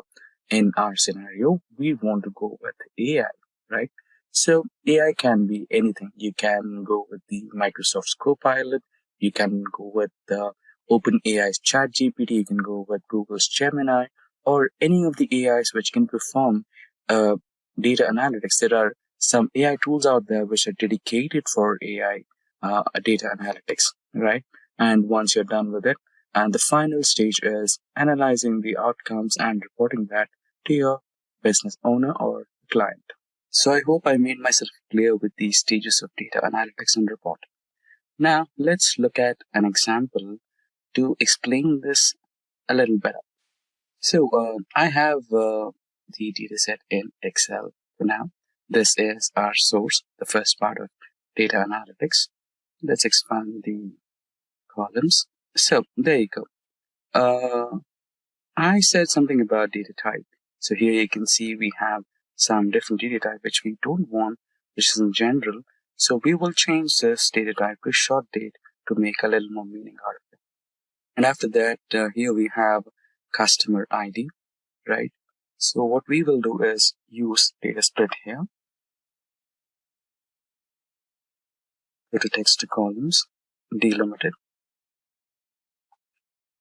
Next. So we have other. So here's the preview. So you will be receiving it in this form. And if you want to format the data as you like, you can go ahead. So I'll leave it as general for now and finalize the data type after the split is finished. So what you can do is add a column, new column here, so that you can get an empty column here to split the data. Go to text to columns once again. Select delimited. Select next. And we have the input other. Next and finish. There you go. You have customer ID and you have customer name, the respective customer name here itself. So proceeding ahead, we have quantity, the quantity of product ordered, and we have traffics, leads, orders, and revenue, right? Cost to company and delivery status. So in case if you wanted to kind of calculate profit, what you can do is add a new column, profit, and here you can do a mathematical calculation equals to revenue minus cost to company, and you can extend this particular column all the way to the end so that you have the profit numbers. And here you can also change the data type to currency and go to home, and here the data type from general to currency, and there you go. And if you want it in rupees, you can go with rupees, or if you want it in dollar, you can also have dollars, right? So that's how you do it. I would like to go with dollars, so more, and here go to currency, and in currency symbol I'll go with the dollar. Then okay, there you go. You can quickly save it. If you want to add some borders to the data, you can also do that.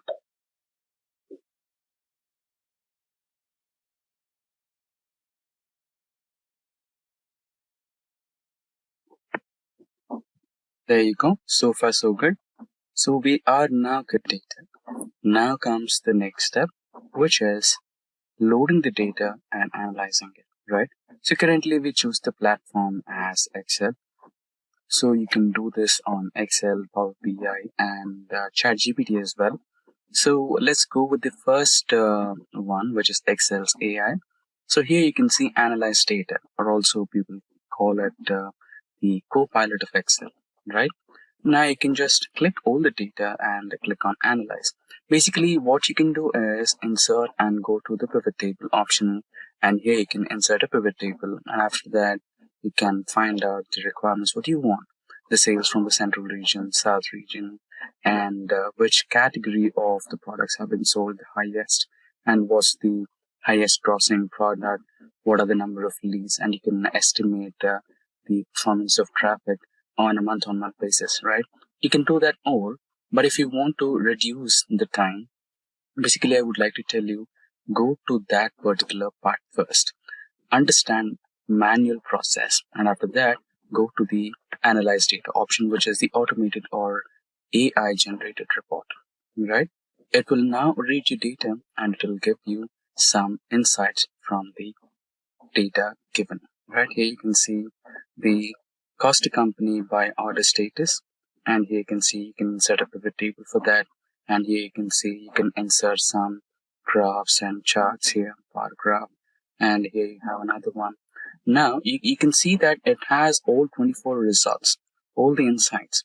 Now if I can ask, give me a pie chart of sales and category. Here you go. Here you have so basically what Copilot did is it created a pivot table of sales and category, and out of that pivot table it extracted the pie chart and generated one for you. In this way you can create multiple options. Let's say I want to create a line graph month on month. Enter. Now here it again created a pivot table, and here it generated a line graph on month basis and how many number of traffic or how many number of visitors your website had.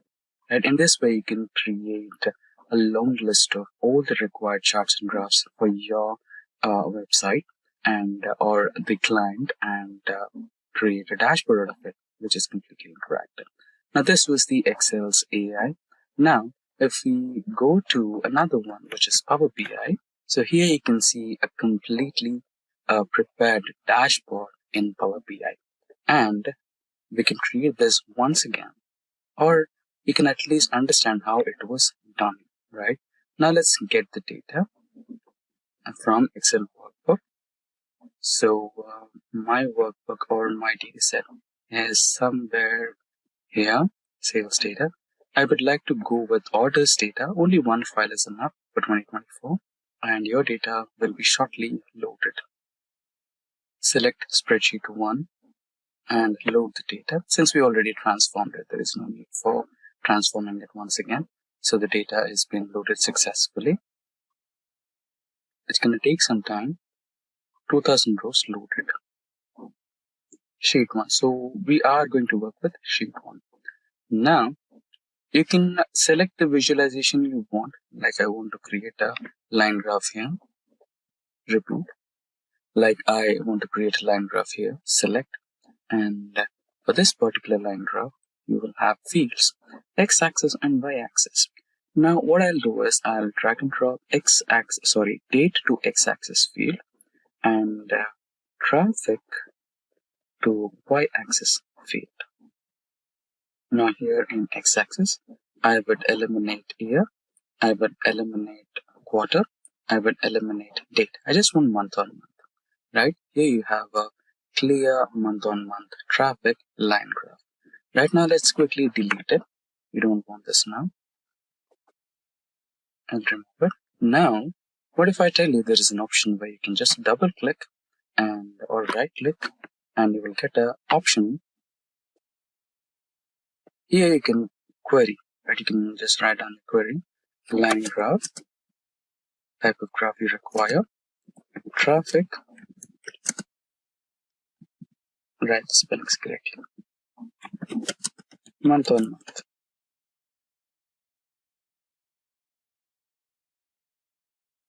And enter, you will get the graph you are looking for. There you go. Right? So apart from this, let's put the month on month graph here. Apart from this, let's double click once again and category wise sales. Category sale, pie chart. There you go. And now region wise, double click once again. Region wise sales, bar graph. Select the first one and there you go. I think there is a small mistake in the selection spelling. Select the first one once again and there you go. You will have a bar graph in region wise basis.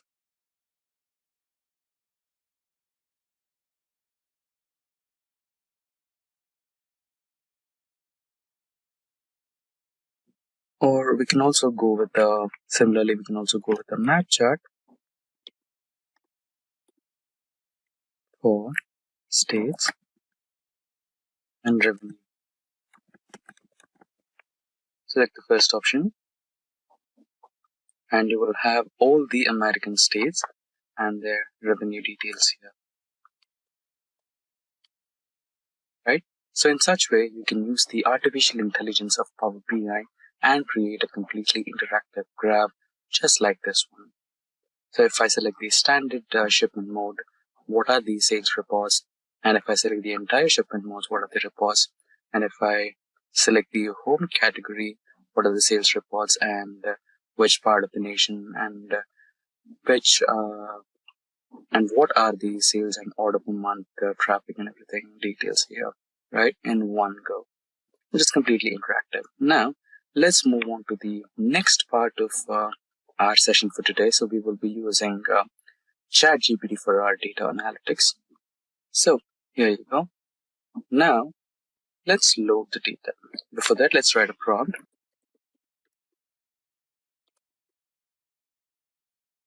Some data on sales.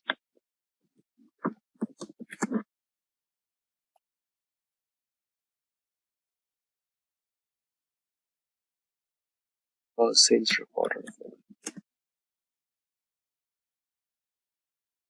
Visualization. And now load the data. Upload from computer.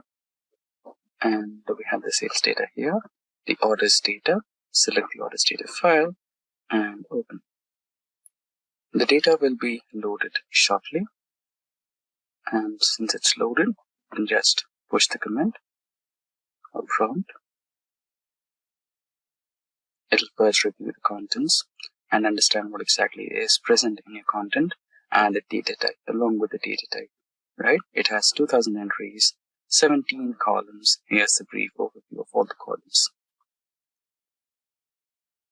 So it's asking you, would you like an overall summary or a specific aspect? So let's go with the specific aspect instead of overall summary.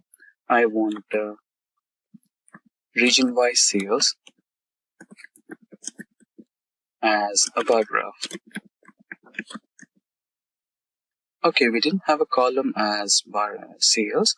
It's in turn taking revenue. Yes, there you go. Sales revenue by region as a bar graph. Now, pie chart for category revenue. Okay, so there is some limit for analysis. Okay, that's not a problem. We can change the account and try to do it once again, or I should have chosen the overall summary, right?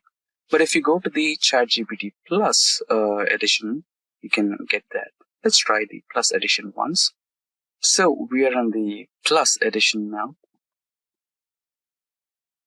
So it generated some visualizations, which is completely downloadable here. You can go with that as well. So the prompt is still running. Let's wait for a couple of more minutes and see what exactly ChatGPT is up to. So here we have a profit by category, which was our second request, which did not get successfully authorized because we didn't have a +1. So now we can see revenue versus cost to company in top 10 products. So which are the top 10 products which are giving the maximum revenue? And here is a detailed report. And if you would like to continue with a few more reports like we did before in Power BI and Excel, like traffic versus month on month is a line graph. Let's try that. There you go. So we have a line graph of traffic on a month-on-month basis. So that's how you can conduct some data analytics using different AIs on different platforms.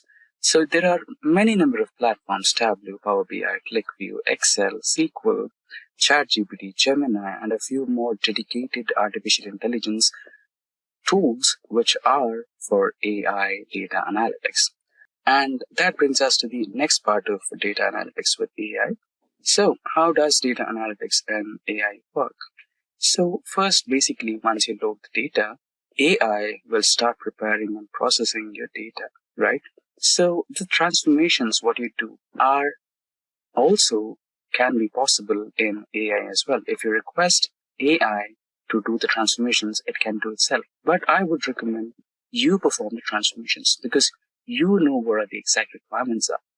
Once your data is completely transformed, you can load it and get the reports. The next part of it is pattern recognition. As you have already seen, ChatGPT recognizes each and every aspect of the data, from the data type to the minute details like currency and everything. It understands the data first, and then it will request you.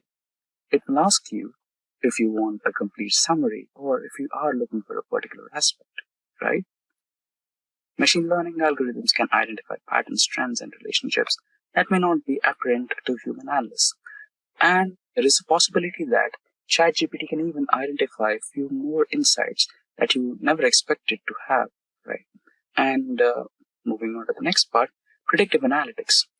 AI can also perform some predictive analytics and give you the forecast of what exactly is going to happen in the upcoming future in your business. That may or may not happen.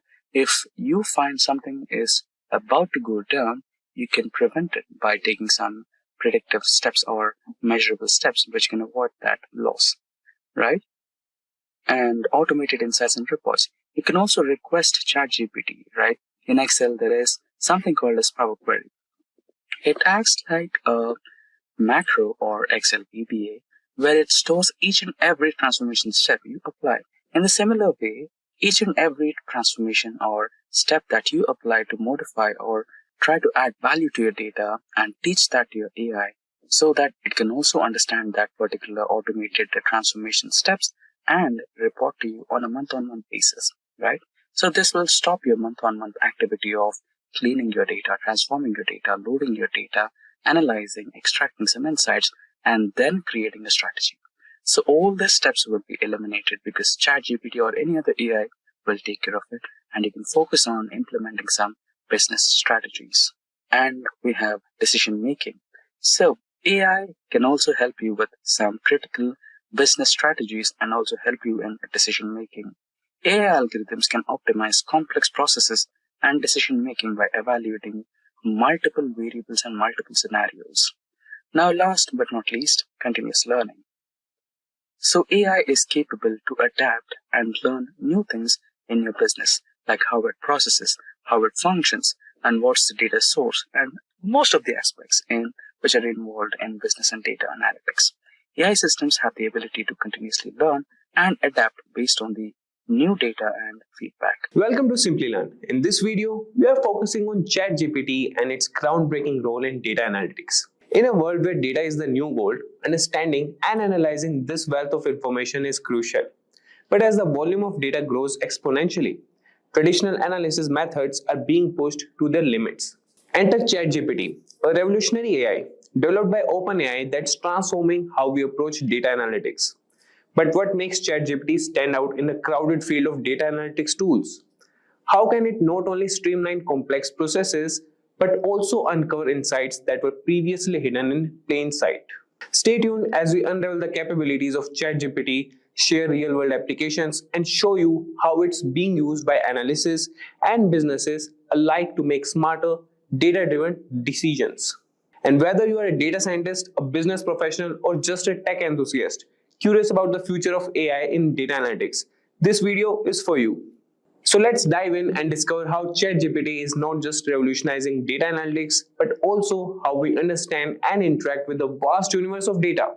And don't forget to hit that like button, subscribe, and ring the bell to stay updated on all our future explorations into the fascinating world of technology. Now let's get started and unlock the potential of ChatGPT for data analytics together. So guys, an Excel data analyst always looks for ways to improve their efficiency and gain deeper insights from the data. That's where ChatGPT comes in handy. So ChatGPT is an AI-powered language model that can assist you in various tasks, including Excel-based data analysis. And for that data analysis, let's dive into some demos to see how it works. So guys, as you can see, this is the ChatGPT 4, and you could see this has the support of DALL-E, browsing and analysis, and usage limits may apply. Like we have the version that has some usage limits. And for the data, I have downloaded the data from the Kaggle. I will provide you the link in the description. If you want to download the same data, you can. And I have that in my downloads. So this is the data that we'll be using.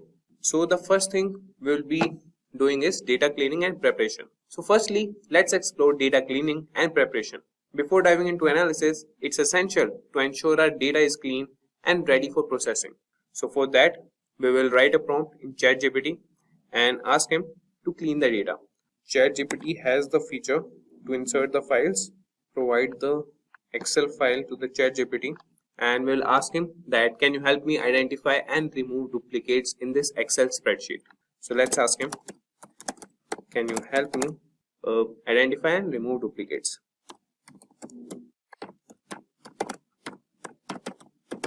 Duplicates from this Excel spreadsheet from the provided Excel spreadsheet. So you could see that ChatGPT has started generating the response, and he is telling us that he can definitely help us with that, and he is analyzing that.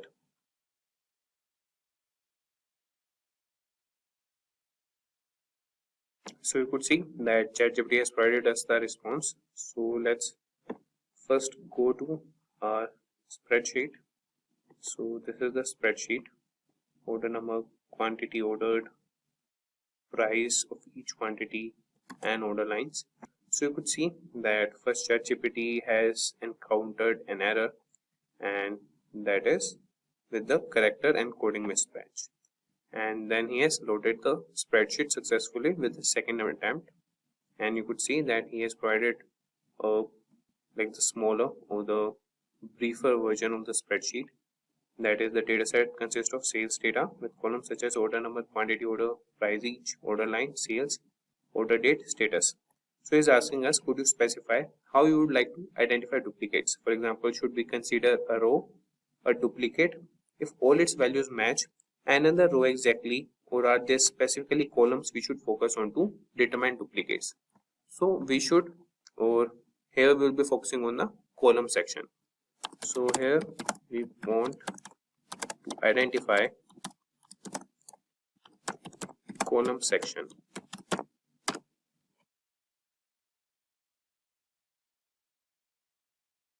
So is asking which columns they should identify duplicates. So we want the duplicates in order number.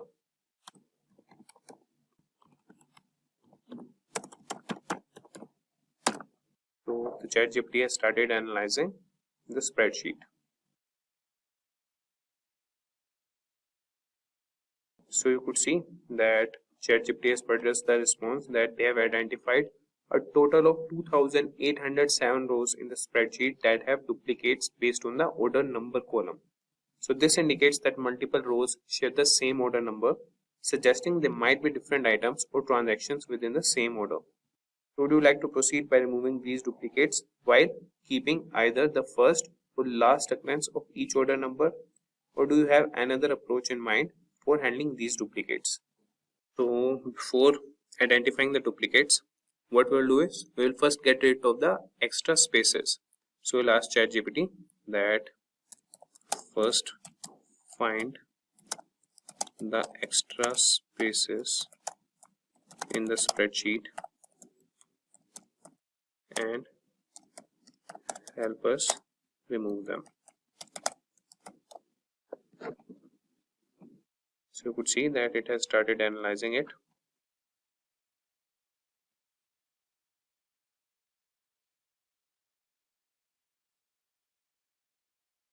So he is asking us that would you like to proceed with any further cleaning or data manipulation?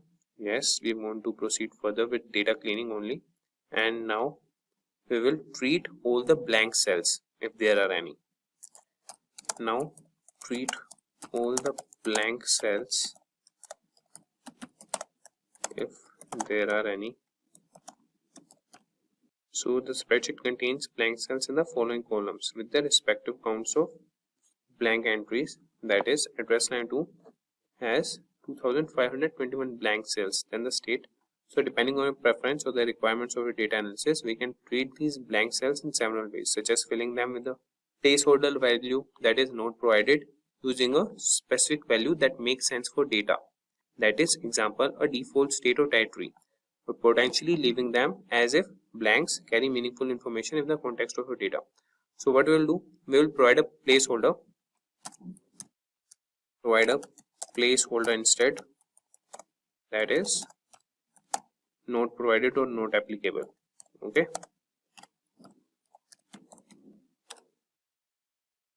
So you would see that ChatGPT has responded that it has replaced the blank cells in the columns, that is address line 2, state, postal code and territory, with the placeholder not provided. So you could see there's a verification sample showing the updates. So this is how you could clean the data. And now with ChatGPT, you can quickly identify and eliminate duplicates in your Excel spreadsheet using built-in functions and formulas, saving your time and effort. So that would be done by the ChatGPT, and you can download the Excel file from the ChatGPT only. After that, you can just ask him that provide me the output or the resulted spreadsheet. So if we talk about now data analysis and visualization, let's delve into that. So Excel offers powerful tools for analyzing and visualizing data, and ChatGPT can help you make the most of them. So for this also we'll write a prompt to the ChatGPT, and we'll write, for example, we'll write, please create a pivot table and a corresponding chart to analyze sales performance by region. So let's see, like this prompt, what output does ChatGPT show to us. So let's ask him, please create a pivot table and a corresponding chart to analyze sales performance by region.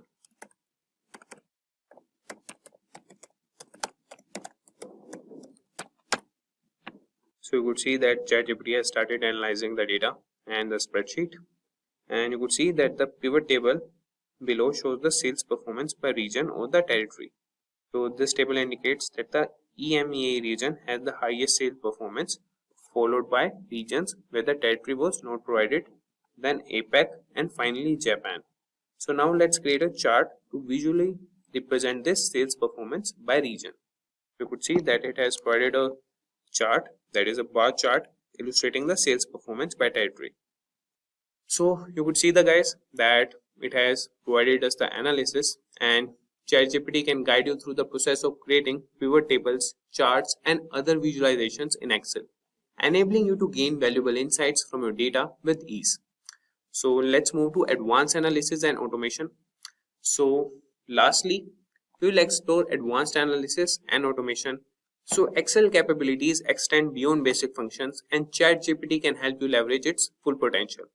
And for this also, we'll write a prompt to the ChatGPT that can you assist me in building a forecasting model to predict future sales based on historical data present in the spreadsheet. So let's see what ChatGPT respond to us. So let's ask him,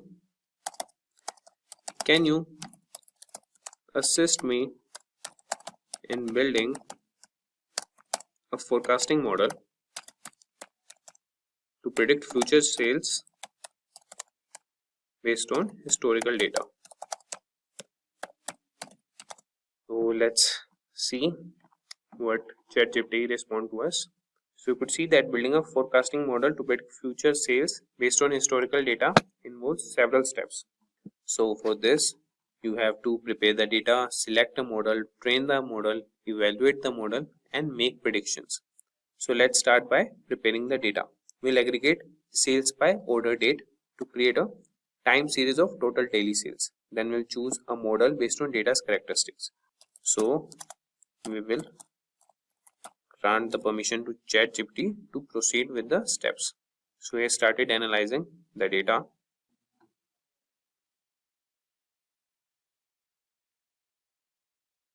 So you could see that the data has been prepared into a time series of total daily sales. And before choosing a forecasting model, it's helpful to visualize the sales time series to understand its characteristics such as trend and seasonality. So ChatGPT has plotted a daily sales data, and then he has given the visual trends and the possible seasonal patterns. And the next steps would include testing for stationarity, model selection and parameter tuning, model training, and then forecasting. So you could follow all these steps with the help of ChatGPT and could create a forecasting model. If you want, we can move to the next step. So you could provide a prompt to the ChatGPT that move to or proceed with next step.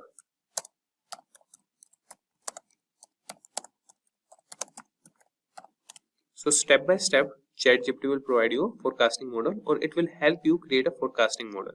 As you can see, it has started analyzing it. So the augmented Dickey-Fuller, that is ADF test, gives up a p-value of approximately 0.0033. Since this p-value is less than the common significance level of 0.05, we can reject the null hypothesis that the time series has a unit root, meaning the time series is stationary. So you could see that he is asking us, shall we proceed with the SUMIFS model parameter selection? Yes, here is the model parameter selection. So you could select any based on the trends and the bar graphs plotted by the ChatGPT.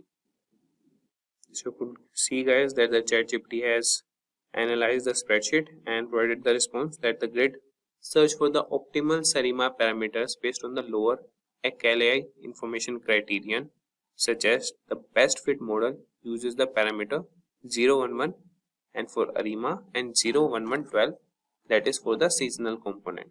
So you could see that it has provided the model and the parameters. Now it's asking us, shall we move on to forecasting future sales with this model? Yes, proceed with that. So you could see that with ChatGPT's assistance, you can build complex forecasting models in Excel. allowing you to make informed decisions and plan for the future effectively. So ChatGPT is a valuable tool for Excel users and data analysis, offering assistance in data cleaning, analysis, visualization, and automation.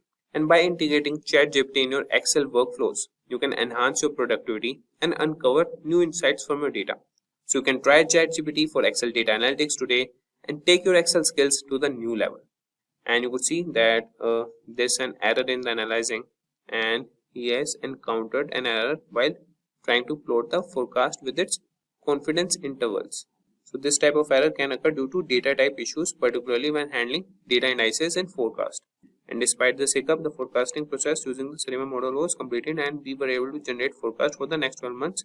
Unfortunately, due to the plotting issue, we couldn't visually display it. So we'll ask him, can you try once again? So you could see that this time ChatGPT has provided us the forecast for the next 12 months. That is, the forecast have been successfully plotted along with the historical daily data. So here we have our forecast model, and with the ChatGPT's assistance, we can move with other analysis also. So window, here we have some data set. So we have row ID, order date, ship date, etc. So these are the rows over here. Let's quickly select the entire data set and remove any filters that we have. So the filters is gone, and at the last you can see country, region, product, category, subcategory, and extending further we have sales data, quantity ordered, discount, and profit. So now let's proceed and try to build one single dashboard. Okay, now imagine yourself in a situation where you're working for this particular store or a company which sells products, and you have a team meeting with leadership, and you are supposed to be hunting for simplicities in complexities, and you need to present an interactive dashboard which gives a visual representation of what exactly is happening with the company, the sales, the quantity ordered, profit, etc. Right? And if you show this particular data set as it is in the form of named rows and columns, your leadership might not be able to understand it, or they might not be able to justify what exactly needs to be done in the future to keep the numbers same or improve the sales, right? So in that scenario, an interactive dashboard could be beneficial. So in today's session, we're going to create the same and creating a chart, that is an interactive chart, or a dashboard which is interactive. Everything lies on one single point, that is the pivot tables and pivot charts. If you're good with pivot tables and pivot charts, you can create interactive charts, you can create interactive dashboards, and much more. So the process is simple, but in case if you need a quick overview of how exactly a pivot table is created or performed, then you can check out the link in the description box below, which will give you a complete detailed description and to understand how to create a pivot table and a pivot chart in real time and move further. Right? Now we will continue with this particular topic for today, which is creating a dashboard.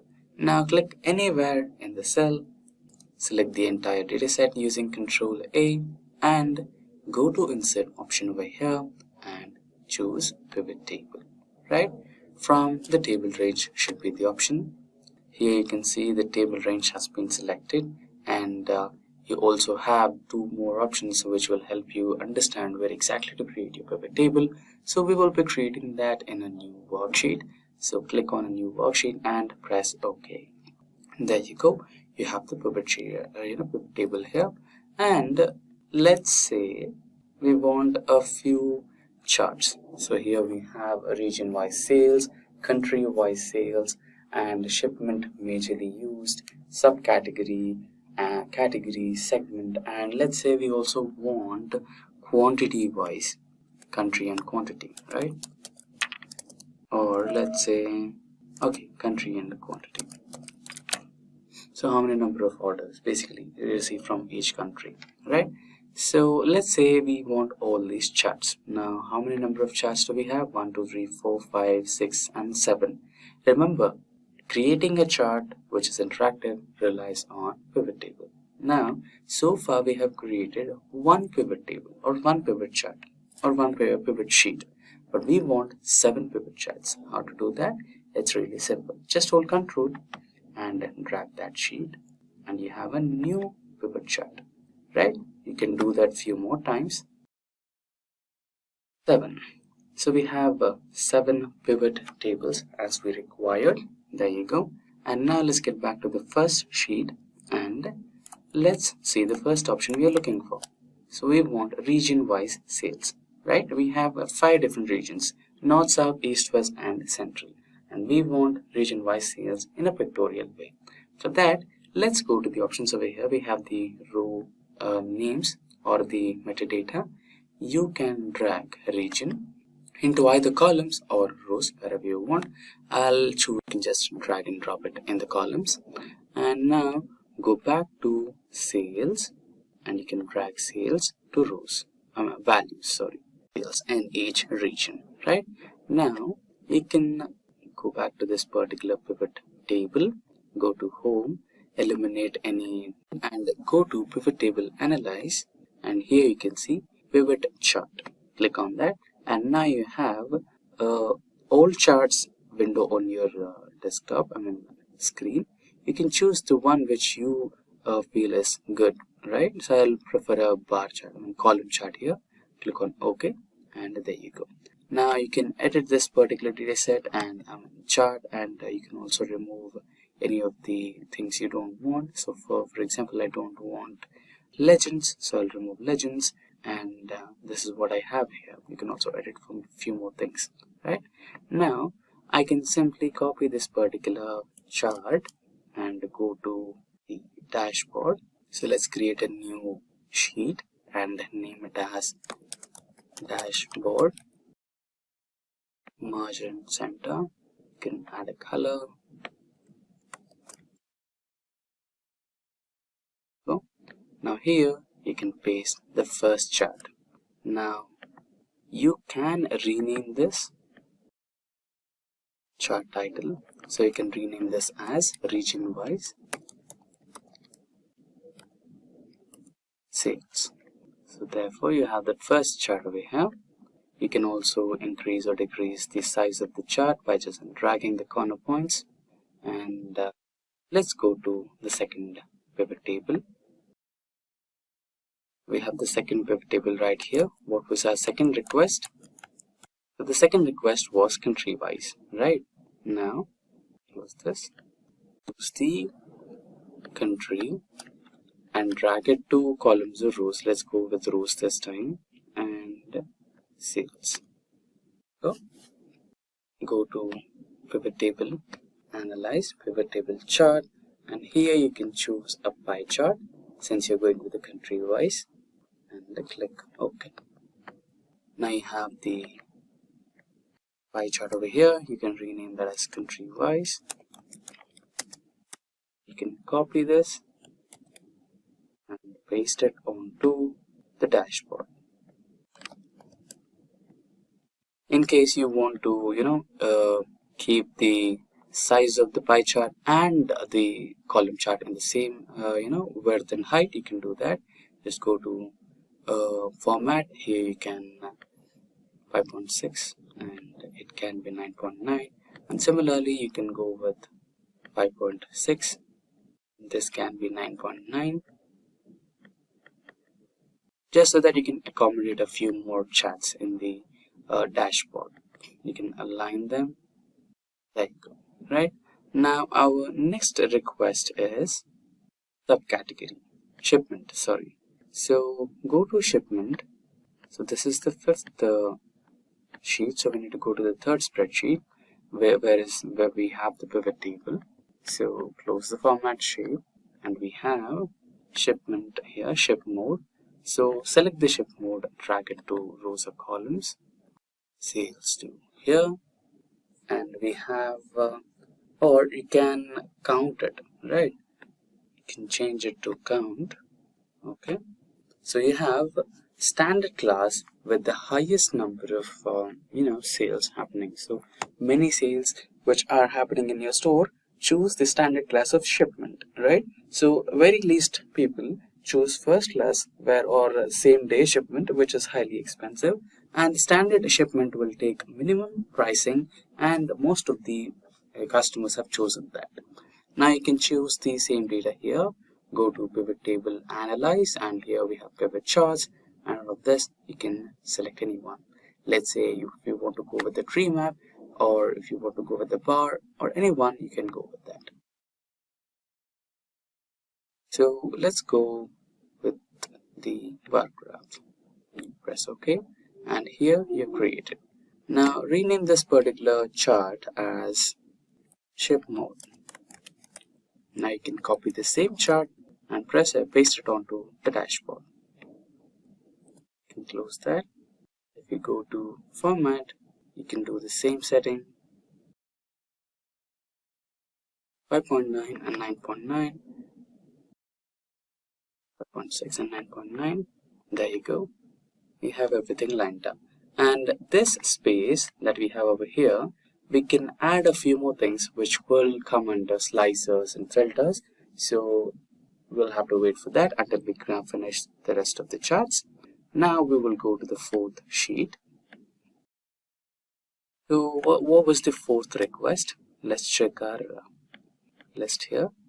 So subcategory wise sales. Now we can check the categories, subcategories over here. Yeah, we have the subcategory. Select that and drag to rows or columns and sales to values. Okay, and there you go. And if you want to sort, you can also sort by right clicking and sort it to minimum and smallest to largest to smallest. There you go. So the highest number of sales are happening through mobile phones. Next comes the bookcases, next come copiers, etc., etc. Now select this and go to pivot table, analyze, pivot chart, and you can choose any one of those. We can go bar chart or the column chart, and you can also rename this as subcategory wise.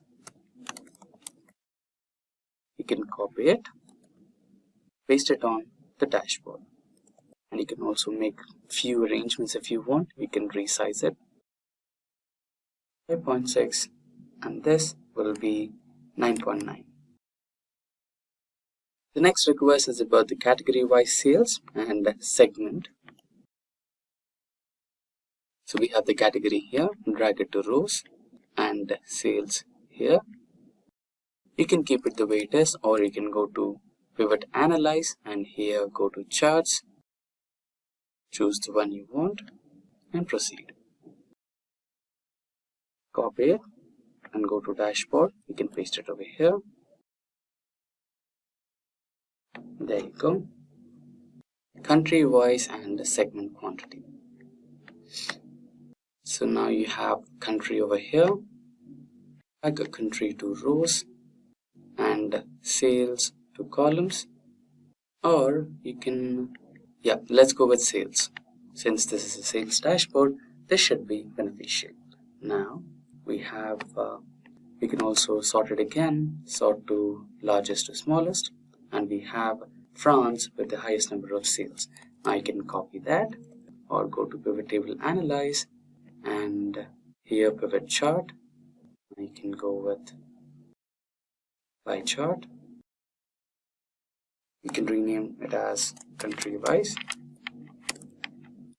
So there you go, and copy this, paste it on the dashboard. I think we already did a country wise sales, so I think we can proceed with the next type of chart, which is segment wise.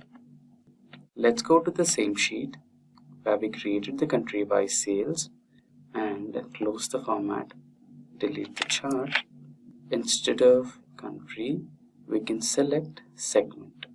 So which segment has the highest number of sales? Paste it over here, format to adjust the size of the chart. There you go. So we have region-wise sales, country-wise sales, ship mode, subcategory-wise, category-wise, and segment-wise sales.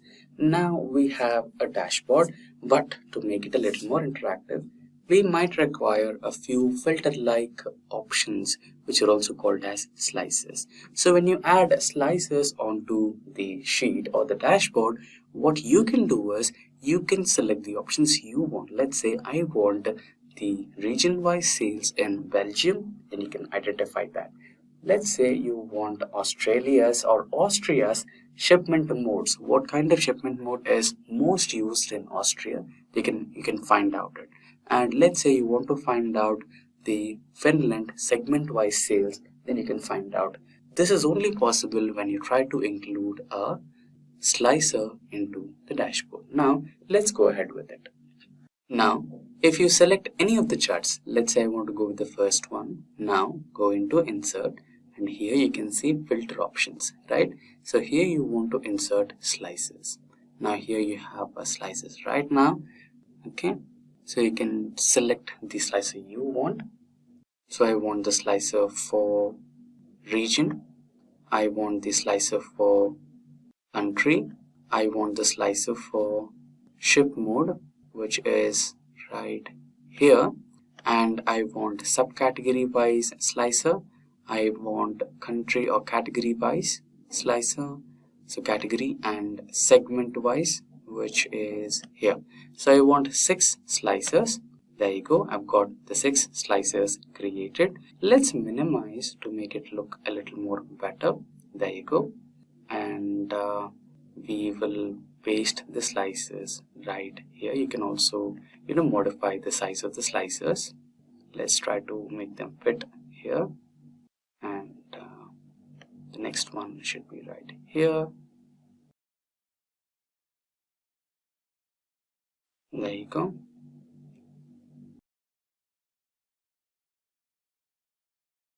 Now let's drag this here.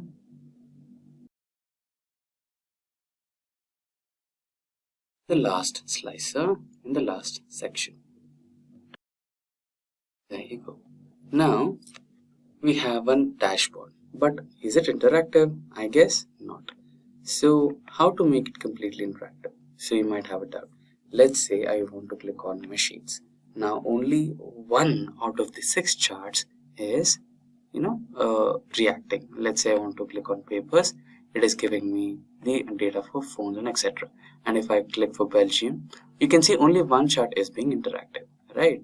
Now what should I do so that every chart which is on the dashboard gets completely interactive and shows all the data in real time? That can be done.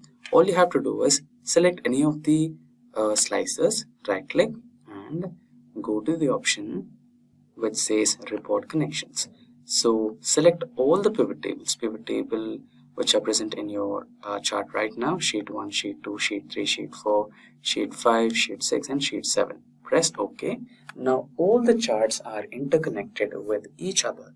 And now if you click on any one of the options, so let's say I want the data for Austria country, and every data changes. Correct? Report connections. Okay, you need to do that with all the slices. Press OK. There you go. Now if you select Finland, Denmark, Austria, you can see the charts are changing, right? Every chart is now interactive. So that's exactly how you create an interactive dashboard. Now you might be having a doubt. Okay, it's working for the existing data, but what if I add some new data? So here we have data until 2022, and this is the new data until 2023. Now if I add this particular data to the end of this particular data set right here, and remove the row headers and go back to dashboard, go to pivot chart. On data dashboard, we need to go to data, and here click on refresh all, then you will get the updated data set, and now you have the updated results as well. And with that, we have come to an end of this session on sales dashboard in Excel, or real-time interactive dashboard using Excel. Hey everyone, welcome back to Simplilearn's YouTube channel. Today we are going to talk about ANOVA in Microsoft Excel, and I will walk you through a step-by-step guide on how to perform this in Excel.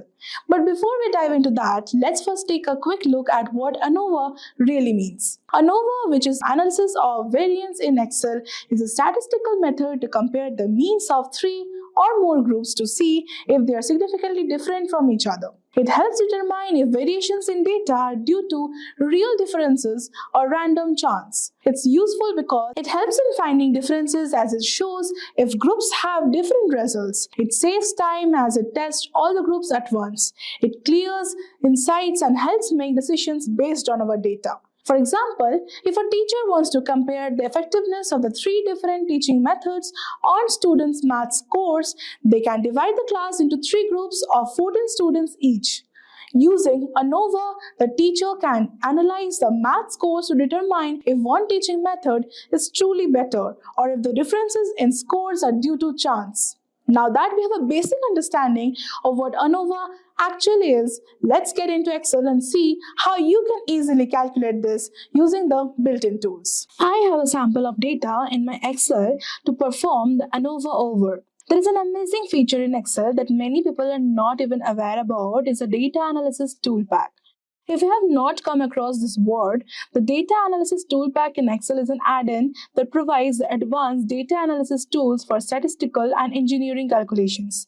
It simplifies the complex data analysis task by offering the built-in features to perform various statistical tests and data processing without needing to write formulas manually. So we need to ensure first if we have activated the toolpack correctly. So for that, we need to go to the File and then Options, and then we have to move to Add-ins, and here in the Manage, you have to choose for the Excel add-ins and click on Go. After that, you need to click on this Analysis Toolpack and click on OK. Now when you see the topmost bar, that is the data, if you click on this data, you will see a data analysis button over here. Now we are all set to perform the analysis of variance. To perform this, I will click on Data Analysis button, and from there I will choose ANOVA Single Factor and select on OK. Now here in the input range, we need to enter the range of the cells containing your data. For that, I will click on this upper arrow button and highlight my cells that are containing the data.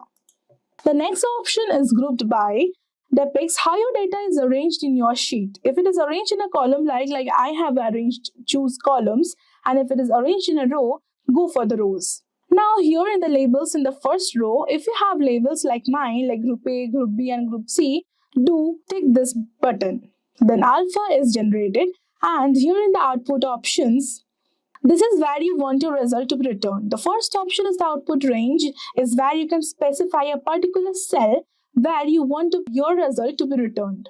The second option will enter the answer in a new worksheet, and the third option will enter the result in a particularly new Excel file. I will choose the second option and will name it as ANOVA.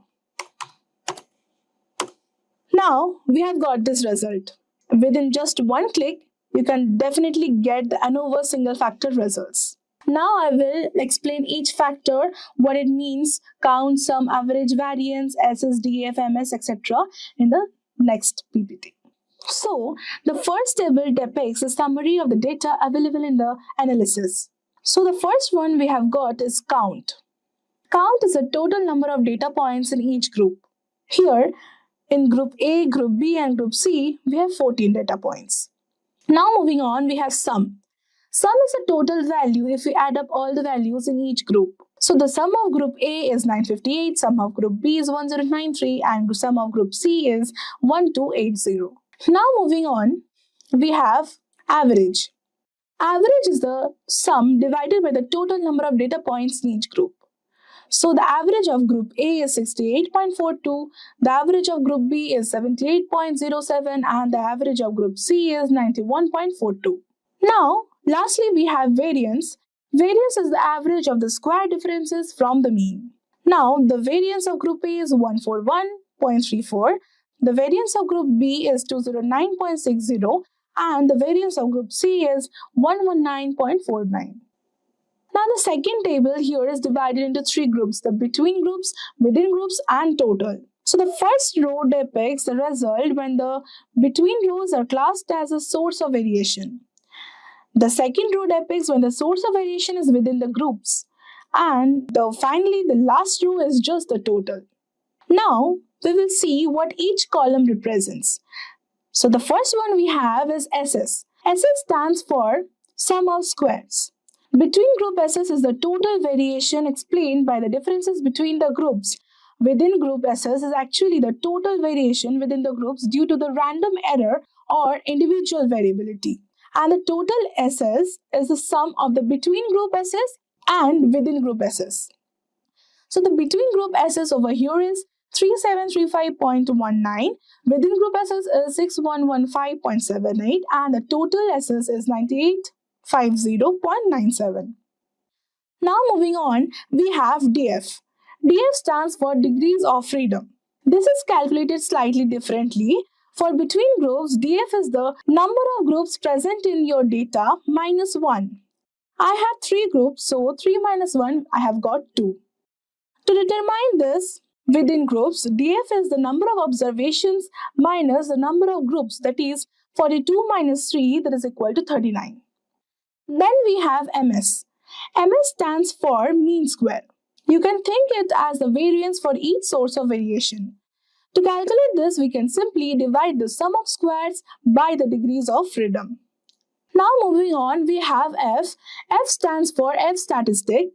Here the F statistic is calculated as MS between the groups divided by the MS within the groups, and it is equal to 11.90954. Now moving on, we have the F critic. F critic stands for F critical value. It is calculated easily by Excel, or you can perform it manually by looking at the critical value table. So the F statistics is then compared with the F critical value. If the F statistical value is greater than the F critical value, we can conclude that the test is significant. Now moving on, we have the p-value. The probability of obtaining an F statistic as extreme as or more than the observed value assuming the null hypothesis is true. A small p-value that is less than 0.05 suggests that the significant differences between groups exist. As my p-value is more than the alpha level, that is the 0.05, we fail to reject the null hypothesis. Therefore, there is no difference between the means of the three groups. Today, we'll be diving into some of the most impactful data analytics projects you can work on to boost your skills and supercharge your job search. Why are projects like these so important? Well, here's the thing. In data analytics, employers are not just looking at your qualifications. They want proof that you can solve real-world problems with data. Building a portfolio of hands-on projects shows them you have got the technical skills, creativity, and critical thinking to tackle complex challenges. Each project you work on will not only deepen your understanding of the tools and techniques used in the industry, but also help you master the process of collecting, cleaning, analyzing, and presenting data. So whether you're looking to land that first job or transition into a new role, these projects are exactly what you need to show employers you are ready to make an impact from day one. So let's dive in and see what each project involves and how you can get started. So the first project that we are going to talk about is the dashboard to find top skills of common roles in data science. So the goal in this project is to create a dashboard that visualizes the top skills needed for popular data science roles like data analyst, data engineer, and machine learning engineer. This dashboard will help users understand which skills are in high demand and how they vary across roles, providing valuable insights for job seekers and recruiters alike. So here are the steps to follow. Step 1. Collect job data. So scrap or collect job postings for common roles in data science from platforms like LinkedIn, Indeed, or Glassdoor. Step number 2 is data cleaning and preprocessing. So you can use Python pandas to remove unnecessary columns, handle missing values, and standardize the format. And then you have to extract the top skills. So parse through the job descriptions to identify key skills mentioned frequently, using libraries like NLTK or Spacey for natural language processing. After that, you have to aggregate skill data by role. So group the data by role, calculating the frequency of each skill for data scientist, data analyst, etc. And then you have to build the dashboard. So you can use Power BI or Tableau to create an interactive dashboard that allows users to filter by role, region, or experience level. And finally, you have to add visuals and interactivity. So design visuals like bar charts, word clouds, and filters to show the top skills for each role clearly. Now in number 2, we have generating sales insights for a customer goods company using SQL. So this project focuses on analyzing sales data for a consumer goods company to derive insights about product performance, customer preferences, and seasonal sales trends. The analysis will provide actionable insights that can drive marketing and inventory decisions. So here are the steps to follow. Step number 1 is to set up the database. So you can load the sales data into a relational database like MySQL or PostgreSQL. Next is data exploration. So use SQL queries to explore the data, getting a sense of available columns, unique values, and any missing data. And the next step is to clean this data. So handle any missing values, duplicates, or inconsistencies in the data by using SQL functions. Now next, you have to write aggregate queries. So you can use SQL aggregate functions to calculate total sales, average order value, and sales by region or category. And then you have to analyze the key metrics. So write specific queries to find insights like top selling products, sales growth over time, and customer demographics. And finally, you have to create a report or dashboard. So you can use a tool like Power BI to visualize and present the insights. Now, the third project that we are talking about is the T20 World Cup Cricket Data Analytics. So in this project, you'll analyze data from the T20 World Cup, such as player performance and team statistics, to understand key factors that contribute to wins. This project is popular in sports analytics and can also include predictive modeling to forecast match outcomes. So the steps are as follows. Number 1, gather cricket data. So use an API like Crick API or a sports data platform to gather match, player, and team data. Then clean the data. Use Python to handle missing values, outliers, and inconsistencies. After that, do feature engineering. So you can create new features like batting averages or bowling economy to enhance your analysis. After that comes the data analysis step. So use Python's pandas and matplotlib to perform exploratory analysis and visualize key metrics like run rate trends, win rates, etc. And then build predictive models. So optionally, you can use machine learning algorithms like logistic regression or decision trees to predict match outcomes. And then you can present findings. So here you have to create visualizations that shows your findings, such as win probabilities or top player performances. Now, next on the list, we have HR analytics to track employee performance. So this project is about analyzing HR data to track employee performance, identifying trends, and giving actionable insights that can improve employee retention and satisfaction. So here are some steps to follow. Number 1 is to collect the HR data. So gather employee performance data such as productivity scores, tenure, attendance, and engagement surveys. After that comes the pre-processing of the data. So use Python to clean the data, handling missing or inconsistent entries. After that, analyze key metrics. So identify patterns and trends such as average performance scores, engagement levels by department, and turnover rates. After that, build visualizations. Use Power BI or Tableau to create interactive visuals, such as line graphs for performance over time or heat maps for engagement scores. After that, identify patterns and trends. So highlight insights like factors affecting performance or engagement to inform HR policies. And finally, create a dashboard for HR managers. So design a dashboard that allows HR to monitor performance metrics and identify improvement areas. Now on number 5, we have real-time share price scrapping and analysis. So in this project, you will set up a system to scrap real-time share prices, analyze price trends, and improve visual insights into the market. So here are the steps to follow. Number 1 is set up web scrapping. So you can use libraries like Beautiful Soup or Selenium in Python to scrap share prices from a financial website. After that, automate data collection. Schedule the scrapping process with Python's schedule library or a tool like cron to retrieve prices at regular intervals. After that, store the data. Save the scrapped data to a local file like CSV or database for further analysis. After that, analyze the trends. So use Python to calculate metrics like moving averages, volatility, or trading volume. After that, build a real-time dashboard. So use Streamlit or Flask to create a dynamic dashboard that shows real-time data. And finally, you can add notifications. So you can set up alerts or notifications for significant price changes using Python's SMTP library or a messaging service. So now, before moving on to the next project, So without any further delay, let's move on to the sixth project, which is time series analysis with stock price data. So this project focuses on using time series analysis methods to identify patterns and trends in stock price data, helping to forecast future price movements. So here firstly, you will gather historical stock data. So you can use an API like Alpha Vantage or some trusted finance sources to collect daily stock prices. Then comes pre-processing the data. You can clean and format the data for time series analysis. Then explore trends and seasonality. So plot the data and use Python stats models library to decompose it into trend, seasonality, and noise. After that, apply time series models. Use ARIMA, exponential smoothing, or LSTM models to analyze the time series data. After that, evaluate model performance. Measure the accuracy of your model using metrics like RMSE or ME. And finally, visualize forecasts. Plot the forecasted prices and share the findings in report or dashboard. Now on number 7, we have housing price analysis and predictions. So this project involves analyzing factors that influence housing prices and building a predictive model to estimate house prices based on key attributes. So these are the steps to follow. Step number 1 is to gather data. So obtain housing data from sources like Kaggle or Zillow. After that is data cleaning and preprocessing.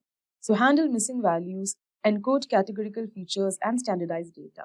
Then comes exploratory data analysis. So use Python's matplotlib and Seaborn to identify relationships like square footage versus price and etc.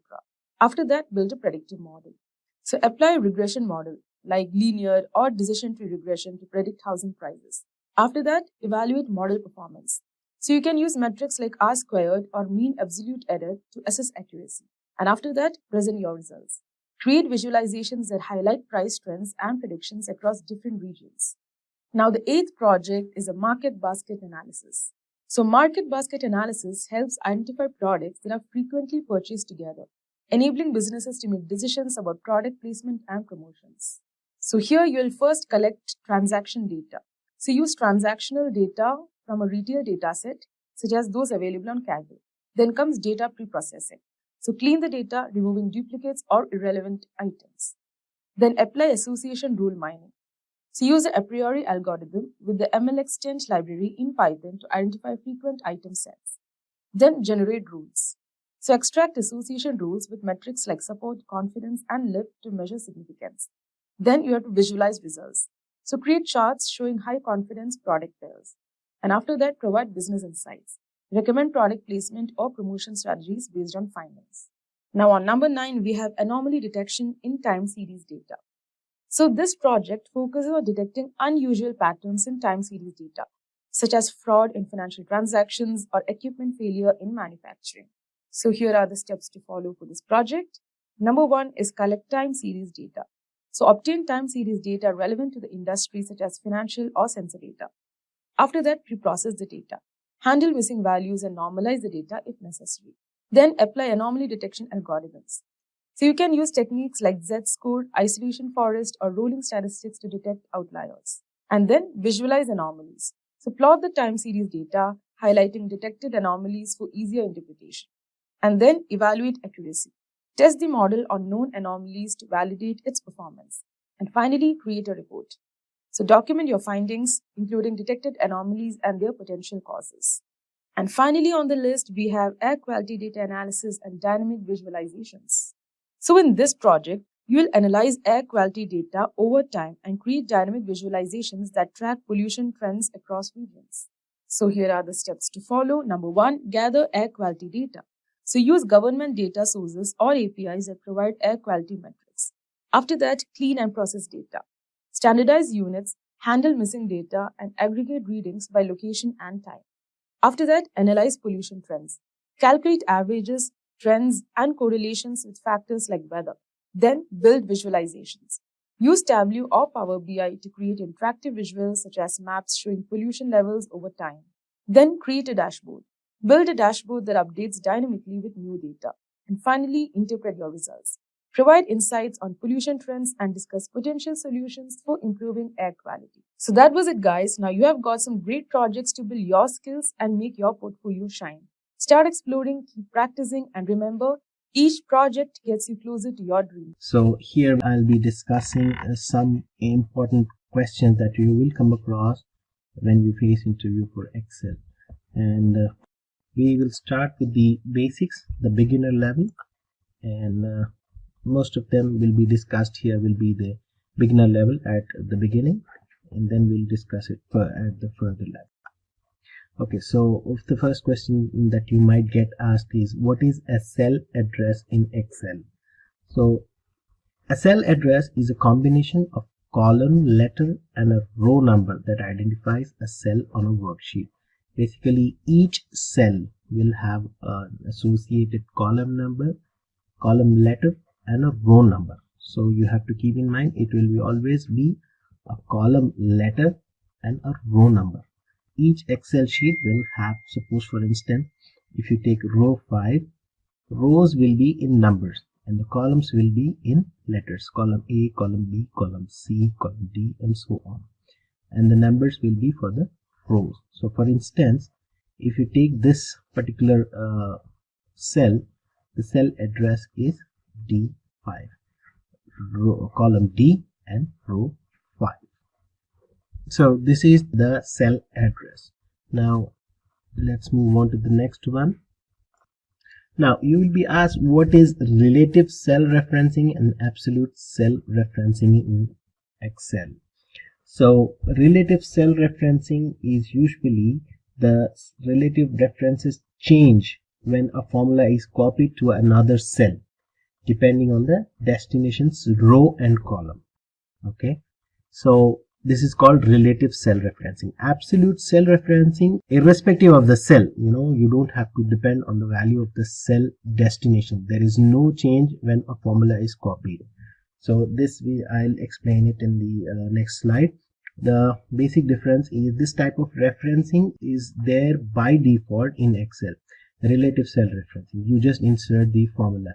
You don't need to put a dollar sign in the formula. Whereas absolute cell referencing, if you don't want to change in the formula when it's copied across cell, then absolute cell referencing requires you to add a dollar sign before and after the column and row address. So see, for instance, this is relative referencing. If you see this particular cell is having we put the value as A3 into B3. So what it will do is it will multiply A3 and B3 and it will give the product. This is relative cell referencing. Whereas absolute cell referencing is again the same thing, but you have to put a dollar sign before the column and the row number. So here you are specifying this as A3 into B2. Okay, A3 into B2, and it will give you this particular answer. Irrespective of that, it will calculate what is there in this and it will give you the answer. Okay, now we need to move on to the next point, is basic question. When you scroll across an Excel sheet, sometimes you have a header on the first row, and if you scroll down you will not be able to see the first row. So there is a process there is a trick to freeze the panes in the Excel. So you just need to have the rows locked. So how do you freeze panes? This is the question. So what you need to do is you need to select the view tab, go to the view tab and go to freeze panes. It's a basic thing and you will see this. If you see here, select the third row and click freeze panes. So you just select this and click freeze panes. Okay, so you're going here and you're going to the third row and you are going to view tab and you're selecting freeze pane. So what happens is first two rows will be locked. Okay, these two rows will be locked. Similarly, for if you want to freeze the columns, okay, it's the same thing. I am going to select this particular column and then click on view and then click freeze pane. So what happens is the first two columns are locked. A and B will be locked. And if I scroll right, you will always see the customer name and category column. So these two we have locked and the next will be scrolled. So this is the function of freezing panes. Okay. Now coming on to the next one, and you will be asked, and you have an Excel sheet or a spreadsheet, and you want to restrict, you want to protect the data from anyone or from someone from copying the cell for your worksheet. So how do you do that? You need to select that particular data that you want to protect, and then click Ctrl Shift F, and then you will see the protection tab. Okay, you just need to go to the protection tab and select lock. Okay, and you will be asked to put a password, wherein you will be getting the review tab, where you need to select the sheet, put a password, and just save it. So I will show you across in one of the examples here. So this is particular data that you have and you need to protect. You select it. So here, as I said, I selected it, and then I just press Ctrl Shift F. So here you see the protection tab. Click the protection tab and then click select, and then lock, and then click OK. And then you need to go to the review tab and then click on the protect sheet, and you need to select this protect worksheet and contents of locked cells. So you are selecting these and you are protecting the content, and you just need to put some password. Okay, and then click OK.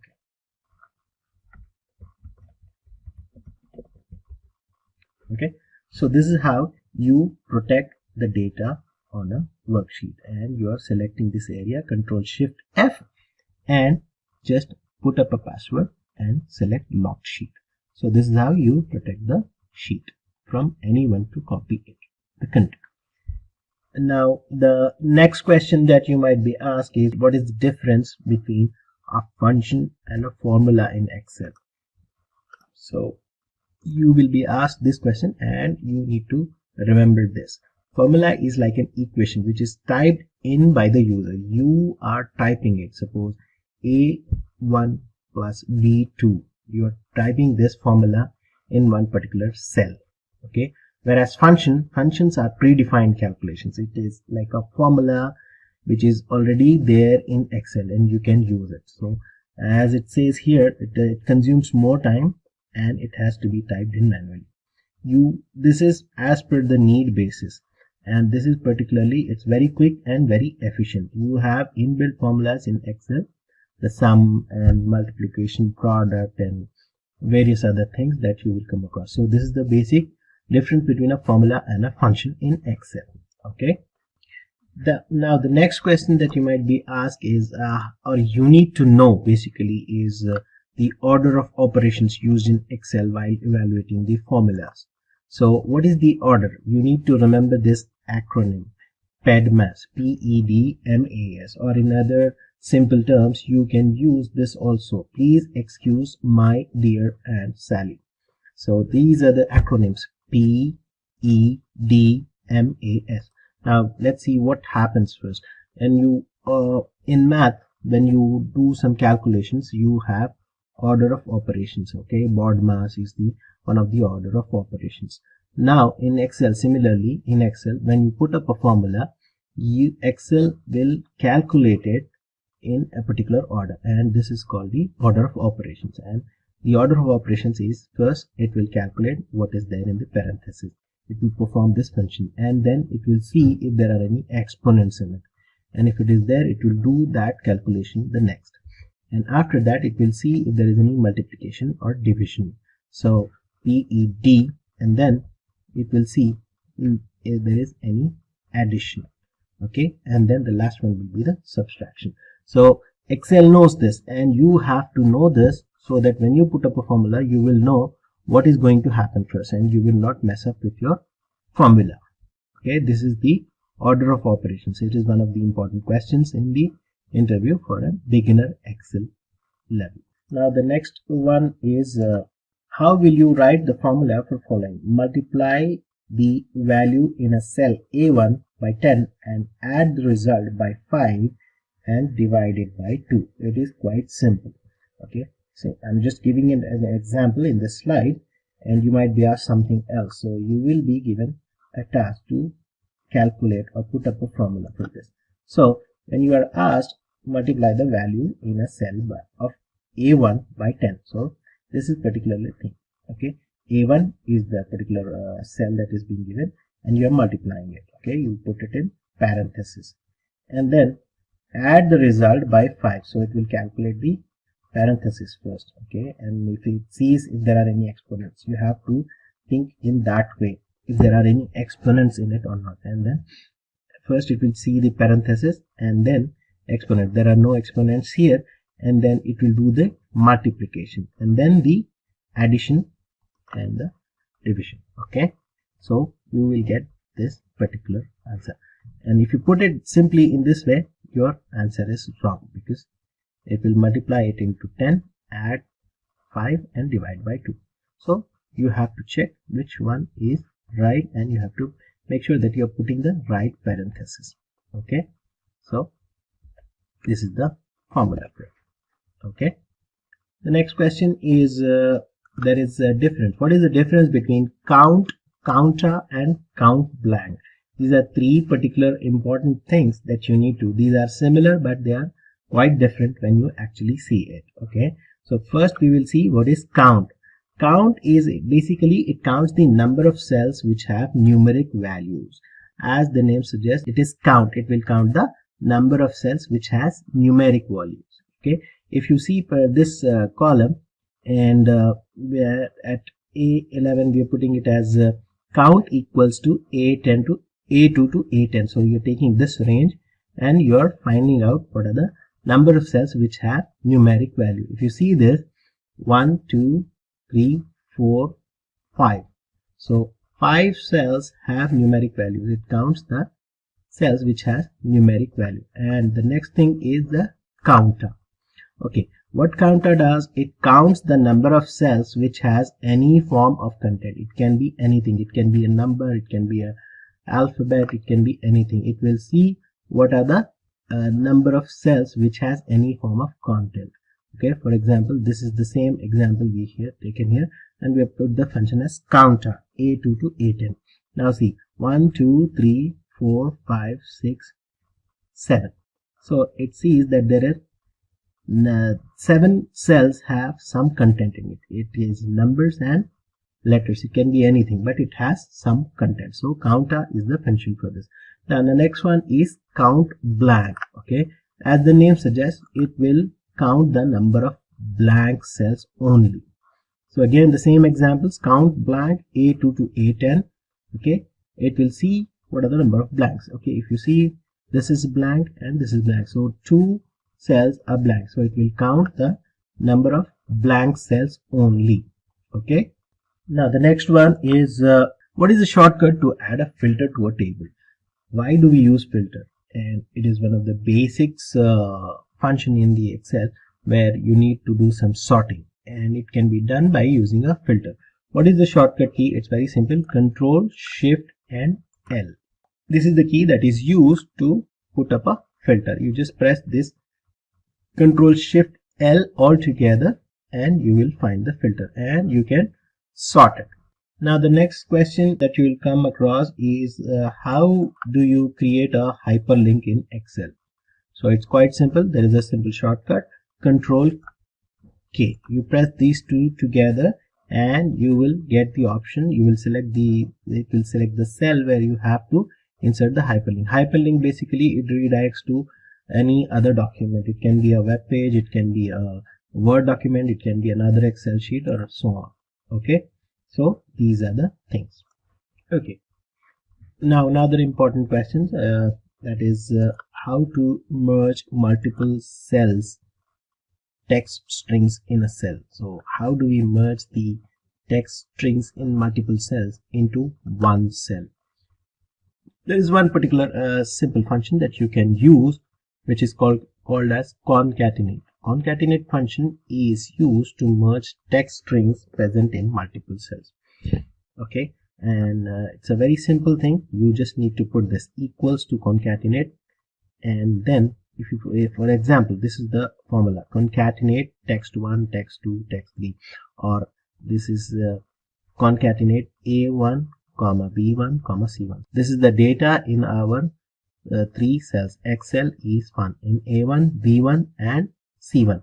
So now if you want to put them all in one, and you can merge it in one cell using the concatenate function, and it's very simple. Concatenate and parenthesis A1 comma B1 comma C1.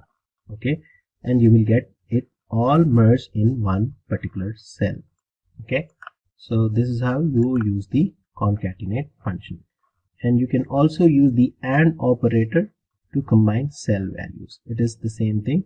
You can use the AND operator instead of commas.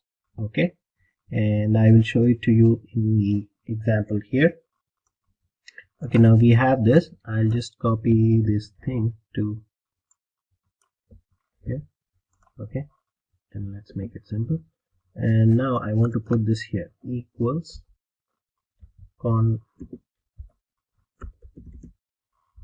concatenate and A1 comma B1 comma C.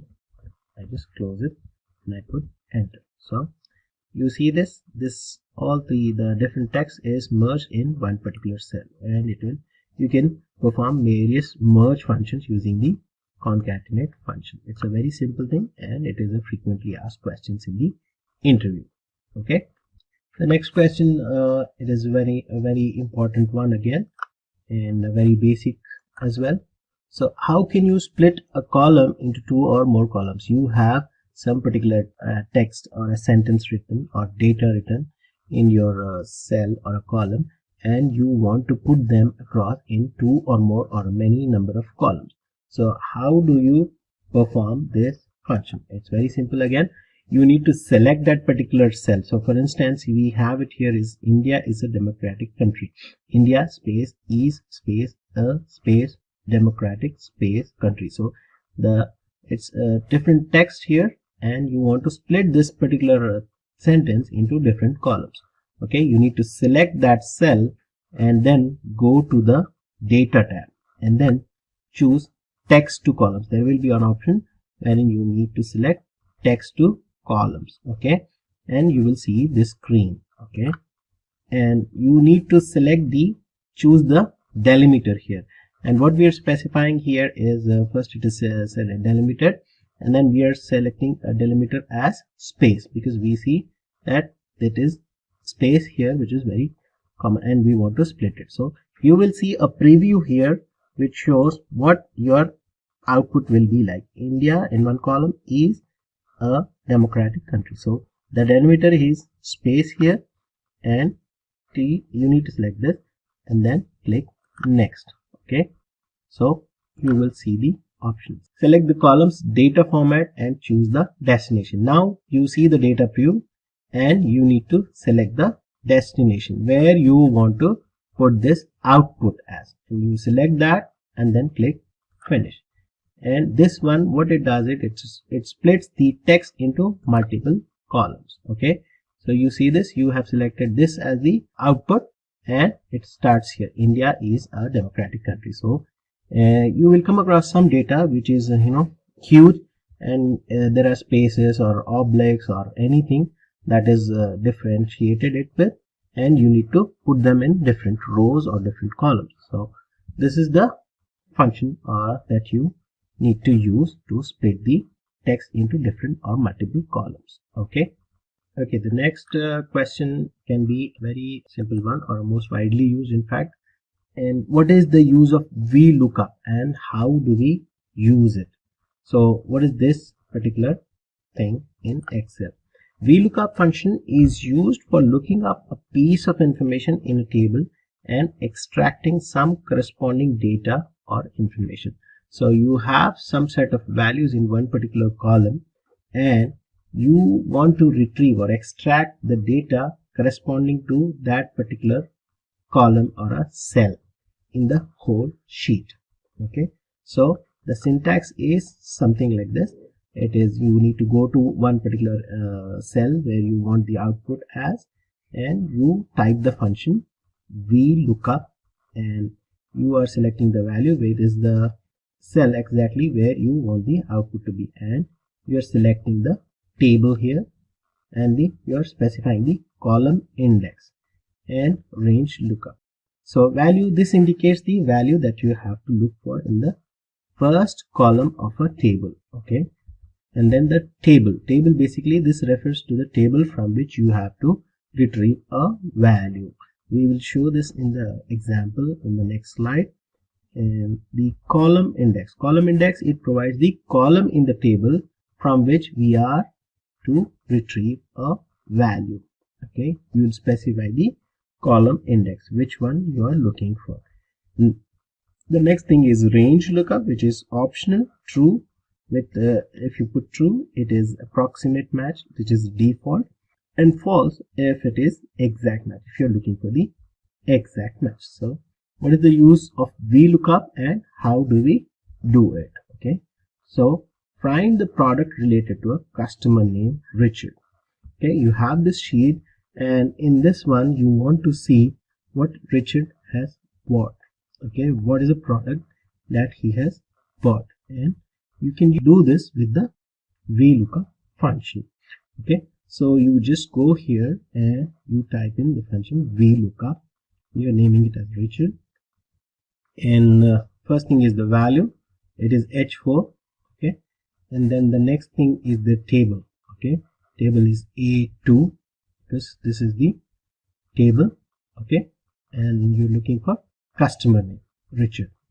Okay, and then you're selecting this, the whole column index, which is E15. I mean, you're selecting this whole table till 15. Okay, E15.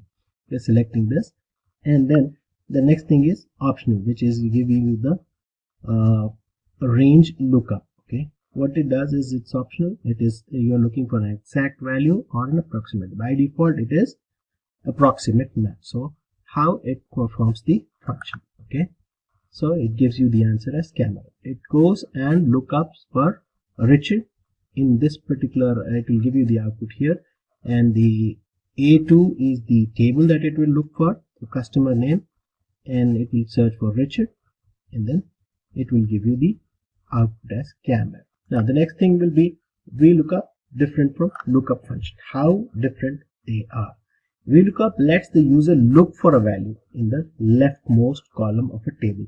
So as we've seen in the example, it allows you to look for a data in the leftmost column of the table and returns the value in a left to right way. Okay, it sorts in left to right way. Whereas lookup function lets the user look for data in a row column and returns the value in the another row or column. It will give you the lookup function in the next row or column. Okay, not very easy to use as compared to the lookup function. Okay, as we see, it's a bit complicated when you compare it to the lookup function. It's quite simple, and it is used to replace the VLOOKUP function. Okay, so this is the different lookup and VLOOKUP function. Now Excel is basically used for reporting, mainly used for reporting to management. You have to extract different kinds of reports, and what are the report formats that are available in Excel? This is one of the important questions again for a beginner level, and there are three formats basically: compact form, outline form, tabular form. Okay, these are the three formats that are available, report formats that are available in Excel. Okay, the next question is about a function, which is how does if function work in Excel?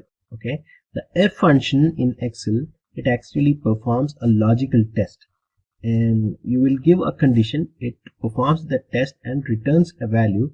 If the test evaluates to true, and another value which you again will specify if the test result is false. Okay, for instance, we have here a simple example which is shown in the slide, and what we are doing here is written record is valid if age is greater than 20. We have age here specified, and salary is greater than 40,000, else return the record is invalid. So we are giving two conditions, and it actually checks and evaluates whether these conditions are met, and it will give you then output whether record is valid or invalid based on the two conditions that are specified. Okay, and F2 to axis, which is these column, we are specifying it should be greater than 20, and G2 to G6, which is the salary column, and we are specifying the condition to be greater than 40,000. So based on this two things, it will check and perform. If these conditions are met, then it will give the desired result. Okay, so this is the function that is used in Excel, if function. Okay, the next thing is SUMIFS function. Okay, again, the SUMIFS function adds the cell value specified by a given condition or a criteria. So you are giving a condition and you are actually doing another function which is performing the addition. Okay, it will add the cell values based on a condition. Again, it is shown here the total sum of salary where salary is greater than 75,000. Again, for example, the salary column is G2 to G6, and we are doing a SUMIFS function. What the result will be, it will perform the addition of salaries which are greater than 75,000. So it will see which values are greater than 75,000, and then the output will be, it will be adding these salaries which are greater than 75,000. Okay, now coming to the next slide, we will discuss another important function, COUNTIF, and we'll find the data result based on the data that we have and the COUNTIF function. So we have a slide, the data here, and using the COVID data, find the number of days in which the number of deaths in Italy has been greater than 200. Okay, it's not shown here for some reason, but I will show you in the Excel sheet. Okay, so this is the data that we have, and we will try to find the function. So we'll use the COUNTIF function, and COUNTIF function is again simple. COUNTIF, you are specifying the column, that is the source that you are looking for, that is G2, the column G, and it is 2. It starts from 2, row 2, G2 till G35777, which is the end of the column. And what you're looking for is Italy. You are specifying it in quotes, Italy, and then the next column that it will look for is the E column, the number of cases. Okay, here we have the number of cases, E22. Again, we are specifying the range, and what we're looking for is number of cases which are more than 20. So we'll perform this function and it will show you the output. Okay, I'll show you to you in the Excel. So here is the sheet, and I will try to get the answer here, and so we are performing count F. Okay, count F, and you are giving the brackets, parenthesis, G2, which is the countries column. Okay, countries column, you are specifying the whole range, 3, 5, 777.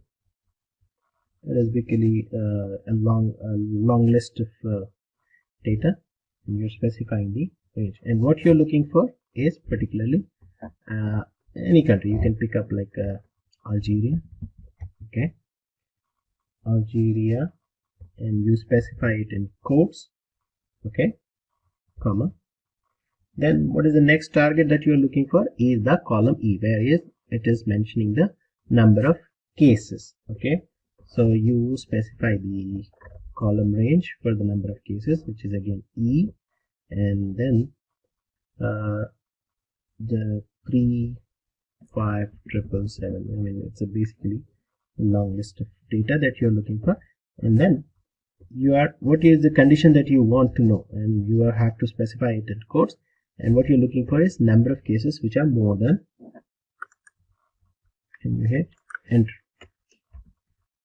Okay, so it gives you the output as 143. So there are 143 days in which the number of cases were more than 20.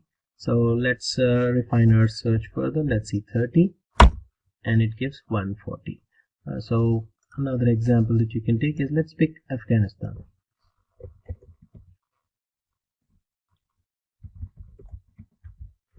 Afghanistan, and hit. So there are 119 days that you will see the number of cases were more than 30 and this can be done with the COUNTIF function.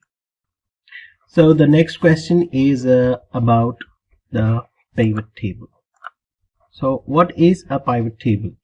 It's basically is a summary of table of the data set. I mean the data that is there, that can be multiple number of rows and columns which has different data that has to be that is there in the reports, and you need to analyze those trends and you need to create a report and basically present it to the management or in a presentation. So pivot table is a summary of table. Whatever data is there, you can put it in a summarized format. They are useful if you have long rows or columns that hold values you need to track. Okay, so you have long list of data and you need to summarize it and put it in a presentation, or you need to track the values. So it's very simple. You have to select the data and then go to the insert tab and select pivot table. Okay, and then it will show up like this, and you need to select the table, which is a table or range, and then you need to specify where you want to put up this pivot table. Okay, and it's quite simple, and I can show it to you in one of the examples. Okay, so what you need to do is you need to select this, and once you generate, or as we have seen in the previous slide, you need to select this and you need to select the output where you want to put the pivot table. And then once you do that, you will see something like this, and you need to select these particular fields and put it in values. So it will, for example, you need to select the deaths, number of deaths. You can just simply click this, select this, drag and drop it in the values. Okay, so these are the different fields that can be put up in the table. Okay, we can show it to you in the example here. So this is our data and we need to show it in a pivot table. Okay, select this and then go to the insert tab and click pivot table. Okay, select that and it will show you the table or the range, and now where you want to put it. Okay, I will put it in the existing worksheet. Okay, and I'll just select which column. I'll put it here, for example, and it will show you this, and click OK.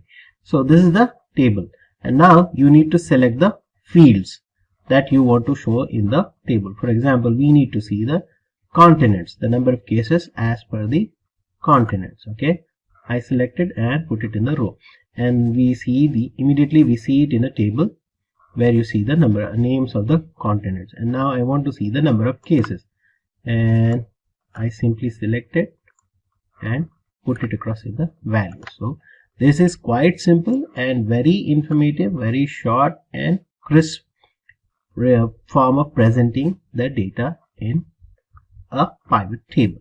Okay, so this is how it is being used and it is being presented. You just need to go to the insert tab, pivot table, and it will generate the table, and then you can select the fields. All right, so the next question here is how do we create a drop down list in Excel? This is particularly useful when you need to sort particular data with the drop down list, where a number of different variables are there and you need to select one particular field and sort the data. So you can do this by creating a drop down list using the data validation option present in the data tab. It's quite simple. You select the data and you go to the data validation tab in the data and click select data validation. So once you select that, it will ask you to specify a range. So you need to select what data you need to sort and put a drop down.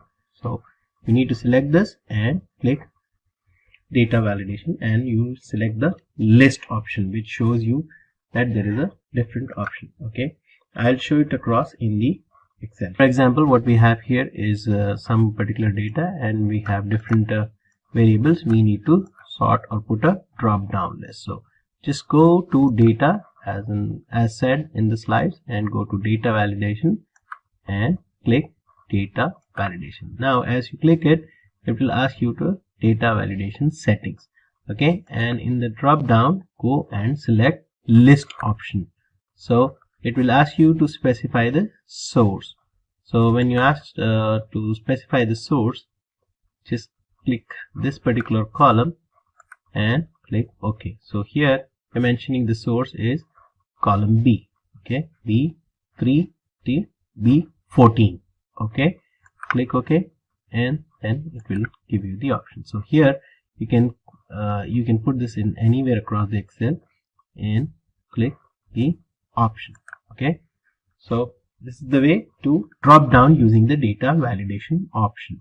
So in the next example, we will see how do we apply advanced filters in Excel. We use the advanced filter option present in the data tab.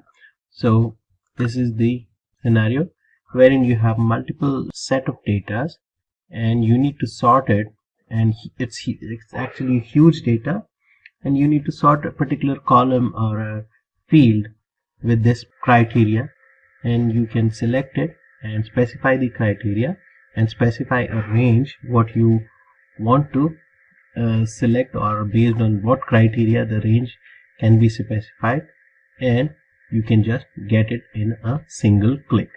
So this is the option. You have to go to data tab, advanced, and you have to apply the advanced filter, and then you need to specify the list range, that is basically the source, and then the criteria wherein you specify the criteria present here. I mean, you are specifying, in this case we will take an example wherein we are trying to sort the data or the number of cases based on number of deaths and in a particular country, and we are specifying the output. The copy to field is the output where you will see the output. So I'll show it to you in the Excel. So here we have a spreadsheet wherein you will see all the data, COVID data that we have, and based on the countries and the continents and the number of deaths, number of cases, and so on. Okay, and it also has different fields like the date, year, and month, and all. So here I am going to sort the data which is particularly for Europe and which has deaths of more than 200 in a day. So how do we do it? Go to data, advanced, and you need to select copy to another location. Okay, and this is the list range, so it's basically given in this countries. Okay, and the criteria range you have to specify this. So I am going to select this as my criteria. Okay, and then I have to put the output in one particular cell, so I need to select it again, let's say here. Okay, and then I just click OK. See, it's quite simple. Instead of running through the whole thing, we can just do it with a simple function. Okay, so it shows me the deaths which are more than 200 and for which particular country and for which particular continents. Alright, so this is basically made very simple with this option. The next question is you need to highlight some particular cells using a particular criteria. In this case we are trying to analyze or highlight those cells where the total sales is more than $5,000. So what we do is we use conditional formatting to highlight the cells based on the criteria. It's a very useful tool in analyzing data, and visually it helps. You can have a look at the data in quick flash. You will see the data and it's quite visible using the conditional formatting. So how we do that is I will show it to you now.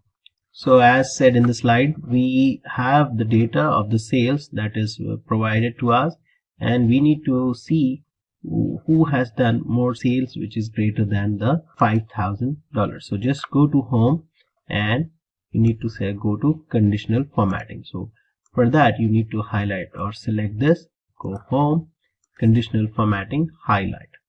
Okay, and you have different options here. You select greater than and you specify the value. Here my criteria is $5,000. Okay, we can select which color. So let's go for green.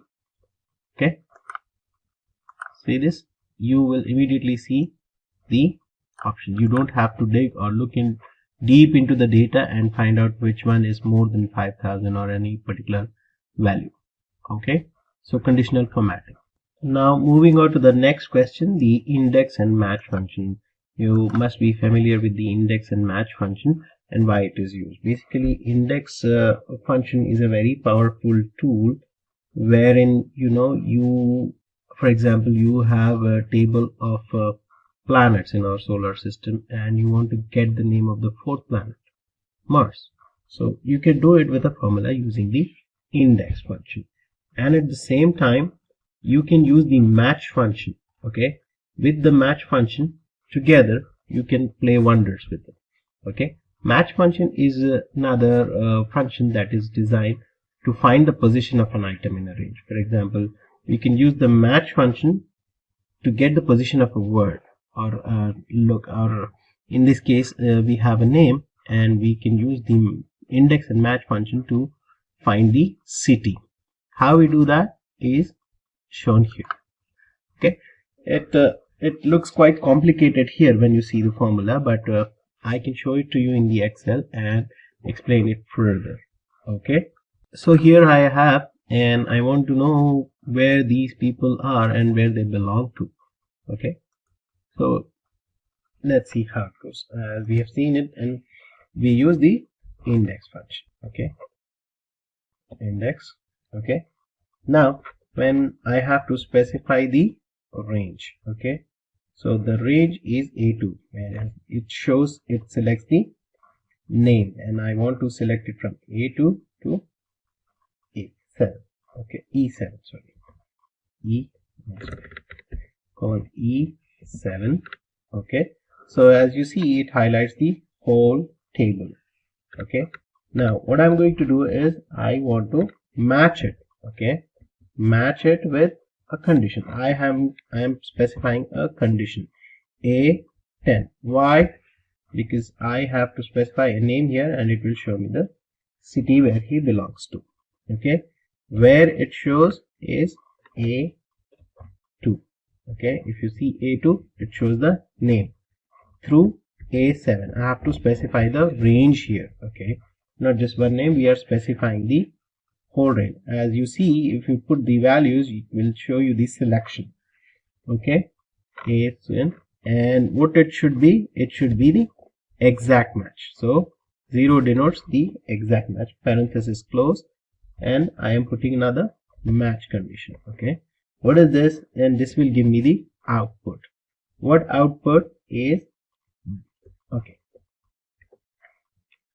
B9. Okay, this is my city. B9 is the city where I'm trying to find from. Okay, and what it should look for is A, column A1 through E1. Okay, it should select this particular row, and what it should be the exact match again. Okay, let's see how it goes. It will give you an error because you haven't put the value here. Okay, so let's see. Andrew. Okay, hit enter, and you will see the city where he belongs to. Okay, now let's see where Anna belongs to. Enter, and it shows Dallas. Okay, so this is the one other function, index and match function, being used, and it can be asked frequently in the interview questions. Okay, the next question will be how to find duplicate values in a column. Okay, there are two ways that you can actually do this, and one is basically the very simple one, which is the conditional formatting, and the other one is, we have seen this before, COUNTIF function. Okay, how we do that? You need to simply select the data and go to conditional formatting and select duplicate values, and it's quite simple. And there is another way which give you the color coded conditional formatting. Okay, and there is another way, which is the COUNTIF function. How we do that is, again, you have to put another column and put up a COUNTIF criteria, COUNTIF function, wherein you see that you are specifying the range and the value which is being twice, or enter duplicate, and you have to put up a condition. I'll show it to you in the Excel. So here we have the data and I need to find the duplicate values here. So I just select this, and as I said, it's quite simple. Go to conditional formatting, home, and then go to conditional formatting and select highlight cell rules and simply go down and select the duplicate values. Okay, it will give you which color you want. You can simply select red or anything. As you see, the moment you select, you will see the duplicate values highlighted. Okay, so I just cancel this, and there is another way, then countif function. So I'll put another column where it says duplicate names, and I will put up a countif function here. Okay, so let's see how a countif function works here to check the or find the duplicate names.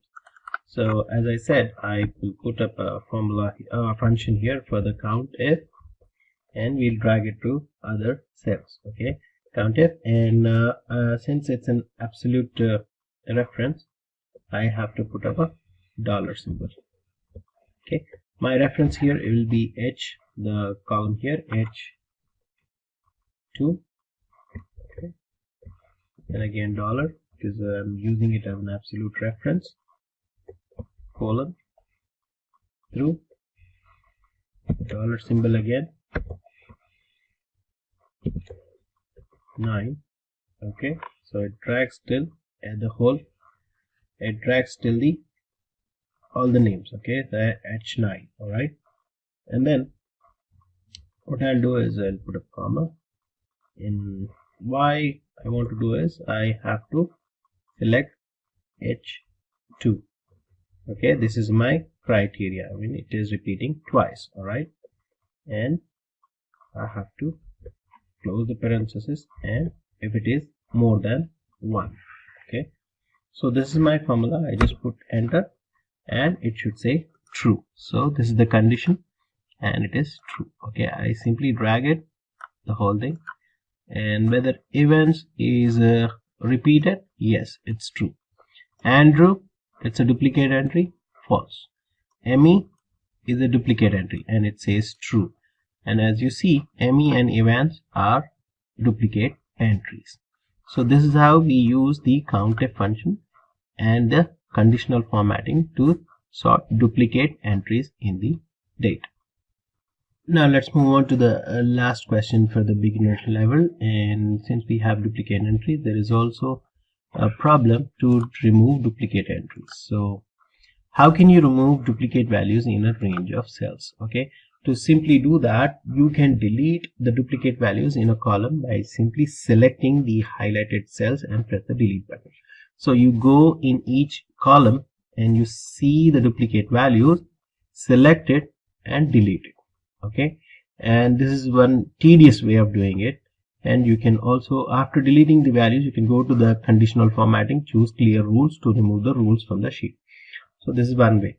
Okay, the next thing is again a simple button that is there in the data tab. That is one of the tools present in the data tab, which is simply called as remove duplicates. It's quite simple and it's there in the data tools. Let me show you in the Excel.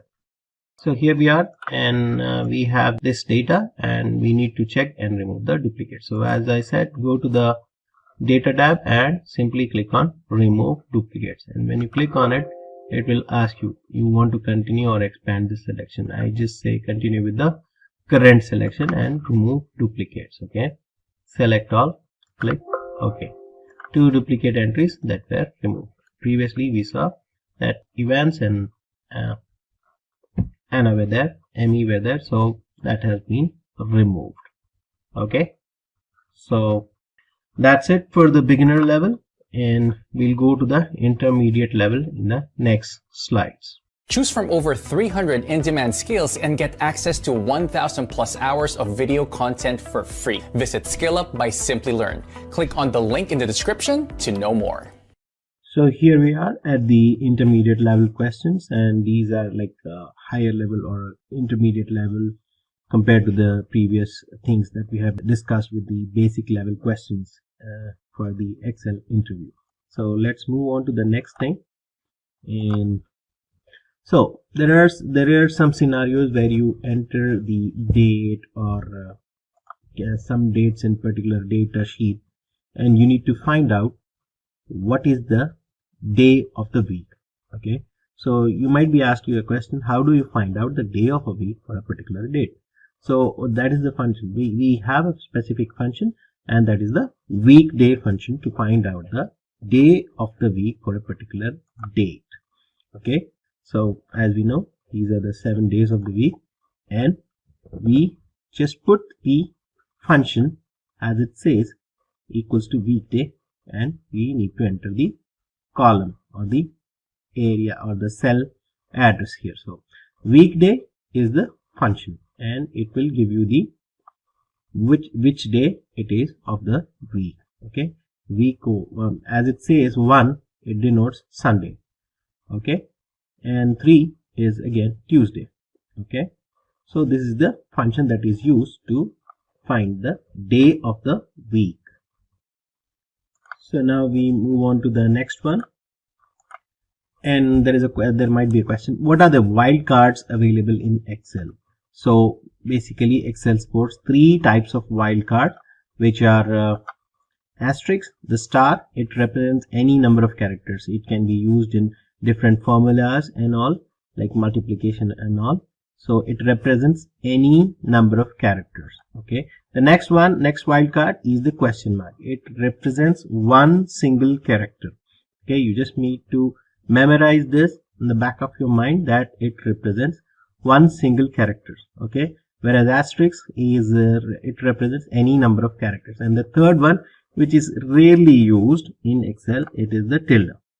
It is used to identify a wildcard character, that is tilde, asterisk, question marks in the text. Okay, and it is very rarely used. So you need to memorize these 3 things, that there are 3 types of wildcards. We can see the functions of these in the later sessions. Okay, the next one is we have a question here, what is the data validation? Illustrate with an example. You might be asked this question, and you have to know what is data validation, what is it used for, and you should know how to set up in an example. Okay, data validation is a feature in Excel that is used to control what a user can enter into a cell. Okay, so you have, with the data validation, you are not allowing a kind of data that should be input in the cell. Okay, for example, you have the authority by setting up the data validation that you can enter either a number or a text or just a number and so on. Okay, using the data validation. And where is it available? It is in the data tab. Okay, select data validation option present under data tools. Okay, and you just need to select the particular cells where you want to set up the data validation. I'll show it to you in an example. So this is how it looks like. You just need to go to data tools and click on data validation, and it will show you. And you have the options here, allow, and if you click on the drop down, you will see different options. Like I will show it to you in the example here. Okay, for this particular thing, if I want, this column should have only names, and it should have, if you insert a number, you will be thrown with an error. Okay, you will get an error message saying that this is not a valid option. Okay, so there are some columns where you have to put only names or you have to put only numbers. So you can set this up with the data validation technique. Okay, you just allow it or customize it as per your requirement. So this is how it looks like when you set up an error. So here we have set up a data validation saying that it should not allow you to put any text. Okay, so you will get an error when you put a number here. The value does not match data validation restrictions defined for this cell. Okay, so here as an example, I have some data where I am putting the names here and I'll put the salary here. I want to make sure that we cannot enter any numbers here. Okay, it should be only text. It should have only names. So how do I perform that? How do I restrict any user to that they should not be able to enter any number and it should only enter the text? Okay, so there is a function Okay, you just need to go to data validation, click data validation, and here in the settings I'll go to custom. There are different options here. You can choose whole numbers, decimal, list, date, time. So these are the options, and I go to custom and I'm giving a particular formula here. Okay, what is that? It should be only text. Okay, so it's a simple thing. It should be text, and I need to define the range. Okay, so how I'll define the range? I just select this. Okay, and I select the range. Okay, so I have selected the range here, and if you go to input message and error alert, you can customize it, and here we are taking the default one, and this is the input message if you want to set or customize something.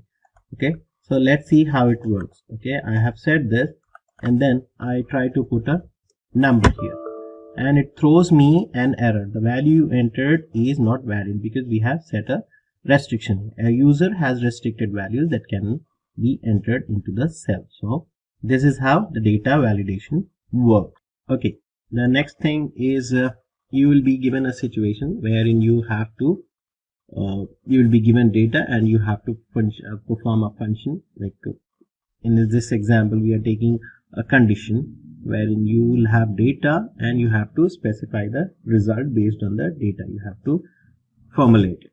Okay, so given below is a student table. Write a function to add pass or fail to the results column based on the following criteria. You will be given a criteria. So this is the student table. You are given the student names, marks, and attendance, and then based on that you will have to specify a formula wherein you will see the result. Okay, based on the past student data, you have to put a pass fail results in the column based on the following criteria. What is the criteria? And for example, here in this example what they're saying is you have to say that the student is passed if his marks is more than 60 and the attendance is more than 75%. Okay, so how we perform this function? As it says, you have to use the if function and check with the and condition to fill the results column. Okay, so let's see this in the example here. So here is the example, and we will perform the if function and check with the and function. So how we do that is here. Okay, so I have to put the if function here. Okay, and check with the and function. Okay, and I have to specify the conditions. I have to specify where it should see the or check the conditions. Okay, so we are checking the conditions here, and the marks should be in row in the column U, and it starts with U5. So let's see U5. Okay, it will immediately go to column U and 5, row 5. Okay, and then what is the condition we are specifying here? It should be greater than 60. Okay, and the other condition is the column V, that is the attendance column. Okay, and what is the condition we are specifying? V5 should be greater than 75. Okay, and we just close this conditions with the parenthesis, and now we have to specify the result, whether it is pass or fail. Pass, comma, in quotes again, fail. Okay, so let's see how this works. Okay,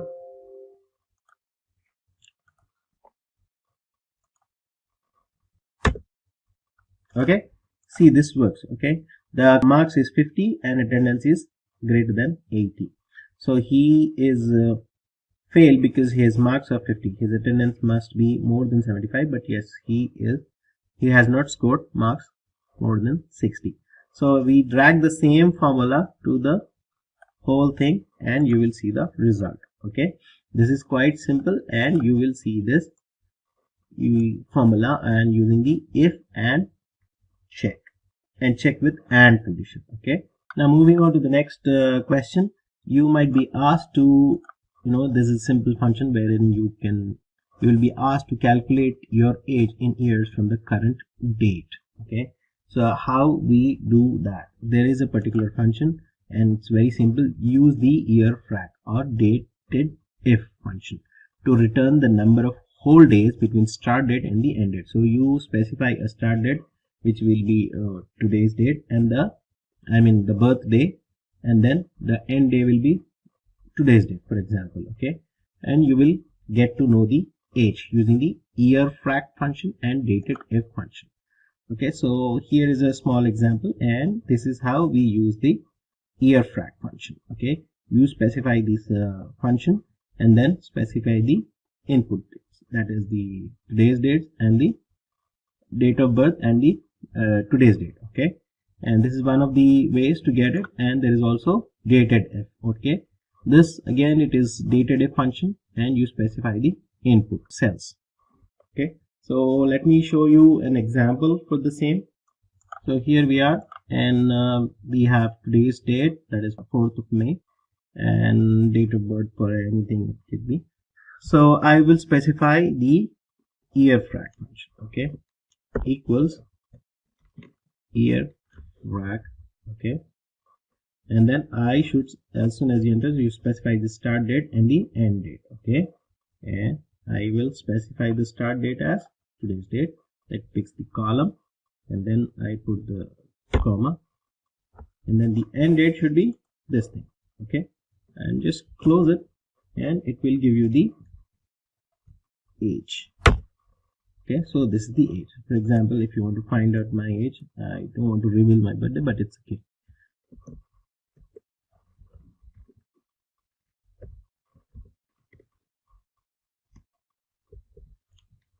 Okay, let's see if it calculates. I'm 32 years old. Okay, alright, so this is one of the ways, and similarly you can use the dated if function shown in the example. Alright, now moving on to the next question. You have nested if statements. This is very important, and you will definitely be coming across this question. How are nested if statements used in Excel? What are nested if statements? The if function can be nested. I mean, it can be loop. When we have multiple conditions to meet, okay, it can be nested. The false value is replaced by another if function. Okay, you have specified some condition, and you are putting up a condition, and if that condition is not there or not met, then if it will be replaced with another if function. So the syntax will be like this. Below is an example. So we use two if statements in conjunction. Okay, so here is an example. Here we are specifying a condition wherein the result is excellent if it is more than 80, and if it is less than 60, it is bad or average. So this is very simple. You perform one if condition, and if that is not met, it will go for the next if condition. So we are nesting two if conditions. We are joining two if statements. Okay, I'll show the same example here in the Excel. So here we are. We have some data and the students and their marks. Okay, and we are specifying a condition wherein if the result or marks are more than 80, the result is excellent, and if it is less than 60, it is bad or average. Okay, so how we get this is we use two if conditions, if statements. So as we have seen it,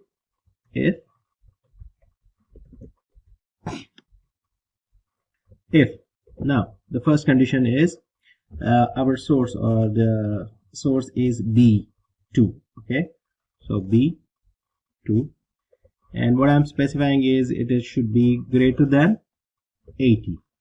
All right, I just close this, and the result should be excellent. Okay, excellent if it is more than 80, and if this condition is not met, it will go to the next if statement. Okay, we are nesting another if statement. What is the condition here for the next statement? It will check B2 is less than or 60. Any marks. All right.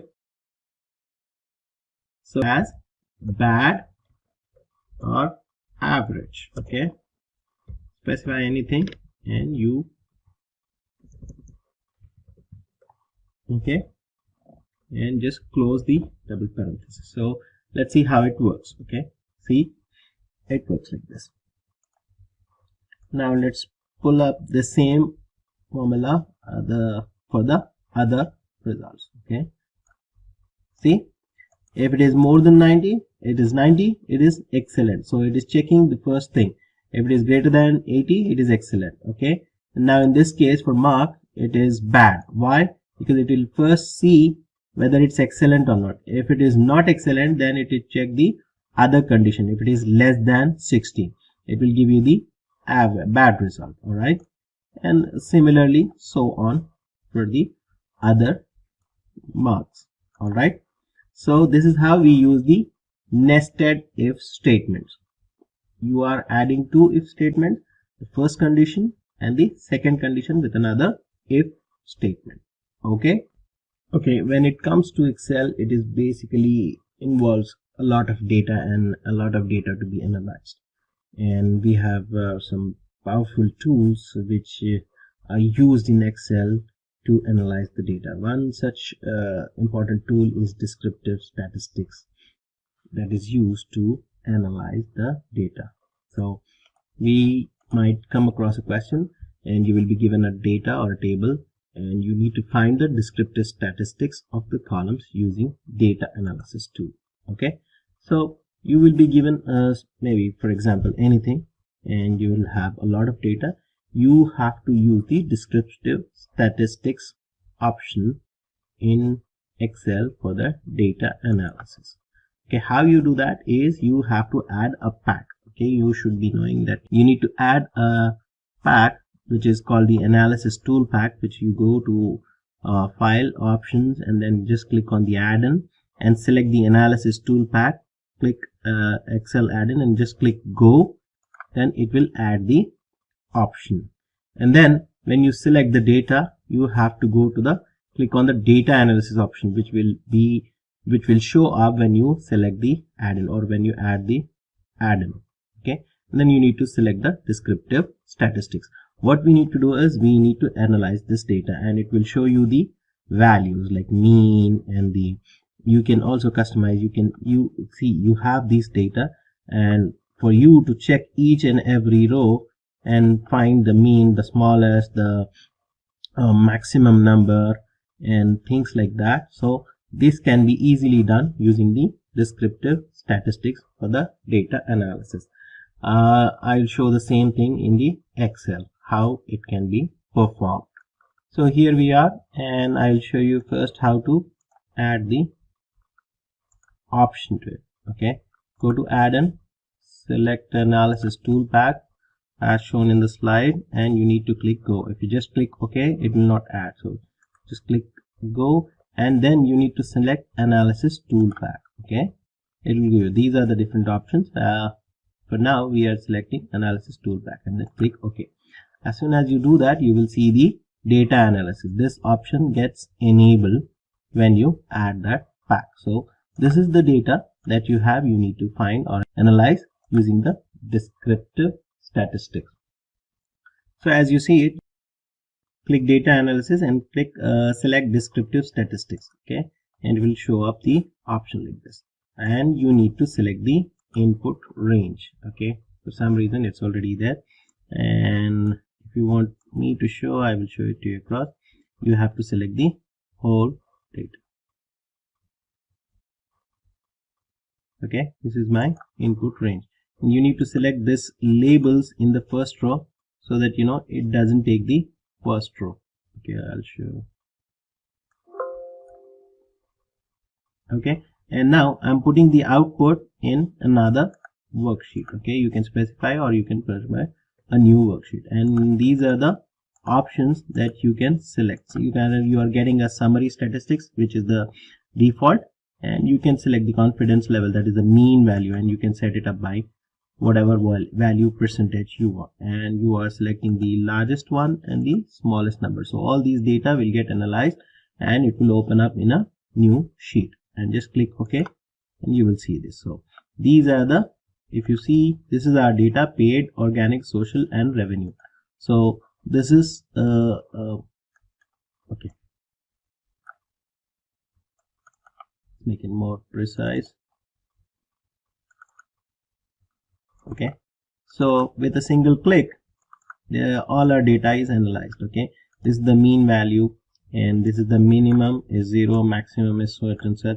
This is the total, and the number of count is 1000. So you don't need to scroll down and check what is the largest amount that is paid. So this is the largest amount for the paid. Okay, and so on. So the largest revenue generated, all these things, and the total cases in each country belonging to their respective continents. You are being asked to put up a table or pivot table with two variables, basically each country and their respective continent. So again, we have the same data, and we need to set up a pivot table which shows the continents and the countries with the respective continents, the number of cases. Okay, so let's see how we get this in the example. So here we have the same data. It shows the days, months, year, cases, countries, and their continents. Okay, continents here and so on. Okay, so I'll go to the insert tab and select the pivot table. Okay, again the same thing, I will be asked to enter a input range. Okay, so I select this, and since it's huge, I'll just put the number to be 7777. Okay, let's assume. Now this is our input data, and where you want the output to be, it's already selected. You can put it anywhere. I'm putting it here. Okay, just click OK, and it will give you the option to select the fields. Now what we want is number of cases, okay, which will show you the value, and the countries and territories, their respective continents. So okay, so this is how it looks like, and we have to check. Now it is asking us to find the countries. Okay, so with their respective continents, you see this, you see Africa as a continent, and you will see, okay, you will see Africa. If you just remove this, you will see the number of the cases with the respective continents. And if you want to include these countries, territories with the respective continents, you will see as such. If you just expand this, you will see the countries that are having the cases in the continent Africa. Okay, so country wise sorted with the continents. Okay, this is the other advanced step to get the data or show the data in the pivot table. Okay, another question that you might be asked, this is a basic, and we have already seen this in the previous example that I have shown. How do you provide the dynamic range in data source of a pivot table? You have to select a particular data source in your input table to show up in the pivot table. So you have to select the input range. But how do you create, or how do you create or provide a dynamic range in this data source? So just need to create a name table to provide a dynamic range. So where is the data of your table? So as we have seen in the previous example, you will be able to select the input range, and you just need to put this value, any number, so that it will pick up the dynamic range for your input source for the table. Okay, so now we move on to the next one, and this is about the pivot table again. Is it possible to create pivot table using multiple sources of data? Yes, you can create a pivot table from multiple worksheets. Sometimes you will have different data in different sheets.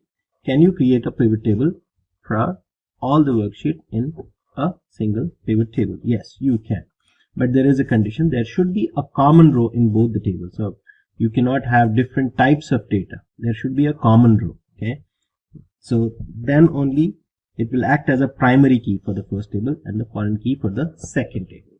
Okay, so this is something that you have to remember, and you need to create a relationship between the tables and then build the pivot table.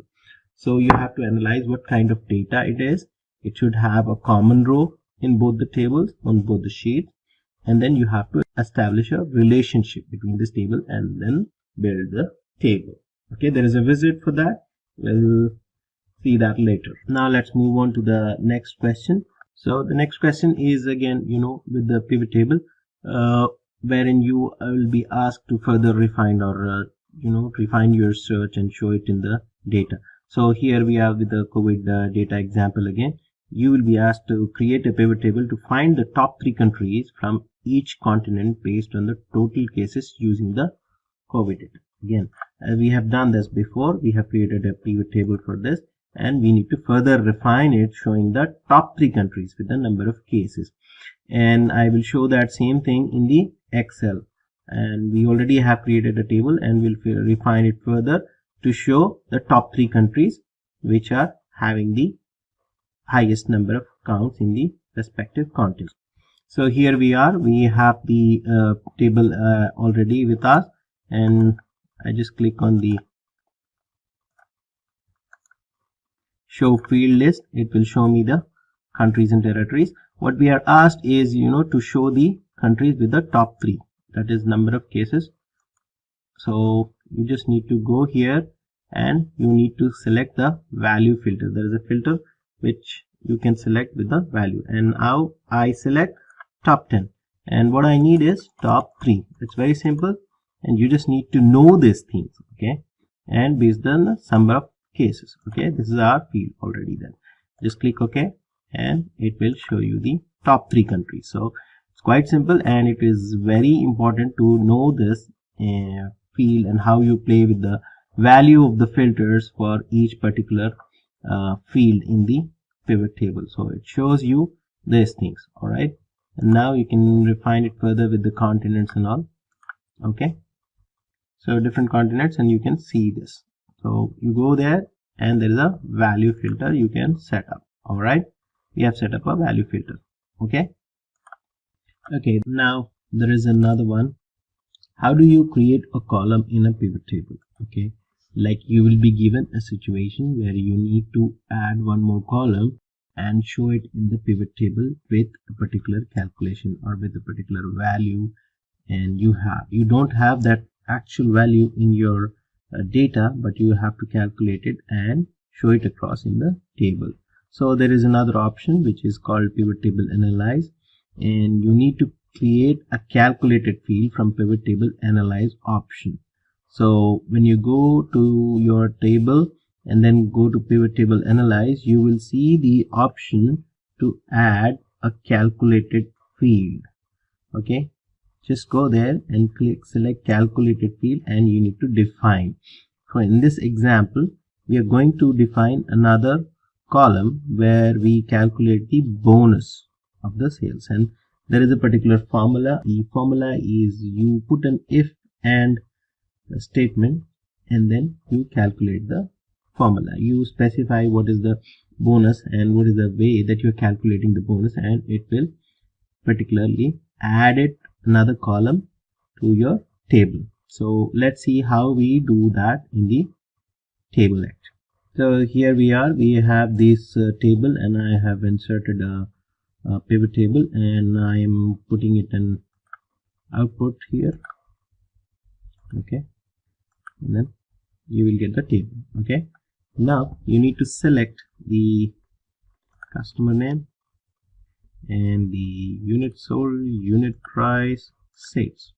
Okay, so we will add another column to it. How we do that is this: go to pivot table tools, and then you go to analyze. Okay, click on field items and set. Okay, you need to select calculated field here. Select that, and we are defining a new field here, which is the bonus.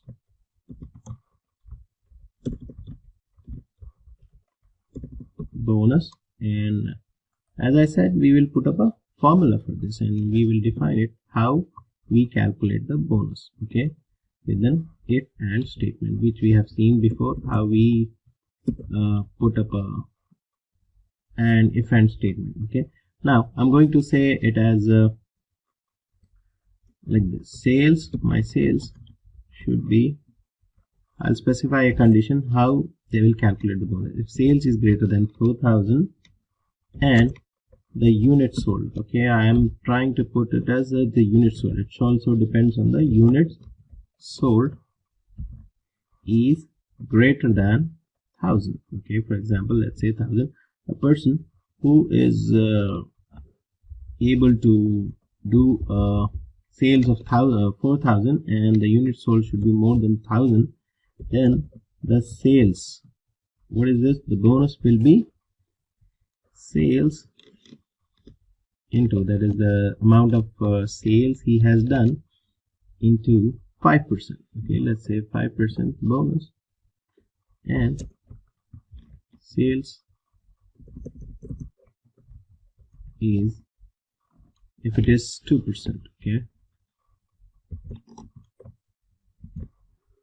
okay, we are adding this field bonus and click add. Okay, so we have added this and we have put up a calculation for the formula, and you will see this in the, so this is a simple way of adding the column to your existing data, and we are doing the calculations and showing it up. Okay, so this is one way. Go to pivot table, analyze, and field items and sets. You can select this option and add it. Okay, you can customize this, as I said, with adding different fields. This is pretty handy in analyzing the data which does not exist in the table, and you add some value to your pivot table. Okay, the next question will be about slicer. You must be familiar with what a slicer is in a pivot table and how do you use it, what are the purpose of using it, and how do you put up a slider in the pivot table. So how does a slicer work? Basically, slicers are used to further filter data in the pivot table. Suppose you already have some data, and it's for ease that you can do it by just adding a slicer.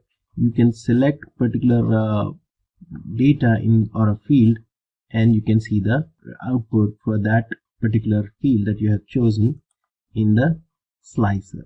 Okay, so it's very simple. Go to the insert tab and select slicer under filters. Okay, and then it will be like this. Okay, and here, if for example you see this is our pivot table, we have added two slicers to filter our table, that is month and countries and territory. So this will be the general pivot table that looks like, and we have added another two slicers, that is month and country. So if you go for example, if you want to see what is the number of cases and some of the deaths for a particular month and for a particular country, you can just do it by a single click, and it will show that particular data only in the table. Let's see and do this in our Excel. Okay, so there is a table pivot table already created for this, and I want to add a slicer. So how do I go ahead and do this? Is I go to the options and insert slicer. Okay, at the moment you click on it, you will see what are the options that you want to add. You can select different fields and select the slicer for it. For this example, we are choosing month. Okay, this is one of our sliders. You can just put it here, adjacent to the, and again this will be our slider. Okay, let's add another slicer here. Okay, and this will be the countries and territories.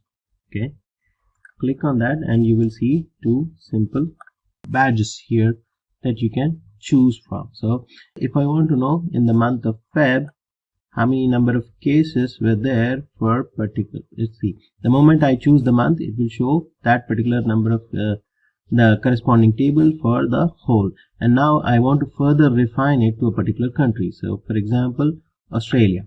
Okay, so there were a total number of 18 cases and 0 deaths. At the same time, if I go for Algeria, it is like this. So as you see, it goes like this. Okay, so this is one of the very important tool that you can use to show the data in a much simplified manner and ease. Okay, so the next question is about the pivot table again. What is the percentage of contribution of each country and continents to the total cases? Again, the same example for our code, the COVID one. In this time, we want to show the output as the percentage of contribution for each country and continents to the total cases. So we have the same data and we generate a pivot table, and we should show it as the sum of the cases to be percentage. Okay, and this is how we do it. This is our data, and I'm going to create a pivot table for this.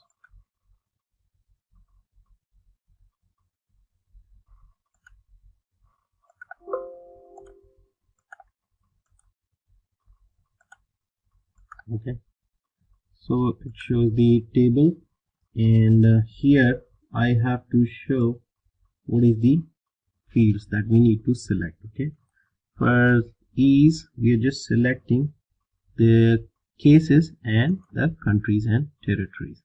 Okay, so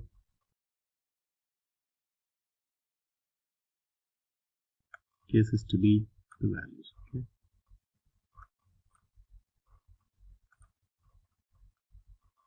okay, so this is how it looks like. Now when I see, okay, let me show it to you. See, it shows the number of cases. Now if I just want to refine it further and see it as number of percentage as the number of cases. Okay, so how I do it? Show field list. I go here and I go to value field settings. Okay, then again, number format, show the value as. Okay, sorry, show the value as. You need to select this thing, percentage of grand total, and then just click OK, and you will see this to be the percentage. So it shows the data in the form of percentage. Okay, this is very simple, and you just need to remember, as we have seen before, show field and then value field settings. Okay, this is the thing that you need to check.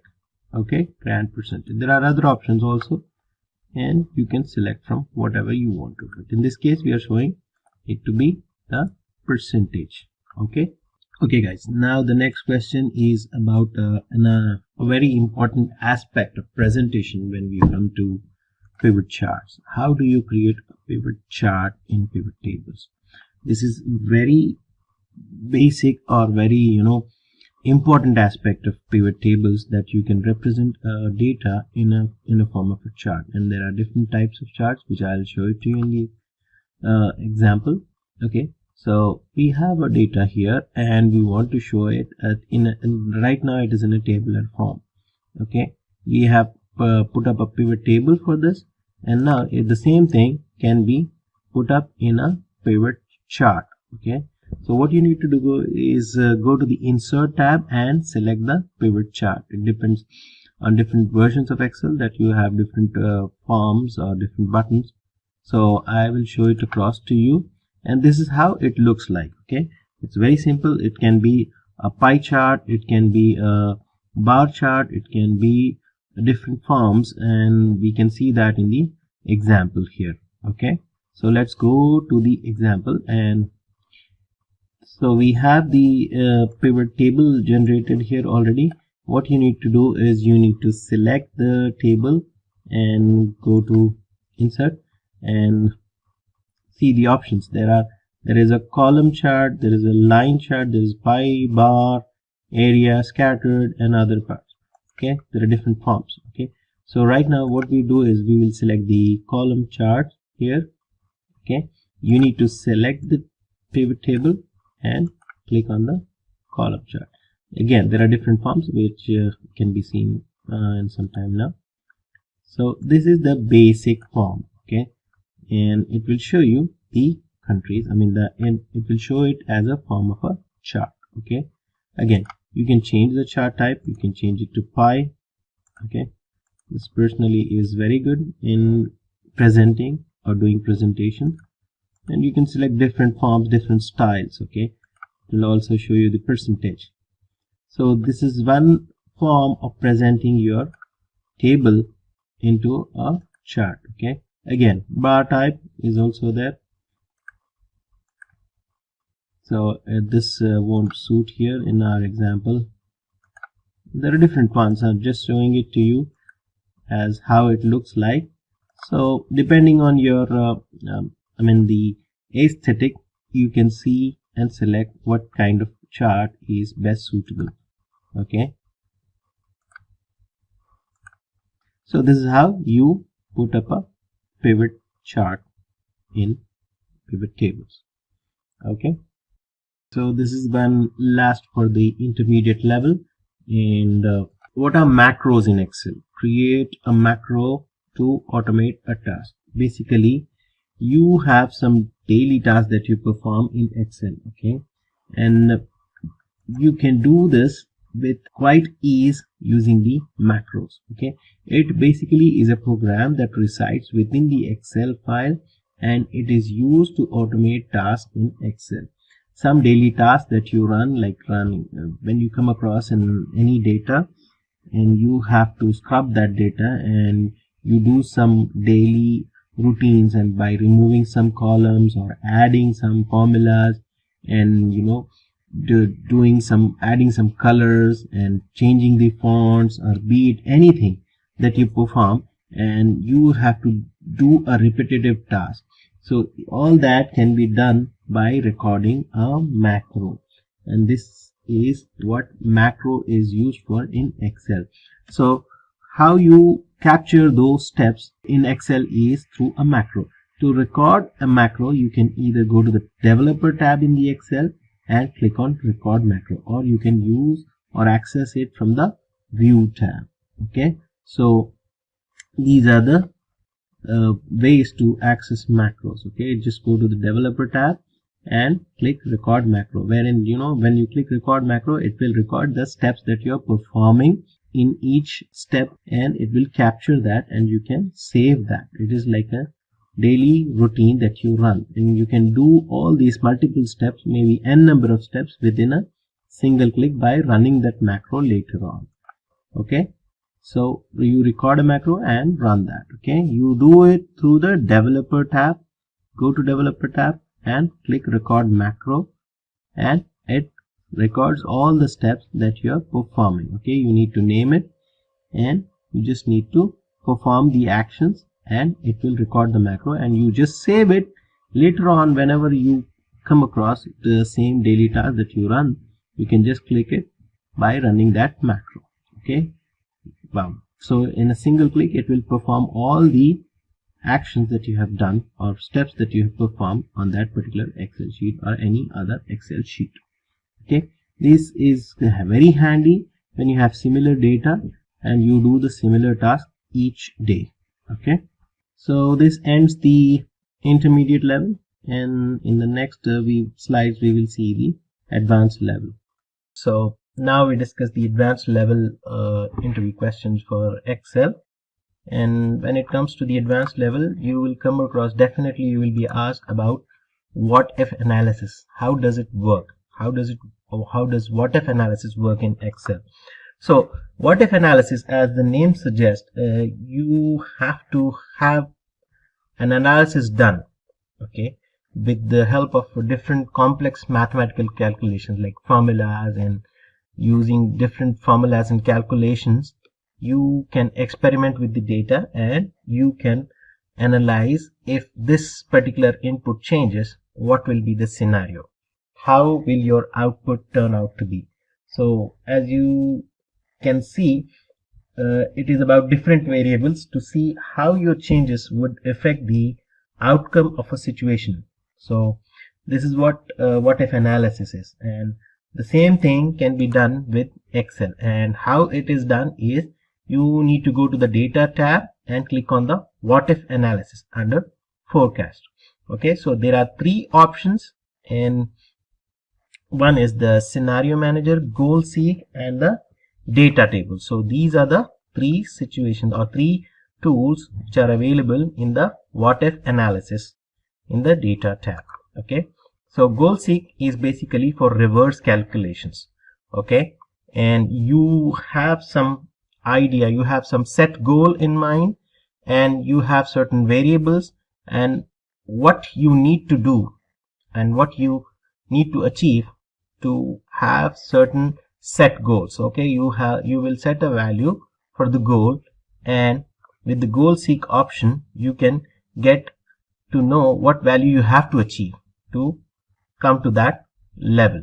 Okay, so this is what goal seek is. It is one of the simplest sensitivity analysis tool. And so for example, you know that a single outcome you would like to achieve, like you have a set goal that you have to achieve this particular grade. Okay, and the goal seek feature in Excel allows you to arrive to that goal by mathematically adjusting a single variable within that equation. So you set the goal and you will do the what if analysis goal seek option to know what you have to do or what you have to achieve for the set goal. The next option is the data table, and it is basically used for sensitivity analysis. Okay, so in this scenario, the data tables allow the adjustment of only one or two variables within a data set, but each variable can have unlimited number of possible values. Okay, so basically they are used for side-by-side comparisons.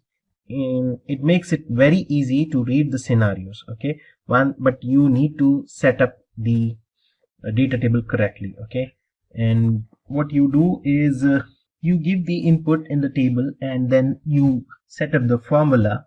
And for instance, you need to calculate the monthly payments for a loan. Okay, you provide the principal amount, like whatever amount you're taking, 2 lakhs, 3 lakhs, and you set the interest rate in a formula.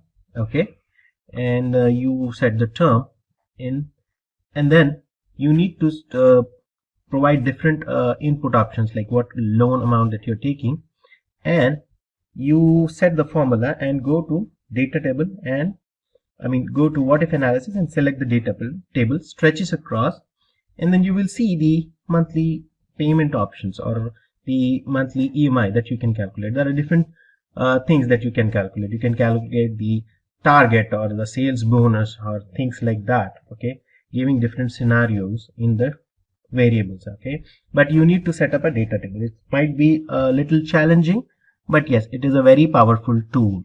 Okay, so the next one is the scenario manager. It is a bit more complicated compared to the other two, but then it is more advanced than goal seek, as it allows you to adjust the multiple variables at the same time. Okay, and this is very complicated compared to the other two, and it is even it gives more better output when it compares to the other two what if analysis tools. So here, when you go to what if analysis and the scenario manager, you have to select the data and provide different scenarios, that is different values for each scenario, and then it will analyze, calculate, and create different scenarios. Okay, so it becomes very easy for you to analyze what if you are changing the value of your interest amount or the term of loan, or your targets, like monthly targets or an yearly targets and things like that. And you just have to see what the scenario will be when you set this particular value for a table or for data, whatever targets that you need to set. You can use this what if analysis in Excel for the different scenarios and different calculations. Okay, these are very powerful tools and you need to know this. Now, as we move on to the next one, you might be asked, what is the difference between a function and a subroutine in a VBA? Okay, even though these two are used quite frequently, there is a pretty much different from each other. Okay, so a function always returns a value of the task it is performing. Okay, so when you're writing a module, you will have a function. When you have a function, it will always give you a value.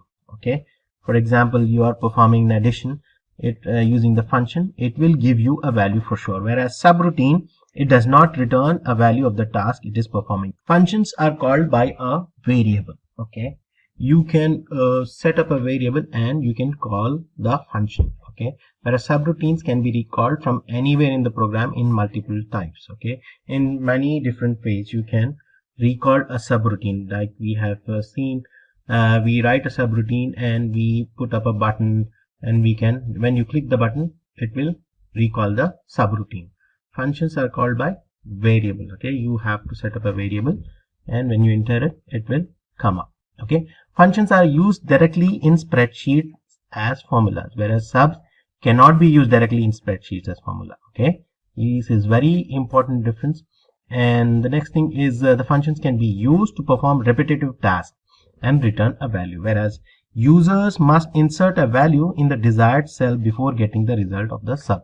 So this is particularly limited. Okay, whereas functions can be used to perform different repetitive tasks and return a value. User input is not required, whereas if you see the subroutines, user must insert a value, okay, in the desired cell, that too in a particular cell which is defined in the subroutine to getting the desired result. Okay, so these are the differences between functions and subroutines. Now the next one is what is the difference between this workbook and active workbook in VBA? So when you work on modules and different Excel spreadsheets and workbooks, you will have these different workbooks open, and there is a particular difference, and you might be asked, what is the difference between this workbook and active workbook? So as the name suggests, this workbook refers to the name of the workbook where the code is actually running from.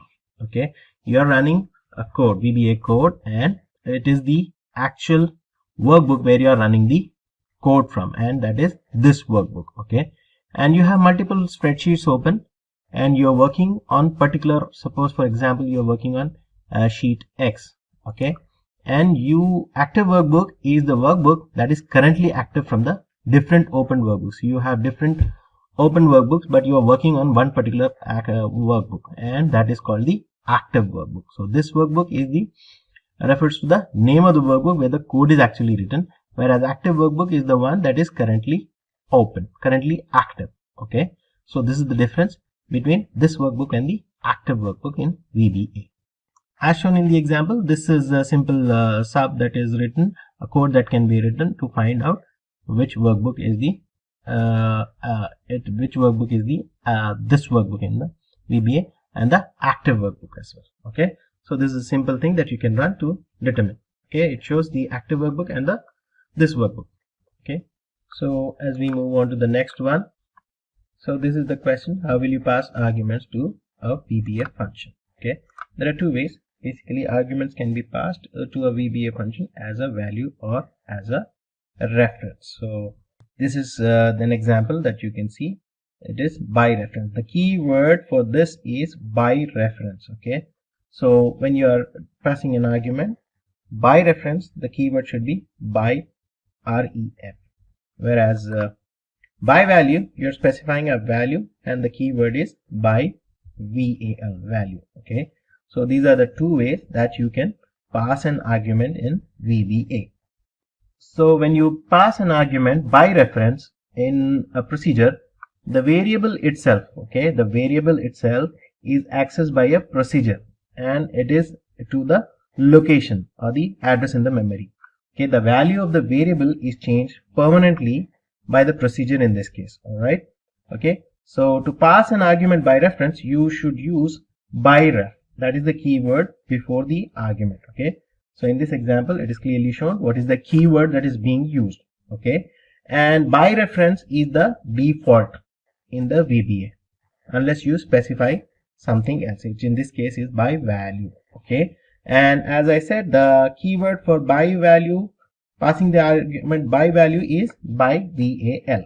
Okay, so when you set the keyword by val, the variable, what happens is the by value argument function or argument is passed through by value. Okay, the number function is called here, which means it assigns a value to the variable x here. Okay, because the variable was passed by value in the function, any change to the value, okay, any change to the value of the variable is only the current function. So it ends after it performs the function. Okay, then it reverts back to the value when it is declared again, where it is set to 0. So if the variable has been passed by reference in the function, then the variable would have permanently assumed the new assigned value. So this is the basic difference by reference and by value. So now we move on to the next one. So there might be a question that you will be asked that how do you find the last row or a column in a VBA? Okay, so to find a last row, sometimes you have long list of data and it has like n number of rows and n number of columns. So instead of scrolling down altogether to find the last row, you can use this VBA code. You can write this code. It's a very simple one, and it will give you the last row. You will find the last row with a single click. Okay, let's see it in the VBA. So here I have a sheet which it has long list of rows, and instead of scrolling down, I can just find out the last row with this VBA code. Okay, I just click on this, and as seen in the slideshow, I have just written it, and you will see you just run it and you will see the number of rows. It will give you the last row in the sheet. Okay, similarly we can do this for the column as well. Okay, in case if you have long list of or large number of columns, instead of scrolling right, you can just run this VBA, and you can know the last number of columns. Okay, number of columns. So as we've seen in the last row, now we'll see the code for the finding the last column. It's the same thing. Instead of row, you will see it as column. All right, and when you run it, it will give you the last column. Okay. Thank you for joining our full course on Advanced Excel by Simplilearn. Don't forget to subscribe to our channel for more expert-led courses and tutorials. If you have any question, ask them in the comment section below. Hi there, if you like this video, subscribe to the Simplilearn YouTube channel and click here to watch similar videos. To nerd up and get certified, click here.